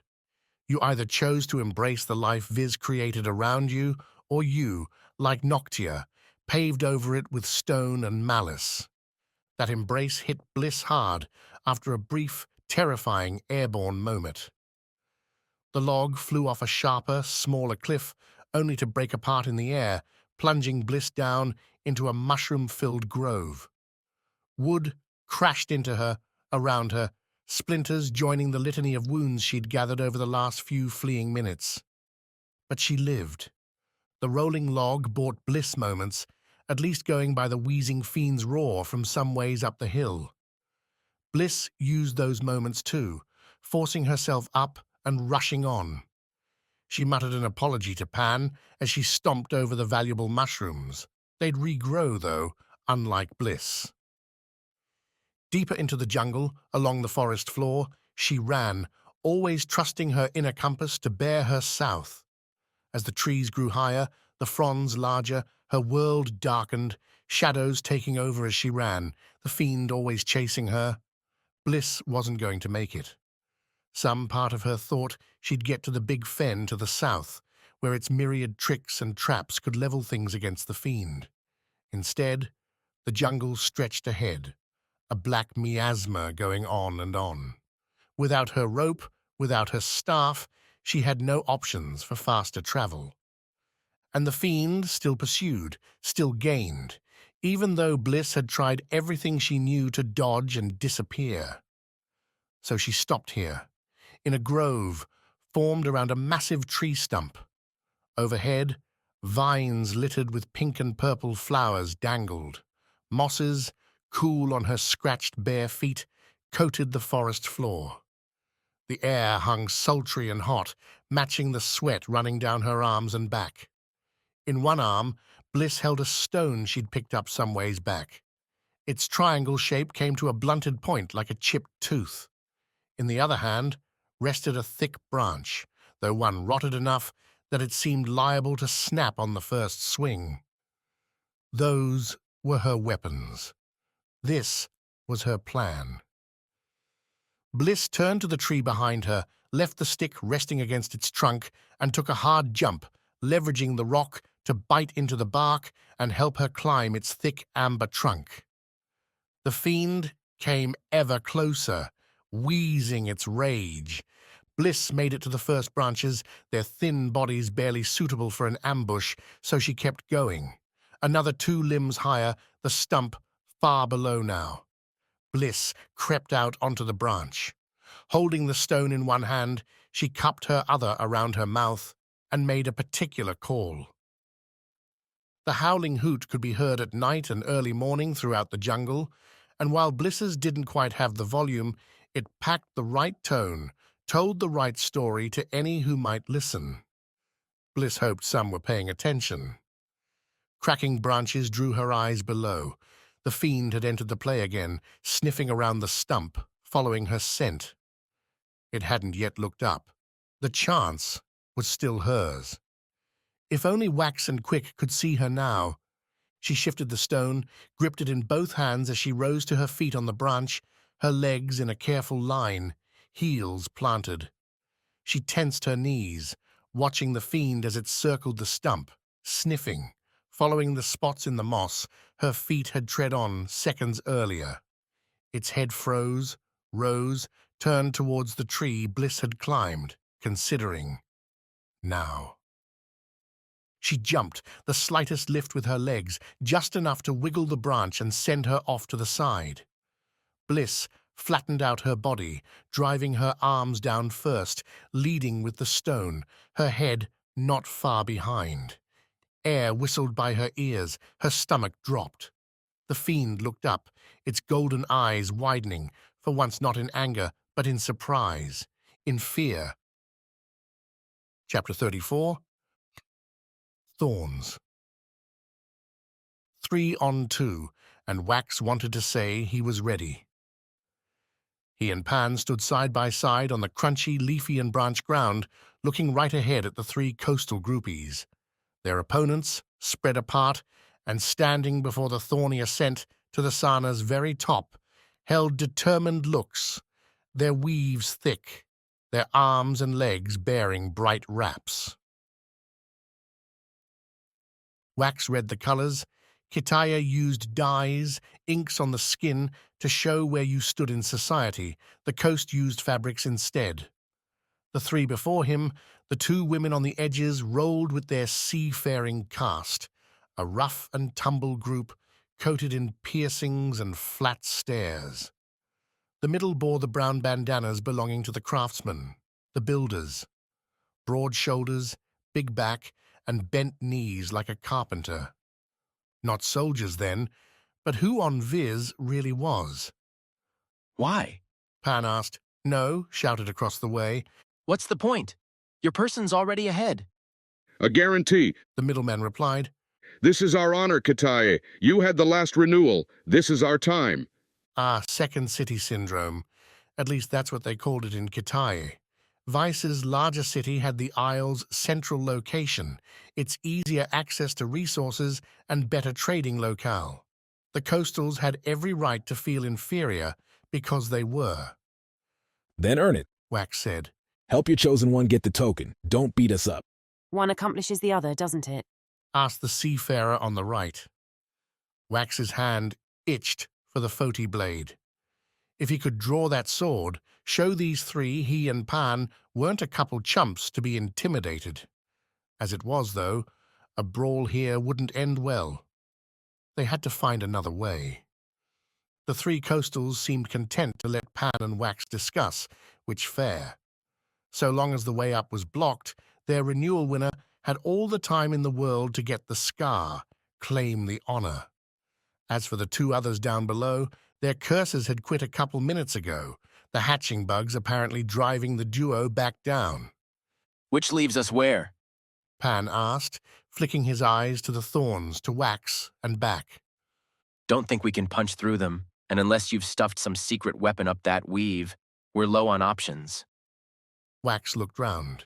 The Sana's inner trunk narrowed as it approached the top, turning into that thorny mass. The outer skin simply stopped, turning over and folding in towards the middle, breaking away at the edges like so many dying branches. Leafy strands extended here and there, weak twigs offering little hope for a climb and jump combo. Only the central stalk, decked out with those thick, climbable thorns, offered any hope of getting to the top. The only way is through, Wax said. Or we give up, sit and wait to see what happens. Pan started in again on how they'd come pretty far, how his father would be proud of him for this, even if he didn't get the Skar. Wax tuned out the rationalizing, looked closer at the trio. He and Pan weren't fighters, but neither were these three. If they could be baited, could be turned. Trick 'em, Wax whispered, and Pan shut up as his guardian detailed the idea, ludicrous as it might seem. The way established, the pair turned, Pan failing to keep the nerves from his wide eyes, and walked towards the three guardians. They stiffened at the duo's approach, held their formation. Are you all planning to be guardians? Pan asked on the walk-up. Isn't 5 a large number? The three glanced at one another, shrugs abounded. We're friends, the builder said. We'll work it out. Oh no. Wax shook his head. They were 5 solid strides from the opposing line now, 8 from the stalk and the first thorn. You're asking for problems there. Who's going to give up the honor? The builder snorted. Like I said. Stop talking with them, Chorus, snapped the seafarer on the right. They're up to something, I can smell it on them. Definitely suspicious, the left one added. See his face? She snickered. Wouldn't mind playing for parts with that one. Nothing suspicious about asking simple questions, Wax said. Just figure, if you're going to be carrying the hopes of the whole Isle with you, maybe you should work out the details first. 3 strides now. Wax kept his hands clear. Pan, too. His friend had shored up his shoulders, put on a placid smile. Not meek, exactly, but unthreatening. Mild. Good. Maybe you should mind your own business, Chorus replied. and get back to where you were. Well, Wax said, drawing out the word. One stride now, the two seafarers edged closer, forming a half-circle around Wax and Pan. I was thinking since you don't have the Guardian stuff worked out, maybe you'd let us come along for the ride? The question rocked them back. A ridiculous request, but also perhaps not. Guardians from across the isle had been chosen before, if Wax remembered his stories right. Not that it mattered. As soon as Wax saw the chorus's eyes cross in confusion, in consideration as the man imagined that wild scenario, Wax whooped. The loud cry, meant for swinging and sweeping through the air, cracked the still morning, echoing around the trunk and getting the coastal trio to jump. Wax followed up the cry by doing what every guardian ought to, throwing himself right into the enemy's gut. Pan, for once, did exactly what he was supposed to, sprinting ahead with just enough verve to dodge a late, shocked grab from the left seafarer. Wax, hitting Chorus with a shoulder charge, bounced off the bigger man and landed on the ground, butt first. Chorus grunted, turned to chase Pan, and Wax kicked out, knocking the man's left ankle and sending him tumbling to the deck. The seafarers started after Wax's friend, but they'd lost 2 steps in the shock, steps Pan put to his advantage. The mushroom scrounger reached the stalk and jumped, hooking his arms around the bottom thorn and pulling himself onto the smooth, purple-green spike.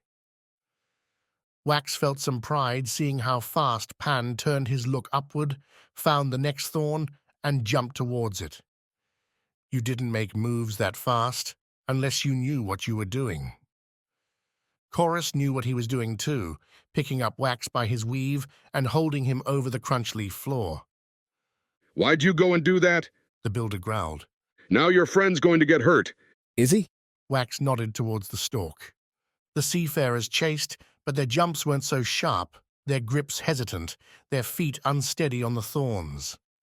A lifetime spent on boats and rocky shoals didn't prep you for a jungle climb. Yeah, watch. Chorus threw Wax to the ground, skipping him off the stiff surface. Wax's weave blocked the damage, save for a scuff on his legs.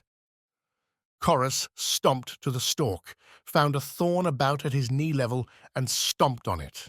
The spike, as long as the man's arms, snapped off, the builder picking it up in his massive hands and breaking it again, turning the pointed end into a small arrowhead. One, Wax realized as he scrambled to his feet, Chorus could throw pretty damn far. Pan, 5 thorns up and several ahead of the seafarers, looked to make his next leap as Chorus reared back, the spike ready to toss. The strike wouldn't even need to hit Pan, just get close enough to throw off his jump. A fall from this height would be, if not fatal, definitely the end of Pan's short-lived renewal bid. Don't! Wax shouted, rushing towards Chorus. The seafarers glanced down. Pan didn't. His friend bent his legs, jumped, and the builder threw. The spike flew, the aim true enough. The missile grazed Pan's legs as his arms wrapped around the next thorn up, a red splatter dancing down. His friend screamed. Hold on! Wax shouted back. Don't you dare let go! Chorus spun as Wax approached, laying out with his left hand. Not unlike a bad branch to dodge. Wax dropped to his legs, slid on the floor, then popped up as Chorus's slug went over his head. Jabbing with his right hand, Wax went with a strong hit to the man's gut, right where Wax had smacked with his shoulder earlier. Chorus groaned, backed up a step, and Wax took the opportunity to jump, kicking off the stalk to get to the next thorn up. The seafarers split at the sight, one continuing to climb after Pan, while the other waited, glaring at Wax. Farther up, Pan, legs bleeding, managed to get himself on the thorn proper. The poor guy tore strips from his weave, trying to wrap the twin gashes. Before, this whole thing seemed a weird game. a race followed by a bar fight and an oddball climb to the top. People kept saying there were serious risks, but Wax hadn't seen any, not till the thrown thorn. That Pan's near death had come not from some fiend or awful hazard, but from another viz trying to be greedy, sparked a rising rage. Wax wouldn't have said he was one to get angry, was one to keep a cool head, but damn it, he was Pan's guardian, and now Pan was hurt. No way Wax would let Pan fall. He backed up near the thorn's point, then sprinted forward, jumped, and kicked off the Sana stalk to get up to the next one. Pan's leap and grab worked well enough, but it was slow, left you vulnerable to waiting jerks like the seafarers. Wax's kickoff put him level with the thorn, getting him right on its length with a kneeling, feet-planted landing, right where the seafarer could kick him. Her foot, bare, flew in at Wax's head. He raised a hand to block, a thin defense that had the seafarer's blow blasting on through to smack Wax's temple. He teetered, splaying his legs to let them hook around the thorn's body, keeping him in place. The seafarer rebalanced after the kick, swapped feet, and came in hard on the other side. Wax, his ears ringing from the first hit, swiveled, caught the foot with both hands, still taking a knock to his chin in the process. His teeth slammed into his lip, fresh iron tang filling his mouth. But he held on and pulled. The seafarer cursed, her remaining foot slipping on the thorn's rounded surface and sliding off. Wax let go, and the seafarer plummeted, smacking hard on the ground and moaning. Chorus, not even attempting to climb, went over to check on his teammate. How kind. No problem killing Pan, but wants to make sure his buddy didn't rattle her skull too hard. Wax! Pan called, still clinging to the thorn. This isn't good. The second seafarer stood one thorn beneath Pan now, and two above Wax. She seemed to be considering the best way to get to Pan's level, the man, with legs partly wrapped now, ready to kick away any attack. Spitting out some blood, Wax rose to his own shaky feet, found the next thorn, and jumped towards it. Slipped his hands around, pulled himself up, and heard Pan shout again. The seafarer found an alternate route, jumping to the left instead, finding another thorn near Pan's height. If there were other thorns around the stalk, the seafarer could get above Pan, and then either hold the high ground or jump on down, trying to knock Pan off in the process. Either was unacceptable. Hang in there, Wax called back, eyeing his next leap. The thorns laid themselves out in a line, the same instinct setting the sequence now as it always did for him. Wax plotted the jumps, the speed, where he'd plant his feet to go off to the next. The seafarer had the edge for now, but not for long. Chapter 35. Unexpected Allies. Bliss struck the fiend, and in an instant felt her arms crack, her chin smack the fiend's skin, and the rock between her hands bite deep all at once. Her body followed, slamming the fiend's back and flying off in an awkward flop, ending with her lying in the moss, a tangled mess, gasping for her breath. Her target wheezed, cried, flopped to its side, and writhed, those claws coming close to Bliss as the fiend tried to extract the rock from its back. It wasn't dead. Bliss kept repeating the line, kept hoping the fiend would slow and stop its kicks. She'd put everything into the leap, dug that rock in so far. The fiend couldn't be alive. Yet there it was, throwing itself back against a tree, rubbing its wounded body against it. The stone dropped to the moss with the slightest thud, rosy red from its impact, but out useless. Bliss shook her head, tried to get her body to answer, but her arms didn't want to work. Her shoulders blossomed in new aches.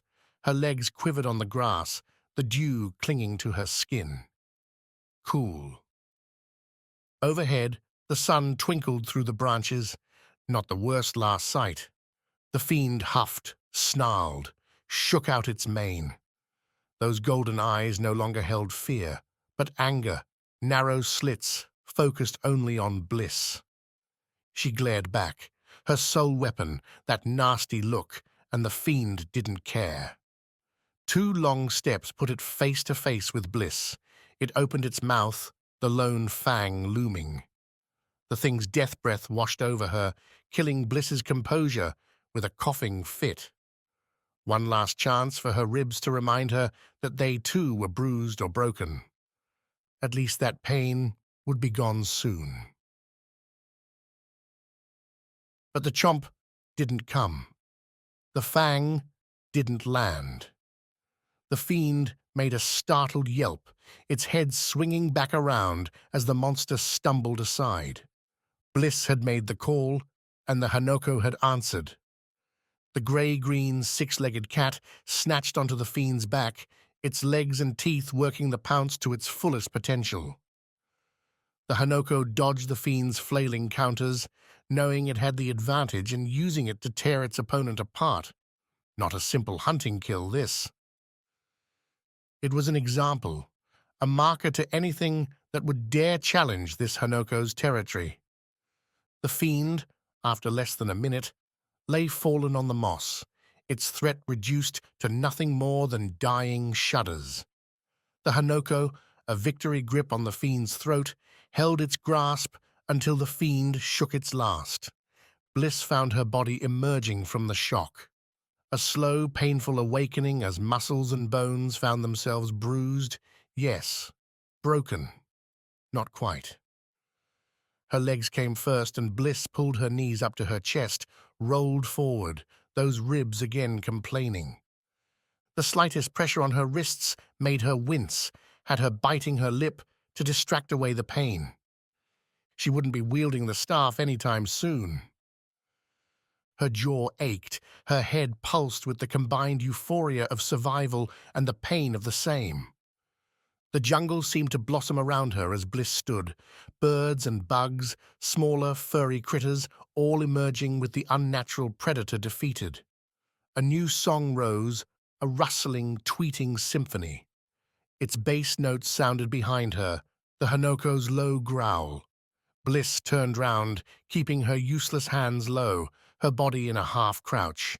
Looked too threatening, or too meek, and the Hanoko might go for a second kill. Strike the middle, make her intentions clear, and the big cat might take its prize and leave her alone. Big eyes found hers, yellow-green slits, bearing none of the Fiend's malice, and all of a cat's curiosity. The Hanoko dropped its kill, glancing back once as if to confirm its success. Bliss stayed still, breathing, wondering how she could still breathe at all. A hunter's relationship with Hanoko should be driven by demands. Weapons and numbers ready to push the cats away. Let them know not to interfere with what the humans were doing. Bliss had neither, and the cat knew it. The Hanoko came close, stood on its 6 paws to a height taller than Bliss. Its 2 leading fangs hung over its lip, near enough to touch her forehead. The Hanoko sniffed her once. Bliss closed her eyes. She could be happy with this end. At least Viss had won this time.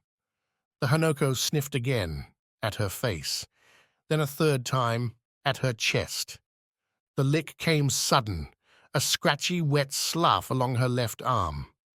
The weight hurt, Bliss shrinking away, the Hanoko doing the same before realizing the woman wasn't planning some attack.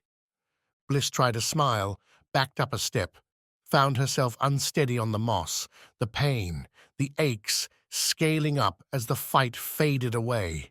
She slipped, fell, and felt the Hanoko put its paw on her chest, holding her down. She looked up into those green-yellow eyes, the jungle fading, its song getting a new line, the Hanoko's rumbling purr. The cool water skin woke her up, its pleasant spot on her forehead sparking Bliss's slow climb back to consciousness. Her body still ached, but she felt new lines along her arms, her legs. Thick wraps coated her chest beneath her weave. And looking down at her, the angriest brother she'd ever seen. Quick, his wood gauntlets hanging by his waist, poured forth a litany of questions, demands, admonishments, and more. Bliss barely heard any of it, the words muffled by the astonished fact that she still lived at all. Behind Quick, and smirking at his diatribe, stood Deshiva and several other hunters. They looked to have parts of the Fiend, its fang, the claws, the mane, carved off and packed away already. Prizes, perhaps, for Kitai. Prizes for you, Deshiva said when Quick paused for a breath. This was your kill, Bliss. You earned them. Bliss raised her right hand. Its bound wrist made signing hard, but Quick followed the gestures.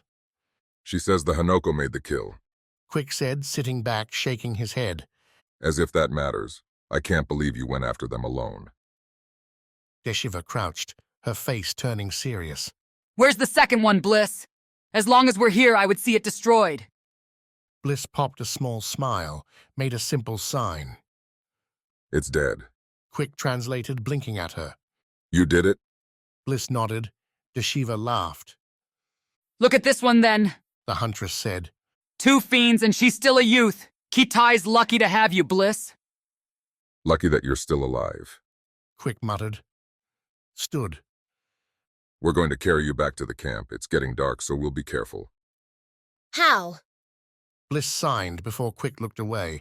How'd we find you? The cat came looking for us. It was acting strange, so we followed it. Quick reached down, put a hand on Bliss's shoulder. Luck. That's how we found you. He squeezed. Bliss winced. Never, Bliss. Never make me feel that again, okay? We're a team, a family. One that talks too much, Deshiva announced. Let's move. There's a lot of ground to cover, and doing it with a girl in our hands won't be fast. Chapter 36. A Smoking Ruin. The stone struck the Fiend high on its shoulder, spurring a leaf-green gout. The monster's swing went left, missing Svada by the barest fraction, giving the Guardian's loose, sloppy charge time to hit. Svada burned with the impact, meshing into the hot tar, the green scar lines, and bouncing out to the right, dragging his axes along behind him. The Fiend keened out an angry cry, started to bring his sword back across as Svada stumbled free from his attack. The swing never made it. 2 more stones smacked into the Fiend, broken bricks tossed with alacrity, hitting home on the Fiend's bulbous head and its lanky arms. The monster's grip slipped, the blade dipping into the ground and carving a burning divot in the dirt, but going nowhere. Svada, his eyes stinging, saw the source. The townspeople, freed from their captor's deadly eyes, had taken up their own defense. Mothers, fathers, children broke free from the central statue and scattered, some picking up what rubble might be used and casting it at the last Fiend. Svada turned around, survival's chance restoring enough energy to keep him standing straight, his axes held at his waist. Their edges glowed orange, dripped with the green, hot lava blood. The weapons wanted more. Stones pelted the Fiend, forcing the creature to drop its blade, shrink its legs, and bring out more arms to deflect the blows. Arms that did okay against the rocks, that did little against Svada's axes. The 40 warrior broke into a grumbling song as he laid waste to the monster, the words rolling to a beat meant for a hot forge, one that worked just as well to carve the smoking Fiend into ruin.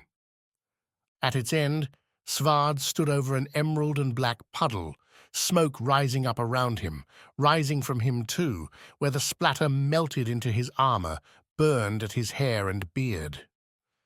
"Thank you," said a man, his clothes a torched patchwork, but looking like those of a farmer. He approached Svard, gave the warrior a slow look, and grimaced.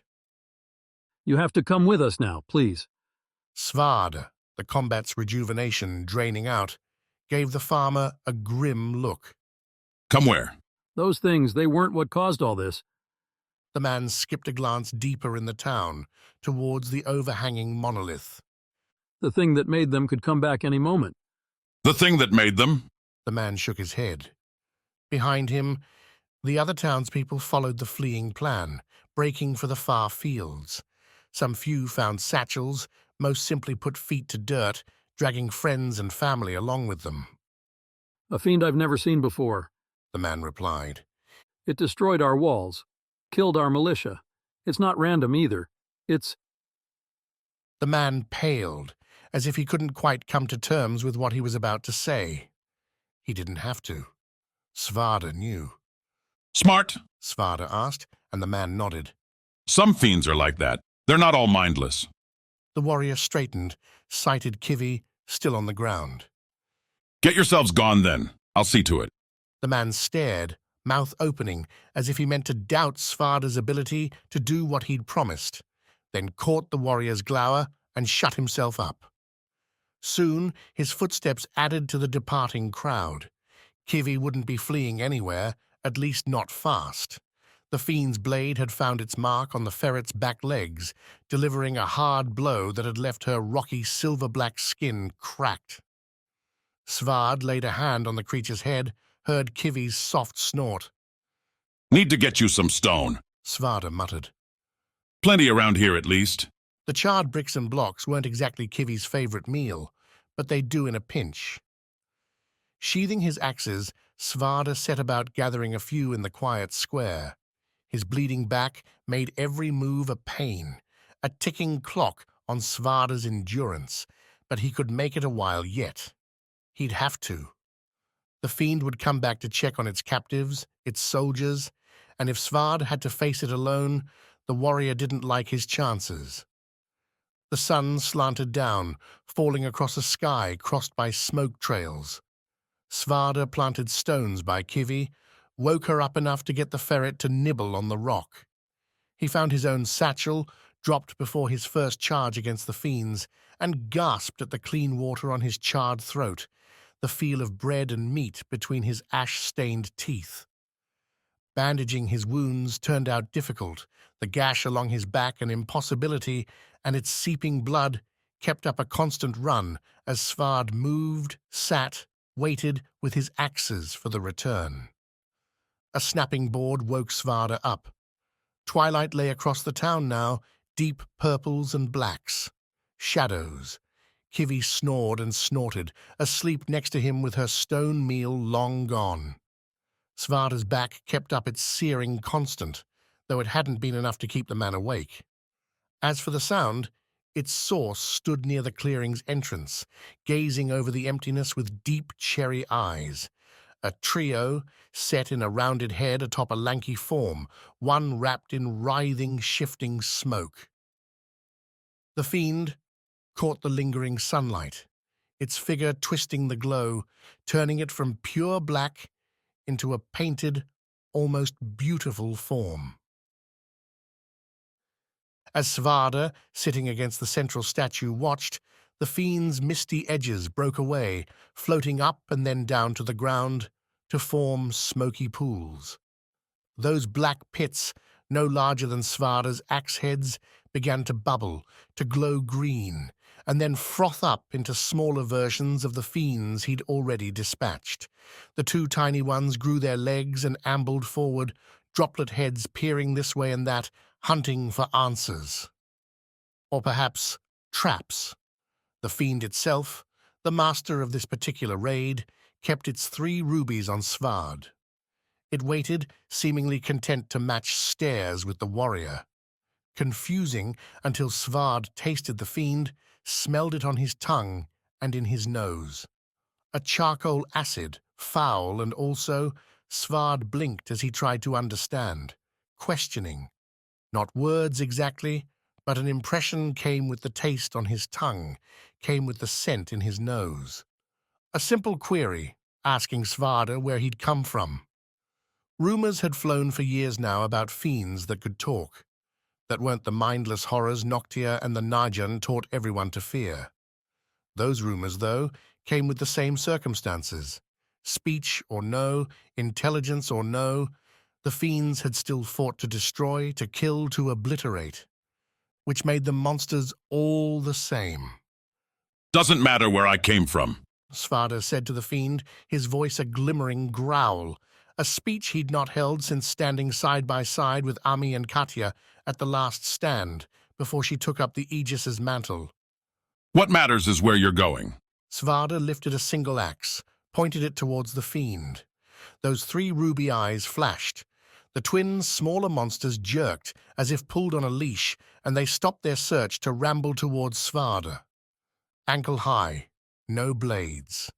Svard eyed their approach with nothing close to fear, only a dead-set determination. He drew the second axe, waited. The 2 tiny fiends closed, hit a couple strides away, and reached towards Svarda, and Kivi woke up. Her back legs wounded. The ferret had muscle up front. With an angry snort, she popped her vents, lunged, and tore apart the first fiend with an engulfing bite. Hot green bubbled around the ferret's granite lips, steaming as it sizzled to the ground. The second fiend managed a twist, a curious turn, before Kivi ate it too, gulping the thing down and burping, satisfied with the snack. Those ruby eyes flashed again. A different taste rose on Svard's tongue, his nose, anger, curiosity, a challenge. The smoke along the fiend's fringes resolved itself again, coalescing not into further small fiends, but into twin blades. Charred swords like the others, only these were as long as Svarda was tall, and they seemed to be a part of the fiend's body, an extension as much as any arm or leg. Through each ran a singular red line, one that expanded as the fiend glided towards Svarda, the ruby fire spider-webbing across the weapons. Nice trick, Svard said, standing up. Won't help you none. Kivi growled at his feet. The fiend didn't seem to care. Svarda dropped his axes to his waist, reversing the grip to put the edges towards the enemy, heads pointed down. The fiend made the opposite move, raising its blades high, crossing them in front of its face. A guarding play, one made to block Svarda's attack and annihilate him with a downward crossing cut. Predictable. The fiend sped up as it approached, the soundless glide a tad unnerving. No dirt, no grass marked its passage. Those blades quivered, those eyes flashed. Svard threw the axe in his right hand, tossed it up, spinning, high overhead. The fiend arced its eyes, its blades to track the weapon, and missed Svarda's crouch, his right hand sliding behind him to grab his water skin. Have a drink, Svard said, launching the half-full skin into the fiend's upward-looking face. The water skin hit, burst against the fiend's hot tar skin, breaking into a sizzling mess. The fiend writhed, and Svard's axe came down, a perfect end-over-end smash through a suddenly open defense. Its swords whipped, the axe biting into the fiend's shoulder, and Svard ducked inside, swiping up with his other axe to deflect a sword, to push through and deliver. The hot strike dove into Svard's stomach, a boiling, piercing blow from a smoke-hidden dagger. Svarda's left-handed axe completed its swing without any strength left, drawing a narrow line through the fiend's middle, and doing nothing to keep the monster from driving Svard back against the statue. The warrior felt the stone hit his aching back, felt the boiling dagger push on through and pin him there. At his feet, Kivi snorted and snarled, biting at the fiend and getting swept away by the swords. The monster looked wounded, bled green flame from where the thrown axe bit into its shoulder, a dead brown patch on its body where the water skin struck. Those ruby eyes drew closer, and mixed with his own blood, Svarda tasted victory, triumph. But the warrior heard something else, a whistle carried on the wind. Chapter 37. The Skar. Every sana stalk had its own character, the feel of the stem, the thick emerald skin giving way to reddish thorns, all crossed over with tiny lines. Some bore whisper-thin hairs, while others carried scars from hanokos and other critters intent on finding a drink from the sap within. The great sana told its own story, a weathered one. Wax's hands found hold after hold as he gripped and launched off, bouncing from his lower thorn up above, racing to beat the seafarer to her diving assault on Pan. Wax's friend tried to steady himself, the wound on his leg doing him no favors on the thorn's fragile surface. Wax landed, his thorn slightly higher than the seafarer's, but on the wrong side of the trunk. Going around to his right would lead him to the enemy, to his left would lead Wax to Pan. Neither in easy jumping distance. He'd have to get creative. Climb down, Shouted the seafarer to Pan. You're too hurt to continue. It's a pointless risk. Leave me alone. Pan countered, and Wax's heart lurched at the pain in the words. Sure, Pan had a way of getting himself in trouble on their adventures. His cluelessness to his own surroundings, his hesitating jumps often left him scratched, beat up, or nearly devoured, but those had come with friends nearby. An easy out to the danger, a protective circle should anything truly nasty happen. Here, it was just Wax, and right now, Wax was failing his friend. Up and to his left, another thorn above him. A far jump, too far to try and climb, but Wax didn't need that. At least not yet. The seafarer seemed nervous about her own leap, shouting again for Pan to just give up. She kept her eyes down, ignoring Wax. A fair decision, because it'd take something special to bring him her way without plenty of time to react. Something special like this? Wax took a running stride, all of one big step, as that's all the thorn would allow. He planted his left foot, felt it slip ever so slightly on the sloping thorn's side, and lifted off. He flew leftwards, but also in towards the trunk, bringing up his legs as he flew and twisting his feet, so they met the trunk at an angle, pressing just enough of their soles against its great rippled surface.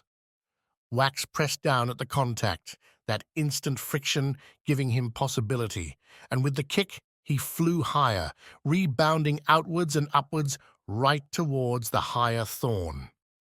Still not high enough to climb, but enough, with his arms outstretched, to get a loose grip. Wax swung, his legs sliding out ahead as his hands grappled the thorn's thinning point. The aged skin gave his palms enough purchase to redirect, to swing his torso out and back, looping it around the trunk as Wax let go. Let go, and hoped he wasn't wrong. A misfire here would mean a fall Wax wouldn't walk away from, one that had also put him right within smacking range of the builder and his seafarer friend. The swing left Wax flying with his feet first, a silky move putting him right on target, a target Wax did not want to hit on his back. Flipping his body in mid-air wasn't something he'd learned how to do in a moment. It had been years burnt flying from frond to frond, tree to tree, realizing a torqued muscle here, a shoulder twist there, could get Wax into the right shape to make his landing lead right to the next jump. Here now he needed his landing not to kill him. The seafarer shouted something Wax didn't catch. A curse, maybe, or a surprised yelp. Wax didn't care, because if he didn't get his body, his feet hit something soft, something that grunted, that killed Wax's own momentum even as the kick shoved the seafarer off the thorn. Wax himself dropped, his stomach smacking the thorn and burbling the air from his lungs, bile up from his gut. His hands, though, did what trained reflexes taught them to. They gripped, they held, and Wax hung on, his legs draping down off the thorn's side, while his chin rested on its chilled, rippled skin. Wax risked a glance down, pulling his head off the thorn.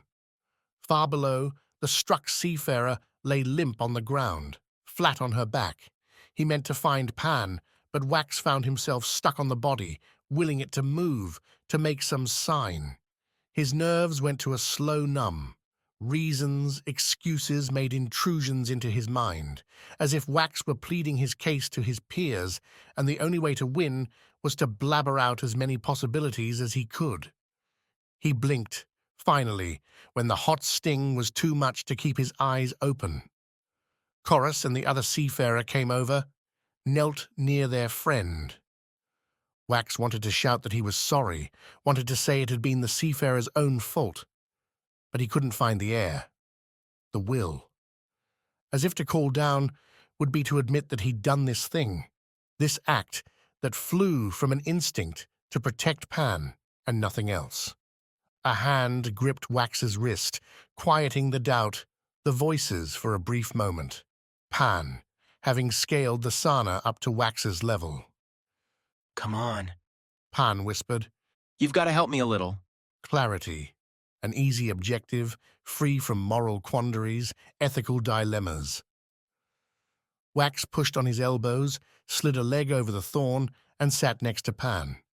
His friend offered a shaky smile, then looked down at the scattered wraps on his leg. They'd already soaked through. I'll survive, Pan said. I think. Wax reached for his own weave, thinking to add to the bindings, but Pan stopped him, nodding up. Whomever they have up there's far enough ahead already. Let's go, Wax. We didn't do all this to lose it now. You sure? Not until this moment. Pan stood, helped Wax to his feet. Both had to stand heel to toe on the narrowing thorn. They tried to kill me, Wax. The old me, I would have run. Would have given up. But not now. Not anymore.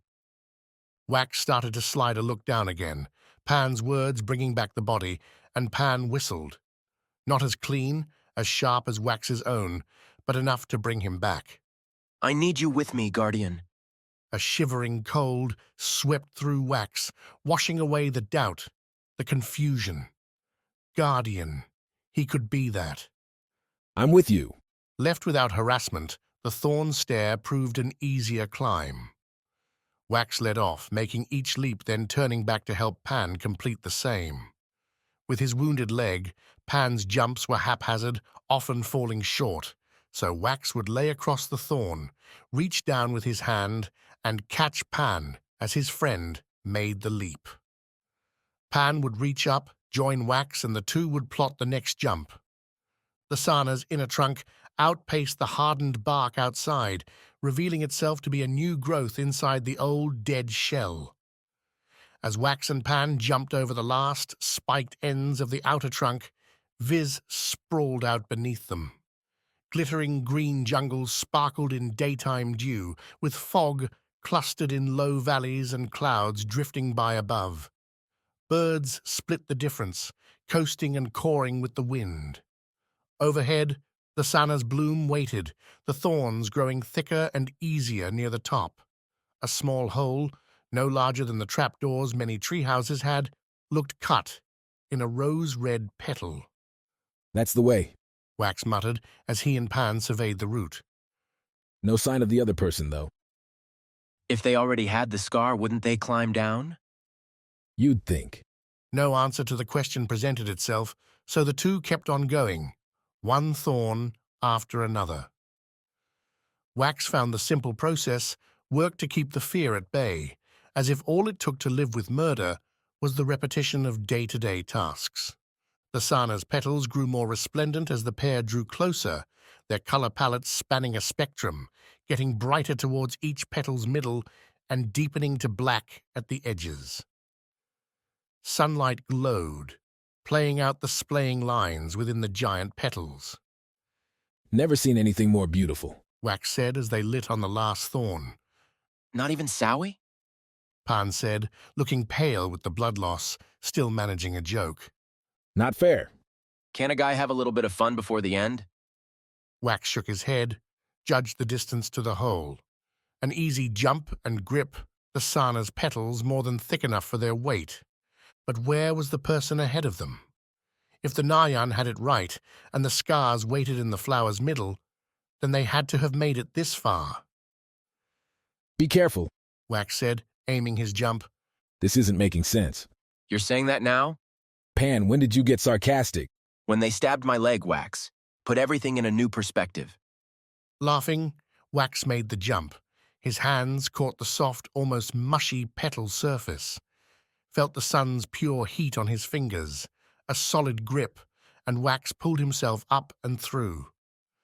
The clear sunlight hit so hard his eyes went white, shading everything in slow enough, like patterns coming clear from a dream. The lines etched in, Wax's eyes focused towards the great flower's middle, where an indigo mound rose up from the gathering petals. The sana's center puffed out, every fiber reaching, curling more towards the outside, towards the sun. The blue fluff on those fibers shivered in the warm wind. See anything? Pan asked. I see a big sana flower. Wax replied. He stepped forward, away from the hole, held a hand up to block the sun. Nothing else. The petal tremored as Pan clambered up beside him. No scars? Pan asked. I can't see any, can you?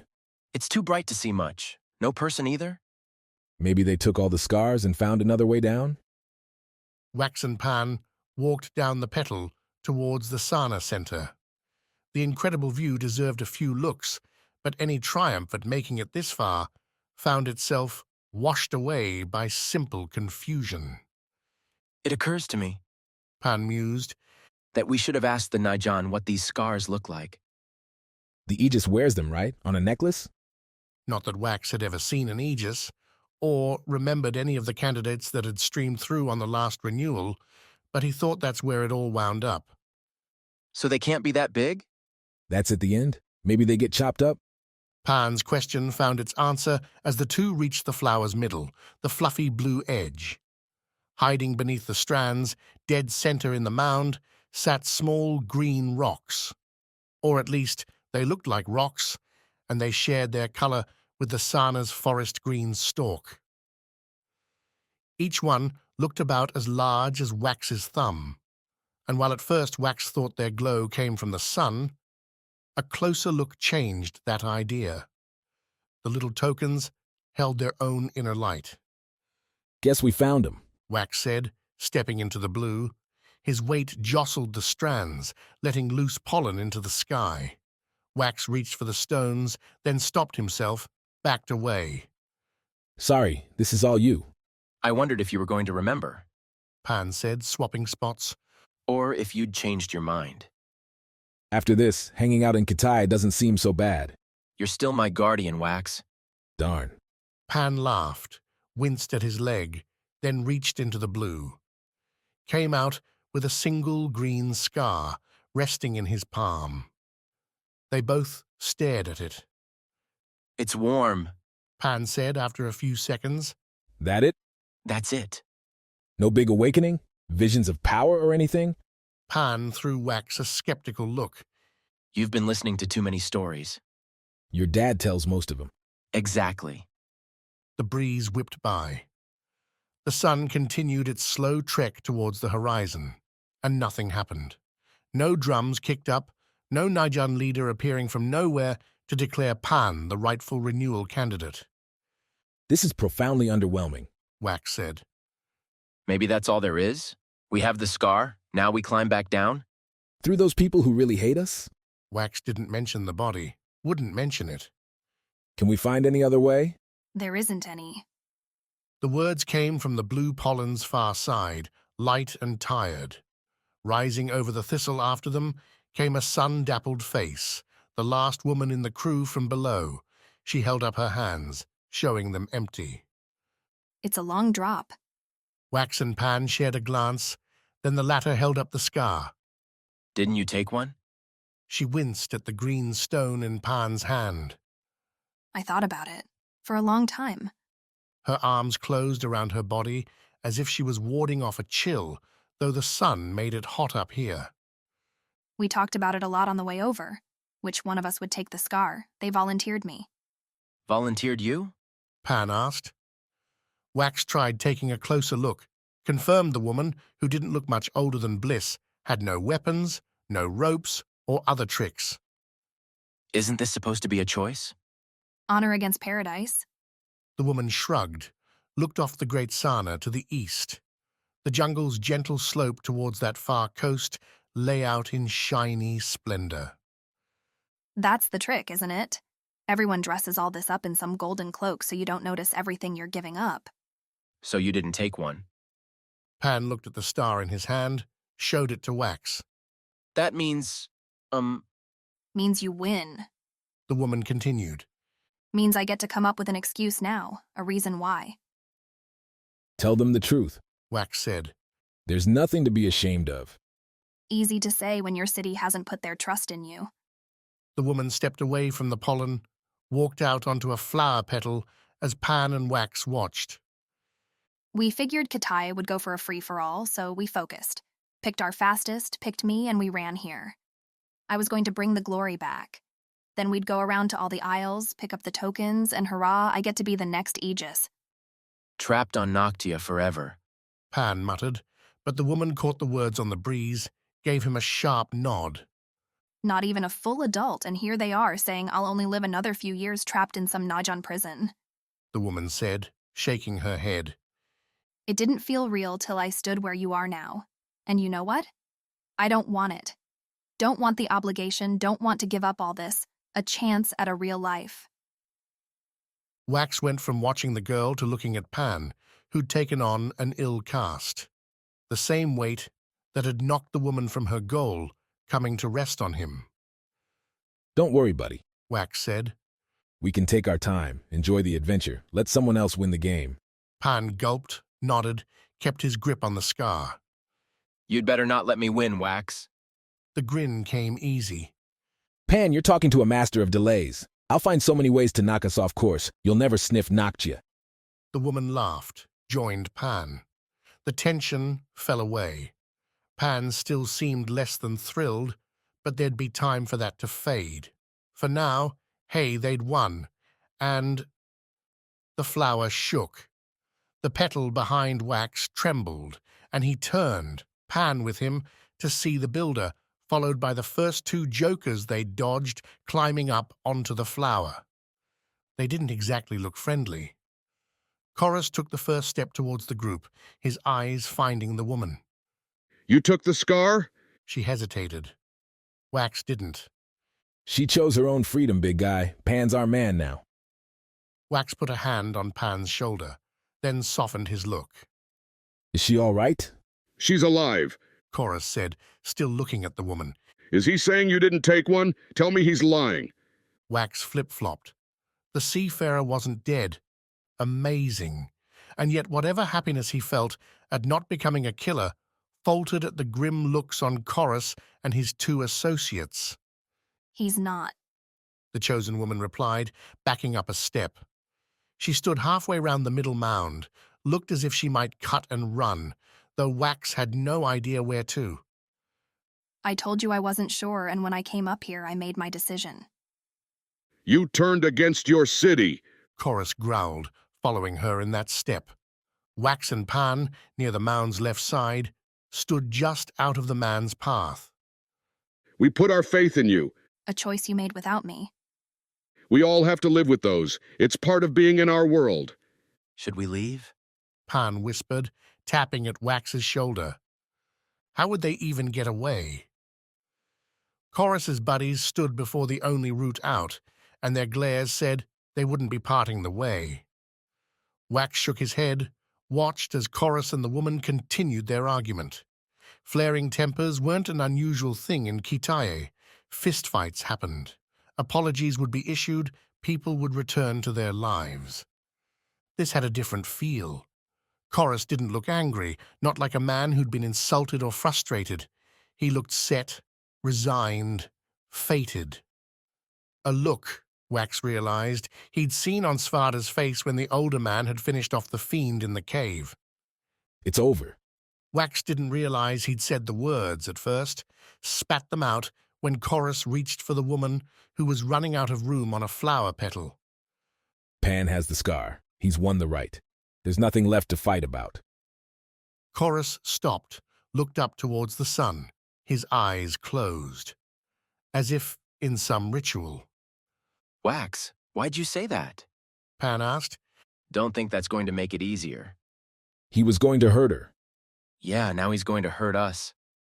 Chorus sighed, loud enough to carry over the flower top. How long has it been since we've won the right? Chorus asked, a question everyone knew the answer to. A century or more at least. Nobody living had seen a renewal from Motilan.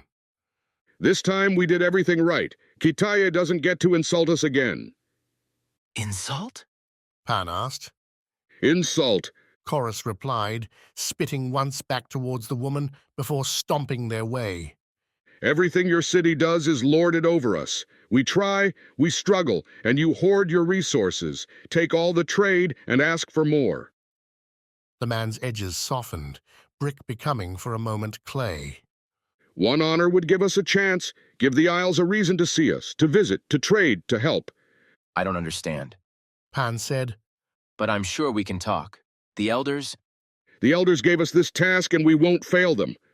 Chorus held out his hand. If she won't take the Skar, then another will. Chorus himself looked too old for the Najan to allow. Wax looked at the other two near the doorway down. Young enough, if barely. Not happening. Pan clutched the stone to his chest. By right, I took the Skar. Chorus looked past Pan, over his shoulder to the others. An ugly eye there. Wax's gut shivered. The other woman had sat down on her petal, far away, and looked out over the jungle without expression. Tears, a few, caught sunlight on her cheeks.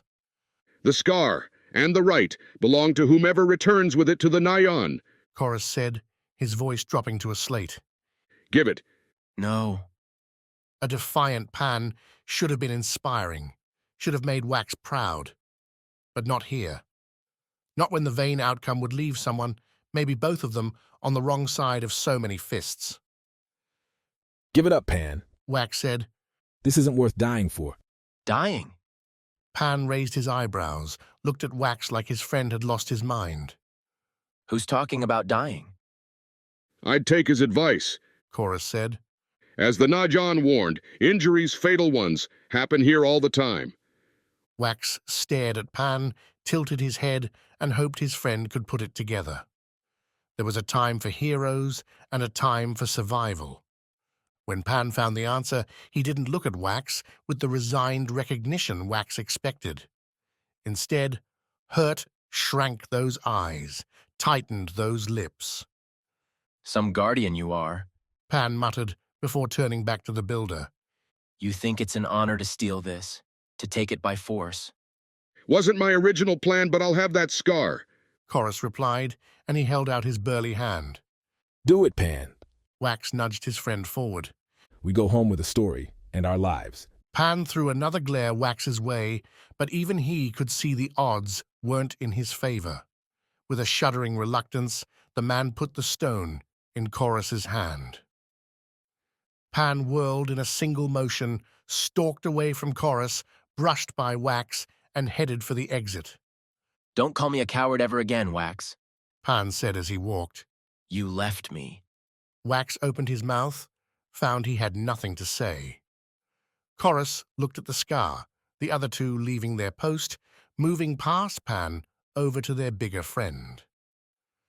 Wax still stood at the pollen's edge, watching Pan as the man hit the door, the way down. How could he have played it differently? There hadn't been anywhere to run. Chorus had them beat on strength, and a fight here would mean one of them falling off, tumbling way too far to a brutal end. There hadn't been any other choice. Which one of you two wants it? Chorus asked. You'll have to carry the Skar down. Carry the Skar down. Pan had a leg over the hole now, gauging the drop. Wax glanced, saw the trio pouring over the Skar. Looked a little further at the 8 or 9 other glimmering stones, just there. A half step and a reach away. Pan, catch! Wax reached back, grabbed a second Skar. At its touch, a spiked warmth flooded his hand, as if he'd snared a stick right from a fire. All the more reason to throw it quickly. Wax flicked his wrist, launching the little stone on target. Pan, for what might have been the first time in his life, stuck a hand up and snagged the Skar from the air. Run! Wax yelled, breaking forward in his own dash towards the hole. The trio, talking destinies to his left, reacted slow, but Chorus's shout made it clear the man understood what was going on. Stop them! They can't be the first ones down! Chorus's gravelled cry sounded like he'd been kicked in the kidneys. Pan dropped below, and Wax fell into a slide as he approached the hole, leading with his left leg and letting the petal's soft surface give him a good getaway. Curses chased him, harmless words bouncing off a fiery grin. Take that, impossible odds.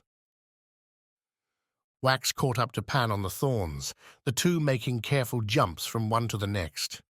Going down meant momentum, meant an easier slip-off. But their lead grew. The chasing threesome didn't have Wax and Pan's swinging confidence, their all-risk, all-reward bouncing mojo. The two hit the crusted leaf level, both kneeling to absorb the jump. Pan flashed Wax a bright smile. Where'd you get that idea? Pan asked as they stood, booked it towards the webby section waiting. The big guy mentioned being the first one back, figured it didn't matter which Skar we had. You're lucky I caught it. I knew you wouldn't miss. From above, Chorus roared again, demanded Wax and Pan stop. The man's voice echoed down through the trunk, proving the guy could really yell when he chose to. Not that it mattered. He could scream all he wanted. Pan hit the web stairs first, the steps a flimsy mess from what they'd been before. The burst cocoons lay opened, their contents scrambling along the white filaments. This is real gross, Pan said, slipping down. He kept the stone in his left hand, pressed tight to his chest. Hopefully the other aisles aren't this bad. If we win, who cares? Wax swept the encroaching bugs off him as he dropped down behind Pan. The little monsters nipped and scuttled, but they flew off quick enough when battered aside. Ahead, Pan tumbled, rolled, the webbing sticking to his weave. Too thin to stop him, Pan fumbled his way to the ladder. Keep up! Pan called back, Wax trying to be less stupid in his walk. Pan vanished down the ladder. Wax, shaking his head, bounced along the webbing. Again, Chorus roared out a threat, too far away to matter. Keep on talking, big guy. Nobody's listening. Wax hit the ladder, snuck a glance back up to the webbing trail, and saw not a single foot. Too far behind. Gripping the built-into-the-bark rungs, Wax dropped, his hands and feet dancing from one line to the next, until a shocked grunt, a harsh gasp stopped Wax, forced to look down. Pan stood on the loose plant webbing, the last circling descent before the exit, his arms wide, his legs in mid-stride. Sticking from his side, like an abnormal growth, was the long, broken thorn the builder had used to gouge Pan earlier. Wielding it? Looking as in shock about her move as Pan was to receive it, was the seafarer. Not the one Wax had knocked out, that one, Wax noticed, leaned against the ladder's base, but her partner. Pan fell forward, face-planting in the plant mass. The seafarer who'd stabbed him backed away a step as Wax overcame his shock, dropped the last rungs to Lang near his friend. What'd you do? Wax shouted towards the seafarer, though it was damn obvious what she'd done. I didn't think it'd go so deep, the seafarer said, falling into desperate excuses. Wax tuned her out, knelt next to Pan. Felt the wet stick near the wound, felt it spreading. Pan, Wax said, feeling around the thorn, trying to decide whether to pull it out or not. Hanoko claws could get stuck in people, and pulling those out was a dangerous play. This might be the same. Pan, stay with me. He pulled Pan over, swinging the stabbing thorn up and around. Wax looked at his friend, the slack face, the wide eyes searching, finding his own. I'm going to lift you, Wax said. Hang on. Pan shoved his left hand into Wax's chest. The warmth came through Pan's closed fingers, the green glow. Take it, Pan whispered. Not happening. Tell my father I was first. Pan whispered over Wax, his lips playing out the sound. You'll tell him yourself. Pan's lips quivered, the color drained, the slightest smile. He'll believe you. Wax felt Pan's fingers start to go slack, their tips tracing wider against Wax's weave. On instinct, Wax flew up his own hand, grabbed the token as it fell free. Pan's arm followed, laying flat against the floor. No. Wax said, squatting, putting his shoulder against Pan's chest and wrapping his free left hand around his friend. With a heave, Wax stood, wobbling on the unstable footing. We're getting out of this, together. He took a single step. Stop. The seafarer said, her voice choked. You can't take the Skar, you can't. Wax took another step, through the only glare he could muster through the shock. Try and stop me. Up above, closer now, Chorus's voice bellowed again. The seafarer responded this time, yelling that she'd slowed Wax down, but she didn't follow when Wax kicked off into a stumbling walk along the trunk. The circling moss, leaves, whatever it was that felt so free and springy on the way up, became a dead dance now. Numb all over, save for the warmth in his right hand, Wax focused on his feet, on placing his soles right. Keep moving, that's all he had to do. Keep moving, and Pan would be all right. With every step, the thorn bounced off Wax's back. With every step, Pan's blood soaked his leggings. Chapter 38. Old Warriors.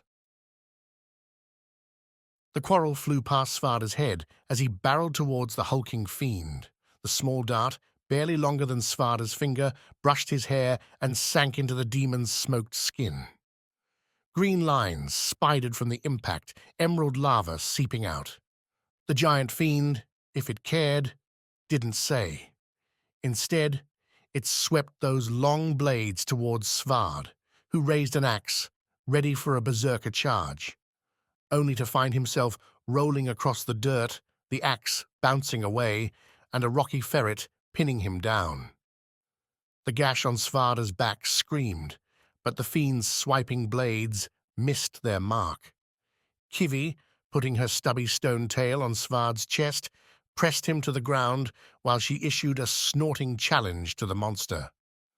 A challenge accompanied by several more quarrels, all zipping in and striking the fiend in its chest, in its long, bulky arms. One nailed the fiend's forehead, finally drawing out an angry wheeze. Smoking green dripped into puddles on the ground. The swords flailed, trying to deflect the shots. Let me up, you lizard! Svarda groaned, trying to rise, only to get another hand on his shoulder, one pressing him back to the ground. Think you've played out this fight? Maina said, her saber in her other hand. She threw Svard a wink, whistled again, and another quarrel onslaught flew by. This time, Kivi followed the barrage, charging in and knocking herself against the fiend's base. Maina's raiders followed the ferret, swarming around Svard with their swords drawn, their crossbows firing. The fiend took hits up and down its body, but the monster had life left and anger with it. Those giant swords sent sailors flying, bashing aside feeble blocks and melting through armor. A leg kicked Kivi and sent the ferret crashing through the smithy's ashen remnants. The humans had numbers, but they didn't have the weapons, the strength. Until Maina made her move.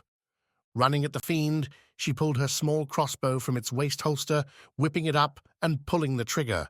Her quarrel snapped right into a swinging sword arm heading her way, slashing into the wrist and causing the fiend to drop its blade. The smoky sword dipped and struck the ground, standing straight up like some devil's monument. Her opening secured, Maina dropped the crossbow and held her left hand out, calling for another weapon. A ridiculous request in the battle's pitch, but one somehow met by her Rana crew as a second saber tumbled through the air right into her grip. At speed, Maina jumped up against the demon's swirling form. Her boots found purchase on the monster's waist, yellow fire flicking to life as she made contact. If Maina felt the heat, she didn't show it, driving those two sabers into the fiend's chest, one after another, again and again, even as the flames spread up her wraps. The fiend, frenzied, took its remaining sword and swung it back towards itself. Svard called out a warning, one matched by Maina's sailors, and at the last moment, Maina abandoned her swords, dropping to the ground and rolling as the fiend's stab rammed right into its own gut. Green fire burst free, the fiend's shape-shifting form dissolving into so much hot lava, sinking with a final wheezing cry into the ground. Of the two sabers, only the hilts remained, blazing gold in the heat. Hard to ignore so many fleeing souls, Maina said, rewrapped and coated in poultices to salve the burns along her legs. especially when they claimed an amazing warrior still fought for their city. Svarda, hunched over some mealy soup as night took hold, grunted. Amazing? I asked them, surely they must be mistaken. Maina continued. As the only warrior around here is an old man, past his prime. I'm barely half past 30. An old man, as I said. You've got to be as old as I. Who's telling this story? Maina smiled, and only the crinkles in her eyes told of the pain she must be feeling.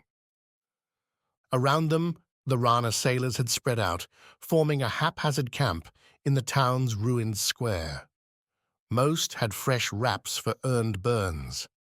Sleeping rolls laid out, ready for what promised to be a chill night. They'd left any tents behind, unnecessary for the expected descent into the dark. Fires crackled, conversation drifted, and behind it all, digging into their ruins, came the returning townspeople. So I told my crew why we must find this amazing warrior. Maina, between sips of scavenged went ice wine, kept talking. Because we might be able to use his talents on our journey, and of course they agreed. Did they? And look, here we are having rescued you from certain death, thus plunging you into our debt. Didn't ask to be rescued. Maina laughed. You did too. Way back on Noctia when you revealed your hopes. If you're actually looking to stop this renewal, this terrible cycle, then you did ask for a rescue, just in different words. And Svarda thought Ami had been annoying. Maina seemed to have the same ability to twist his words, his actions against him. Yet Svarda found himself smiling all the same, at least till he tried another sip of the soup, bland and with ash floating in it. Victuals, it seemed, would be slim on this adventure. Don't worry, Svard, Maina said. This isn't all about you. We saved the town. Its people will be thankful. We'll rest here a few days. Recover, restock, rearm, since your fiends had a habit of melting our blades. Then we begin the true quest. Svarda nodded. His eyes drifted to Kivi, curled up by the fire, a half-eaten rock near her mouth. The ferret bore fresh scars on its rock-scale hide. These fiends were smart, Svarda said. They're getting worse. Always. Maina replied, the cocky jaunt gone. Every renewal now brings new, worse threats. They're not mindless, these ones. Not just beasts either. Svarda tapped the axe resting against his thigh. If we face too many more like that one, it'll be hard to find victory. If it was easy, my friend, someone would already have done it. Chapter 39. The Box. Pan never said another word. The Nayan outside the great Sana swept Pan off Wax's shoulders, laid him on the ground, and after a slow look, pronounced him dead. In the next breath, they gave Wax his new title. Covered in sweat, his legs like logs from carrying Pan the whole way down, Wax didn't hear the words.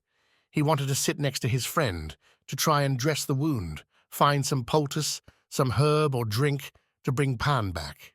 Instead, the Nayan took him away. One guard lifted a gilded black horn to his lips and blew, a crystal sound ringing over the camp. The other put himself between Wax and Pan's body. When Wax protested, the Nayan shook his head, steered him down the path. You can grieve later, the Nayan said, sympathy touching the man's voice. He will wait for you. That wait would be long. After blowing the horn, the leather-clad Najan, all purples, blacks, and golds, guided Wax down the path. Several more, these in looser purple robes, went past them, stopping as one to tell Wax congratulations. You'll get used to that, his Najan escort said to Wax's nonplussed expression. Words, so often ready to leap at Wax's intuition, failed to appear. His life, a moment ago flashing through one delirious encounter after another, seemed set on a gilded rail. I was here for the last one. The Nayan continued as they descended the path. He was like you, stunned. You'll get over it soon enough. The Nayan clapped Wax on the back, causing a slight stumble. Remember, there are 6 more of you. The contest is just beginning. Contest? Wax's mouth felt stuffed with bread, but he latched onto the question, a way to escape from Pan's bloody body dancing behind his eyes. You're the first one down. Makes you the renewal for Vis. The Nayan sighed. Now you've got to get yourself some guardians, and then it's off to the other isles. A chuckle. None as good as this one, of course. Why I've chosen to stay here. Not even Noctia. The Nayan rambled on the whole walk down, his words wrapping Wax in an oblivious comfort. Wax didn't really hear them, didn't really care what the man said. That they existed was enough. The shell broke in the outpost's middle after a stop by the barracks for food, water, and a bath. Wax didn't linger on any of it. The food tasted like dust, the water stale, and the bath turned pink as Pan's blood ran off. His weave and wraps torn, were tossed aside. A new Najan robe waited after he emerged from the stone-molded tub, one too large for him, but comfortable enough. That comfort vanished when Wax left his room to find a new Najan waiting for him, the same imperious one from the fight night, who'd warned them about the dangers they were about to face. The thin hallway suffocated with the man there, his formal armor, complete with the vulge and chakram on the man's back, filling the space beyond Wax's door. You have the Skar? The Nayan asked, studying Wax with narrowed eyes, a sharp frown. Right here. Wax fished it from the folds in the robe, little pockets woven into the chest. The green stone remained warm, needles spiking his hand when he grabbed it. Why? They will want to see it. They always do. They? A faint sneer. Everyone who wanted to be you but failed. They're outside and they'll want proof. Wax looked at the scar. On the Sana's top, it had seemed almost beautiful, strange. Now it seemed cursed. Pan had died for this? No second thoughts, the Nayan said, and Wax glanced up, wondering if he detected the slightest kindness. You've been marked. If you give up the Skar now, then Vis goes without a renewal. Can't... The Nayan shook his head once, sharp, reached out and closed Wax's hand around the Skar. When we go outside, you will be handed a necklace for the Skar. You will put this one inside, and you will never take it off until the journey is finished. The Nayan gestured down the hallway towards the stairs. Go on. Wax looked back at the stone in his hand, then met the Nayan's eyes. This wasn't what I wanted. The Nayan tilted his head in question. My friend, he was supposed to have this. I was going to be his guardian. Understanding lit the Nayan's features. The body, unfortunate but a reality. Renewals are a grim endeavor, something to be endured, not celebrated. It may be hard now, but you will learn to look past these moments for the good of us all. Again that faint smile, as if the Nayan himself had been in Wax's shoes at some point. Eventually, the lives lost in your wake will be nothing more than ghosts. Haunting your steps, perhaps, but ignored so long as you keep your eyes forward. Again, the Nayan nodded towards the stairs. Emotional support, a long session puzzling out Wax's torn heart, didn't seem in the offing. The man's ominous prediction of Wax's future didn't help either, so rather than risk more, Wax put the Skar back in his pocket and walked on. The ramshackle outpost transformed. What had been a sleepy barracks and its support structures glowed in the evening oranges, purples. Thickening clouds overhead forecast a nighttime storm, but for now their only gift came in reflected sunlight and a reprieve from the jungle's daytime heat. That break seemed appreciated by the crowd waiting for Wax, most coated in sweat, dirt, and annoyance. Recognition swept between Wax and most of the audience, several dozen Vis natives in their weaves and wraps, satchels and scowls. Like him and Pan, they'd been on the route to try their luck at becoming the renewal. Like Pan, they'd failed. Unlike Pan, they still had their lives. None of them deserved it over him. The imperious Najan stood next to Wax, and with a single upraised hand, quelled the conversation that had started the moment Wax made his appearance. For a second, the only sound came from the jungle, from Wax's heartbeat and the rustling roofs. Wax would have pulled that second out longer if he could have, the last instant between his past and future. The Najan's speech went by fast. It held little more than Wax's name, and asked for Wax to hold forth the Skar. Wax did. And then a proclamation that he now held Vis's hopes to become the next Aegis. During every word, Wax felt the crowd's stares, felt glares coming from one side in particular, where the crew that had killed Pan, the coasters who'd used violence and failed, stewed. Wax wondered why he didn't feel anger, rage, a desperate desire to run across the field and throttle them. The answer came after the speech, when the Nayan invited Wax for a meal, a drink with the Noctia forces. An invitation Wax declined, begging exhaustion. Wax had been the one to throw the Skar. He'd offered up an escape to Pan, a chance to chase that destiny, and he'd been the one to invite the attack. If he'd left the damn rock among those blue tendrils, then Pan would still be alive. Wax took his dinner in his room, took first one drink, then two, then three. The ale washed out the evening, there in that little wood box. Chapter 40. Guardians. Days ran by slow on the walk back to Kitae. Deshiva pressed the healthy hunters into a faster march, hoping to get to the city and find more fiends to chase. Bliss, Quick, and the other wounded went steady, soft. Quick had Bliss replay her fight with the fiends over and over again, first as a story, and then, as the repetitions passed, an exercise. If you want to be a hunter, Quick said, then let's make you one.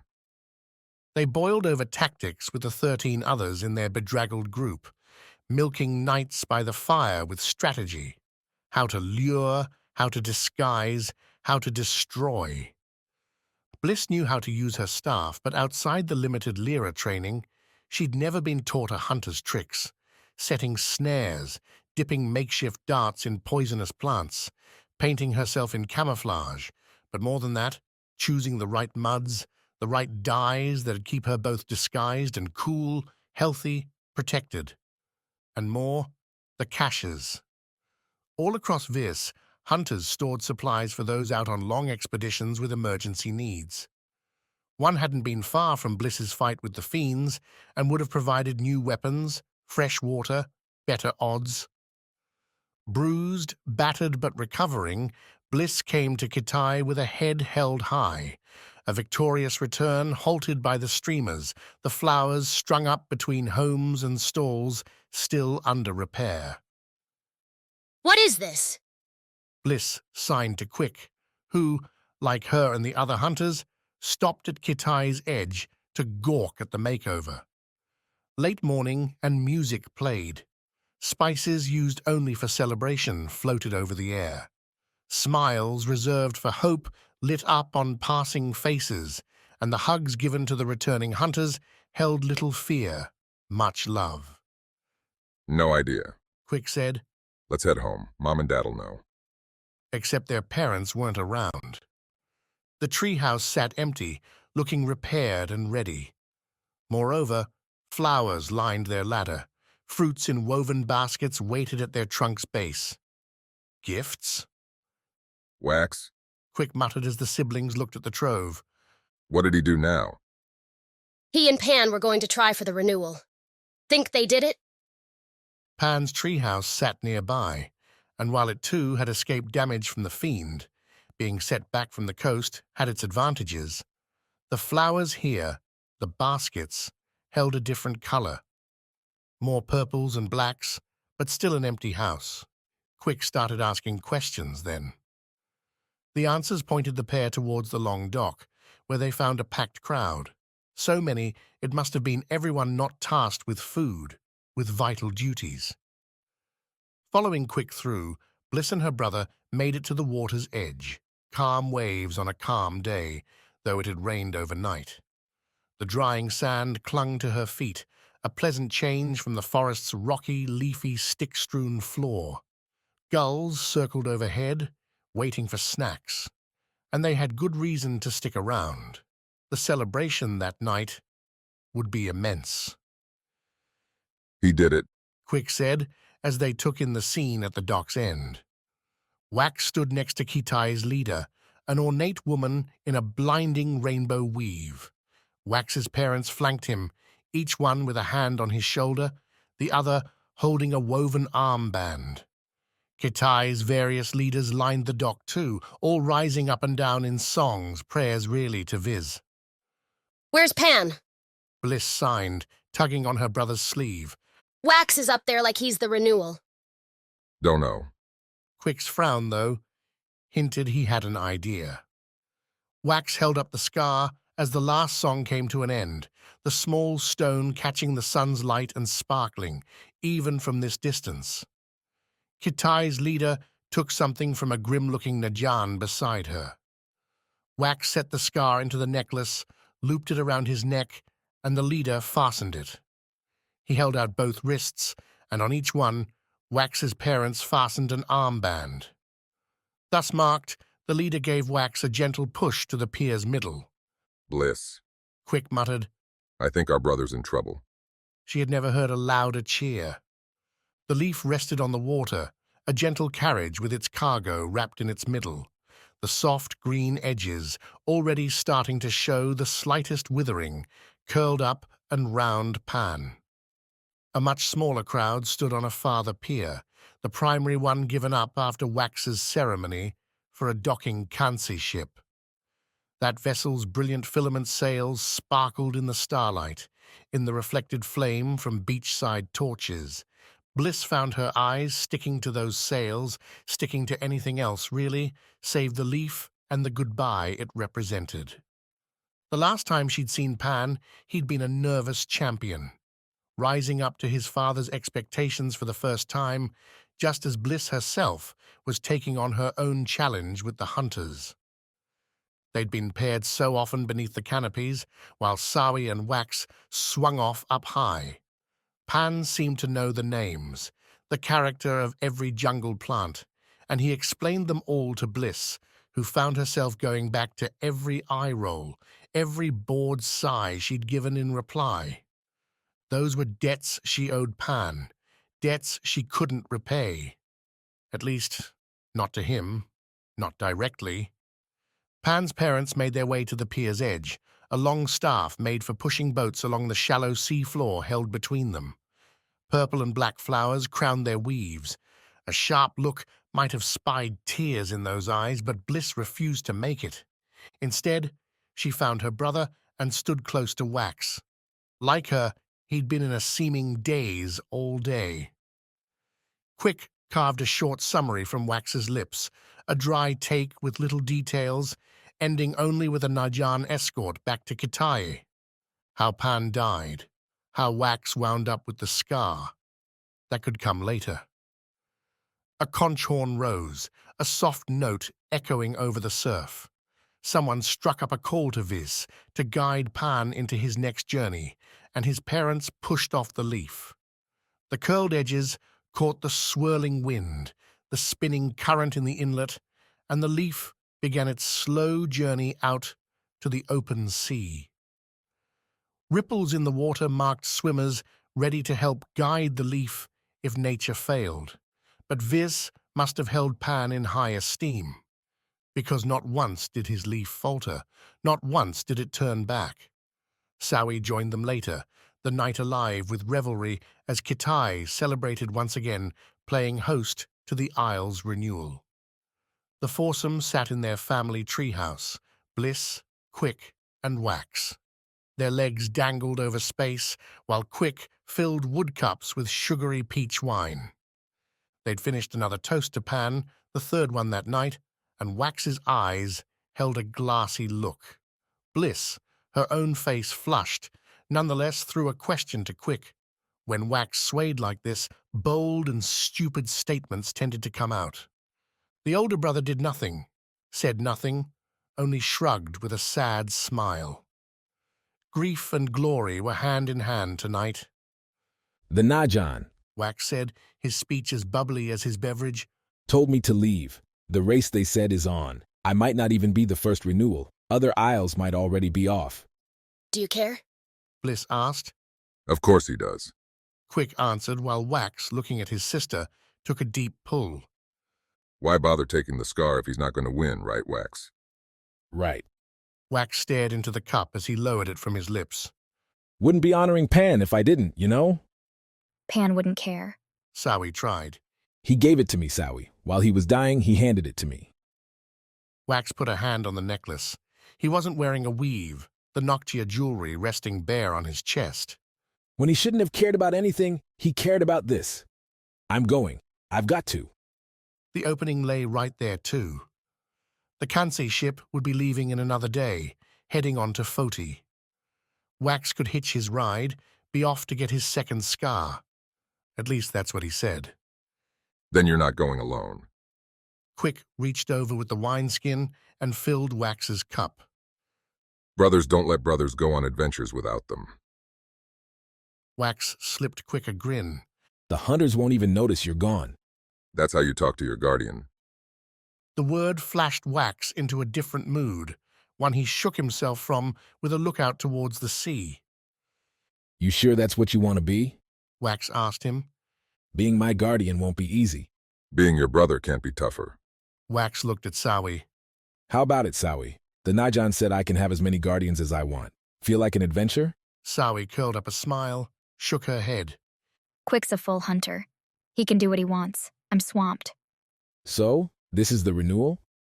Sowie tilted her head, drew back from Wax. You're choosing to go, Wax. It's not my fault I can't go with you. I have my own promises to keep. Wax snorted, looked like he was about to snap something back, something he'd regret. So Bliss reached over, grabbed Wax's wrist. You want another guardian, you've got one. She signed. What about the Lyra? Quick asked, while Wax squinted at Bliss, as if trying to pass whether she was joking. Don't you... The Lyra are about protecting this, protecting us. A guardian's the same thing. Bliss put up a fuzzy grin. Besides, you'll need someone who knows how to kill a fiend with you. Wax laughed. That's right, a real killer, my sister. He shook his head. Okay, Mom and Dad are going to lose their minds, but it's us, like it's always been. Off to save the world. Quick added, raised his cup. To Viss's renewal and his guardians. This time, Bliss drank deep and let the wine take her away. Chapter 41. Descent. The stitching along his back itched. Svard would have to get them removed underground in the dark. His arms, legs, head fared better with wraps soaking in ointments to help heal those burns. A common sight among Mayna's crew as they stood assembled in the early morning before a rising hillside. Dying fires smoked right along with Svarda's chill breath. Kivi snorted at his feet, her rocky hide glossy where the scratches healed. Before them, as if someone had driven a spike into the earth and yanked it out, waited a cave opening as large across as the Rana ship was long. Behind Mayna's sailors sat a spiked wall overlooked with watchtowers, a wall currently covered in scaffolding, under repair after the tar and ash fiends had torn through. The Went soldiers manning the walls would have posed obstacles to Mayna's mission, but grateful townspeople served as emissaries, an unexpected bonus. Otherwise, the plan had been to scale the wall in the deepest night, hope for luck, and disappear beneath the stone before daylight found them out. Now the adventurers stood restocked, rested, and ready. Svarda counted confidence among the several dozen sailors. Satchels hung tight, bursting with provisions. enough for several weeks. And if that's not enough, Maina said, standing next to Svard and, like him, looking over the crew. then we'll come back and bring more. Until we find the source and slaughter it. Svarda said. Exactly. Maina sighed, nodded once. Ready, Guardian? I've waited 10 years for this, Maina. Let's go. The Rana captain whistled, her clarion call triggering the synchronized stamping of feet, battle parties established as the walking order made sure nobody would be without torches, without crossbow and saber coverage. The Went soldiers, workers, wished them luck, the shouts carrying in the thin air. Beneath everyone, Svarda heard relief that the Rana were going. The Went were staying. Fine. No cowards needed here.